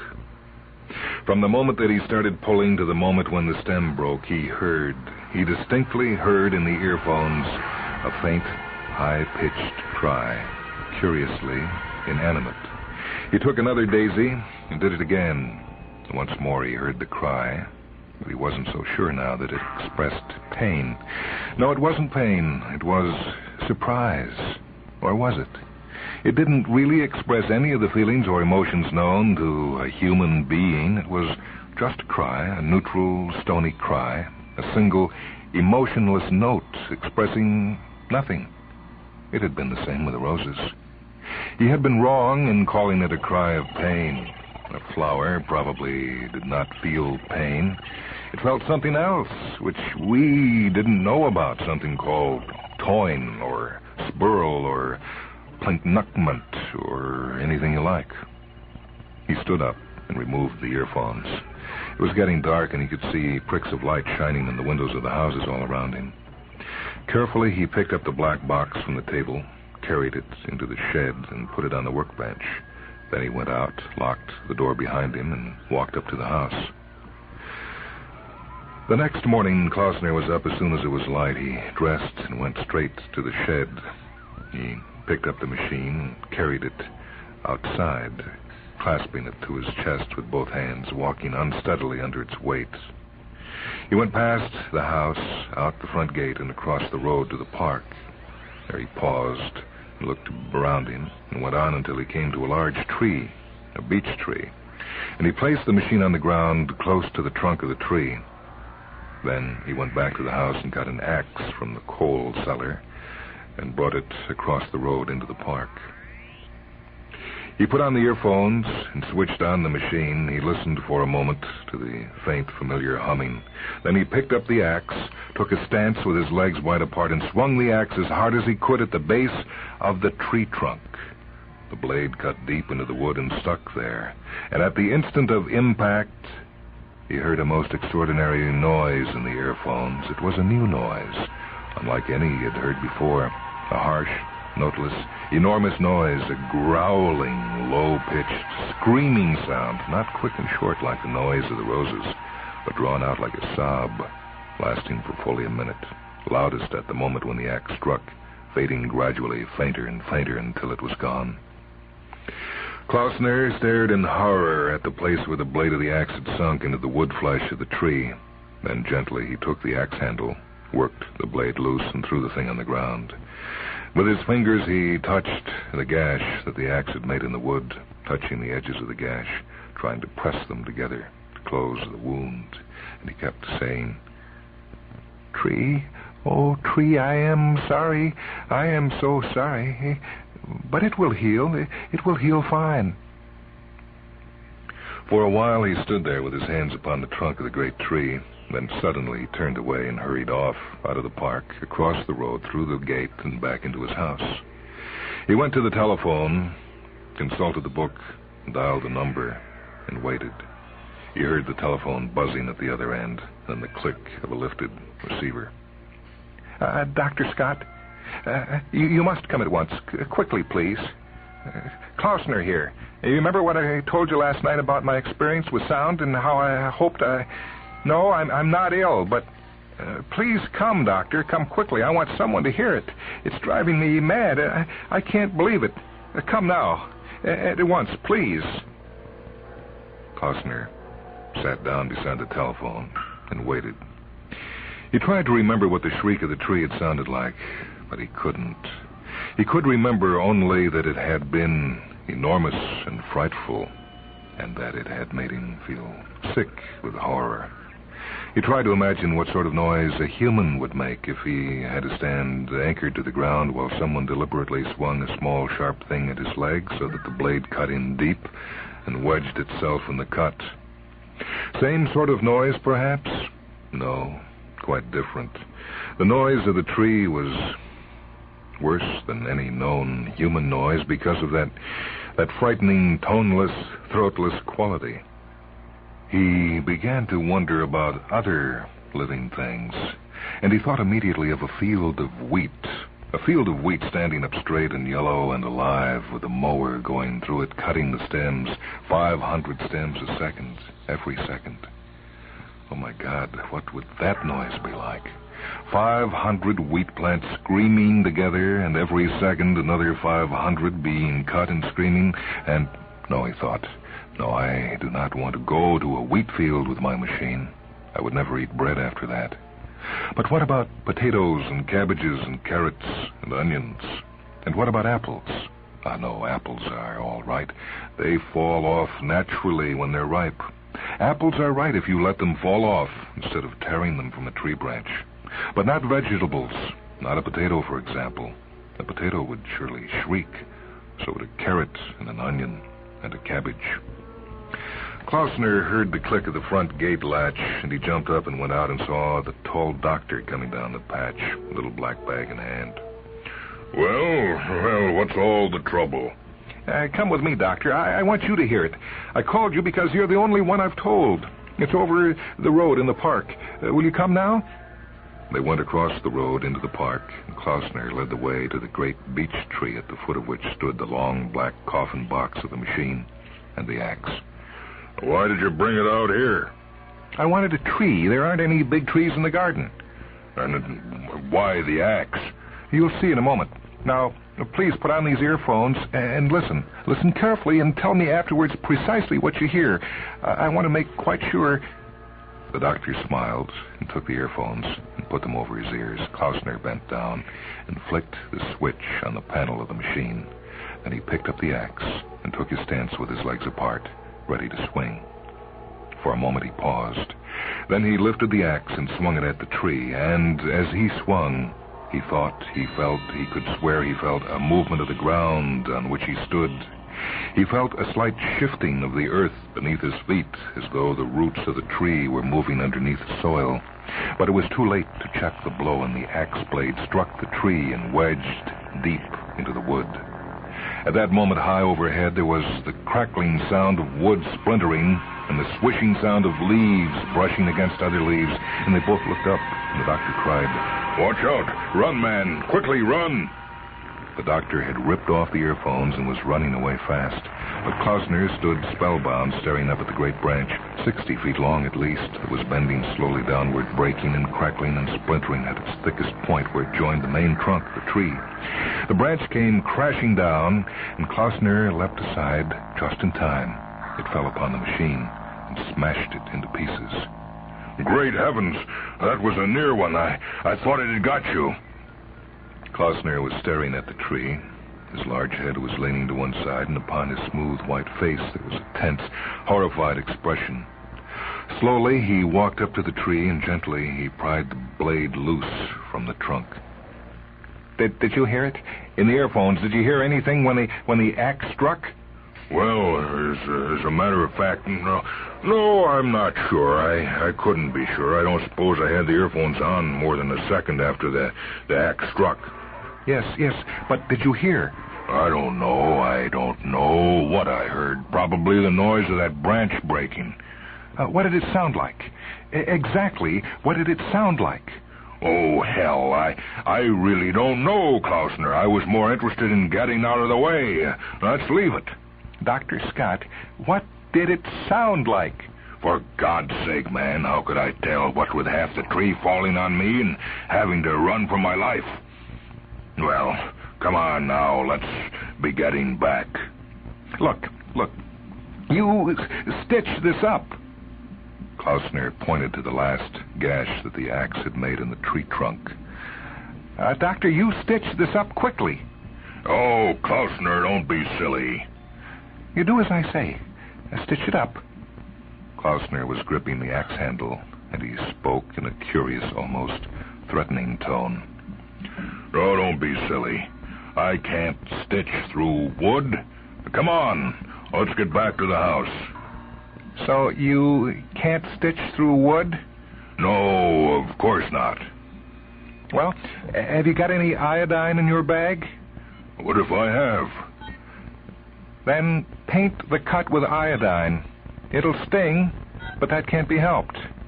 Now look, let's not be ridiculous. Let's get back to the house, and then we'll... Paint the cut with iodine. The doctor hesitated. He saw Klausner's hands tightening on the handle of the axe. He decided that his only alternative was to run away fast, and he certainly wasn't going to do that. Well, All right. Here, I'll paint it with iodine. He got his black bag, which was lying on the grass about 10 yards away, opened it, and took out a bottle of iodine and some cotton wool. He went up to the tree trunk, uncorked the bottle, tipped some of the iodine onto the cotton wool, bent down, and began to dab it into the cut. The doctor kept one eye on Klausner, who was standing motionless with the axe in his hands, watching him. Make sure you get it right. Oh, yes, of course. Now, do the other one, the one just above it. The doctor did as he was told. Well, here you are. It's done. He straightened up and surveyed his work in a very serious manner. That should do it nicely. Klausner came closer and gravely examined the two wounds. Yes, that will do nicely. He stepped back a pace. You'll come and look at them again tomorrow? Oh yes, of course. And put some more iodine on? If necessary, yes. Thank you, Doctor, said Klausner, and he nodded his head again and dropped the axe, and all at once he smiled, a wild, excited smile, and quickly the doctor went over to him, and gently he took him by the arm, and he said, "Come on, we must go now." And suddenly they were walking away, the two of them, walking silently, rather hurriedly across the park, over the road, back to the house.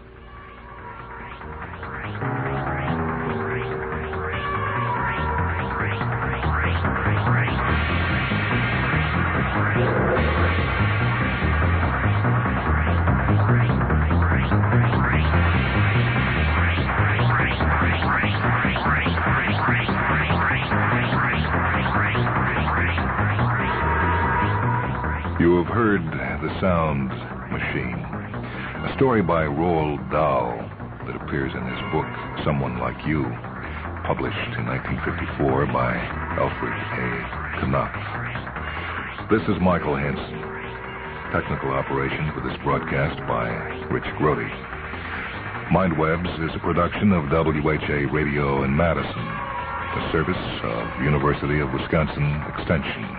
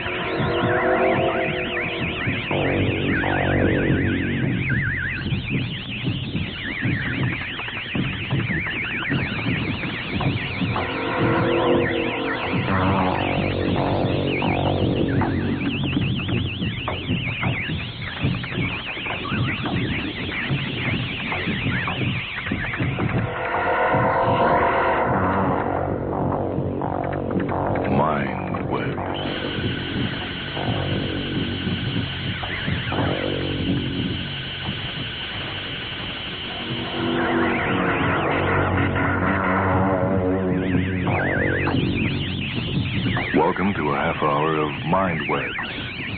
Short stories from the worlds of speculative fiction. This is Michael Hansen.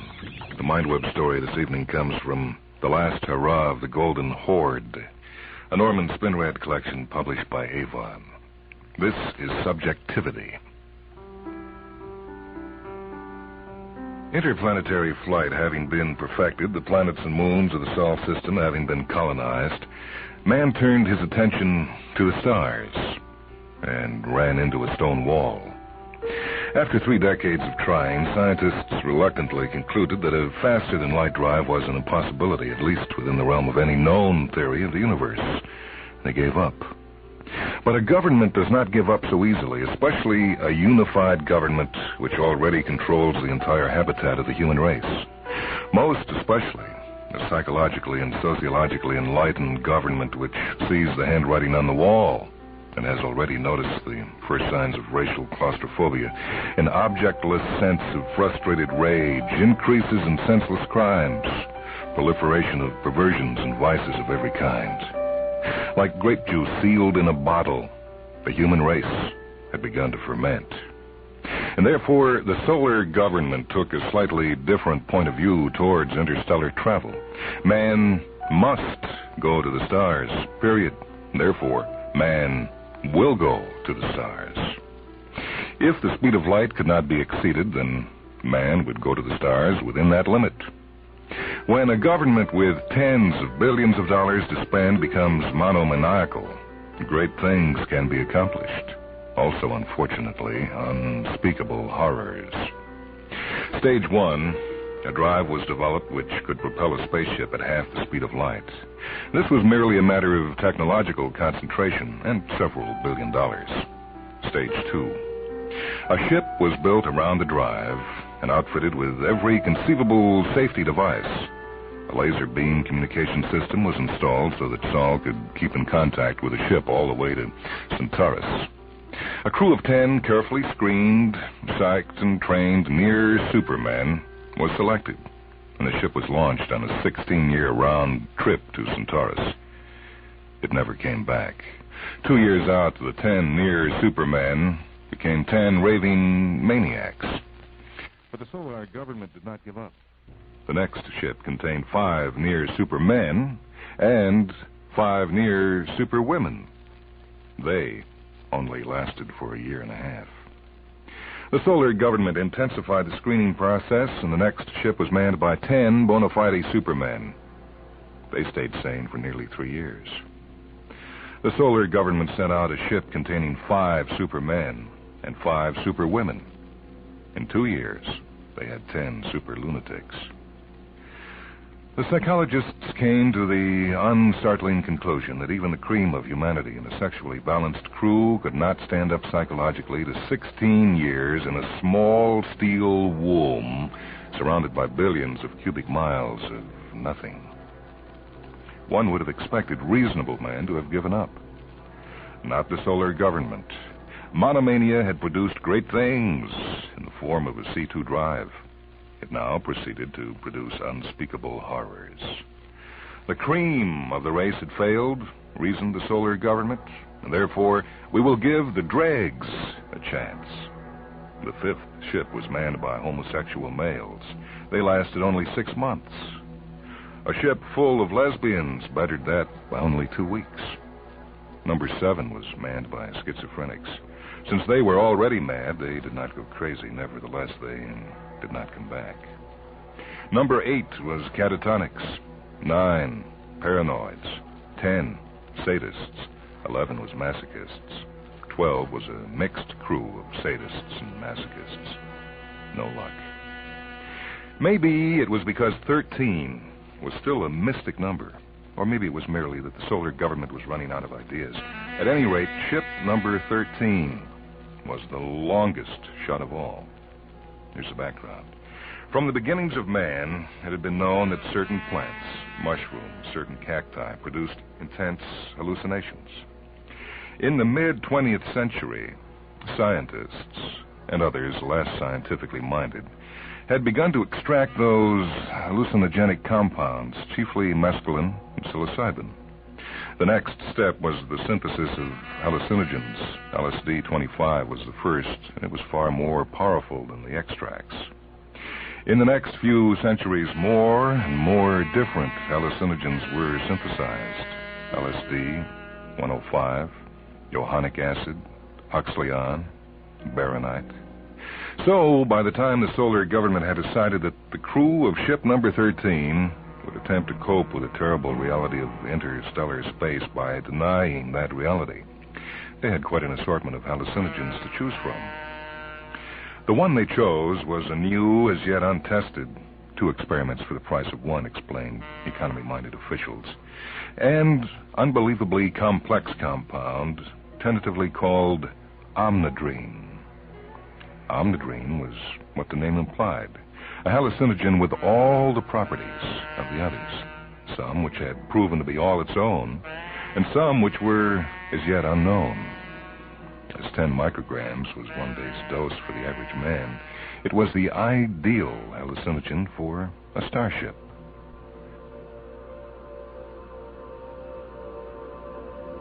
So they sealed 5 men and 5 women. They had given up on sexually unbalanced crews in ship number 13, along with a half a ton of omnidrene, and their fondest wishes pointed the ship toward Centaurus and prayed for a miracle.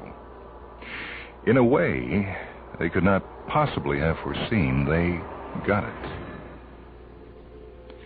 As Starship 13 passed the orbit of Pluto, a meeting was held.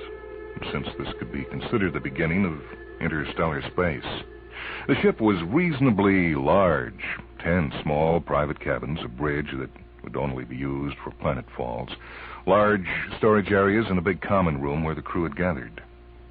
They were sitting in all-purpose lounges arranged in a circle. A few had their lounges at full recline, but most preferred the upright position. Oliver Bruni, the nominal captain, had just opened the first case of omnidrene and taken out a bottle of the tiny pills. 1, 2, 3. They swallowed the pills. In about 10 minutes, thought Bruni, we should be feeling it. He looked at the crew. 10 of us, he thought. 10 brilliant misfits. Lazar, who has spent half his life high on baronite. Vera Galindez would be medium, trying to make herself telepathic with mescaline. Jorge Donner. Why is he here? Me, at least with me it's simple. This or jail. Yeah, what a crew. Drug addicts, occultists, sensationalists, and what else? What makes a person do a thing like this? It'll all come out, thought Bruni. In 16 years, it'll all come out. You feel anything yet, Ollie? Asked Marcia Johnson. No doubt why she came along. Just an ugly old maid liking the idea of being cooped up with 5 men. No, nothing yet, said Bruni. He looked around the room, plain steel walls lined with cabinets full of omnidrene on 2 sides. View screen on the ceiling, bare floor, the other 2 walls decked out like an automat, plain gray steel walls. Then, why were the gray steel walls turning pink? Uh-oh, said Jovi Crail, rolling her pretty blonde head. Uh-oh, here it comes. The walls are dancing. The ceiling is a spiral, muttered someone else. A winding red spiral. Okay, fellow inmates, said Bruni. Okay, it's hitting. Now, look. The walls were red. Bright fire engine red. They were melting. No, not melting, but evaporating. Like crystal, it is, said Lin Pei, waving his delicate oriental hands. Like jade as transparent as crystal. There's a camel in the circle, said Lazar. A brown camel. Well, let's all try and see the camel together, said Vera. Tell us what it looks like, Lazar. Well, it's brown. It's the 2-hump kind. It has a 2-foot tail. And big feet, said Lin Pei. A stupid face, said Donner. Very stupid. Your camel is the great boar, said the stocky, scowling Bram Dacre. Let's have something else, said Joby. Okay, replied Brunei. Okay, now someone else tell what they see. And Linda Tobias, a strange, somber girl inclined to the morbid, said, I see a lizard. A lizard? Squeaked Ingrid Solemn. No, said Lin Pei. No, a dragon, a green dragon with a forked red tongue. He has little useless wings, said Lazar. He is totally oblivious to us, said Vera. And Brunei saw the dragon. It was 5 feet long, green, scaly. It was a conventional dragon, except for the most bovine expression in its eyes. Yes, he thought. Yes, the dragon is here. But the greater part of him knew that it was an illusion. How long would this go on? It's good that we see the same things, said Marcia. Let's always see the same things. And many of them said yes. Now a mountain, a tall blue mountain, with snow on the peak. Yeah, and clouds. 1 week out. Oliver Brunei stepped into the common room. Lin Pei, Vera, Lazar were sitting together in what appeared to be a huge purple toadstool. Brunei thought, but that's my hallucination. At least I think it is. Lazar said, hello, Ollie. Hi, what are you doing? We're looking at the dragon again, said Vera. You want to join us? And Brunei thought of the dragon for a moment. The toadstool disappeared, and the by now familiar bovine dragon took its place.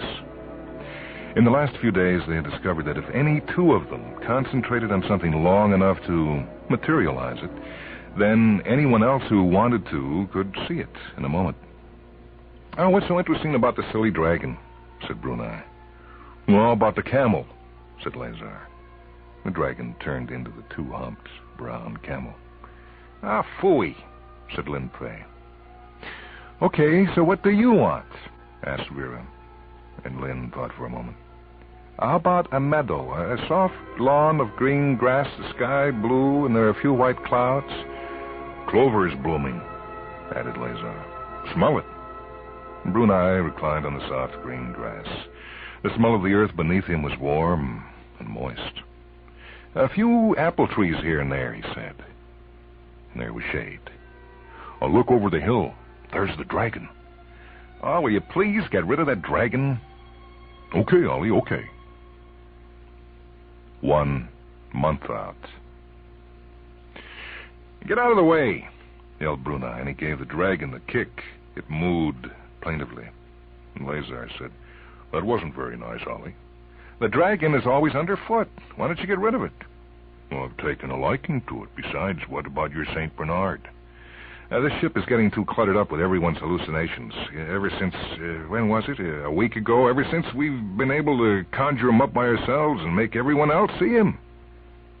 Dacre dematerialized the woman on his lap and said, well, why don't we get together? Get together? Yes, we could agree on an environment.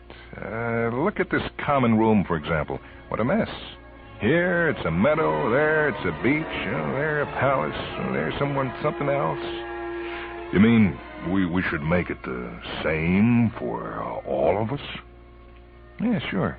We can have whatever we want in our cabins, but let's make some sense out of the common room. That's a good idea. I'll call the others. 3 months out. Brunei stepped through the stuccoed portal and into the central Spanish garden. He noticed that the sky was blue with a few fleecy white clouds. But then the weather was always good. They had agreed on it. Lazar, Ingrid, Lynn, and Vera were sitting on the green lawn surrounding the fountain.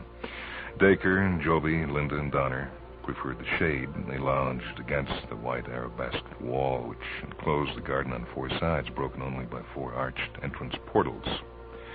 The garden had been a good compromise, thought Brunei. Something for everyone. Fresh air and sunshine, but also the mental security offered by the walls, which also provided shade for those who wanted it. A fountain, a few palm trees, grass, flowers, even the little formal Japanese rock garden that Lin Pei had insisted on. Hello, Ollie, said Lazar. Nice day. Isn't it always? How about a little shower? Well, maybe tomorrow. I noticed a lot of people sleeping today. Yes. By now, the garden seems to be able to maintain itself. And Ingrid wondered if they thought it had a separate existence. Vera said, of course not, but that their subconscious minds were maintaining it, and that it was probably here when they were all asleep. Brunei said, there's no way of telling that. Besides, how can it exist when we're asleep, when it doesn't really exist to begin with? Someone said, semantics, Ollie. Semantics. Brunei took a bottle of Omnidrine out of his pocket and said it was time to charge up the old batteries again and passed out the pills. Marcia was still in her cabin. Lazar explained that she kept to herself a lot. And just then, Marcia burst into the garden, screaming, "Make it go away! Make it go away!" Behind her slithered a gigantic black snake with a head as big as a horse's and bulging red eyes.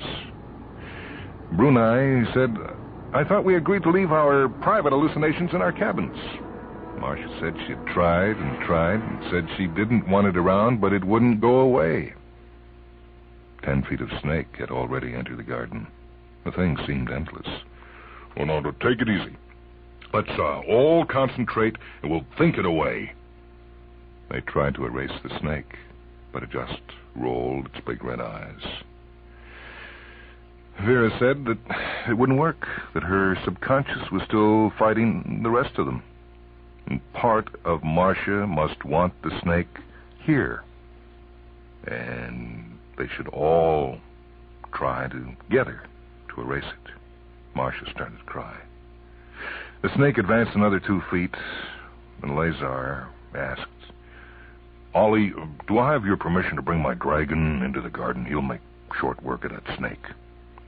You and your dragon. Well, maybe it'll work. Instantly, the green dragon was in the garden. But it was no longer 5 feet long and bovine. It was a good 12 feet long now, with cold reptilian eyes and big yellow fangs. It took one look at the snake, opened its powerful jaws, and belched a huge tongue of orange flame. The serpent was incinerated. It disappeared. And Brunei was trembling. What happened, Lazar? What happened? That's not the same stupid little dragon. He's grown. Brunei suddenly noticed that Lazar was ashen. He also noticed that the dragon was turning in their direction. Get it out of here, Lazar. Get it out of here. Lazar nodded. The dragon flickered and went pale, but it was over a minute before it disappeared entirely. 6 months out. Things wandered the passageways and haunted the cabins. Marcia's snake was back. There was Lazar's dragon that seemed to grow larger every day. There was also a pterodactyl, a vampire bat with a 5-foot wingspread, an old-fashioned red spade-tailed demon, and other assorted horrors. Even Oliver's friendly St. Bernard had grown to monstrous size. Only the Spanish garden in the common room was free of the monstrosities. Here, the combined conscious minds of the 10 crew members were still strong enough to banish the rampaging hallucinations. The 10 of them sat around the fountain, which seemed to shade less sparkling. There were even rain clouds in the sky. Bram Dacre said he didn't like it, that things were getting completely out of control. Brunei explained that, the food was all there, so was the Omnidrine, and they couldn't come in the garden. Marcia said, no, not yet. They all shuddered. Someone asked what went wrong. Donner tried to say that nothing. They didn't know what would happen when they sent us out, so we can't say that they were wrong. Lazar croaked that that was all very comforting, but said, can someone tell me why we can't control them anymore? Brunei said, who knows? At least we can keep them out of here. There was a snuffling at the wall. The head of something like a Tyrannosaurus Rex peered over the wall at them. The dragon's head appeared alongside the Tyrannosaurus. Linda said, well, at least there's a familiar face. Marcia screamed. The huge black snake thrust its head through a portal, and the flap of leathery wings could be heard, and the smell of sulfur. Brunei wanted the group to concentrate and get the creatures out of there. And after 5 minutes, the last of the horrors was banished. It was a lot harder this time. Well, there were a lot more of them. They're getting stronger and bolder. Maybe someday they'll break through and everyone supplied their own ending. Don't be ridiculous. They're not real. They're not real creatures. They can't kill us. Vera suggested that maybe the group should stop taking the Omnidrene. At this point, if the garden disappeared and if we had nothing but the bare ship for the next 15 and a half years, and we knew it, and at the same time knew that we had the Omnidrene to bring it back, how long do you think we'd hold off? We just have to stick it out. Just remember, they can't kill us. They aren't real. And the crew agreed that they weren't real. 7 months out, the garden was covered with a gloomy gray cloud layer. Even the weather was getting harder and harder to control.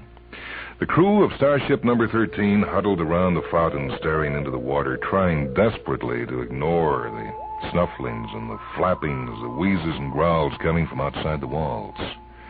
But occasionally a scaly head would raise itself above the wall, or a pterodactyl or bat would flap overhead, and there would be violent shudders. Someone suggested again that they stop taking the Omnidrene.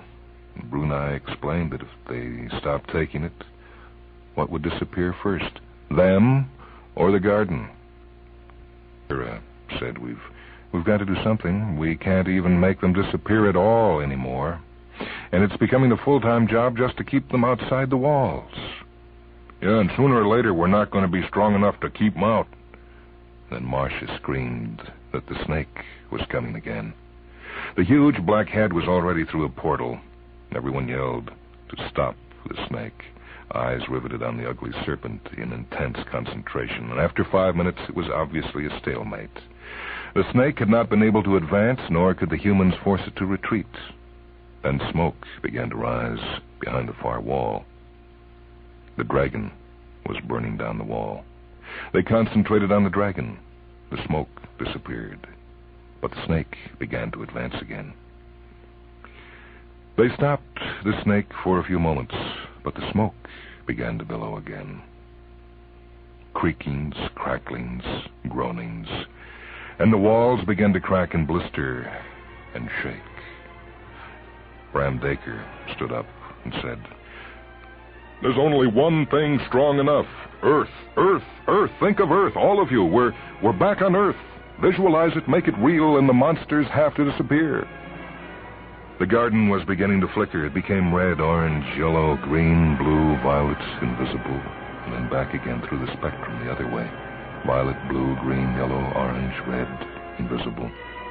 Back and forth like a pendulum through the spectrum.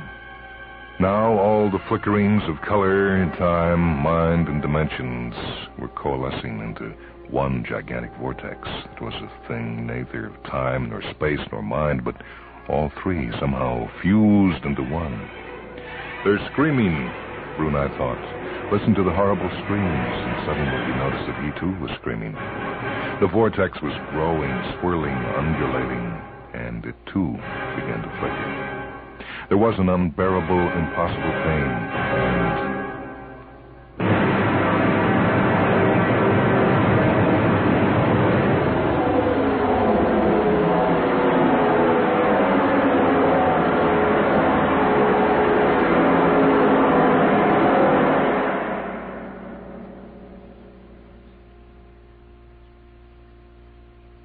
the sight of Starship Number 13 suddenly appearing out of nowhere and sitting itself calmly down in the middle of the spaceport was somewhat disconcerting to the spaceport officials, especially since at the very moment it appeared and even afterward they continued to have visual and laser contact with its image over 3 light months from Earth. However, the solar government itself was much more pragmatic. One instant, Starship 13 had been light months from Earth. The next, it was sitting in the spaceport, and therefore, Starship 13 had exceeded the speed of light somehow. Therefore, it was possible to exceed the speed of light, and a thorough examination of the ship and its contents would show how. Therefore, you idiots throw a security cordon around that ship. On such matters, the long-conditioned reflexes of the solar government worked marvelously. Before the airwaves had cooled, 200 heavily armed soldiers had surrounded the ship. 2 hours later, the solar coordinator was on the scene with 10 orders of Sol to present to the returning heroes, and a large, well-armored vehicle to convey them to laboratories where they would be gone over with a proverbial fine-toothed comb. An honor guard of 200 men standing at attention made a pathway from the ship's main hatch to the armored carrier, in front of which stood the solar coordinator with his 10 medals. They opened the hatch. 1, 2, 5, 7, 10 dazed and bewildered heroes staggered past the honor guard to face the coordinator. He opened his mouth to begin his welcoming speech and start the 5 years of questioning and experiments that would eventually kill 5 of the crew and give man the secret of faster-than-light drive. But instead of speaking, he screamed, and so did 200 heavily armed soldiers, because out of Starship 13's main hatch sauntered a 12-foot green dragon, followed by a Tyrannosaurus Rex, a pterodactyl, a vampire bat with a 5-foot wingspan, an old-fashioned red spade-tailed demon, and finally, big as a horse, the pop-eyed head of an enormous black serpent.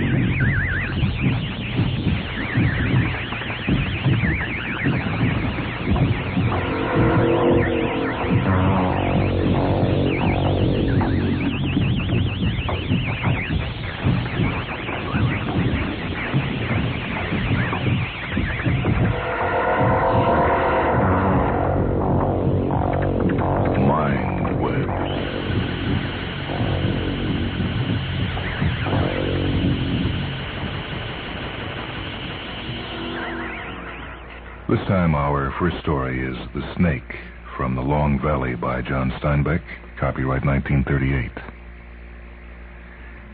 It was almost dark when young Dr. Phillips swung his sack to his shoulder and left the tide pool. He climbed up over the rocks and squashed along the street in his rubber boots. The streetlights were on by the time he arrived at his little commercial laboratory on the Cannery Street of Monterey. It was a tight little building standing partly on piers over the bay water and partly on the land. On both sides, the big corrugated iron sardine canneries crowded in on it. Dr. Phillips climbed the wooden steps and opened the door. The white rats in their cages scampered up and down the wire. The captive cats in their pens mewed for milk. Dr. Phillips turned on the glaring light over the dissection table and dumped his clammy sack on the floor. He walked to the glass cages by the window where the rattlesnakes lived, leaned over and looked in. Dr. Phillips threw off his leather coat and built a fire in the tin stove. He set a kettle of water on the stove and dropped a can of beans into the water. Then he stood staring down at the sack on the floor. He was a slight young man with the mild, preoccupied eyes of one who looks through a microscope a great deal. He wore a short blond beard. The draft ran breathily up the chimney, and a glow of warmth came from the stove. The little waves washed quietly about the piles under the building. Arranged on shelves about the room were tier above tier of museum jars containing the mounted marine specimens the laboratory dealt in. He lifted his sack to the table under the white light and emptied out 24 common starfish. These he laid out side by side on the table. His preoccupied eyes turned to the busy rats in their wire cages. Taking grain from a paper sack, he poured it into the feeding troughs. Instantly, the rat scrambled down from the wire and fell upon the food. A bottle of milk stood on the glass shelf between the small mounted octopus and the jellyfish. Dr. Phillips lifted down the milk and walked to the cat cage. But before he filled the containers, he reached in the cage and gently picked out a big, rangy Ellie tabby. He stroked her for a moment and then dropped her in a small, black-painted box, closed the lid, and bolted it, and then turned on a petcock which admitted gas into the killing chamber. While the short, soft struggle went on in the black box, he filled the saucers with milk. The box was quiet now. He turned off the petcock, for the airtight box would be full of gas. On the stove, the pan of water was bubbling furiously about the can of beans. Dr. Phillips lifted out the can with a big pair of forceps, opened it, and emptied the beans into a glass dish. While he ate, he watched the starfish on the table. From between the rays, little drops of milky fluid were exuding. He bolted his beans, and when they were gone, he put the dish in the sink and stepped to the equipment cupboard. From this, he took a microscope and a pile of little glass dishes. He filled the dishes one by one with seawater from a tap and arranged them in a line beside the starfish. He took out his watch and laid it on the table under the pouring white light. The waves washed with little sighs against the piles under the floor. He took an eyedropper from a drawer and bent over the starfish. At that moment, there were quick, soft steps on the wooden stairs and a strong knocking at the door. A slight grimace of annoyance crossed the young man's face as he went to open. A tall, lean woman stood in the doorway. She was dressed in a severe dark suit. Her straight black hair, growing low on a flat forehead, was mussed as though the wind had been blowing at her. Black eyes glittered in the strong light. She spoke in a soft, throaty voice. "May I come in? I want to talk to you." "I'm very busy just now," he said half-heartedly. "I have to do some things at times." But he stood away from the door and the tall woman slipped in. "I'll be quiet until you can talk to me." He closed the door and brought the uncomfortable chair from the bedroom. You see, the process has started, and I have to get to it." So many people wandered in and asked questions. The doctor had little routines of explanations. When starfish are sexually mature, they release sperm and ova when they're exposed at low tide. And by choosing mature specimens and taking them out of the water, I give them a condition of low tide. Now, you see, I've mixed the sperm and eggs. Now I'll put some of the mixture in each one of these 10 little watch glasses, and in 10 minutes I'll kill those in the first glass with menthol.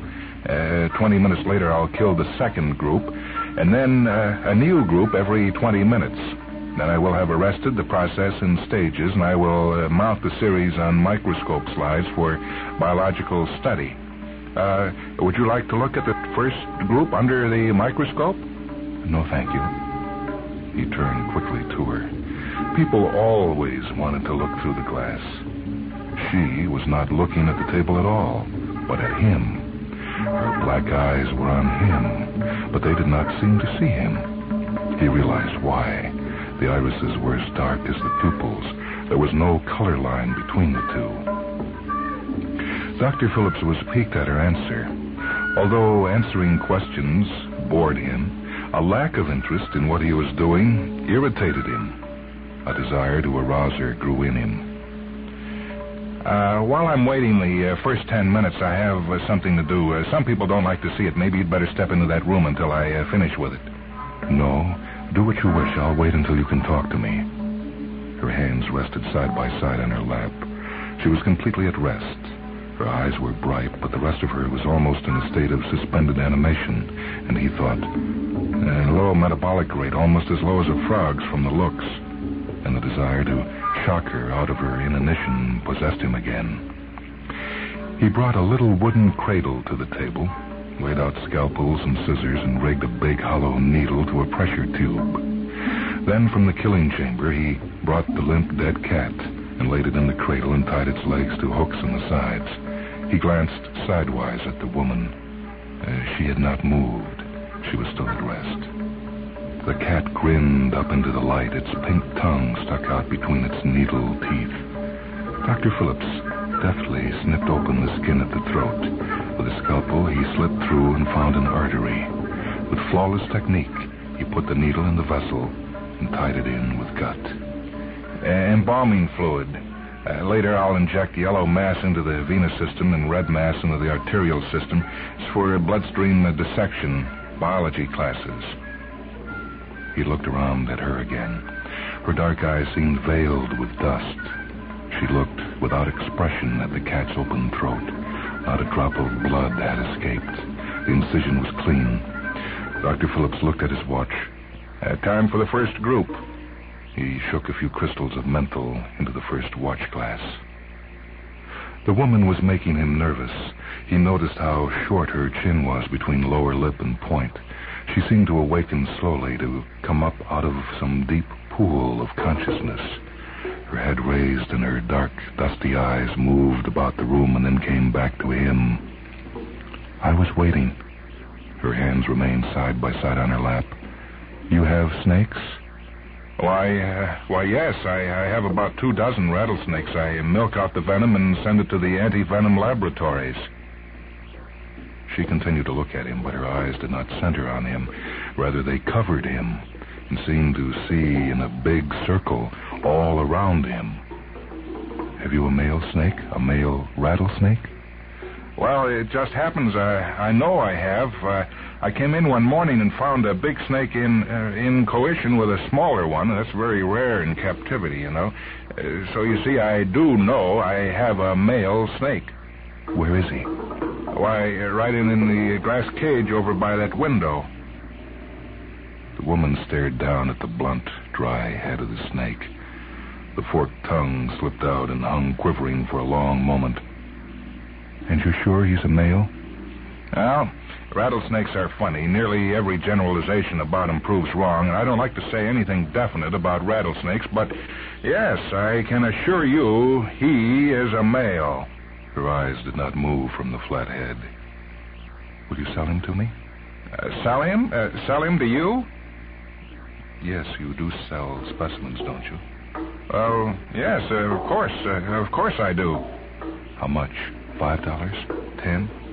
Oh, not more than 5, but do you know anything about rattlesnakes? You might be bitten.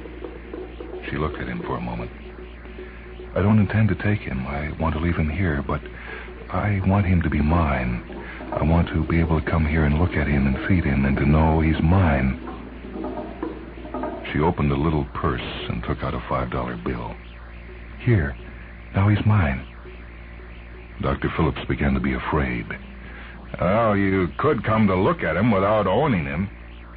I want him to be mine. What does he eat? Well, I feed him white rats from that cage over there. Will you put him in the other cage? I would like to feed him. He doesn't need food now. He's had a rat already this week. Sometimes they don't eat for 3 or 4 months. In fact, I had one snake didn't eat for over a year. Will you sell me a rat? He shrugged his shoulders. I see. You want to watch how rattlesnakes eat. All right, I'll show you. The rat will cost 25 cents. It's better than a bullfight if you look at it one way, and it's simply a snake eating his dinner if you look at it another. He hated people who made sport of natural processes. He was not a sportsman, but a biologist. He could kill 1,000 animals for knowledge, but not a single insect for pleasure. He'd been over this in his mind before. She turned her head slowly toward him, and the beginning of a smile formed on her thin lips. I want to feed my snake. I'll put him in this other cage. She had opened the top of the cage and dipped her hand in before he knew what she was doing. He leaped forward and pulled her back. The lid banged shut. Haven't you any sense? Maybe he wouldn't kill you, but he'd make you damn sick in spite of what I could do for you. All right, you put him in the other cage, then. Dr. Phillips was shaken. He found that he was avoiding the dark eyes that didn't seem to look at anything. He felt that it was profoundly wrong to put a rat into the cage, deeply sinful, and he didn't know why. Often he had put rats in the cage when someone or other had wanted to see it, but this desire tonight sickened him. He tried to explain himself out of it. It's a good thing to see. It shows you how a snake can work. It makes you have respect for a rattlesnake. Well, and, too, lots of people have dreams about the terror of snakes making a kill. I think because it's a subjective rat. The person is the rat. And once you see it, the whole matter becomes objective. The rat is only a rat, and the terror is removed. He took a long stick, equipped with a leather noose, from the wall. Opening the trap, he dropped the noose over the big snake's head and tightened the thong. A piercing, dry rattle filled the room. The thick body writhed and slashed about the handle of the stick as he lifted the snake out and dropped it in the feeding cage. He glanced at the woman. He hated to put in the rat. She had moved over in front of the new cage. Her black eyes were on the stony head of the snake again. And she said, "Put in a rat." Reluctantly, he went to the rat cage. For some reason, he was sorry for the rat, and such a feeling had never come to him before.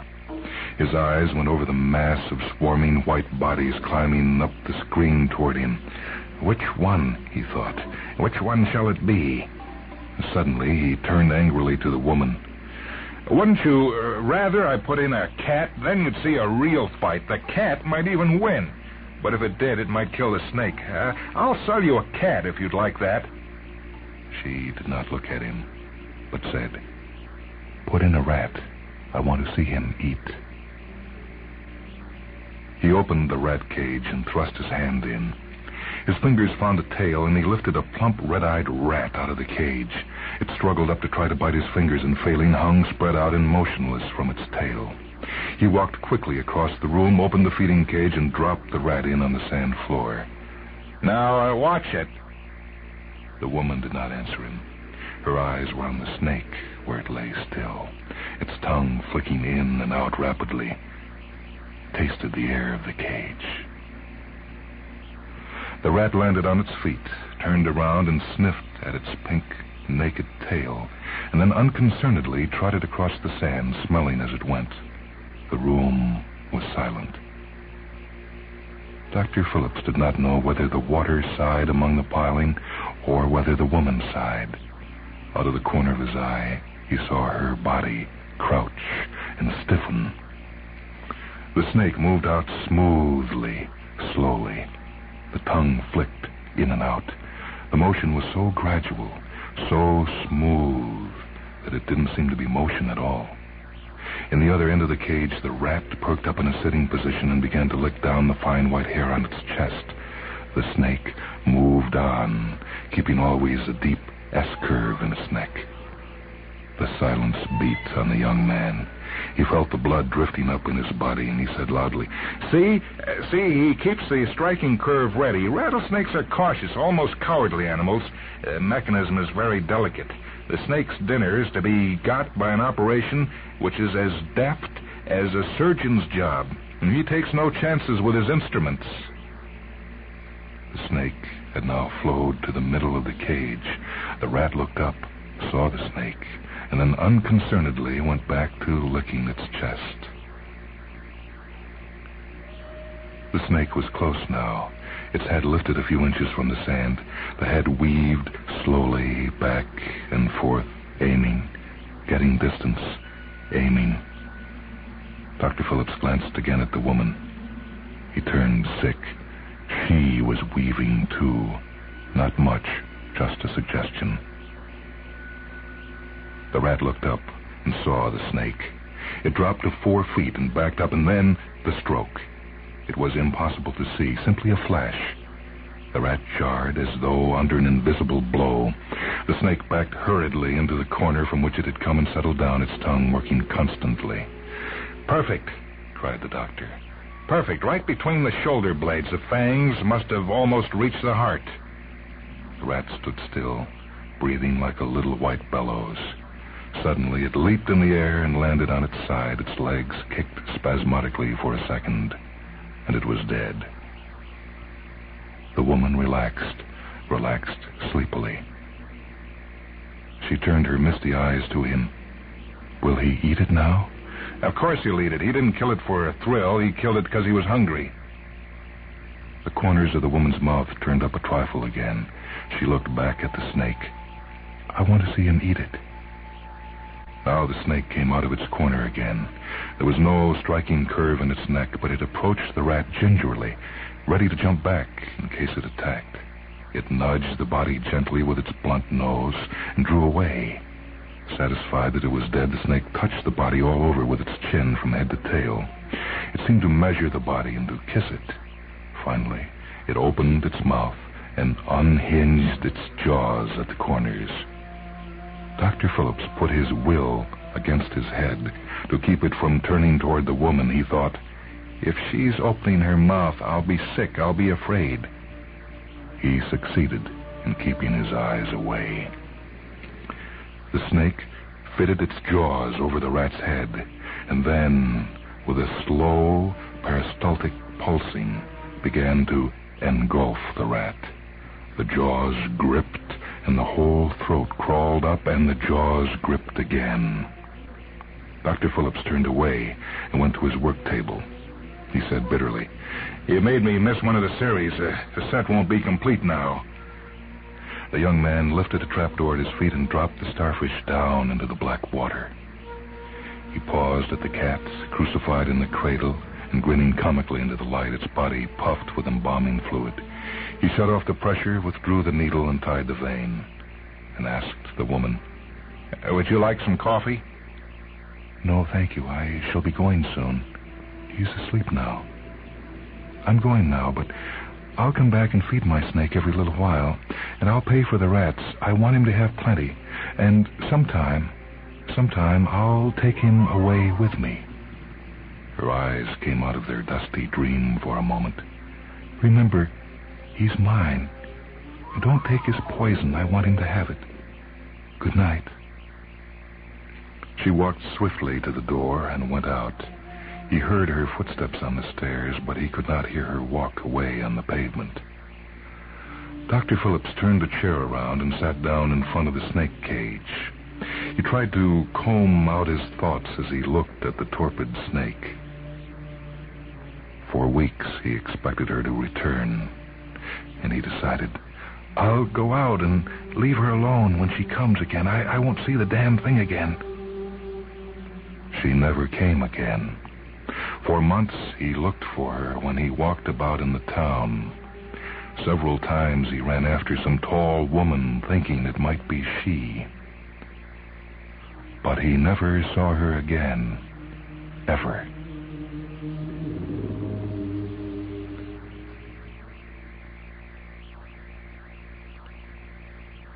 The first story this evening was titled The Snake, from the Long Valley, by John Steinbeck.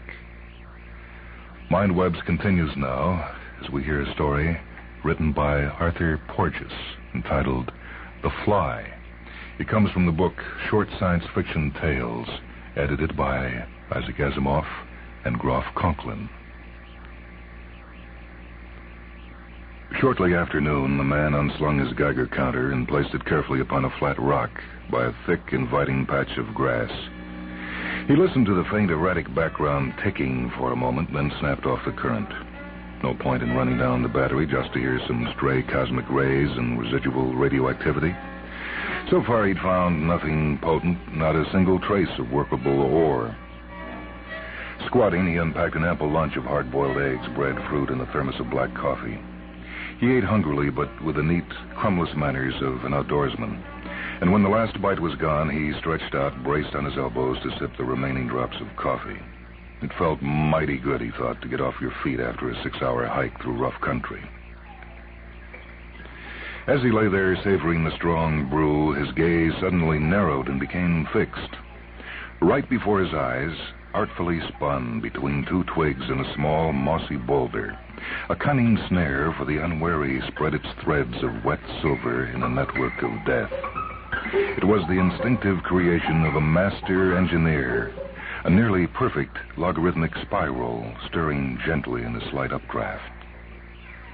He studied it curiously, tracing with growing interest the special cable attached only at the ends that led from a silk cushion at the web center up to a crevice in the boulder. He knew that the mistress of the snare must be hidden there, crouching with one hind foot on her primitive telegraph wire and awaiting those welcome vibrations which meant a victim thrashing hopelessly among the sticky threads. He turned his head and soon found her. Deep in the dark crevice, the spider's eyes formed a sinister, jeweled pattern. A glowing gem, glistening metallic blue, had planted itself squarely upon the web. As if manipulated by a conjurer, the blue-bottle fly had appeared from nowhere. It was an exceptionally fine specimen, he decided, large, perfectly formed, and brilliantly rich in hue. He eyed the insect wonderingly. Where was the usual panic, the frantic struggling, the shrill, terrified buzzing? It rested there with an odd indifference to restraint that puzzled him. Then, as he watched, the bluebottle, stupidly perverse, gave a single sharp tug. Its powerful wings blurred momentarily and a high-pitched buzz sounded. The man sighed, almost attempted to interfere. Not that it mattered how soon the fly betrayed itself. Eventually the spider would have made a routine inspection, and, unlike most people, he knew her for a staunch friend of man, a tireless killer of insect pests. It was not for him to steal her dinner and tear her web. But now, silent and swift, a pea on 8 hairy, agile legs, she glided over her swaying net. An age-old tragedy was about to be enacted, and the man waited with pitying interest for the inevitable denouement. About an inch from her prey, the spider paused briefly, estimating the situation with diamond-bright, soulless eyes. The man knew what would follow. Utterly contemptuous of a mere fly, however large, lacking either sting or fangs, the spider would unhesitatingly close in, swathe the insect with silk, and drag it to her nest in the rock, there to be drained at leisure. But instead of a fearless attack, the spider edged cautiously nearer. She seemed doubtful, even uneasy. The fly's strange passivity apparently worried her. Reluctantly, she crept forward. In a moment, she would turn about, squirt a preliminary jet of silk over the bluebottle, and by dexterously rotating the fly with her hind legs, wrap it in a gleaming shroud. Then the man saw a startling, an incredible thing. There was a metallic flash as a jointed, shining rod stabbed from the fly's head like some fantastic rapier. It licked out with lightning precision, pierced the spider's plump abdomen, and remained extended, forming a terrible link between them. The spider had stiffened as the queer lance struck home. Now she was rigid, obviously paralyzed, and her swollen abdomen was contracting like a tiny fist as the fly sucked its juices through that slender, pulsating tube. He peered more closely, raising himself to his knees and longing for a lens. It seemed to his straining gaze as if that gruesome beak came not from the mouth region at all, but through a minute hatch-like opening between the faceted eyes, with a nearly invisible square door ajar. But that was absurd. It must be the glare and, flickering. The rod retracted. There was definitely no such opening now. Apparently the bright sun was playing tricks. The spider stood shriveled, a pitiful husk, still upright on her thin legs. One thing was certain. He must have this remarkable fly. If not a new species, it was certainly very rare. Fortunately, it was stuck fast in the web. Killing the spider could not help it. He knew the steely toughness of those elastic strands, each a tight helix filled with superbly tenacious gum. Very few insects, and those only among the strongest, ever tear free. He gingerly extended his thumb and forefinger. Easy now. He had to pull the fly loose without crushing it. Then he stopped, almost touching the insect and staring hard.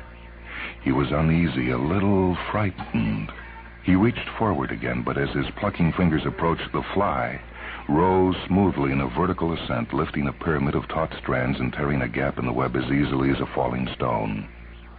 The man was alert, however. His cupped hand, nervously swift, snapped over the insect, and he gave a satisfied grunt.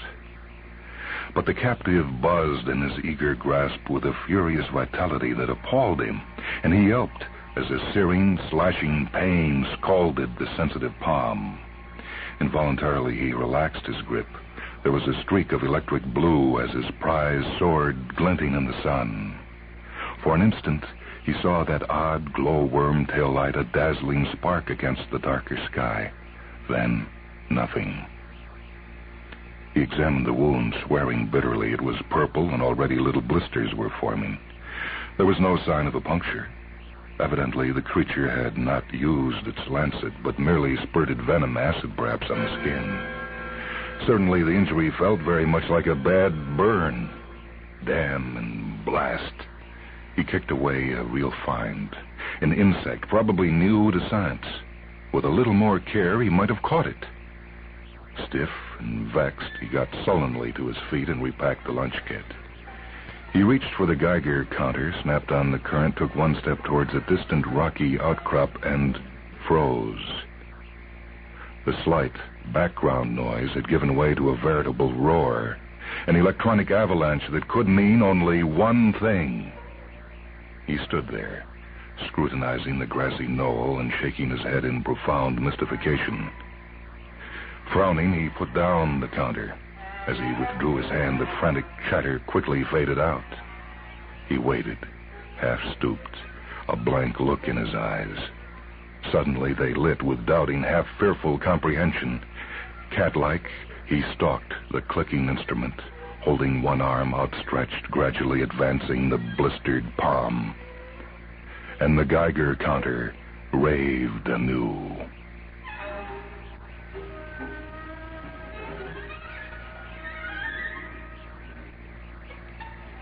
That was The Fly, a story by Arthur Porges that appeared in the book 50 Short Science Fiction Tales, edited by Isaac Asimov and Groff Conklin. This is Michael Hansen speaking. Technical production for Mindwebs by Steve Gordon and Leslie Hilsenhoff.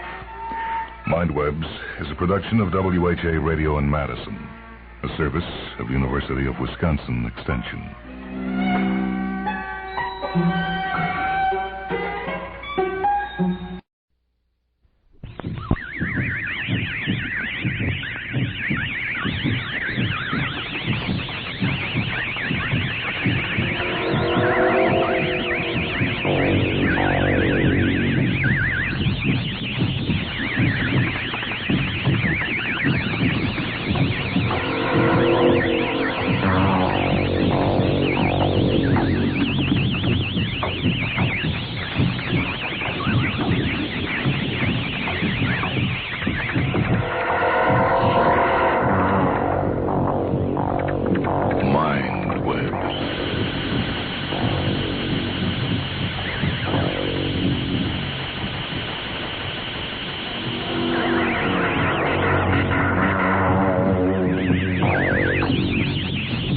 Welcome to a half hour of Mindwebs, short stories from the worlds of speculative fiction.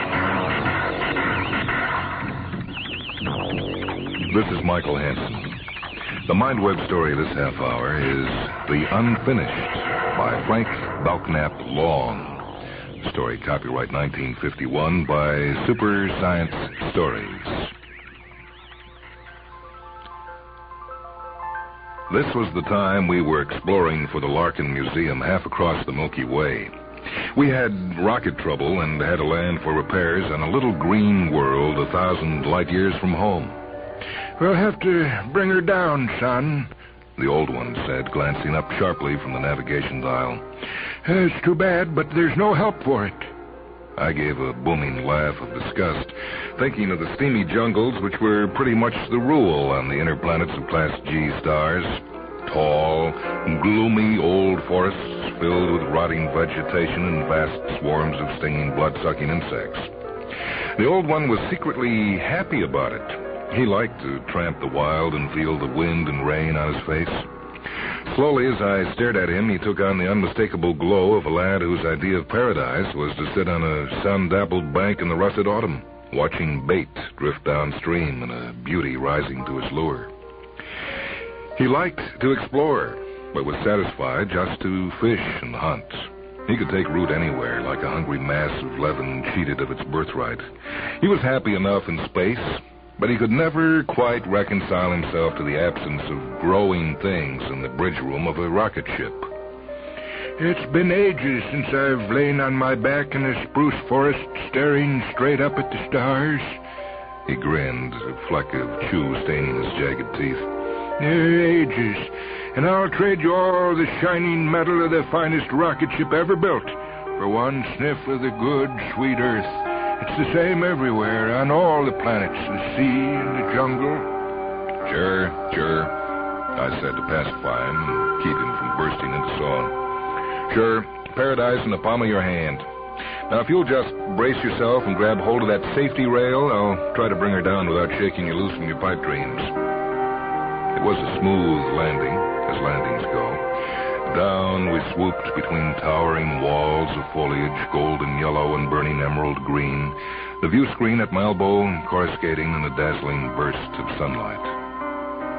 My hands were steady on the controls, but for a moment I felt like a badly scared giant killer swinging down from a beanstalk that would have spanned the gulfs between the stars. I really did. Star rovers are linked to the world of childhood in a great variety of ways. For they see the same strange hues everywhere they turn. The light that never was shines only for them. And even an old man, married 50 years, could put his arm around his wife and say, "Tomorrow I'll be in deep space, and your eyes will be as pretty as misty moon swimming in a sea of gold." And he could mean every word of it, too. Because in space, time seems to fall away. And your memories become the memories of youth. And you see everything as if for the first time, through absolutely unspoiled eyes. I shook off the feeling with a gesture. Now you can let go now. We're resting at a tangent, but we couldn't be more firmly grounded if we were pushing up daisies. He unhooked his arm from the rail and swabbed a perspiring brow. You're a good pilot, son. Hey, they don't come any steadier. I looked at him. Well, we better go outside and check on the damage. We won't need the oxygen masks. The atmosphere reading's a bit high, but we can take that in stride. I was not unmindful of his compliments, but it confused and embarrassed me to have him turn the searchlight on my competence. Sure, I was a good pilot. Hadn't I crossed the galaxy 20 times without losing a ship? I was as proud of my record as the next man, but I saw no reason for shoulder thumping. A man needs all his self-esteem in space, but it should be accepted as something to be put on like a shining garment and worn in silence.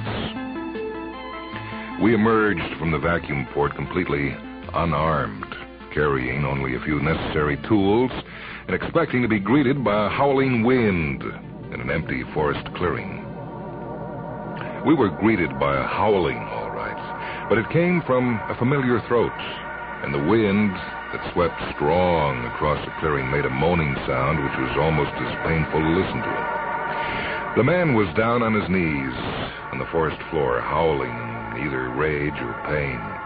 There was a great red gash in his shoulder, and he was rolling his eyes about and slapping at the wound with his palms. Now, I don't scare easily, but the sight was so unexpected that it jolted me back on my heels. I can't speak for the old one. He seemed calm enough as he stood staring at my side, a look of serene wonder in his eyes. Serene wonder. Yes, that just about sums it up. There was an eternal, childlike quality about him I've never seen equaled in man or intelligent beast.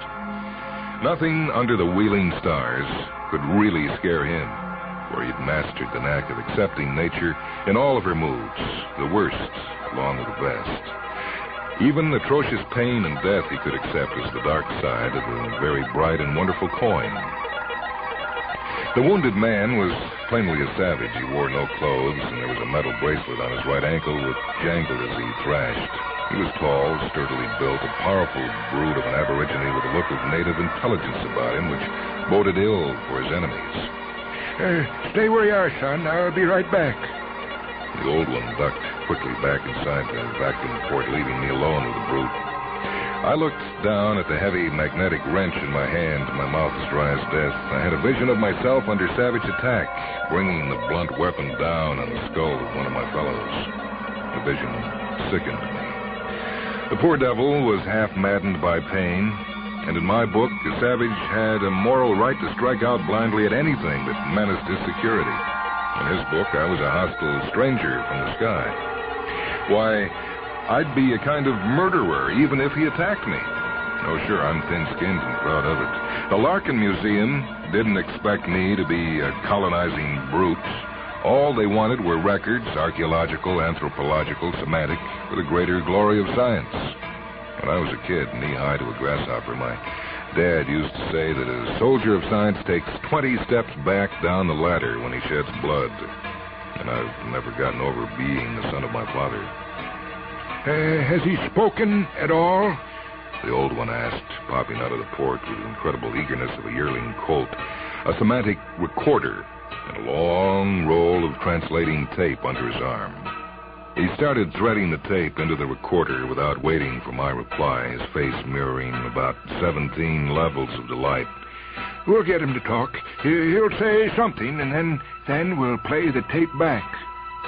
The old one isn't often wrong, but he was for once. Apparently, the wounded aborigine just didn't want his thoughts translated by a mechanical metal box into the speech of strangers from the sky. He stood up and glared at us for a second or two, his eyes smoldering with emotions as old as man. Sure, boy, I thought, sure. We've caught you at a bad moment with your hair down.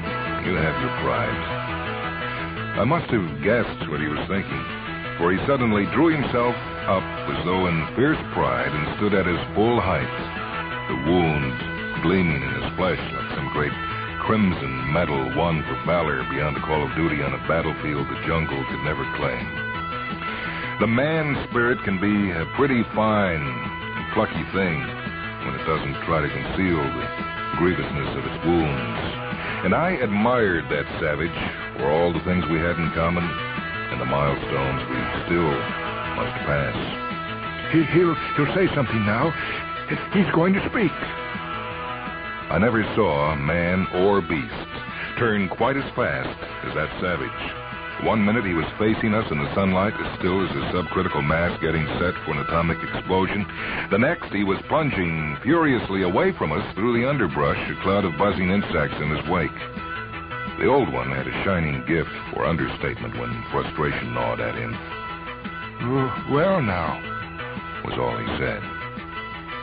The magnificent savage was gone, and we were alone again in a clearing so still you could have heard a gnat pullulating. But I didn't let it throw me. Getting the ship repaired came first. That was the big, important job anyway. I took the old one by the arm and hurried him toward the stern rocket tubes. We got to work fast, I told him. If he comes back with his tribe, they'll take it for granted that we wounded him. Why do savages shift guilt around like that? It seems like most savages simply work off their rage on the first stranger they meet, innocent or guilty. Well, it works for a rough kind of justice in the long run. At some time in their lives, most of us are guilty. If they become careless, too, they deserve what they get. The damage wasn't too bad. Oh, it's an hour's job if we work our heads off. Maybe I'm an alarmist, but I think we should try to whittle that estimate down a bit. Just as you say, son. The old one grinned and stripped off his weather jacket. That was the best thing about him. He could talk himself into a blue funk, but when a job really looked tough, he became as solid and laconic as a square of granite. We finished the repair job in exactly 28 minutes, and we're heading back toward the vacuum port when the old one grabbed my arm. Look!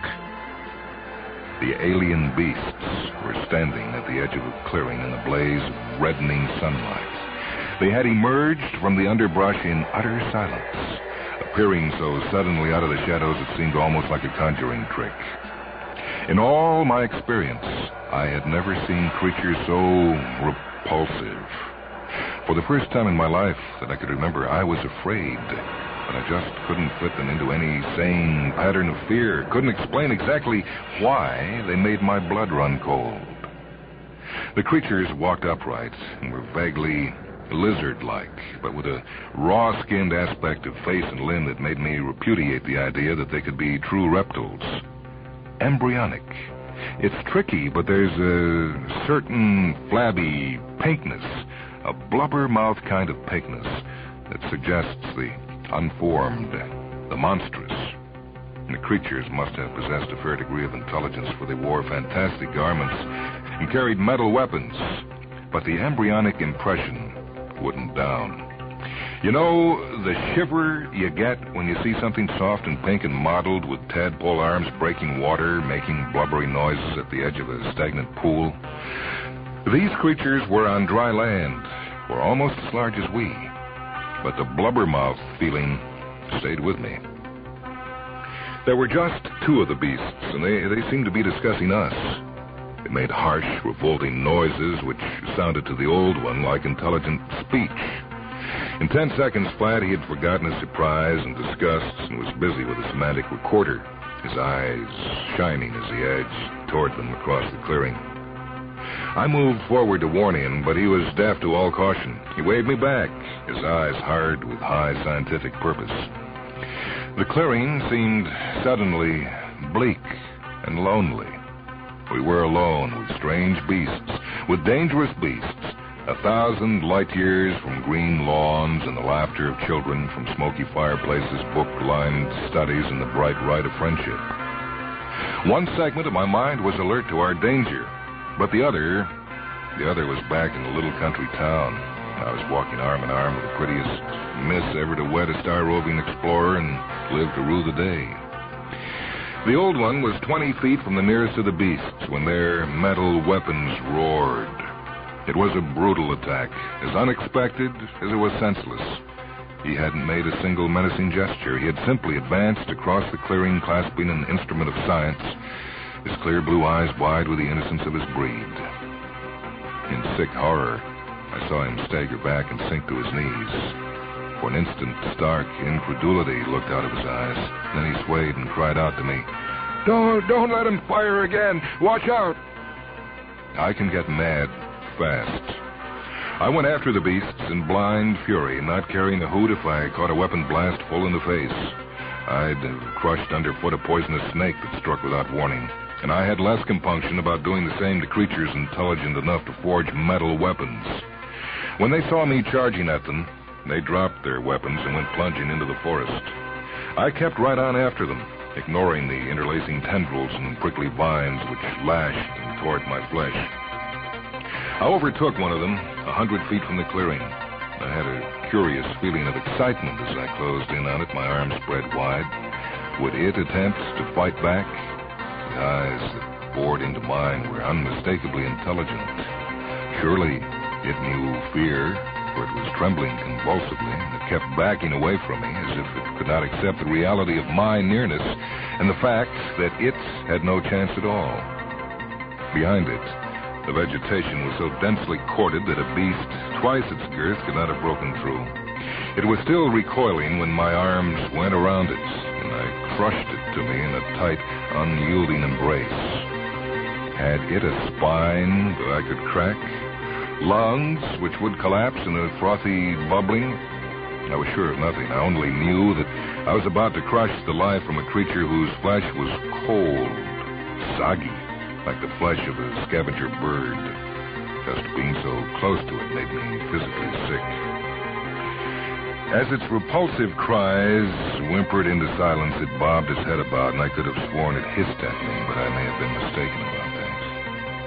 Suddenly, all my anger left me. What's the use, I thought. Let it crawl away into its lair. Let it live out its hateful life in the deep jungle. Scorpions did, or lizards, with green and vermilion poison pouches protruding from their throats. The trouble was, such lizards were beautiful to look at. This creature was as ugly as an eyeless slug. The fact that it had eyes and wore clothes and possessed intelligence of a sort didn't make it one whit less ugly. I felt disgusted. Hating an animal because nature had made it that way was as stupid as hating a worm-gnawn apple or a leech-covered stone at the edge of a pond. I opened my arms wide and let the loathsome beast slip to the ground. Beasts who developed intelligence without shedding their jungle instincts had a long and unpleasant history behind them. I'd encountered such beasts before, on more worlds than I cared to remember, but never in such an evolved stage of culture. I thought of the rock-splitting birds of Spagoon, their rude flint weapons and elaborate burial customs. I remember the fire lizards of Galmar, not so named because they could pass through fire like salamanders, but because they had actually mastered the use of fire and knew how to forge iron arrowheads. Beasts. Scaly, leathery, warm-blooded, a few within the weight range of man. This creature was well within the weight range of man, but I was pretty sure it had a lifespan as brief as the skunk weeds of our suburban gardens that bloom in the late autumn and die at the first touch of frost. That would mean it could never learn very much. Natural selection would eventually finish what I'd started out to do. You can thank Dame Nature for your good luck, Mr. Scorpion Eyes, I said. And the beast seemed to know that it had been granted a reprieve. For it started to whimper again, and suddenly it was dragging itself away from me over the forest floor. Fighting down my revulsion, I swung about and went striding back to the clearing. You gotta let me play the record through, son, the old man said, hours later. You have to let me do it. I tell you, I feel all right now. I'm okay. It was just a flesh wound. What if I did lose a little blood? We were almost in deep space, a good 5 billion miles from the Class G star sun, which warmed a worm-riddled little green butternut of a world I hoped never to see again. Worm-riddled because those creatures were on it. I thought of the savage, standing straight and proud in the sunlight, claiming his birthright despite his pain. A great throbbing wound in his side, and yet he could still draw himself up in defiance. Well, someday that little green butternut of a world would belong to a magnificent savage with a civilizing gleam in his eyes, and he wouldn't be wearing the primitive chain bracelet on his ankle then. He'd be on his way to the stars. So the old one wanted to play the recording through, did he? He had failed to get a semantic recording of the magnificent savage's speech. All he had was worm speech from the throat of creatures who had tried to kill him. Why did he wish to inflict further torment on himself? I had no moral right to oppose him. He was an able scientist, and he had the fine childlike curiosity of his breed, and if he felt strong enough to listen to a recording of first-rate scientific importance, I had no call to put my oar in. So I said, "No, go ahead. Go ahead, who's stopping you?" He seemed a little apologetic as he turned the recorder on.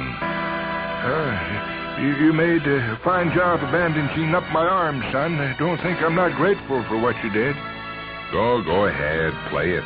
It'll give you any fun. Play it 20 times if you want to get up and dance to it.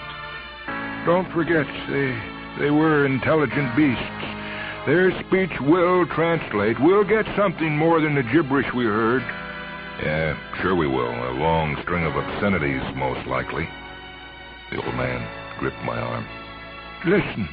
Eddie. A voice spoke out of the recorder. Eddie. Oh, no. Hey, don't start thinking things. I see them too, and I'm not excited. But they're wearing clothes, Eddie. Well, sure they are. Carny clothes.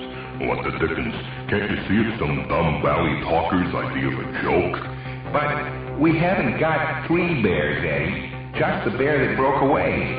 Just Mike Bruin, who turned ugly on us.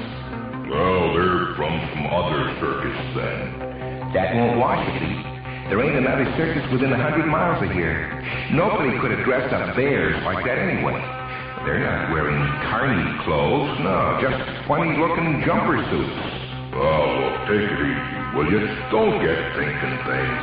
Who would want to get 2 more bears and play a joke like that on us? Be sensible, Eddie. Well... How would anybody know Mike Bruin would break his chain? We'd have to go hunting him with shotguns. I'll bet you $20. Now, look, Eddie. We go after an escaped bear on a rampage. Otherwise, he'll kill somebody and the circus will get blamed. All right, we take a pot shot at him, lose sight of him, run smack into what? 2 polar bears. And behind them is a 20-ton cigar wrapped up in silver foil. and they're dressed up for a fancy costume ball or something. Well, if you're going to start to match these things. A 20-ton silver cigar, an all-metal cigar. And the end of it looks exactly like the end of a double-barreled shotgun when you break it open. Only there are more rocket tubes than that. Rocket tubes? Now I know you're a little ticky in the cocoa. If that's not a spaceship... Yeah, but they wouldn't be bears. How do you know what Martians look like? Huh? Did you ever see a Martian? But bears... Look at it this way, Eddie. Maybe there are no real bears on Mars, or wherever they come from. If that was so, they wouldn't picture themselves as bears. They'd picture themselves as men. I mean, they wouldn't look like bears to themselves. Huh? Well, then, how would they picture us? That's what I'm worried about. How would we look to a bear? How would we look to Mike Falstaff Bruin if Mike had brains? Well, a bear has real strength. A bear. Flabby. What do you mean, flabby? The way a frog would look to us, maybe. A frog just asking to be skinned alive. I got a hunch we'd grate on a bear in more ways than a bear would grate on us. Eddie, look. He's holding a metal cylinder. He's coming toward us with a metal cylinder in his paw. It must be a ray gun. If we don't get them first... A dull roar rang out in the bridge room. The clicking stopped. The old one looked at me. Lads, what is a bear? Well, you got me. That's what those beasts called us. Bears. They said we just look like men to ourselves. Well, if we just look like men, we've got a lot of company. There are men like ourselves on every planet capable of supporting life in the galactic universe. Any school kid knows that parallel evolution holds good everywhere in space. That's as universal as the second law of thermodynamics. You're right, but just suppose... Well, it admits of no argument. See, everywhere in space, biological evolution follows the same pattern. Unicellular organisms, spiny invertebrates, amphibians, reptiles, primitive arctoid carnivora, distinguished by their massive bodies, short limbs, rudimentary tails, and then, finally, man. Yes, sure, I know, but... Look, did you ever see a bear? You've done a lot of star hopping in your time. Yeah, you're right, of course. I guess it's plumb crazy. Maybe we'd better break up that recording. Why should we do that? I don't know. Just having it around sort of gives me the jitters. We're going to keep it. It was utter nonsense any way you looked at it. On one little planet, in the mighty sweep of starfield stretching out in blazing splendor for 1,000,000 light years, a loathsome little biped, fleshy pink, with no fur on its face, had said, "We just look like men to ourselves." You know, I've been thinking how a single grain of sand dropped into a big, intricate machine can clog the works and send flywheels spinning off in all directions. If that grain is hard and bright enough... You gotta master atomic theory before you can have space flight. Now, you saw those beasts. Did they look like they had that kind of brightness inside of them? I laughed again because the old one had looked for a minute like the wilted edge of a great rug.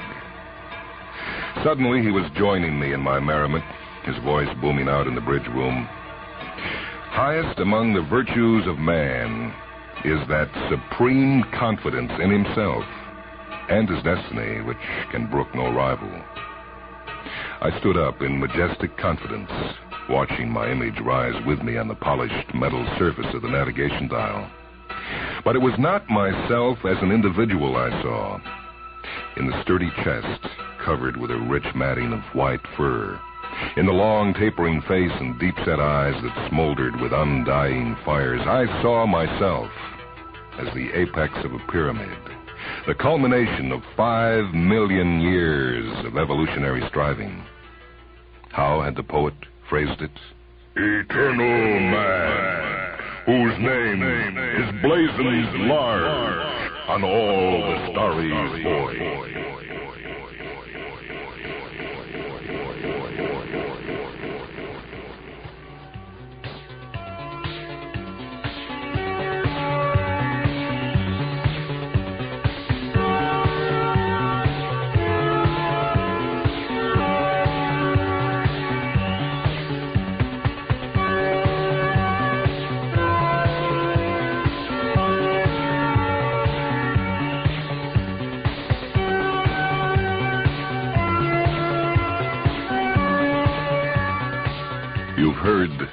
Unfinished, a story by Frank Belknap Long, copyright 1951 by Super Science Stories. This is Michael Hansen. Technical operation for this broadcast by Bob Chan. Mindwebs is a production of WHA Radio in Madison, a service of University of Wisconsin Extension.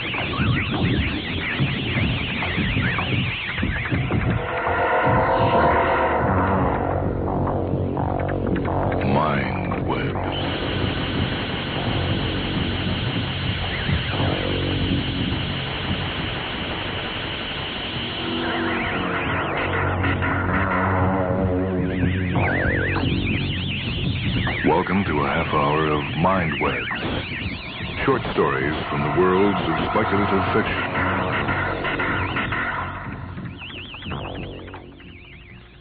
This time the story comes from the book The Farthest Reaches, edited by Joseph Elder.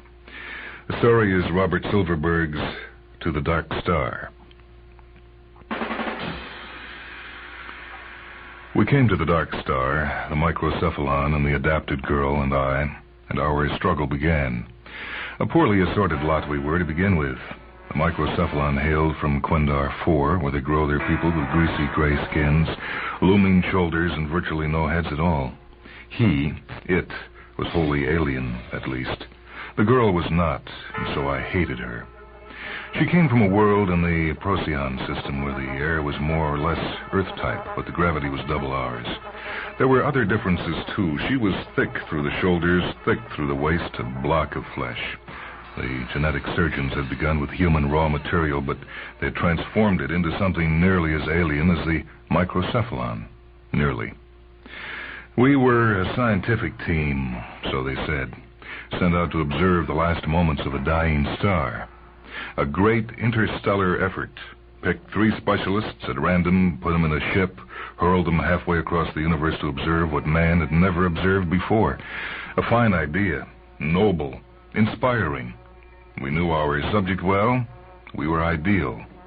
But we felt no urge to cooperate because we hated one another. The adapted girl, Miranda, was at the controls the day that the Dark Star actually came into sight. She spent hours studying it before she deigned to let us know that we were at our destination. And then she buzzed us out of our quarters. I entered the scanning room. Miranda's muscular bulk overflowed the glossy chair before the main screen. The microcephalon stood beside her, a squat figure on a tripod-like arrangement of bony legs. The great shoulders hunched and virtually concealed the tiny cupola of the head. There was no real reason why an organism's brain had to be in its skull and not safely tucked away in the thorax, but, well, I had never grown accustomed to the sight of the creature. I fear I have little tolerance for aliens. Look, Miranda said, and the screen glowed.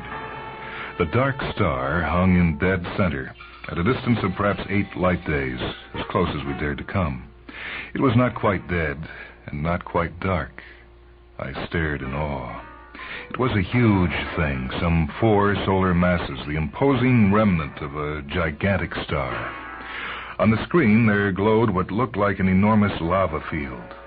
Islands of ash and slag the size of worlds drifted in a sea of molten and glowing magma.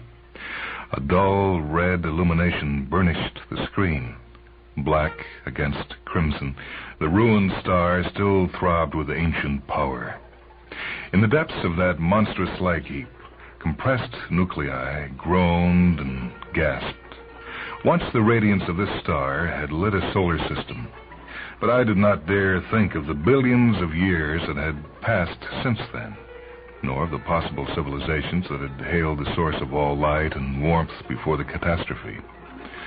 Miranda said, "I've picked up the thermals already. The surface temperature averages about 900 degrees. There's no chance of the landing." I scowled at her. "What good is the average temperature? Get a specific. One of those islands..." "The ash masses are radiating at 250 degrees. The interstices go from 1,000 degrees on up. Everything works out to a mean of 900 degrees, and you'd melt in an instant if you went down there. You're welcome to go, brother, with my blessing." "I didn't say..." "You implied that there'd be a safe place to land in that fireball," Miranda snapped. Her voice was a basso boom. There was plenty of resonant space in that vast chest of hers. "You snidely cast doubt on my ability to... We'll use the crawler to make our inspection," said the microcephalon in its reasonable way. "There never was any plan to make a physical landing on the star." Miranda subsided. I stared in awe at the sight that filled our screen. A star takes a long time to die, and the relict I viewed impressed me with its colossal age. It had blazed for billions of years, until the hydrogen that was its fuel had at last been exhausted, and its thermonuclear furnace started to sputter and go out. A star has defenses against growing cold. As its fuel supply dwindles, it begins to contract, raising its density and converting gravitational potential energy into thermal energy. It takes on new life. Now a white dwarf with a density of tons per cubic inch, it burns in a stable way until at last it grows dark. We've studied white dwarfs for centuries. We know their secrets, so we think. A cup of matter from a white dwarf now orbits the observatory on Pluto for our further illumination. But the star of our screen was different. What we beheld now was the core left behind by the supernova explosion. Even after that awesome fury, what was intact was of great mass. The shattered hulk had been cooling for eons, cooling toward the final death.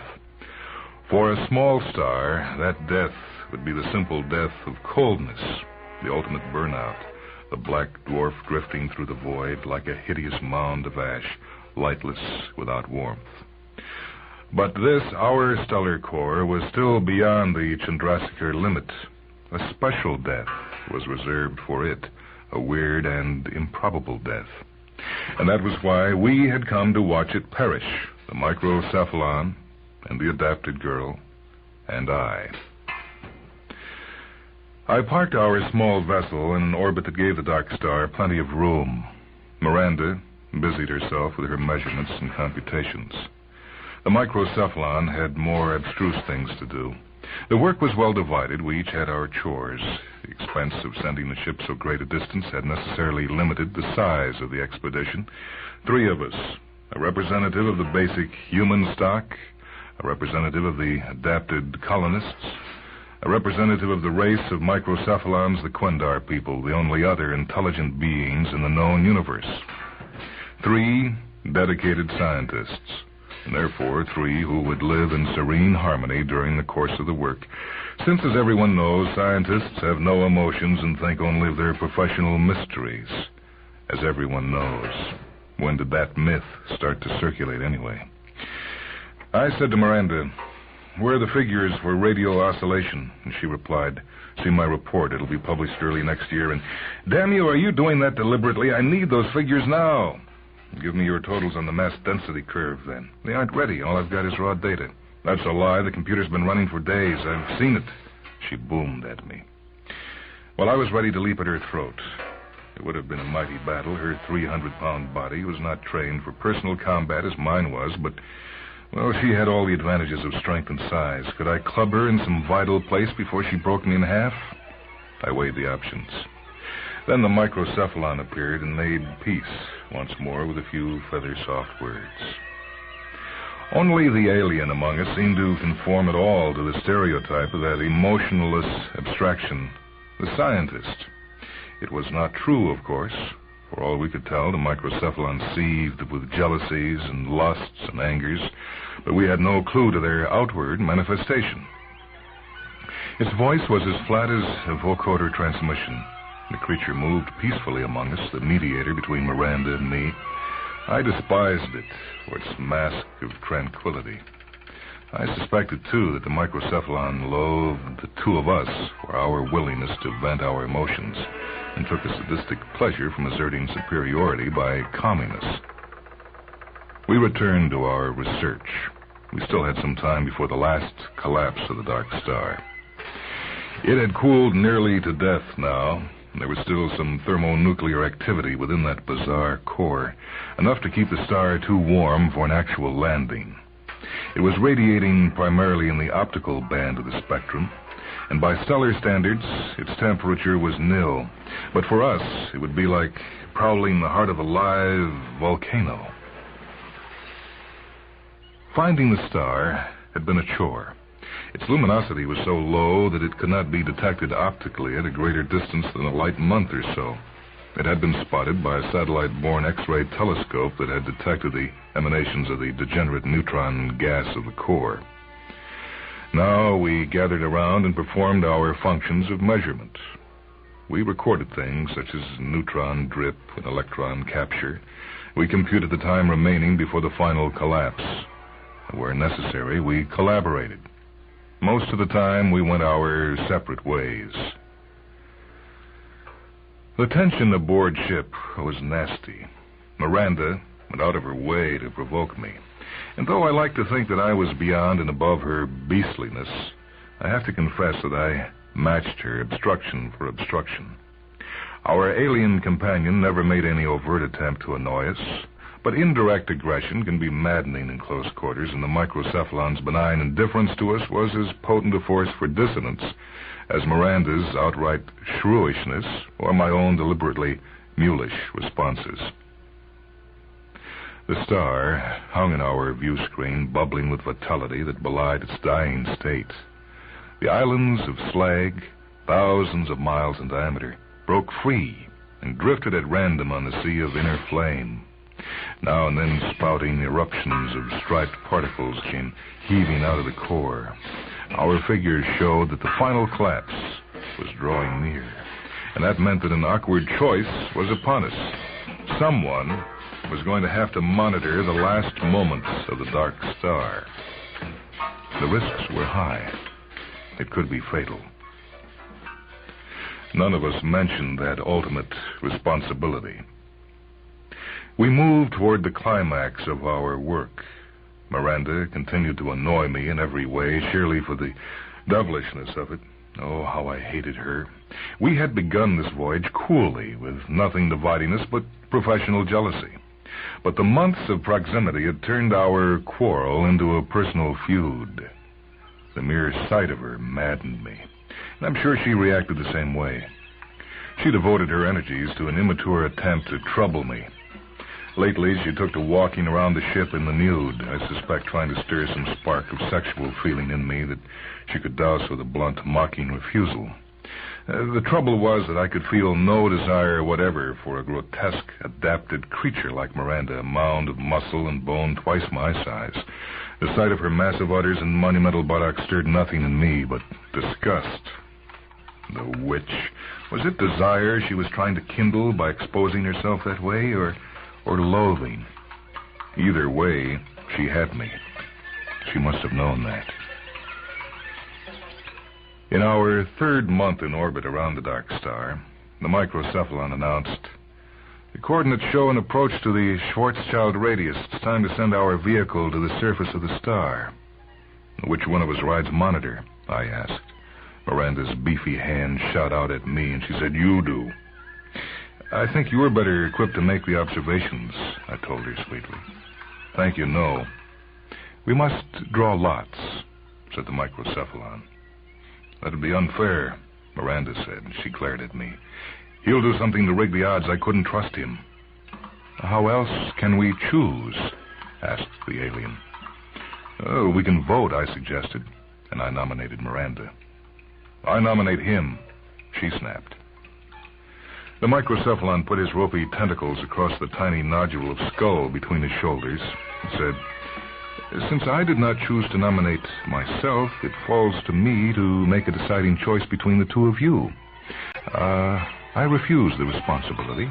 Another method must be found. We let the matter drop for the moment. We still had a few more days before the critical time was at hand. With all my heart, I wished Miranda into the monitor capsule. It would mean at best her death, at worst a sober muting of her abrasive personality, if she were the one who sat in vicariously on the throes of the dark star. I was willing to stop at nothing to give her that remarkable and demolishing experience. What was going to happen to our star may sound strange to a layman, but the theory had been outlined by Einstein and Schwarzschild 1,000 years ago, and had been confirmed many times, though never until our expedition had it been observed at close range. When matter reaches a sufficiently high density, it can force the local curvature of space to close around itself, forming a pocket isolated from the rest of the universe. A collapsing supernova core creates just such a Schwarzschild singularity. After it's cooled to near zero temperature, a core of the proper Chandrasekhar mass undergoes a violent collapse to zero volume, simultaneously attaining an infinite density. In a way, it swallows itself and vanishes from this universe, for how could the fabric of the continuum tolerate a point of infinite density and zero volume? Such collapses are rare. Most stars come to a state of cold equilibrium and remain there. We were on the threshold of a singularity, and we were in a position to put an observer vehicle right on the surface of the cold star, sending back an exact description of the events up until the final moment, when the collapsing core would break through the walls of the universe and disappear. Someone had to ride gain on the equipment, however, which meant, in effect, vicariously participating in the death of the star. We had learned in other cases that it becomes difficult for the monitor to distinguish between reality and effect. He accepts the sensory percepts from the distant pickup as his own experience, and a kind of psychic backlash results. Often an unwary brain is burned out completely. What impact would the direct experience of being crushed out of existence in the singularity have on a monitoring observer? I was eager to find out, but not with myself as the sacrificial victim. I cast about for some way to get Miranda into that capsule, and she, of course, was doing the same for me. It was she who made the first move by attempting to drug me into compliance. What drug she used, I have no idea. Her people are fond of the non-addictive hallucinogens, which help them break the monotony of their stark, oversized world. Somehow, Miranda interfered with the programming of my food supply, and she introduced one of her pet alkaloids. I began to feel the effects about an hour after I had eaten. I walked to the screen to study the surging mass of the dark star, much changed from its appearance of only a few months before. And as I looked, the image on the screen began to swirl and melt, and tongues of flame did an eerie dance along the horizons of the star. I clung to the rail. Sweat broke from my pores. Was the ship liquefying? The floor heaved and buckled under me. I looked at the back of my hand and saw continents of ash set in a grouting of fiery magma. Miranda stood behind me. "Come with me to the capsule," she murmured. "The monitor's ready for launching now. You'll find it wonderful to see the last moments." Lurching after her, I padded through the strangely altered ship. Miranda's adapted form was even more alien than usual. Her musculature rippled and flowed. Her golden hair held all the colors of the spectrum. Her flesh was oddly puckered and cratered, with wiry filaments emerging from the skin. I felt quite calm about entering the capsule. She slid back the hatch, revealing the gleaming console of the panel within, and I started to enter. And then, suddenly, the hallucination deepened, and I saw in the darkness of the capsule a devil beyond all imagination. I dropped to the floor and lay there twitching. Miranda seized me.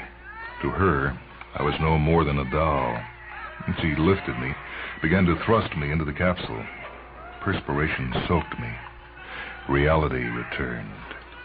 I slipped from her grasp and wriggled away, rolling toward the bulkhead. Like a beast of primordial forests, she came ponderously after me. "No," I said. "No, I won't go." She halted. Her face twisted in anger, and she turned away from me in defeat. I lay panting and quivering until my mind was purged of phantoms. It had been close. It was my turn a short while later. Fight force with force, I told myself. I couldn't risk any more of Miranda's treachery. Time was running short. From our surgical kit, I took a hypnoprobe used for anesthesia. I rigged it in series with one of Miranda's telescope antennae, and programming it for induction of docility, I left it go to work on her. When she made her observations, the hypnoprobe would purr its siren song of sinister coaxing, and perhaps Miranda would bend to my wishes. It didn't work. I watched her going to her telescopes. I saw her broad-beamed form settling in place. In my mind, I heard the hypnoprobe's gentle whisper, as I knew it must sound to Miranda. It was telling her to relax, to obey. The capsule. Get into the capsule. You will monitor the crawler. You, Miranda, you will do it. I waited for her to rise and move like a sleepwalker to the waiting capsule. Her tawny body was motionless. Muscles rippled beneath that obscenely bare flesh. The probe had her. Yes, it was getting to her. No. She clawed at the telescope as though it were a steel-tipped wasp drilling for her brain. The barrel recoiled, and she pushed herself away from it, whirling around. Her eyes glowed with rage. Her enormous body reared up before me. She seemed half berserk. The probe had had some effect on her. I could see her dizzied strides and knew that she was awry. But it had not been potent enough. Something within that adapted brain of hers gave her the strength to fight off the murky shroud of hypnotism. "You did that," she roared. "You gimmicked the telescope, didn't you?" "I don't know what you mean, Miranda." "Liar, fraud, sneak." Now, calm down. You're rocking us out of orbit. "I'll rock all I want. What was that thing that had its fingers in my brain? You put it there. What was it? The hypnoprobe you used?" "Yes," I admitted coolly. "And what was it you put into my food? Which hallucinogen?" "It didn't work." "Neither did my hypnoprobe." "Miranda, someone's got to get into that capsule. In a few hours, we'll be at the critical point. We don't dare come back without the essential observations. Make the sacrifice." "For you?" "For science," I said, appealing to that noble abstraction. I got the horse laugh I deserved. And then Miranda strode toward me. She had recovered her coordination in full now, and it seemed as though she were planning to thrust me into the capsule by main force. Her ponderous arms enfolded me. The stink of her thickened hide made me retch. I felt ribs creaking within me. I hammered at her body, searching for the pressure points that would drop her in a felled heap. We punished each other cruelly, grunting back and forth across the cabin. It was a fierce contest of skill against mass. She would not fall, and I would not crush. The toneless buzz of the microcephalon said, "Release each other. The collapsing star is nearing its Schwarzschild radius, and we must act now." Miranda's arm slipped away from me. I stepped back, glowering at her, to suck breath into my battered body. Livid bruises were appearing on her skin. We had come to a mutual awareness of mutual strength, but the capsule still was empty. Hatred hovered like a globe of ball lightning between us. The gray, greasy alien creature stood to one side. I would not care to guess which of us had the idea first, Miranda or I. But we moved swiftly. The microcephalon scarcely murmured a word of protest as we hustled it down the passage and into the room that held the capsule. Miranda was smiling. I felt relief. She held the alien tight while I opened the hatch, and then she thrust it through. We dogged the hatch together. "Launch the crawler," she said. I nodded and went to the controls. Like a dart from a blowgun, the crawler housing was expelled from our ship and journeyed under high acceleration to the surface of the dark star. It contained a compact vehicle with sturdy, jointed legs, controlled by remote pickup from the observation capsule aboard ship. As the observer moved arms and feet within the control harnesses, servo relays actuated the hydraulic pistons in the crawler 8 light days away. It moved in parallel response, clambering over the slag heaps of a solar surface that no organic life could endure. The microcephalon operated the crawler with skill. We watched through the shielded video pickups, getting a close-range view of that inferno. Even a cold sun is more terrifyingly hot than any planet of man. The signals coming from the star altered with each moment as the full force of the red shift gripped the fading light. Something unutterably strange was taking place down there, and the mind of our microcephalon was rooted to the scene. Tidal gravitational forces lashed the star. The crawler was lifted, heaved, compressed, subjected to strains that slowly ripped it apart. The alien witnessed it all and dictated an account of what he saw, slowly and methodically, without a flicker of fear. The singularity approached. The tidal forces aspired toward infinity.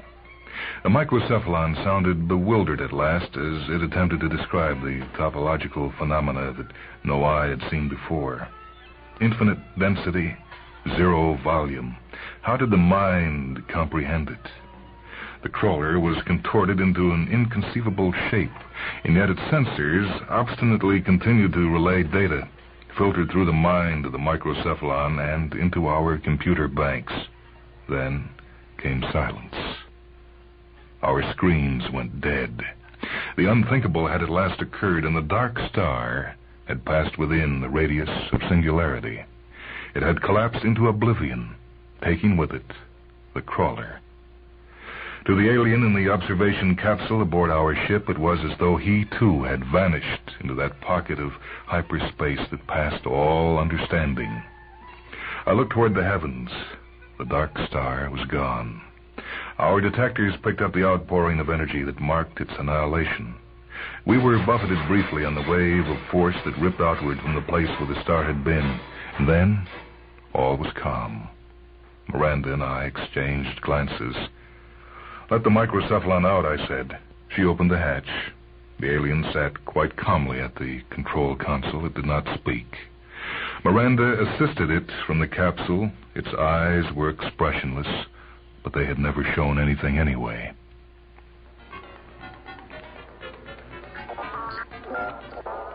We are on our way back to the worlds of our galaxy now. The mission has been accomplished. We have relayed priceless and unique data. The microcephalon has not spoken since we removed it from the capsule. I do not believe it will speak again. Miranda and I perform our chores in harmony now. The hostility is gone. We're partners in crime, edgy with guilt that we do not admit to one another. We tend our shipmate with loving care. Someone had to make the observations, after all. There were no volunteers. The situation called for force, or the deadlock would never have been broken. But Miranda and I hated each other, you say. Why, then, should we cooperate? We are both humans, Miranda and I. The microcephalon is not. In the end, that made the difference. In the last analysis, Miranda and I decided that we, humans, must stick together. There are ties that bind. We speed onward toward civilization. She smiles at me. I do not find her hateful now. The microcephalon is silent.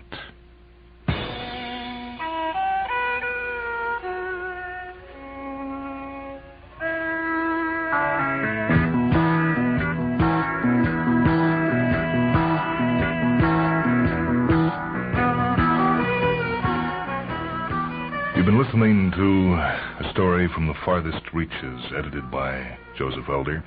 The story was by Robert Silverberg and called To the Dark Star. This is Michael Hansen speaking. Technical production for Mindwebs by Steve Gordon. Mindwebs is a production of WHA Radio in Madison, a service of University of Wisconsin Extension.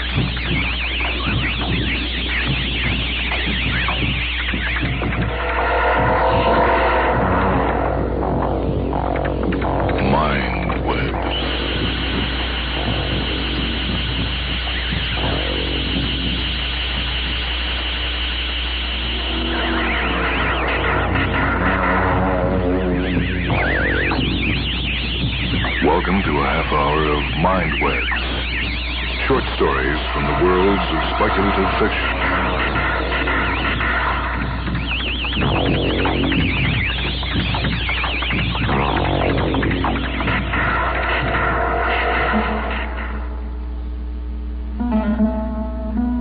Welcome to Mindwebs. Michael Hansen speaking with two stories for you this half hour. Our program begins with a story from Omega, edited by Roger Elwood. This is Running Around by Barry Maltzberg.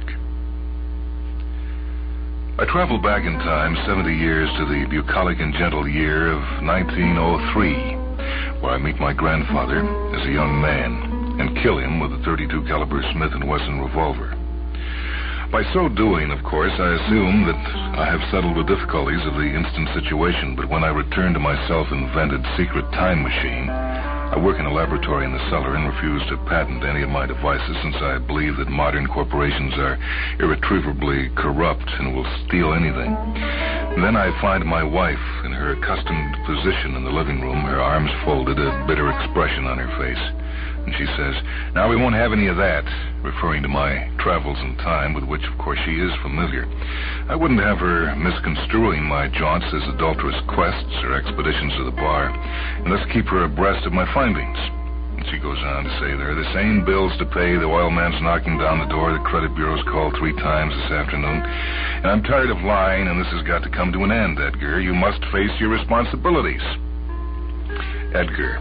Yeah, my name is Edgar. My wife's name, on the other hand, is Betty.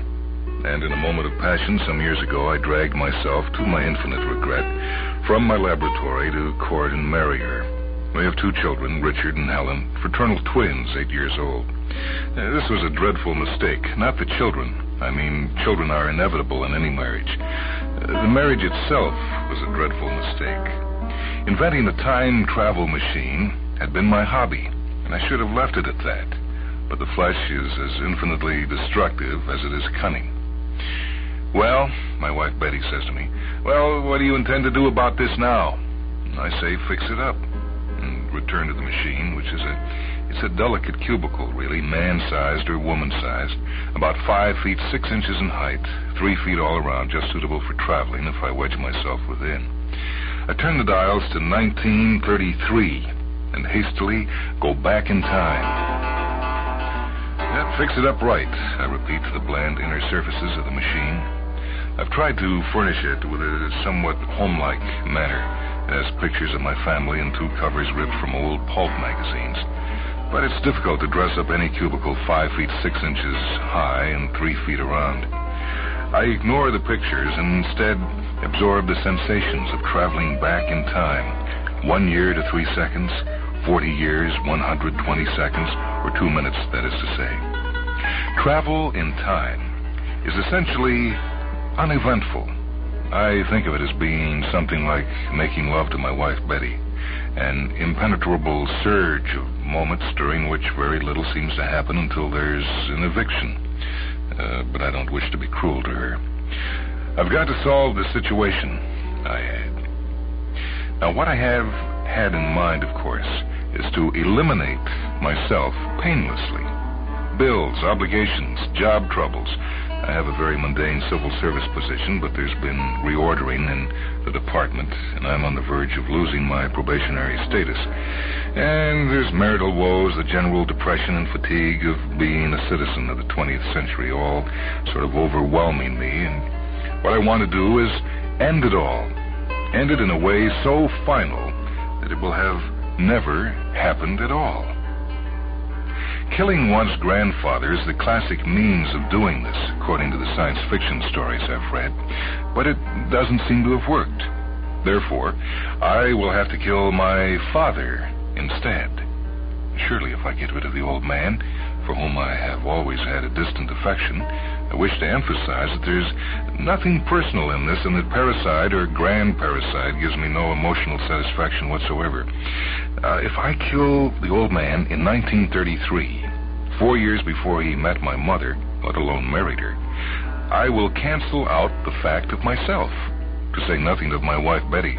She would have met and married someone else, and my twin daughter and son. And likewise the creditors and the ugly leakage that has begun to appear in the basement as a result of my experiments. The dial comes to rest on 1933 with a click, and hastily I power down, reset the controls, and in a somewhat mole-like way emerge from my cubicle, giving the pulp magazine covers and portraits of my family in repose a last affectionate glance. I'm at Broadway and 87th Street, 40 years ago, in what appears to be the late afternoon rush hour. Throngs of people passing me, busily reading news of the bank closing, marvelous antique buses pouring fumes into the air and past my nostrils.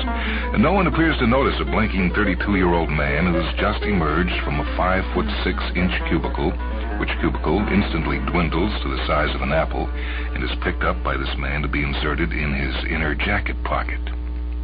As I recall, my father, before his marriage, lived with a friend in apartment 3B at 149 West 87th Street, and hastily I set out in that direction. It's convenient that the machine has dropped me so close to the destination.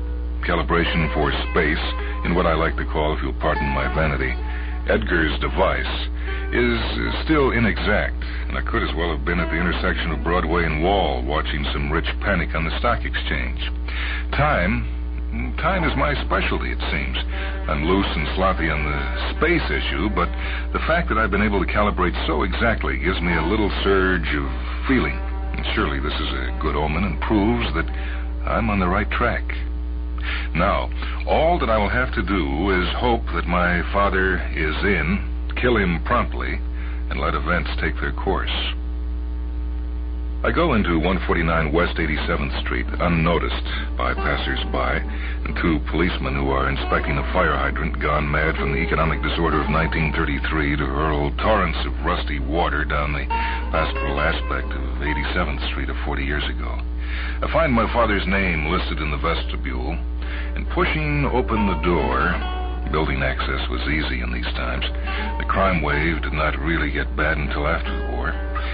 I sprint up the 2 flights to 3B, knock on the door once, and then, unbidden, walk in.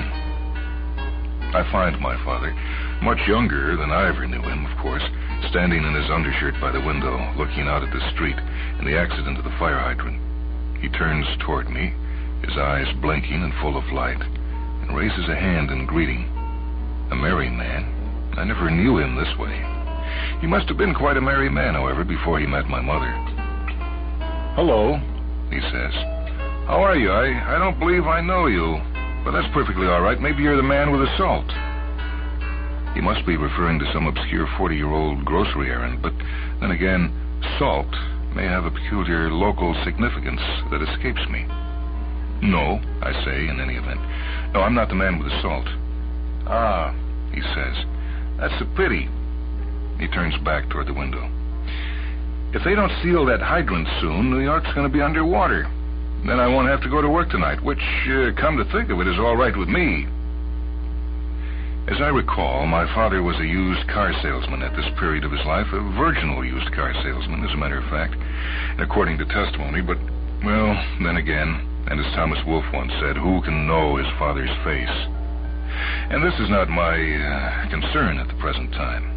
The time to have established a relationship with my father was a long time ago. Well, at least not in 1933, 8 years before I was born, or properly speaking, even in seed form.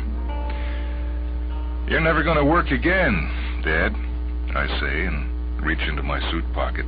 Not the pocket with the dwindled time machine, the other pocket, the one with the .32 caliber Smith & Wesson. I take out the pistol. I'm going to kill you. That's ridiculous, he says, turning from the window. No one's going to kill me. This is 1933. It's modern times, and people just don't shoot strangers in their own apartments. People don't come off the street and kill strangers for no reason. You're not a stranger, I say. And I feel a little pity for the old man now, so young and confused in his undershirt.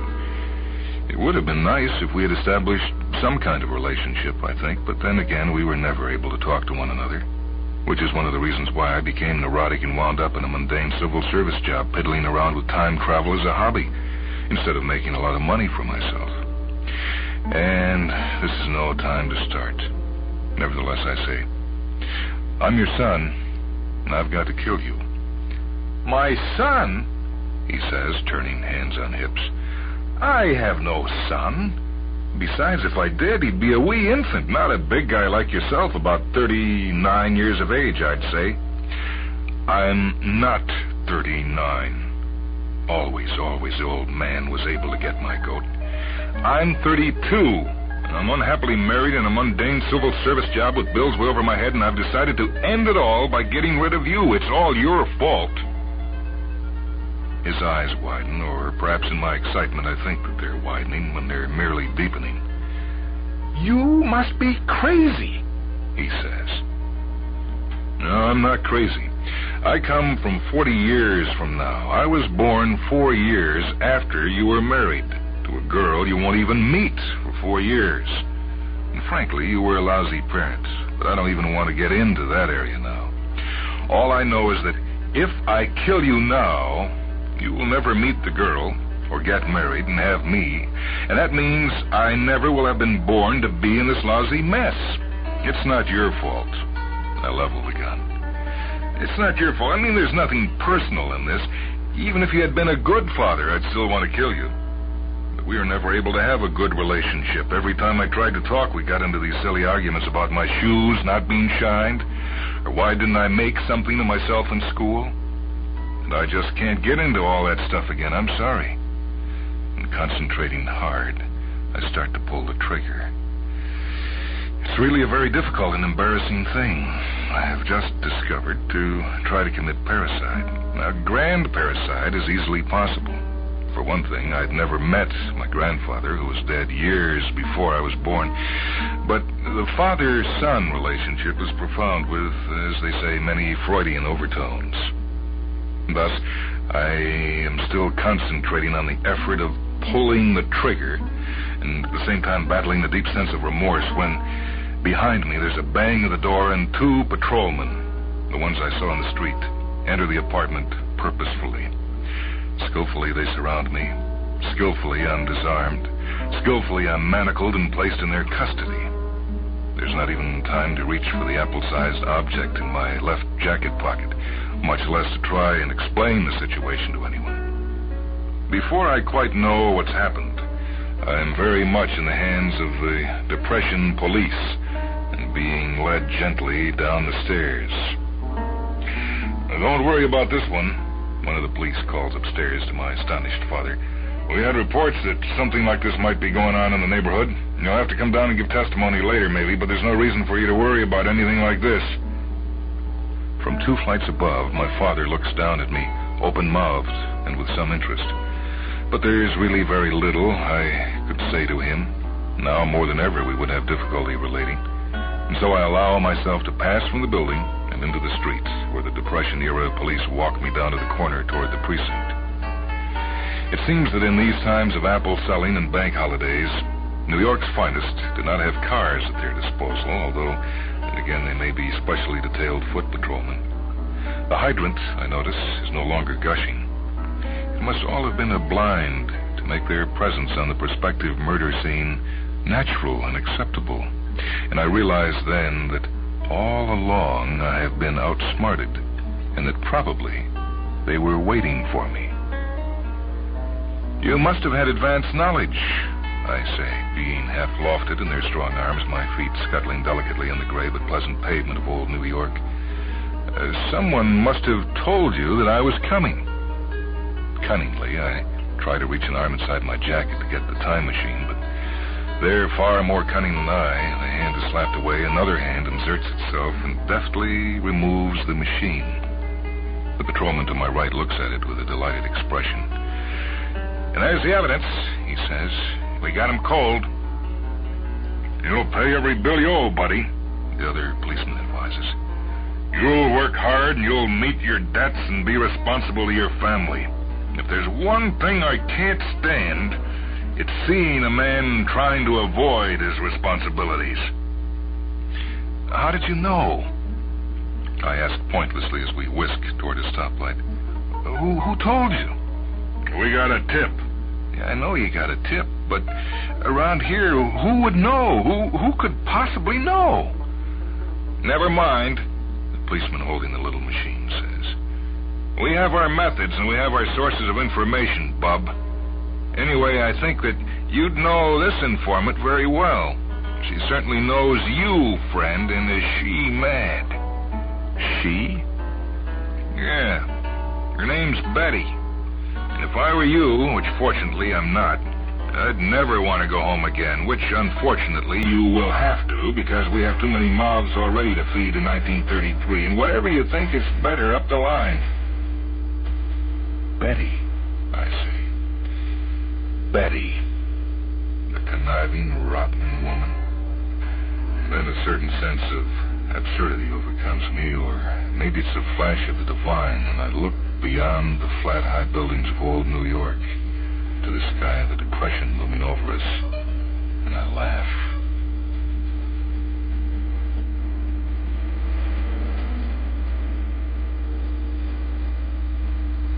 That was Barry Maltzberg's story, Running Around.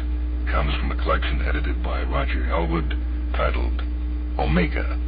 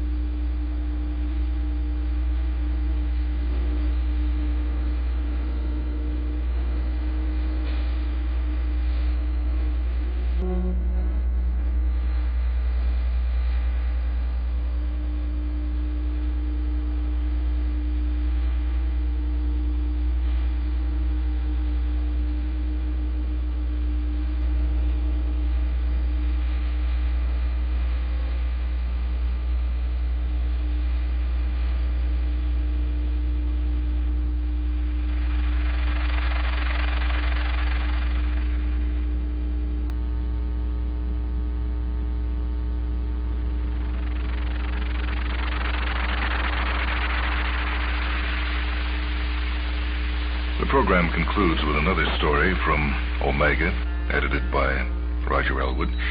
This one is titled Swords of Ifthen, and it's written by James Sutherland.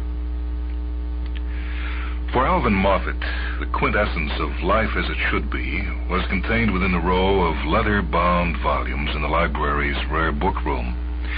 Alvin worked one floor below at the reference desk, but passed his spare moments upstairs, savoring Le Morte Arthur, perhaps, or Orlando Furioso. When an influx of students kept him at the desk, during final examination weeks usually, he made do with a cheap edition of The Once and Future King and his own glowing dreams. And although he admired the former's vision, in his heart, Alvin felt the latter remained truest to the spirit of the old classics. One noontime, he came upon a nacreous sphere floating alongside the Song of Roland. Alvin Moffat? The sphere inquired briskly. Alvin Bergen Moffat? Distracted, Alvin nodded vaguely. Excellent. I have journeyed far to meet with you. At this point, Alvin fully perceived he was being addressed by an altogether strange entity. He flinched and cried in confusion, "What? Who? Where?" Fortunately, the sphere seemed to understand and replied that it was no less than the guardian of Continua, coming to seek Alvin's assistance in a matter of desperate urgency. "Whatever can I do?" "Aid the fair world of Ifthen, which presently lies in much danger." Alvin had never heard of Ifthen, so the guardian added in hurried tones, "I will construct a visual simulacrum of Ifthen, adjusted to your senses. Observe, then, and quick." Around Alvin, the somehow familiar landscape of Ifthen took form. Here were green glades and forests. There were softly rolling meadows, and beyond, a gleaming castle. A lone knight ventured from the raised portcullis and warily rode toward a monstrous dragon-like creature that was laying the countryside to waste and ruin. From a high revetment, a raven-haired woman of surpassing beauty called passionate encouragement to her hero as he spurred his mount near the dragon. A sword flashed under the golden sun, and the scene faded mistily. As your eyes beheld, Ifthen is besieged by those loathsome invaders. Our champions are powerless to resist the ever-advancing tide. Only a valiant outsider can be an equal to the unnatural foe. "You want me?" "Assuredly. Fear not. The earthly physique that you deem inadequate will be suitably rectified if you choose to accompany me. Now, will you accept this awesome challenge?" "It's everything I've ever read about, dreamed about, hoped for," thought Alvin, scarcely daring to breathe, and he decided, "Where do I sign?" "Your word is proof enough of intent, Alvin Moffat." Abruptly, the continuum slewed wildly.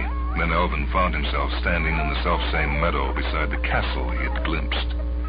The air was wonderfully fresh and hearty, and Alvin let out a happy yell that quite suddenly ended as he noticed he had just exhaled orange flames.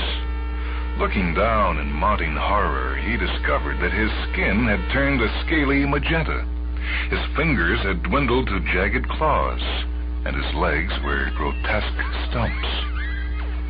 "This isn't what I'd expected," said Alvin angrily, lashing his heavy spiked tail about like a bullwhip. "Careful with that thing. Wait for the signal." A crowd was beginning to gather along the revetment, screaming at Alvin and making gestures. When a plumed knight of heroic proportions thundered out the castle gateway, they shouted in ecstasy.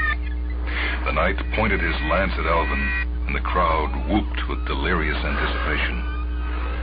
Made wretched by the turn of events, Alvin wanted to weep, but reptiles have no tear ducts.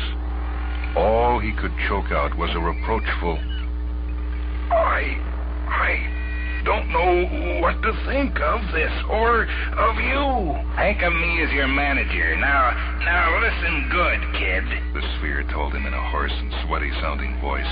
Now, when the gong sounds, I want you to really get in there and fight.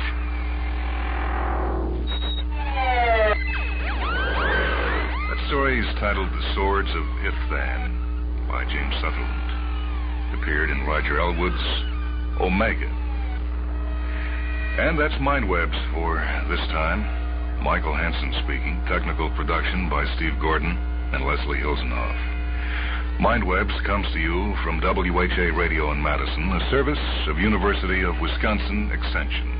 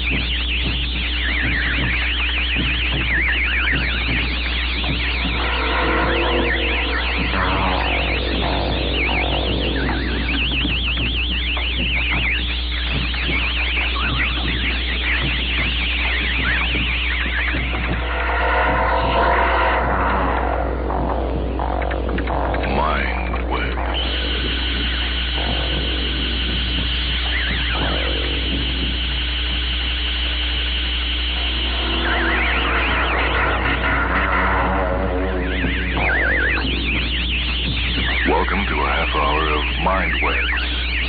Short stories from the worlds of speculative fiction.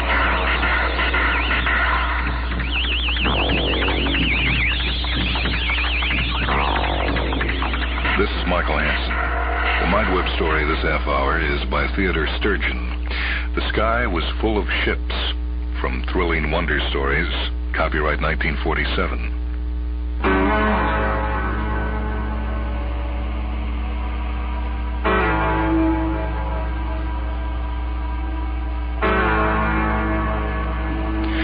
Sykes died, and after 2 years, they tracked Gordon Kemp down and brought him back because he was the only man who knew anything about the death.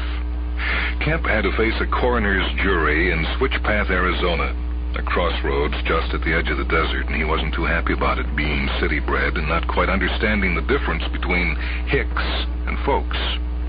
The atmosphere in the courtroom was tense.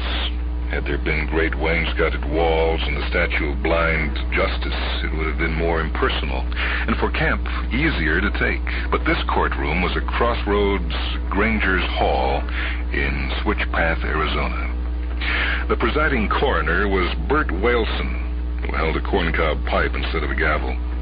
At their ease around the room were other men, dirt farmers and prospectors like Whalson. It was like a movie short. It needed only a comedy dance number and somebody playing the jug. But there was nothing comic about it. These hicks were in a position to pile trouble on Kemp, trouble that might very easily wind up in the gas chamber. The coroner leaned forward. You ain't got nothing to be afraid of, son, if your conscience is clear. No, I still ain't talking. I brought the guy in, didn't I? Would I have done that if I'd killed him? The coroner stroked his stubble, a soft rasping sound like a rope being pulled over a wooden beam. I don't know about that, Kemp. Why can't you get it through your head that nobody's accusing you of anything? You're just a fella that knows something about the death of this here Alessandro Sykes, and this here court would like to know exactly what happened. He hesitated, shuffled. Sit down, son. That did it. He slumped into the straight chair that one of the men pushed up for him and told this story. I guess I better go right back to the beginning, the first time I ever saw Sykes. I was working in my shop one afternoon when he walked in. He watched what I was doing and spoke up. Are you Gordon Kemp? I said yes, looked him over.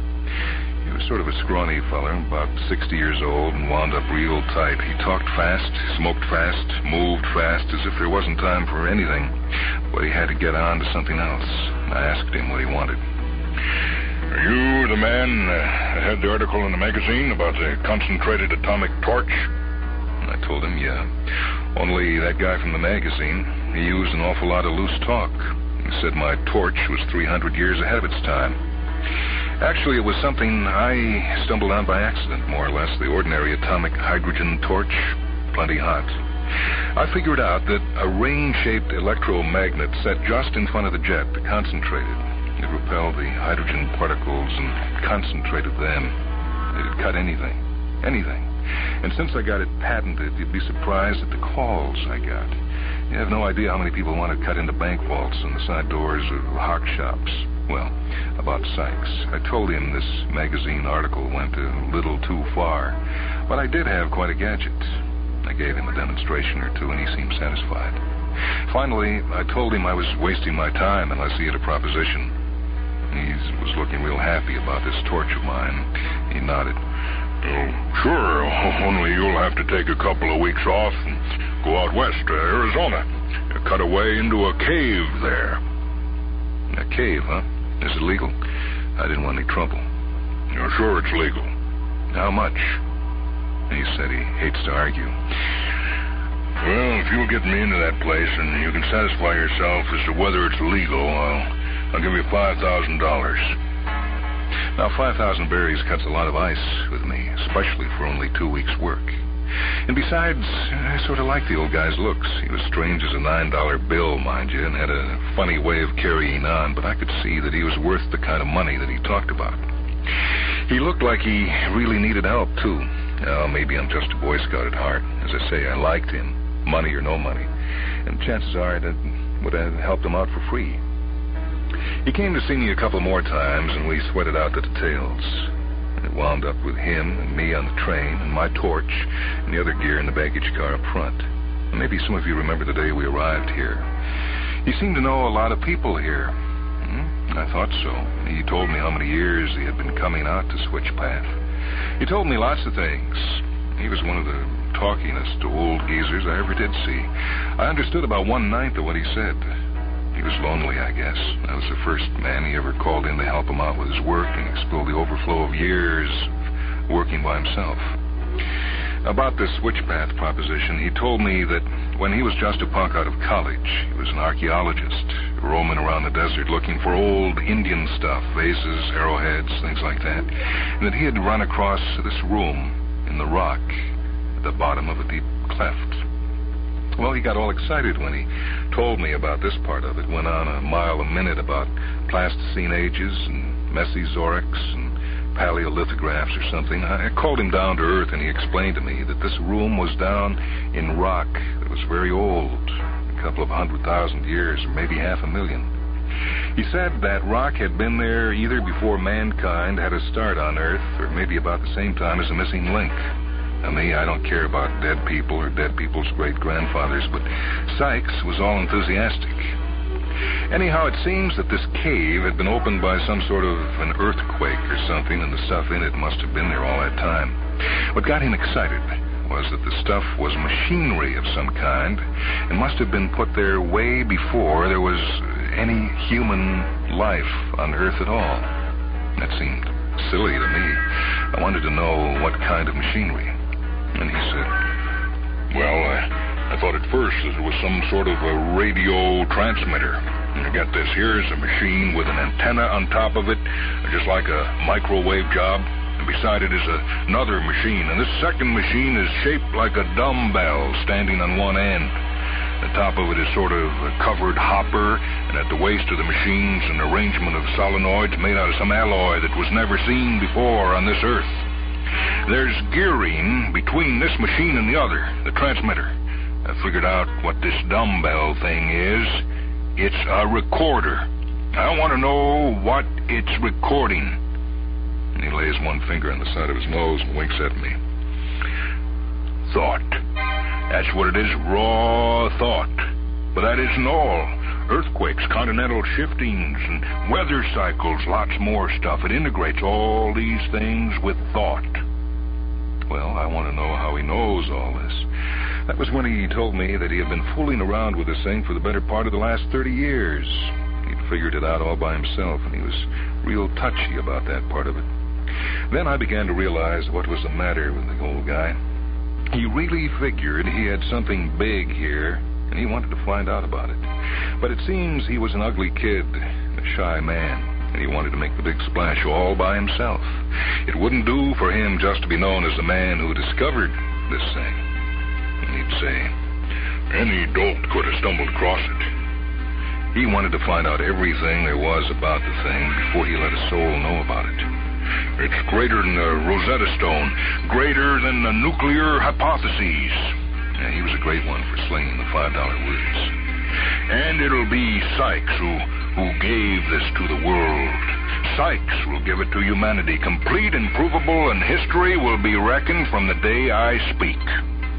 Oh, he was wacky, all right. I didn't mind, though. He was harmless. A nicer little character you'd never want to meet. Funny guy, that Sykes. What kind of life he led, I can only imagine. He had dough, inherited an income or something, so he didn't have the problems that bother most of the rest of us. He'd spend days in that cavern staring at the machines. He didn't want to touch them. He only wanted to find out what they were doing there.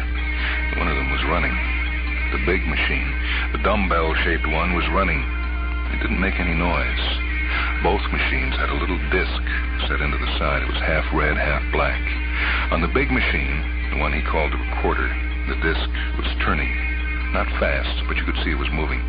Sykes was all excited about that.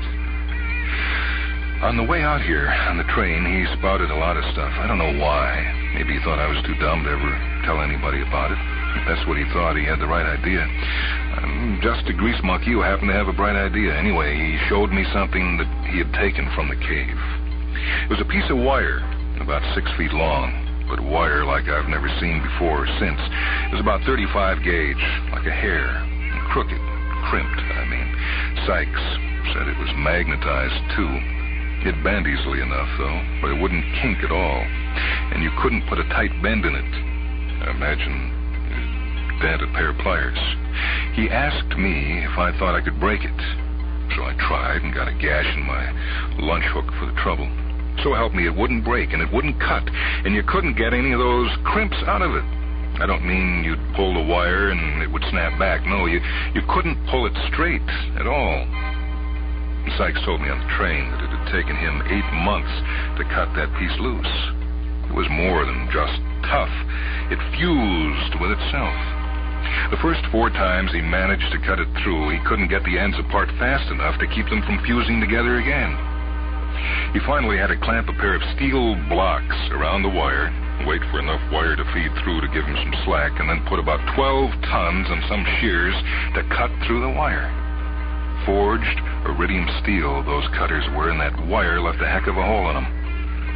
But the wire parted. He had a big helical spring hauling the wire tight, so that the instant it parted was snapped out of the way. It had to be cut twice to get the one piece out, and when he put the ends together, they fused. I mean, both on the piece he took out and the 2 free ends in the machine. Not a mark, not a bulge.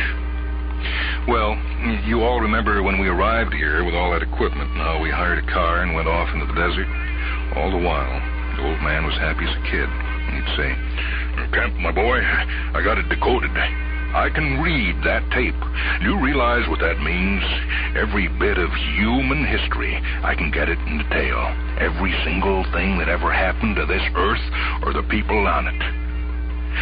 You have no idea in what detail that tape records. You want to know who put the B on Alexander the Great?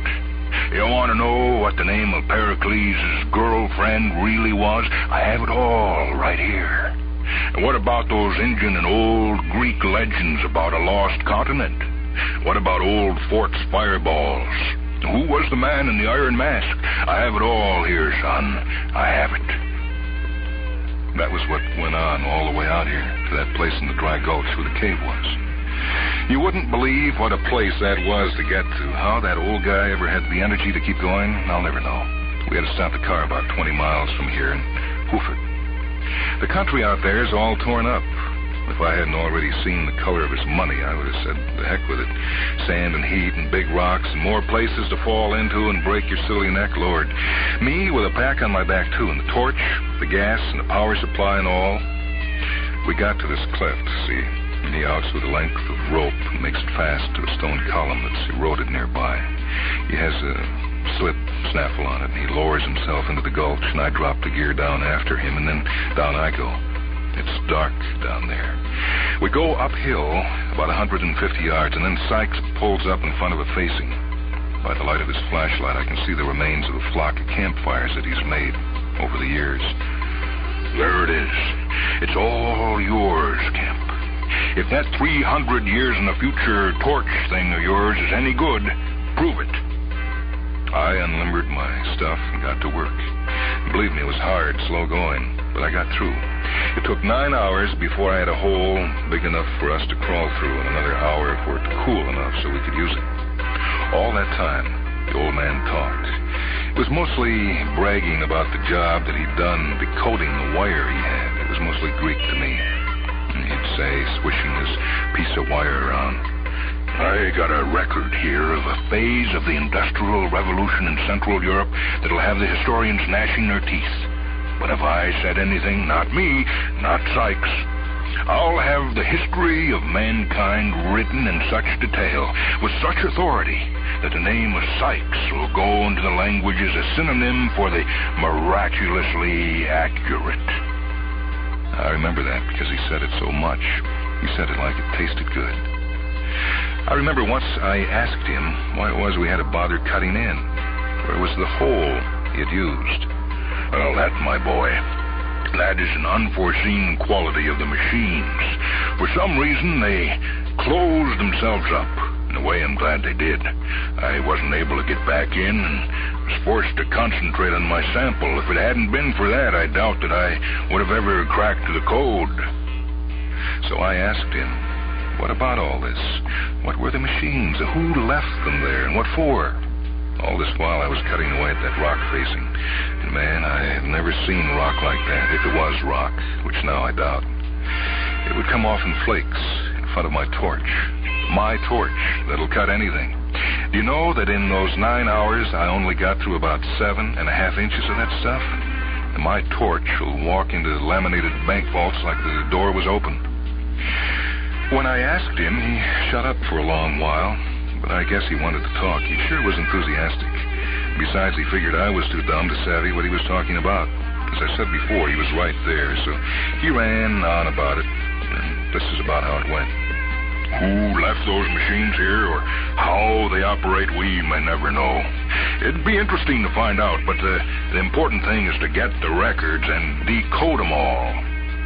It had taken him a while to recognize that machine as a recorder. The tip-off was that it was running, and the other one, the transmitter, was not. He thought at first that maybe the transmitter was broken, but after a year or two of examining the machines without touching them, he began to realize that there was a gear train waiting by the tape where it fed through the gizmo that crimped it. And this gear train was fixed to start the transmitter, see? But it was keyed to a certain crimp in the tape. In other words, when something happened somewhere on Earth that was just the right thing, the crimper would record it, and the transmitter would get keyed off. Now, Sykes studied that setup for years before he figured the particular squiggle in the wire that would start that transmitter sending. Where was it sending to? Why? Sure, he thought about those things, but they didn't matter to him. What was supposed to happen when the tape ran out? Who or what would come and look at it when it was all done? You know, he didn't care. He just wanted to read that tape, that's all. Seems there are a lot of guys that write history books and things, and he wanted to call them liars. He wanted to tell them the way it really was. Can you imagine that? So there I am, cutting away with my super torch on what seems to be a solid wall made out of some stuff that has no right to be so tough. I can still see it. So dark, and me with black goggles on, and the doc with his back to me so he won't wreck his eyes, spotting along about history and the first unbiased account of it, and how he was going to thrust it on the world and just kill all those guys with all their theories. I remember quitting once for a breather and letting the mercury cells juice up a bit while I had a smoke. Just to make talk, I asked Sykes, when does he think the transmitter's going to go to work? And he says, Oh, it already did. It's finished. That's how I know that my figuring was right. That tape has a certain rate through the machine. It's in millimeters per month. I have the figure. It wouldn't matter to you, but something happened a while ago that made it possible to check. July 16th, 1945, to be exact. You don't tell me. Oh, but I do. That day, something happened which put a wiggle in the wire there. The thing I was looking for all along. It was the crimp that triggered the transmitter, and I happened to be in the cave at the time. The transmitter started up, and the little disc spun around like mad, and then it stopped. I looked in the papers the next week to see what it was. Nothing I could find. It wasn't until the following August that I found out. I suddenly caught wise. Oh, the atom bomb. You mean that rig was set up to send something as soon as an atomic explosion kicked off somewhere on Earth? He nodded his head. By the glare of the red-hot rock, he looked like a skinny old owl. That's right. That's why we've got to get in there in a hurry. It was after the second bikini blast that the cave got sealed up. I don't know if that transmission is ever going to get picked up. I don't know if anything is going to happen if it is picked up. I do know that I have the wire decoded, and I mean to get those records before anybody else does. If that wall had been any thicker, I never would have gotten through. When I got my circle cut and the cutout piece dropped inside, my rig was about at its last gasp. So was Sykes. For the last 2 hours, he'd been hopping up and down with impatience. 30 years' work. 30 years. I've waited for this for 30 years, and I won't be stopped now. Come on, hurry up. And when we had to wait for the opening to cool, I thought he'd go wild. I guess that's what built him up to his big breakdown. He was really keyed up. Well, at last, we crawled into the place. He talked so much about it that I almost felt I was coming back to something instead of seeing it for the first time. There were the machines, the big one about 7 feet tall, dumbbell-shaped, and the little one sort of a rounded cube with a bunch of macaroni on top. It was the antenna he was talking about. We lit a pressure lantern that flooded the place with light. It was small, with a floor about 9 by 9, and he jumped over to the machines. He scrambled around and hauled out some wire. Then he stopped and stood there looking sort of stupid at me. "No, what's the matter, Doc?" And I called him Doc. He gulped and swallowed. The reel's empty. It's empty. There's only 8 inches of wire here. And that was when he fainted. I jumped up right away and shook him and shoved him around a little until his eyes started to blink, and he sat up and shook himself. Refilled. Kemp, they've been here. I began to get the idea. The lower chamber's empty. The upper one is full. The whole setup is arranged to run off a new recording. And where is Sykes' 30 years' work? He started to laugh. I looked at him. I didn't understand. The place is too small for all that noise, and I never heard anyone laugh like that, like short screams, one after the other, fast. He laughed and laughed. I carried him out, and I put him down outside and went back for my gear. I can hear him laughing out there, and that busted-up voice of his echoing in the gulch. I got everything onto the backpack, and I went to put the pressure lantern out when I heard a little click. It's that transmitter. The little red and black disc is turning around on it. I just stood there watching it. It only runs for 3 or 4 minutes, and it begins to get hot in there.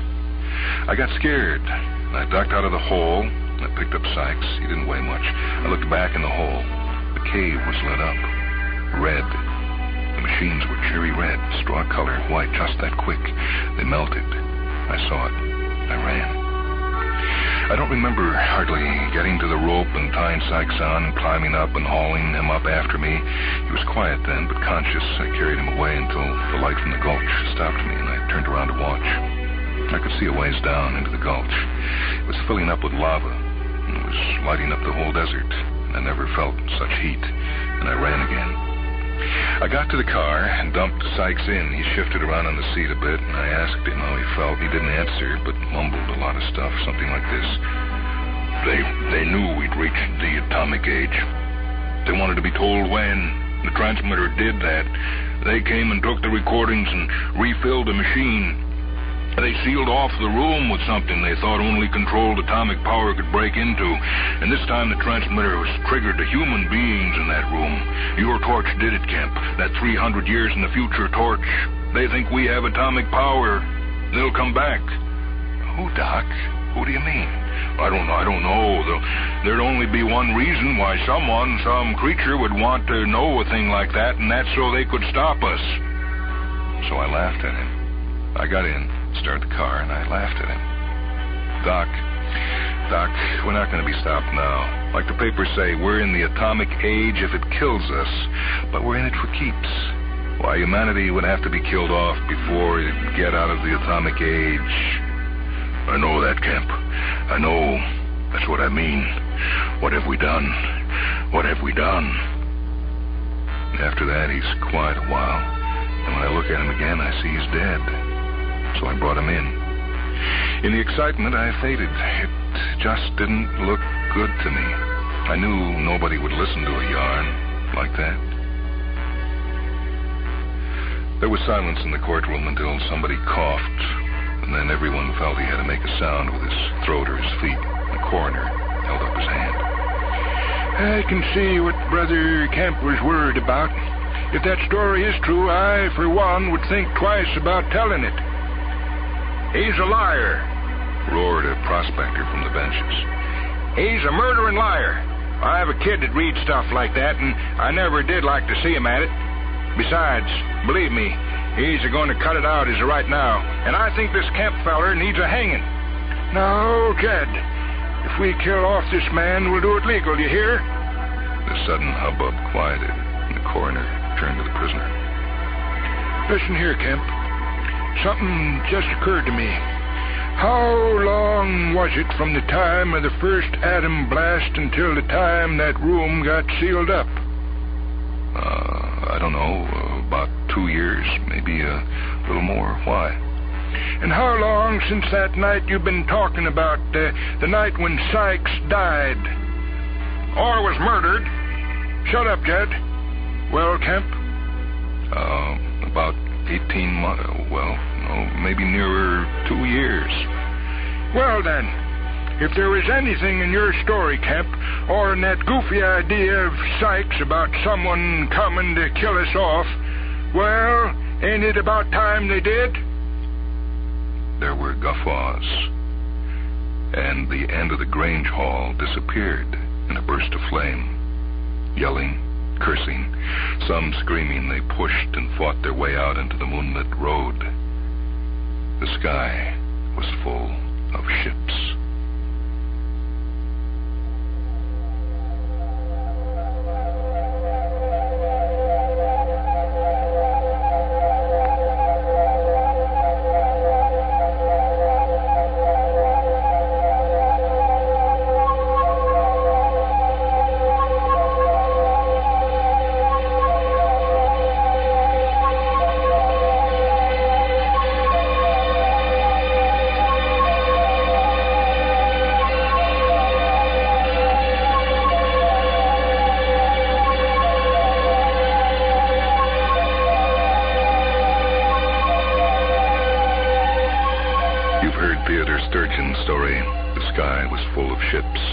Copyright 1947 by Thrilling Wonder Stories. This is Michael Hansen. Technical operation for this broadcast by Rick Marsh. Mindwebs is a presentation of WHA Radio in Madison, a service of University of Wisconsin Extension.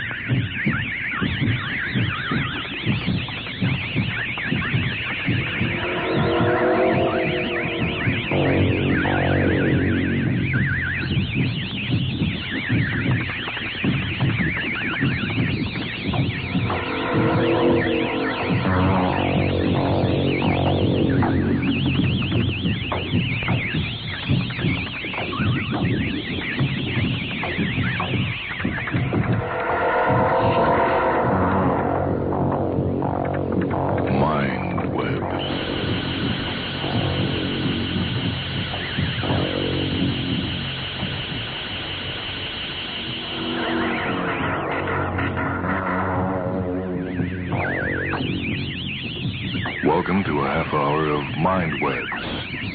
Short stories from the worlds of speculative fiction. This story comes from the book 6 by H. 6 stories by Robert A. Heinlein. This one is titled They. They would not let him alone. They would never let him alone. He realized that that was part of the plot against him. Never to leave him in peace. Never to give him a chance to mull over the lies they had told him, time enough to pick out the flaws and to figure out the truth for himself.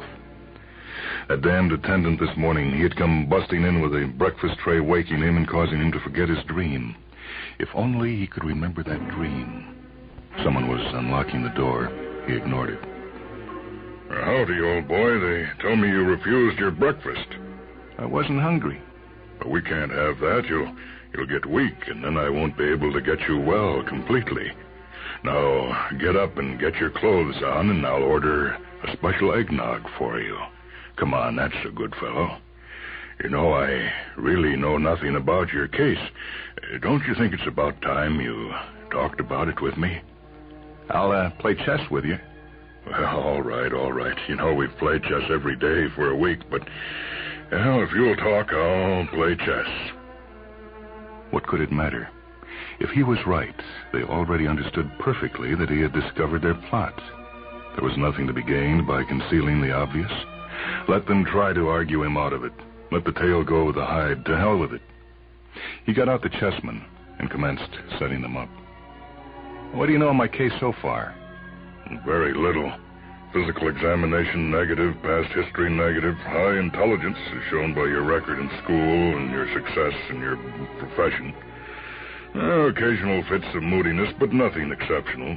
The only positive information was the incident that caused you to come here for treatment.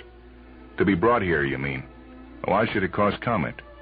Well, good gracious, fellow, if you barricade yourself in your room and insist that your wife is plotting against you, don't you expect people to notice? But she was plotting against me. And so are you. White or black? Black. It's your turn to attack. Why do you think we're plotting against you? It's an involved story and goes way back into my early childhood. There was an immediate incident, however. He opened by advancing the white king's knight to the king bishop 3. The doctor shrugged his shoulders and answered the opening move.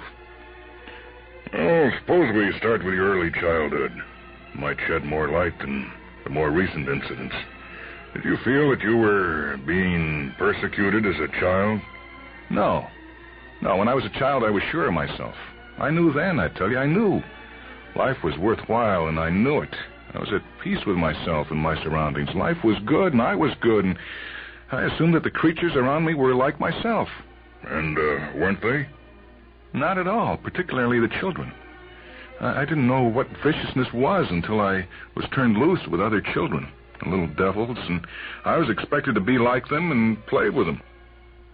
I know, the herd compulsion. Children can be pretty savage at times. You missed the point, Doc. This wasn't any healthy roughness.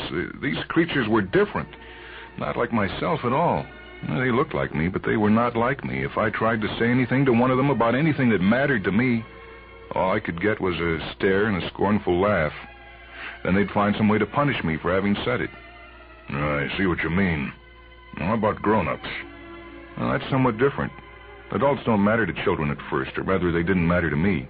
They were too big, and they didn't bother me, and they were busy with things that did not enter into my considerations.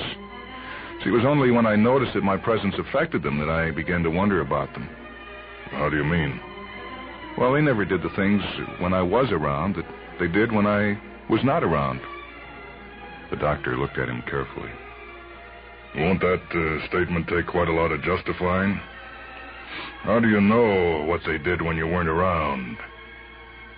But I used to catch them just stopping. You know, if I came into a room, the conversation would stop suddenly, and then it would pick up about the weather or something equally inane. Then I took to hiding and listening and looking. Adults did not behave the same way in my presence as out of it. The things I saw people doing and heard them talking about were never of any importance. They must be doing something else. I don't follow you. You don't choose to follow me. I'm telling this to you in exchange for a game of chess.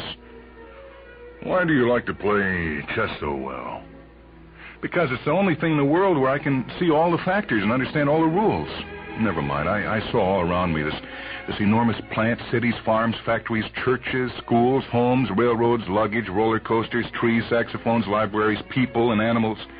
People that looked like me and who should have felt very much like me if what I was told was the truth. But what did they appear to be doing?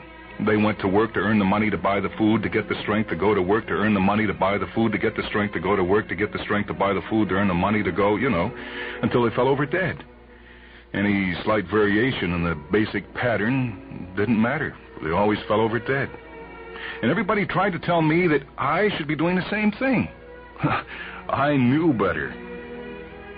The doctor gave him a look apparently intended to denote helpless surrender and laughed. Well, I can't argue with you. Life does look like that, and, maybe it is just that futile. But it is the only life we have. Why not make up your mind to enjoy it as much as possible? Oh, no. You can't peddle nonsense like that to me by claiming to be fresh out of sense. How do I know? Because all this complex stage setting, all these swarms of actors could not have been put here just to make idiot noises at each other. No, some other explanation, but not that one. An insanity as enormous, as complex as the one around me had to be planned. And I found a plan. Well, which is? It's a play intended to divert me, to occupy my mind and confuse me, to keep me so busy with details that, I won't have time to think about the meaning. And you're all in on it, every one of you. Most of them may be helpless automatons, but you're not. You're one of the conspirators. You've been sent in as a troubleshooter to try to force me to go back to playing the role assigned to me. No, take it easy. Maybe it is all a conspiracy, but, why do you think that you've been singled out for special attention? Maybe it is a joke on all of us. Why couldn't I be one of the victims as well as yourself? Gotcha, Doc. Now, that is the essence of the plot. All of these creatures have been set up to look like me in order to prevent me from realizing that I was the center of the arrangements. But I've noticed the key fact, the mathematically inescapable fact that I am unique. Here am I, sitting on the inside. The world extends outward from me. I am the center. Easy, man, now easy. Don't you realize that the world looks that way to me, too? We are each the center of the universe. Not so. Now, that's what you have tried to make me believe, that I'm just one of millions more just like me. Wrong. Now, if they were like me, then I could get into communication with them. I can't. I've tried, and I can't. I've sent out my inner thoughts, seeking some one other being who has them too. And what have I gotten back? Wrong answers, jarring incongruities, meaningless obscenity. I've tried, I tell you. God, how I've tried. But there's nothing out there to speak to me, nothing but emptiness and otherness. Wait a minute, you mean to say that you think there's nobody home at my end of the line? Don't you believe that I am alive and conscious? Yes, I think you're probably alive, but you are one of the others, my antagonists. But you have set thousands of others around me whose faces are blank, not lived in, and whose speech is a meaningless reflexive noise. Well, then, if you concede that I am an ego, why do you insist that I am so very different from yourself? No, it's no use. No use at all. There's no possibility of communication. I am alone. He was upset by the doctor's visit. He couldn't be wrong, basically, yet the doctor had certainly pointed out logical holes in his position. From a logical standpoint, the whole world might be a fraud perpetrated on everybody. But logic meant nothing. Logic itself was a fraud, starting with unproved assumptions and capable of proving anything. The world is what it is and carries its own evidence of trickery. But does it? What did he have to go on? Could he lay down the line between known facts and everything else and then make a reasonable interpretation of the world based on facts alone? An interpretation free from complexities of logic and no hidden assumptions of points not certain? Very well. First fact, himself. He knew himself directly. He existed. Second facts. The evidence of his five senses, everything that he himself saw and heard and smelled and tasted and touched. Subject to their limitations, he must believe his senses. He knew that he did not invent the information brought to him by his senses. There had to be something else out there, some otherness that produced the things his senses recorded. All philosophies that claimed that the physical world around him did not exist except in his imagination were sheer nonsense. But beyond that, what? Were there any third facts on which he could rely? No, not at this point. He could not afford to believe anything that he was told or that he read, or that was implicitly assumed to be true about the world around him. No, he could not believe any of it, for the sum total of what he had been told and read and been taught in school was so contradictory, so senseless, so wildly insane that none of it could be believed unless he personally confirmed it. Wait a minute.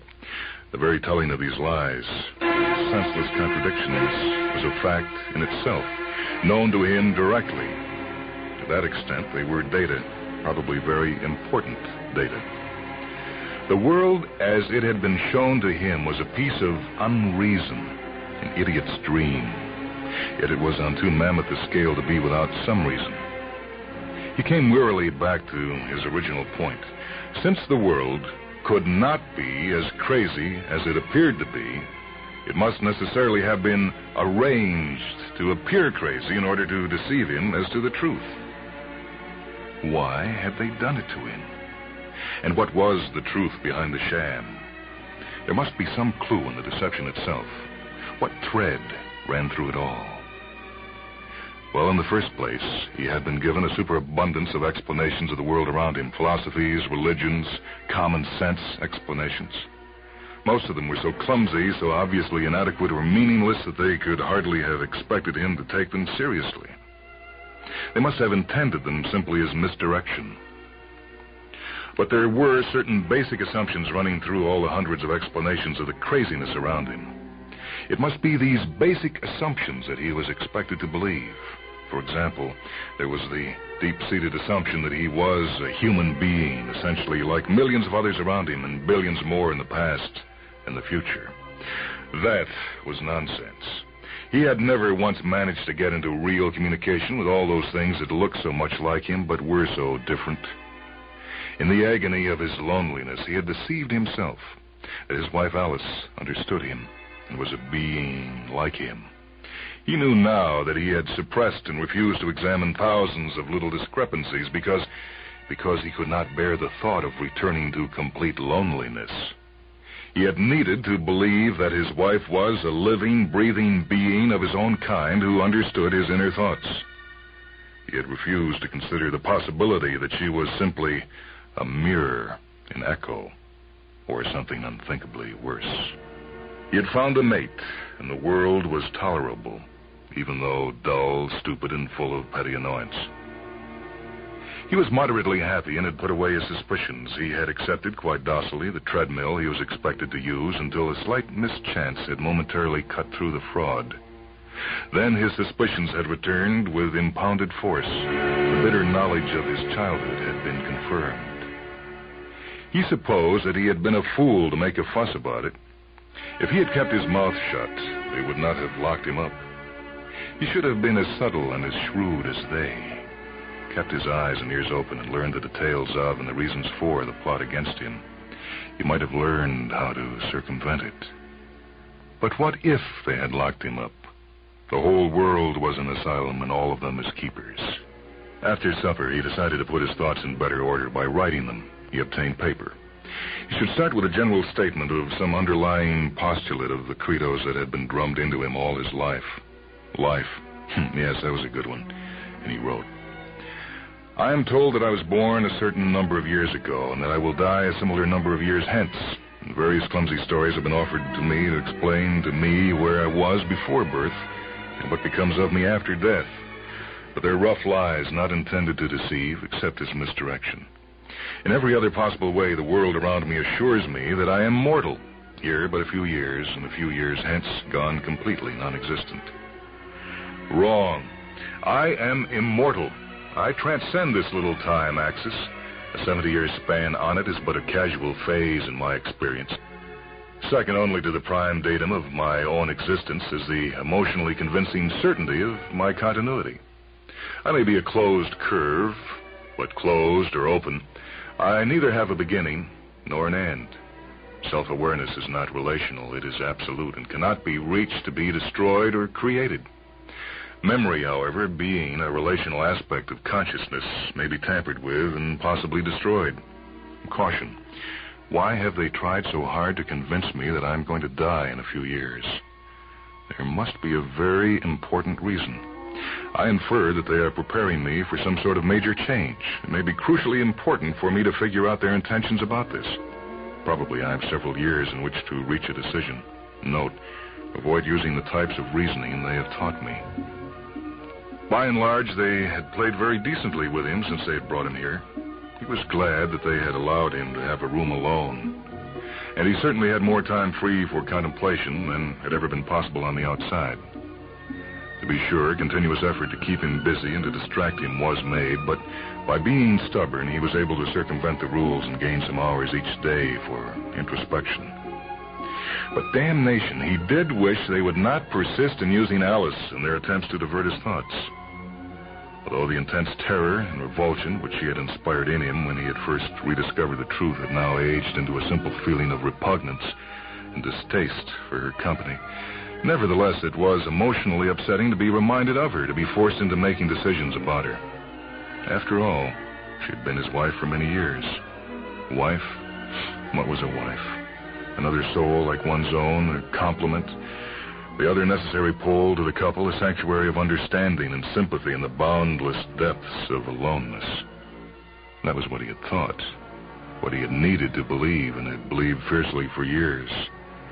The yearning need for companionship of his own kind had caused him to see himself reflected in those beautiful eyes and had made him quite uncritical of occasional incongruities in her responses.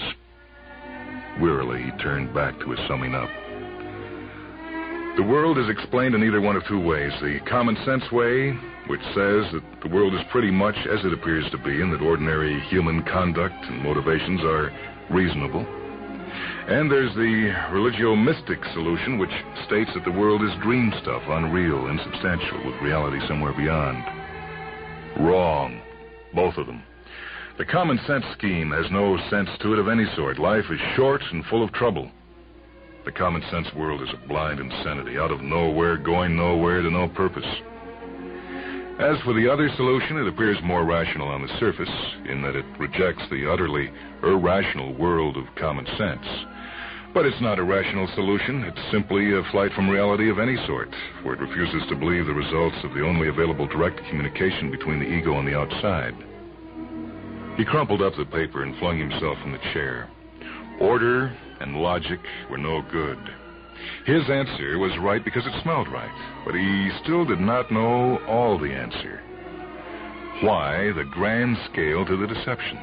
Countless creatures, whole continents, an enormously involved and minutely detailed matrix of insane history, insane tradition, insane culture. Why bother with more than a cell and a straitjacket? It must be, it had to be, because it was supremely important to deceive him completely, because a lesser deception would not do. Could it be that they dare not let him suspect his real identity, no matter how difficult and how involved the fraud? He had to know. In some fashion, he must get behind the deception and see what went on when he was not looking. He had had one glimpse. This time, he must see the actual workings, catch the puppet masters in their manipulations. Obviously, the first step must be to escape from the asylum, but to do it so craftily that they would never see him, never catch up with him, not have a chance to set the stage before him. Once decided, he spent the rest of the evening in considering the means by which he might accomplish his purpose. The lights blinked twice. Docilely, he got up and commenced preparations for bed. When the attendant looked through the peephole, he was already in bed with his face turned to the wall. Gladness. Gladness everywhere. It was good to be with his own kind, to hear the music swelling out of every living thing, as it always had, and always would. Good to know that everything was living and aware of him, participating in him as he participated in them. It was good to be, good to know the unity of many and the diversity of one. There had been one bad thought. The details escaped him, but it was gone. It had never been. There was no place for it. The early morning sounds from the adjacent ward penetrated the sleep-laden body. It served him here and gradually recalled him to awareness of the hospital room. The transition was so gentle that he carried over full recollection of what he had been doing and why. He lay still, a gentle smile on his face, and savored the uncouth but not unpleasant languor of the body he wore. Strange that he had ever forgotten, despite their tricks and stratagems. Well, now that he had recalled the key, he would quickly set things right in his odd place. He would call them in at once and announce the new order. It would be amusing to see old Glaroon's expression when he realized that the cycle had ended. The click of the peephole and the rasp of the door being unlocked guillotined his line of thought. The morning attendant pushed briskly in with a breakfast tray and placed it on the tip table. Morning, sir. Nice bright day. Want it in bed, or will you get up? Don't answer. Don't listen. Suppress this distraction. This is part of their plan. But it was too late, too late. He felt himself slipping, falling, wrenched from reality back into the fraud world in which they had kept him.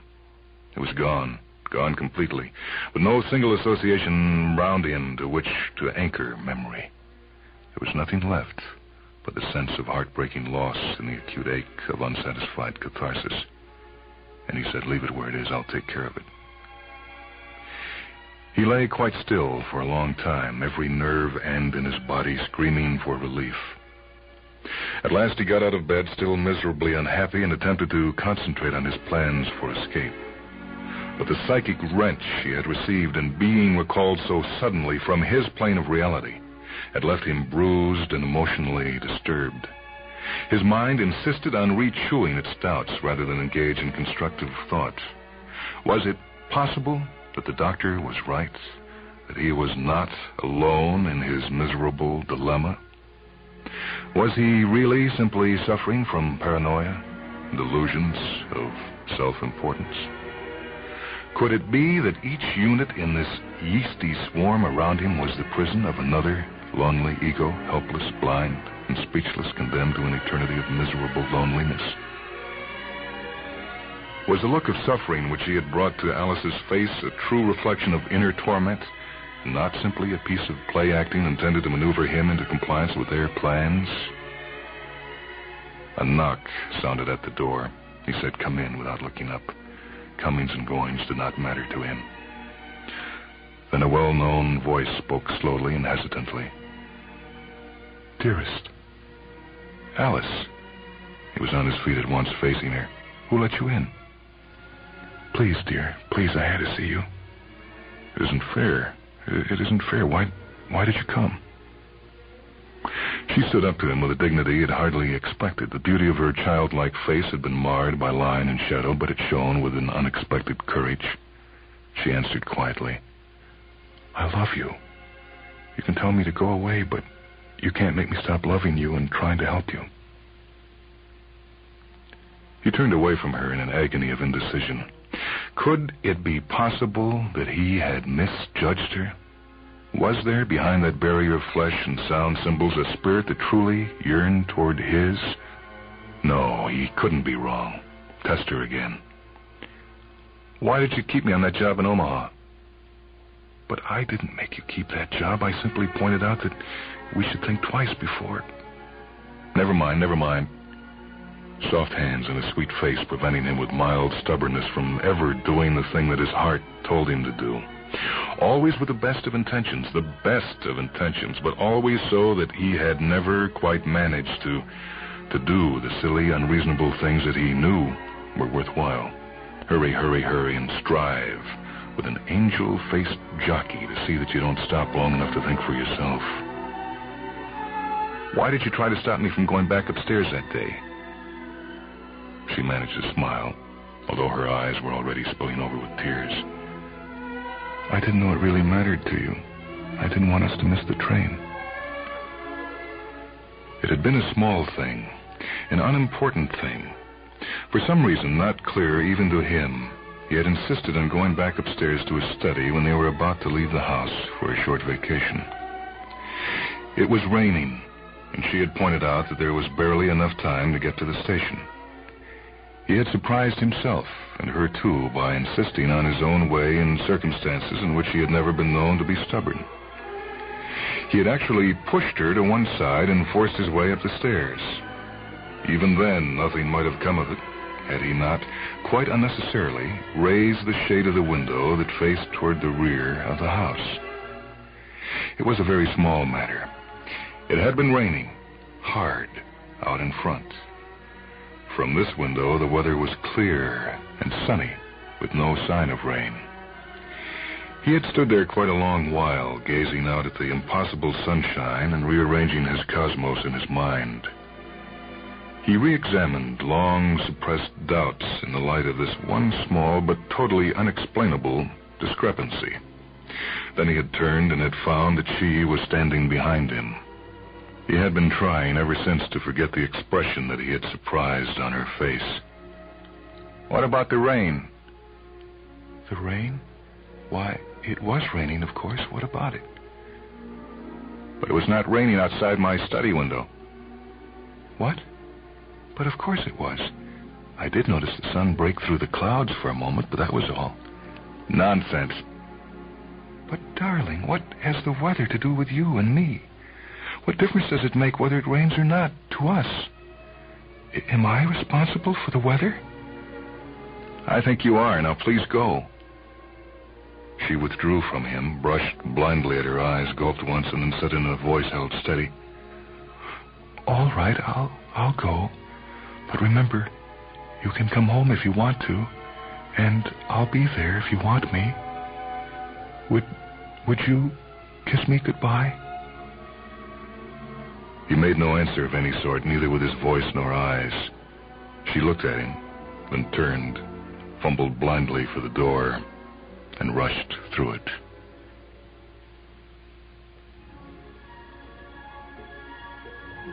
The creature he knew as Alice went to the place of assembly without stopping to change form.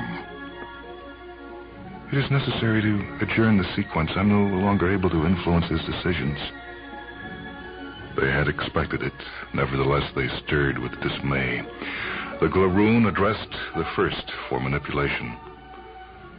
Prepare to graph the selected memory track at once. Then, turning to the first for operations, the Glaroon said, The extrapolation shows that he'll tend to escape within 2 of his days. The sequence degenerated primarily through your failure to extend that rainfall all around him. Be advised. It would be simpler if we understood his motives. In my capacity as Dr. Hayward, I've often thought the same thing, but if we understood his motives, we would be part of him. Bear in mind the treaty. He almost remembered. The Glaroon continued with orders. Leave structures standing until adjournment. New York City and Harvard University are now dismantled. Divert him from those sectors. Move.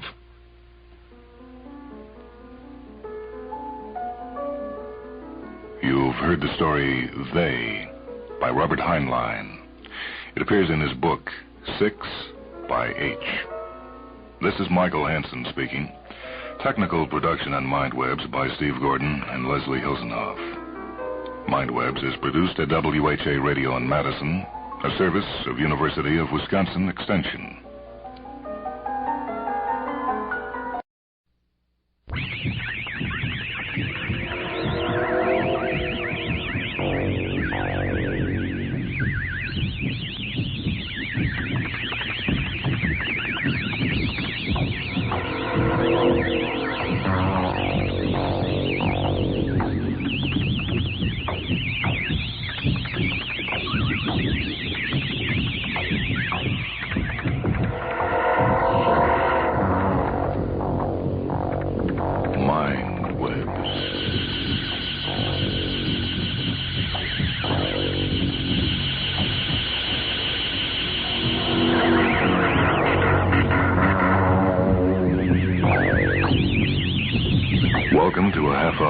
Mind Webs.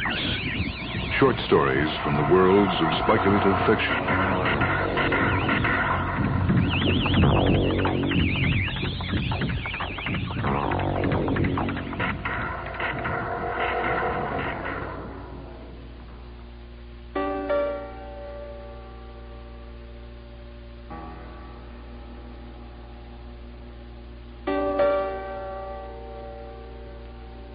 This time the story comes from a collection put together by Harry Harrison called The Outdated Man. We do Scott Edelstein's story, The Exhibition. His name, according to his identigram, number 55510700023, is Wilson Francis Howell Markham. There are 11 other Wilson Francis Howell Markhams also alive, none of whom knows he exists. He knows none of them. His profession, according to his identigram, is PNT IMP, an impressionist painter, one of 8,997,020 living impressionist painters.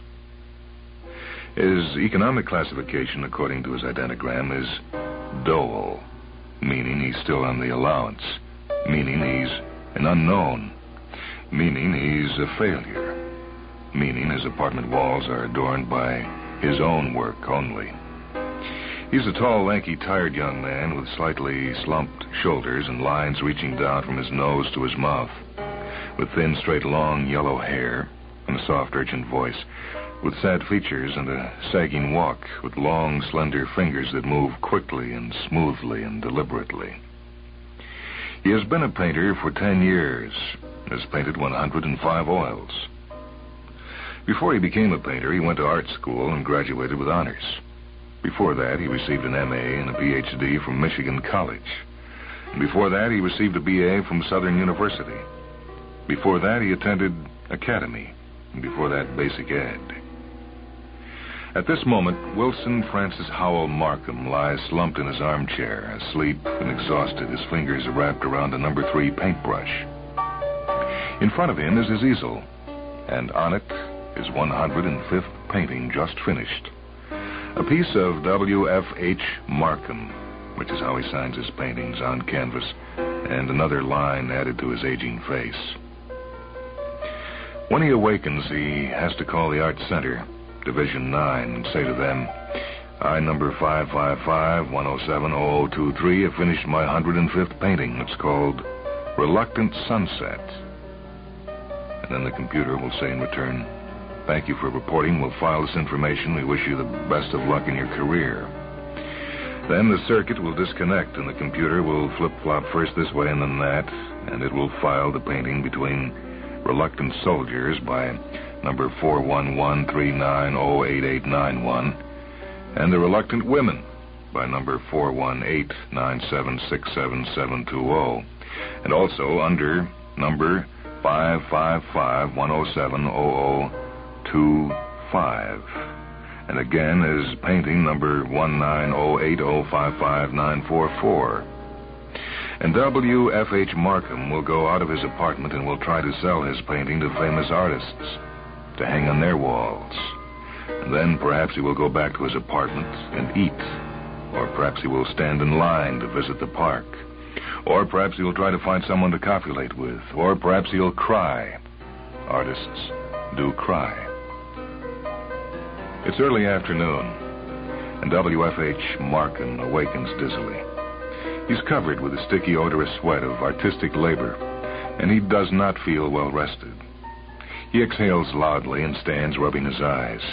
He looks at his 105th painting, which has taken over a month to finish. He smiles inwardly, proud and satisfied with his creation. This, he thinks, is his greatest work, and he feels inside that this will be the painting that will sell, that will make him recognized. He feels excitement on top of accomplishment. Perhaps this time... He calls Art Center Division 9 and tells them of his painting. The computer thanks him and wishes him the best of luck in his career. He calls Jerome J. N. Nathan. Nathan's secretarial machine answers. He makes an appointment for 3 o'clock that afternoon. Jerome, Jay, and Nathan can give him 15 minutes, he's told. He thanks the secretary and hangs up.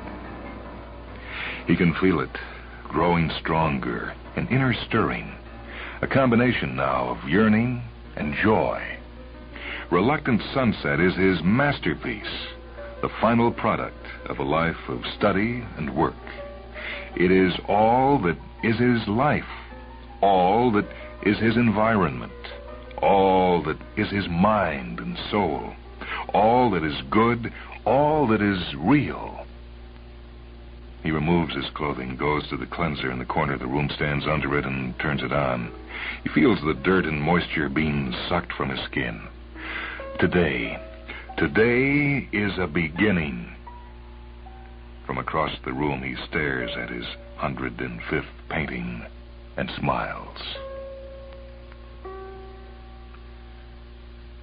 On his way to Nathan's home, Markham passes the open space art gallery for his subcomplex.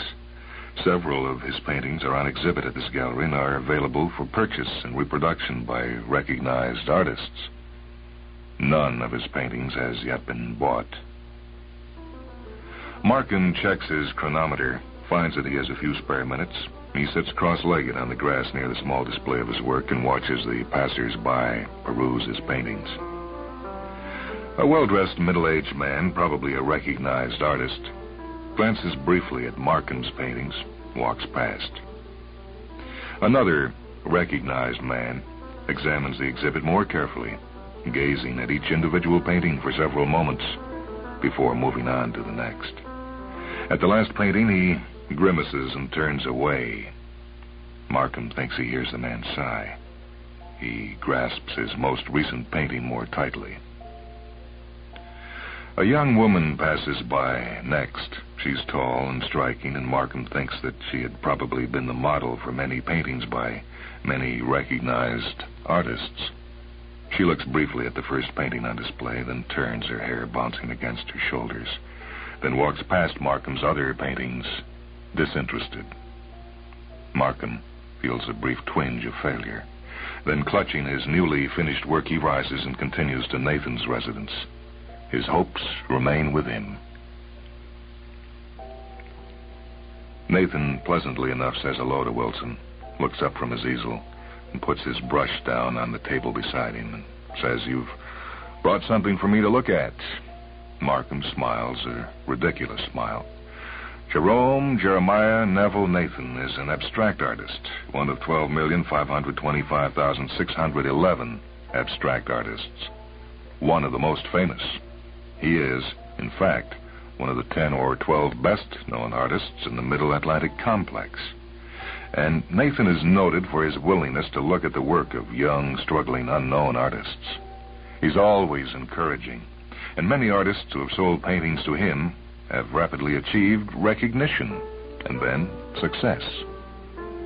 When Markham brought Nathan his 104th painting, Nathan had smiled and said, "This isn't bad, you know, this isn't bad. You may make it yet."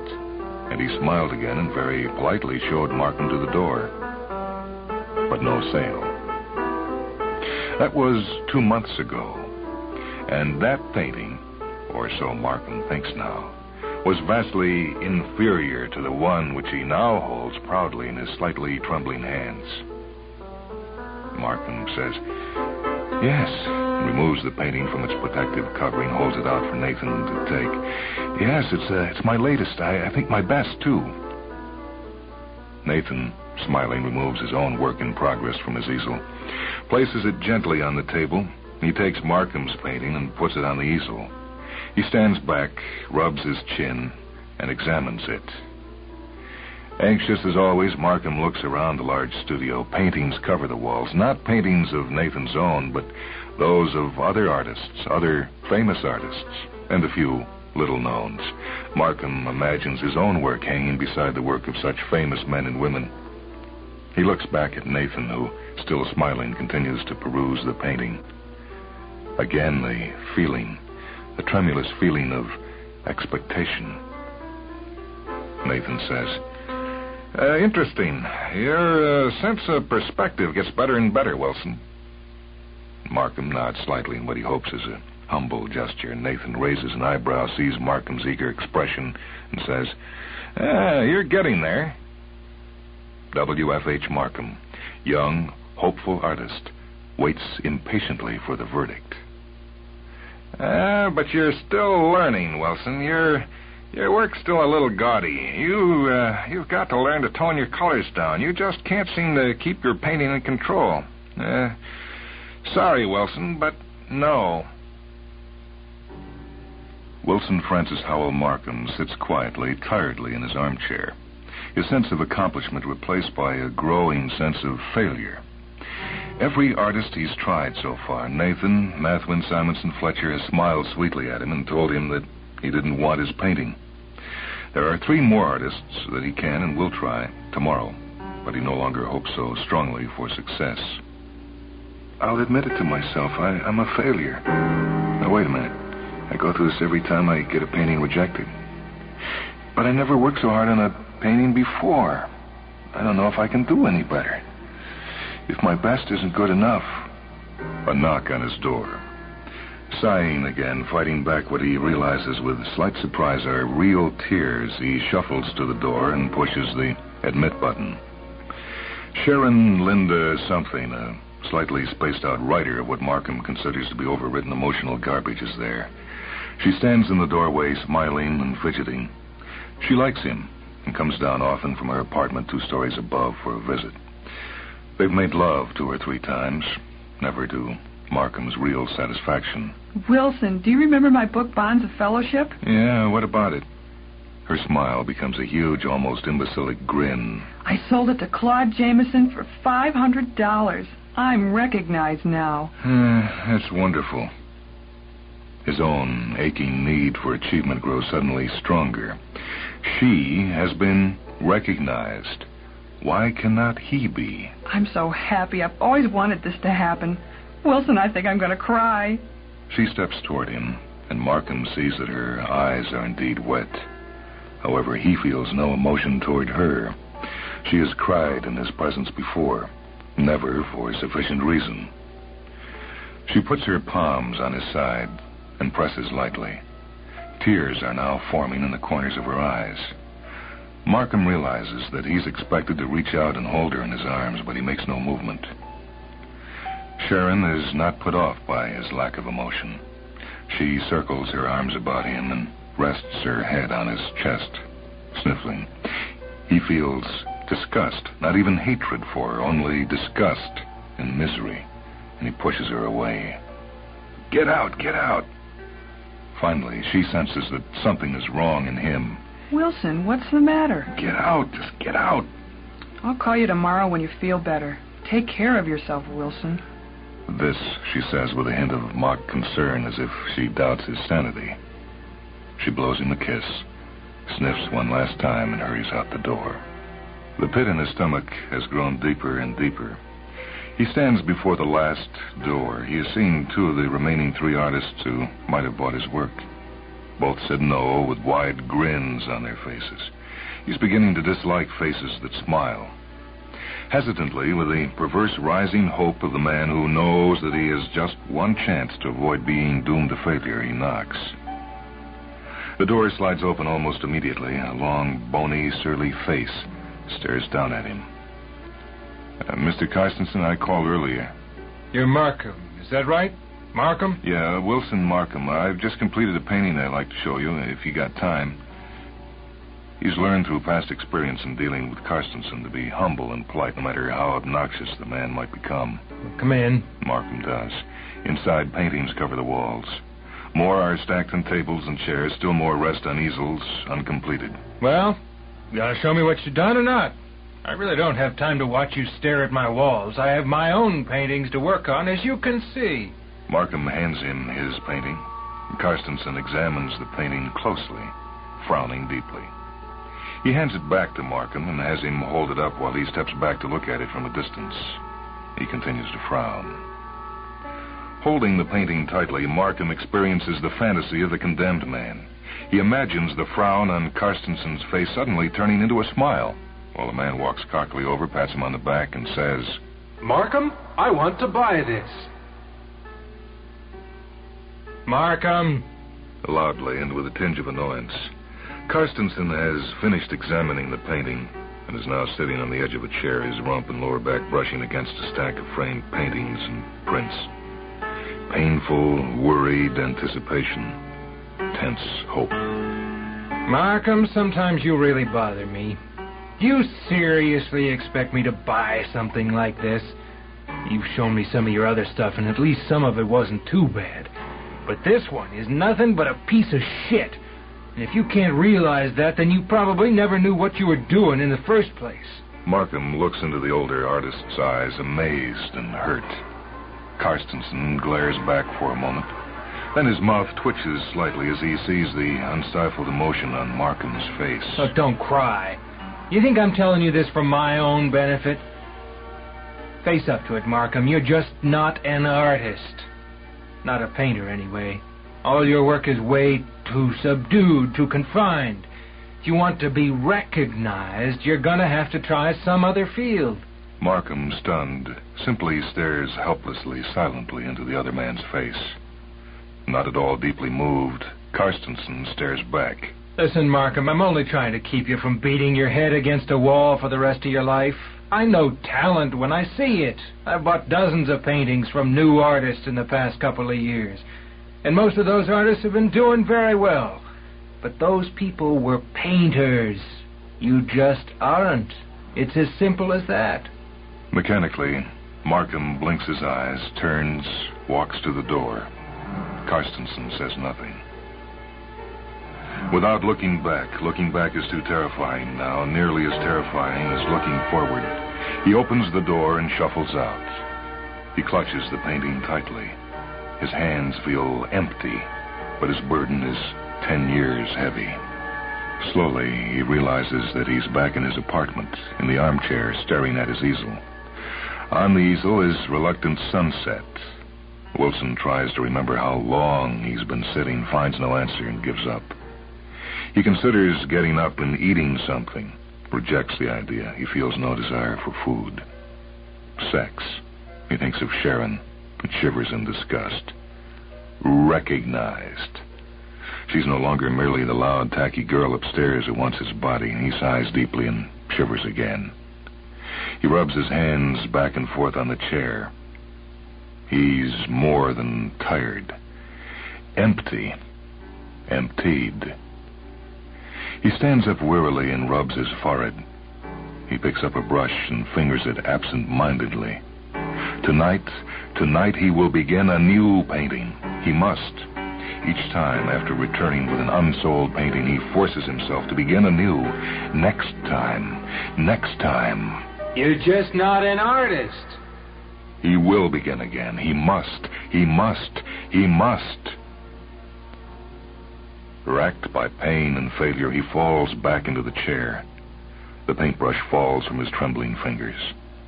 He lifts his hands to his face and begins to cry.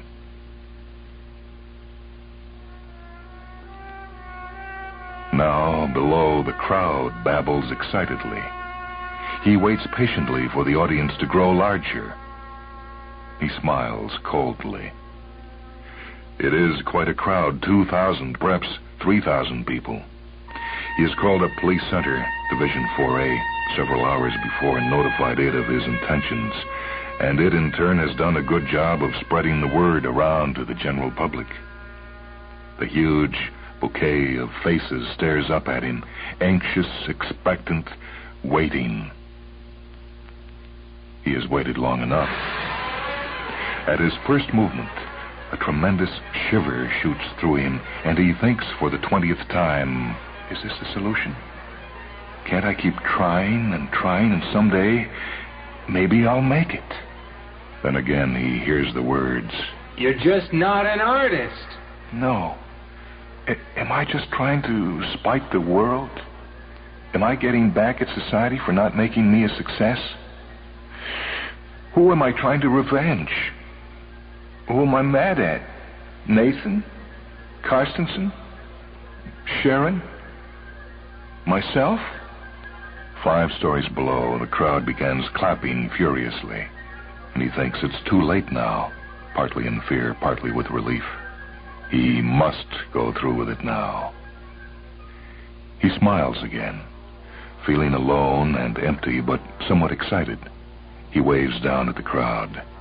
The throngs cheer for him. He begins. Buckets of paint and several brushes of various sizes rest beside him on the rooftop. He picks up a large brush and dips it into the bright blue paint. As the thousands gaze up at him, he paints his face blue. Again, the crowd cheers for him. He tosses the brush off the roof. Hundreds of hands reach greedily to grab it. The noise of the crowd increases as someone catches it. He begins to take off his clothes. He removes his shirt, tosses this too to the crowd, and he paints his chest a fiery red. Next, he removes his pants and undershorts, paints his left leg green, his right leg orange, and his genitals a deep purple. For some reason which he himself cannot grasp, he feels compelled to fold his pants and underwear in a small pile next to the paints. Finally, he picks up a can of black, pours its contents over one arm, then the other. Dripping, he holds his arms up for silence. The crowd, faces turned upward like young birds seeking food, becomes quiet. Silently, the policemen push the crowd back to give him room. With a mad flourish, he lifts the cans of turpentine and splashes the fluid all over his body. He walks to the very edge of the roof, looks down. He is not afraid, nor regretful, nor unhappy. I wonder if people will appreciate my paintings after I die. So many artists were scorned during their lifetimes, and when they died, their work became famous. He picks up the matches, takes one, and strikes it. He watches it flare for a moment, then looks down at the crowd one final time. And again, he smiles, and he ignites himself and hurls himself off the edge of the rooftop. The crowd utters a great gasp as the body bursts into flames and begins to fall. My God, it's beautiful. Yeah, but is it art?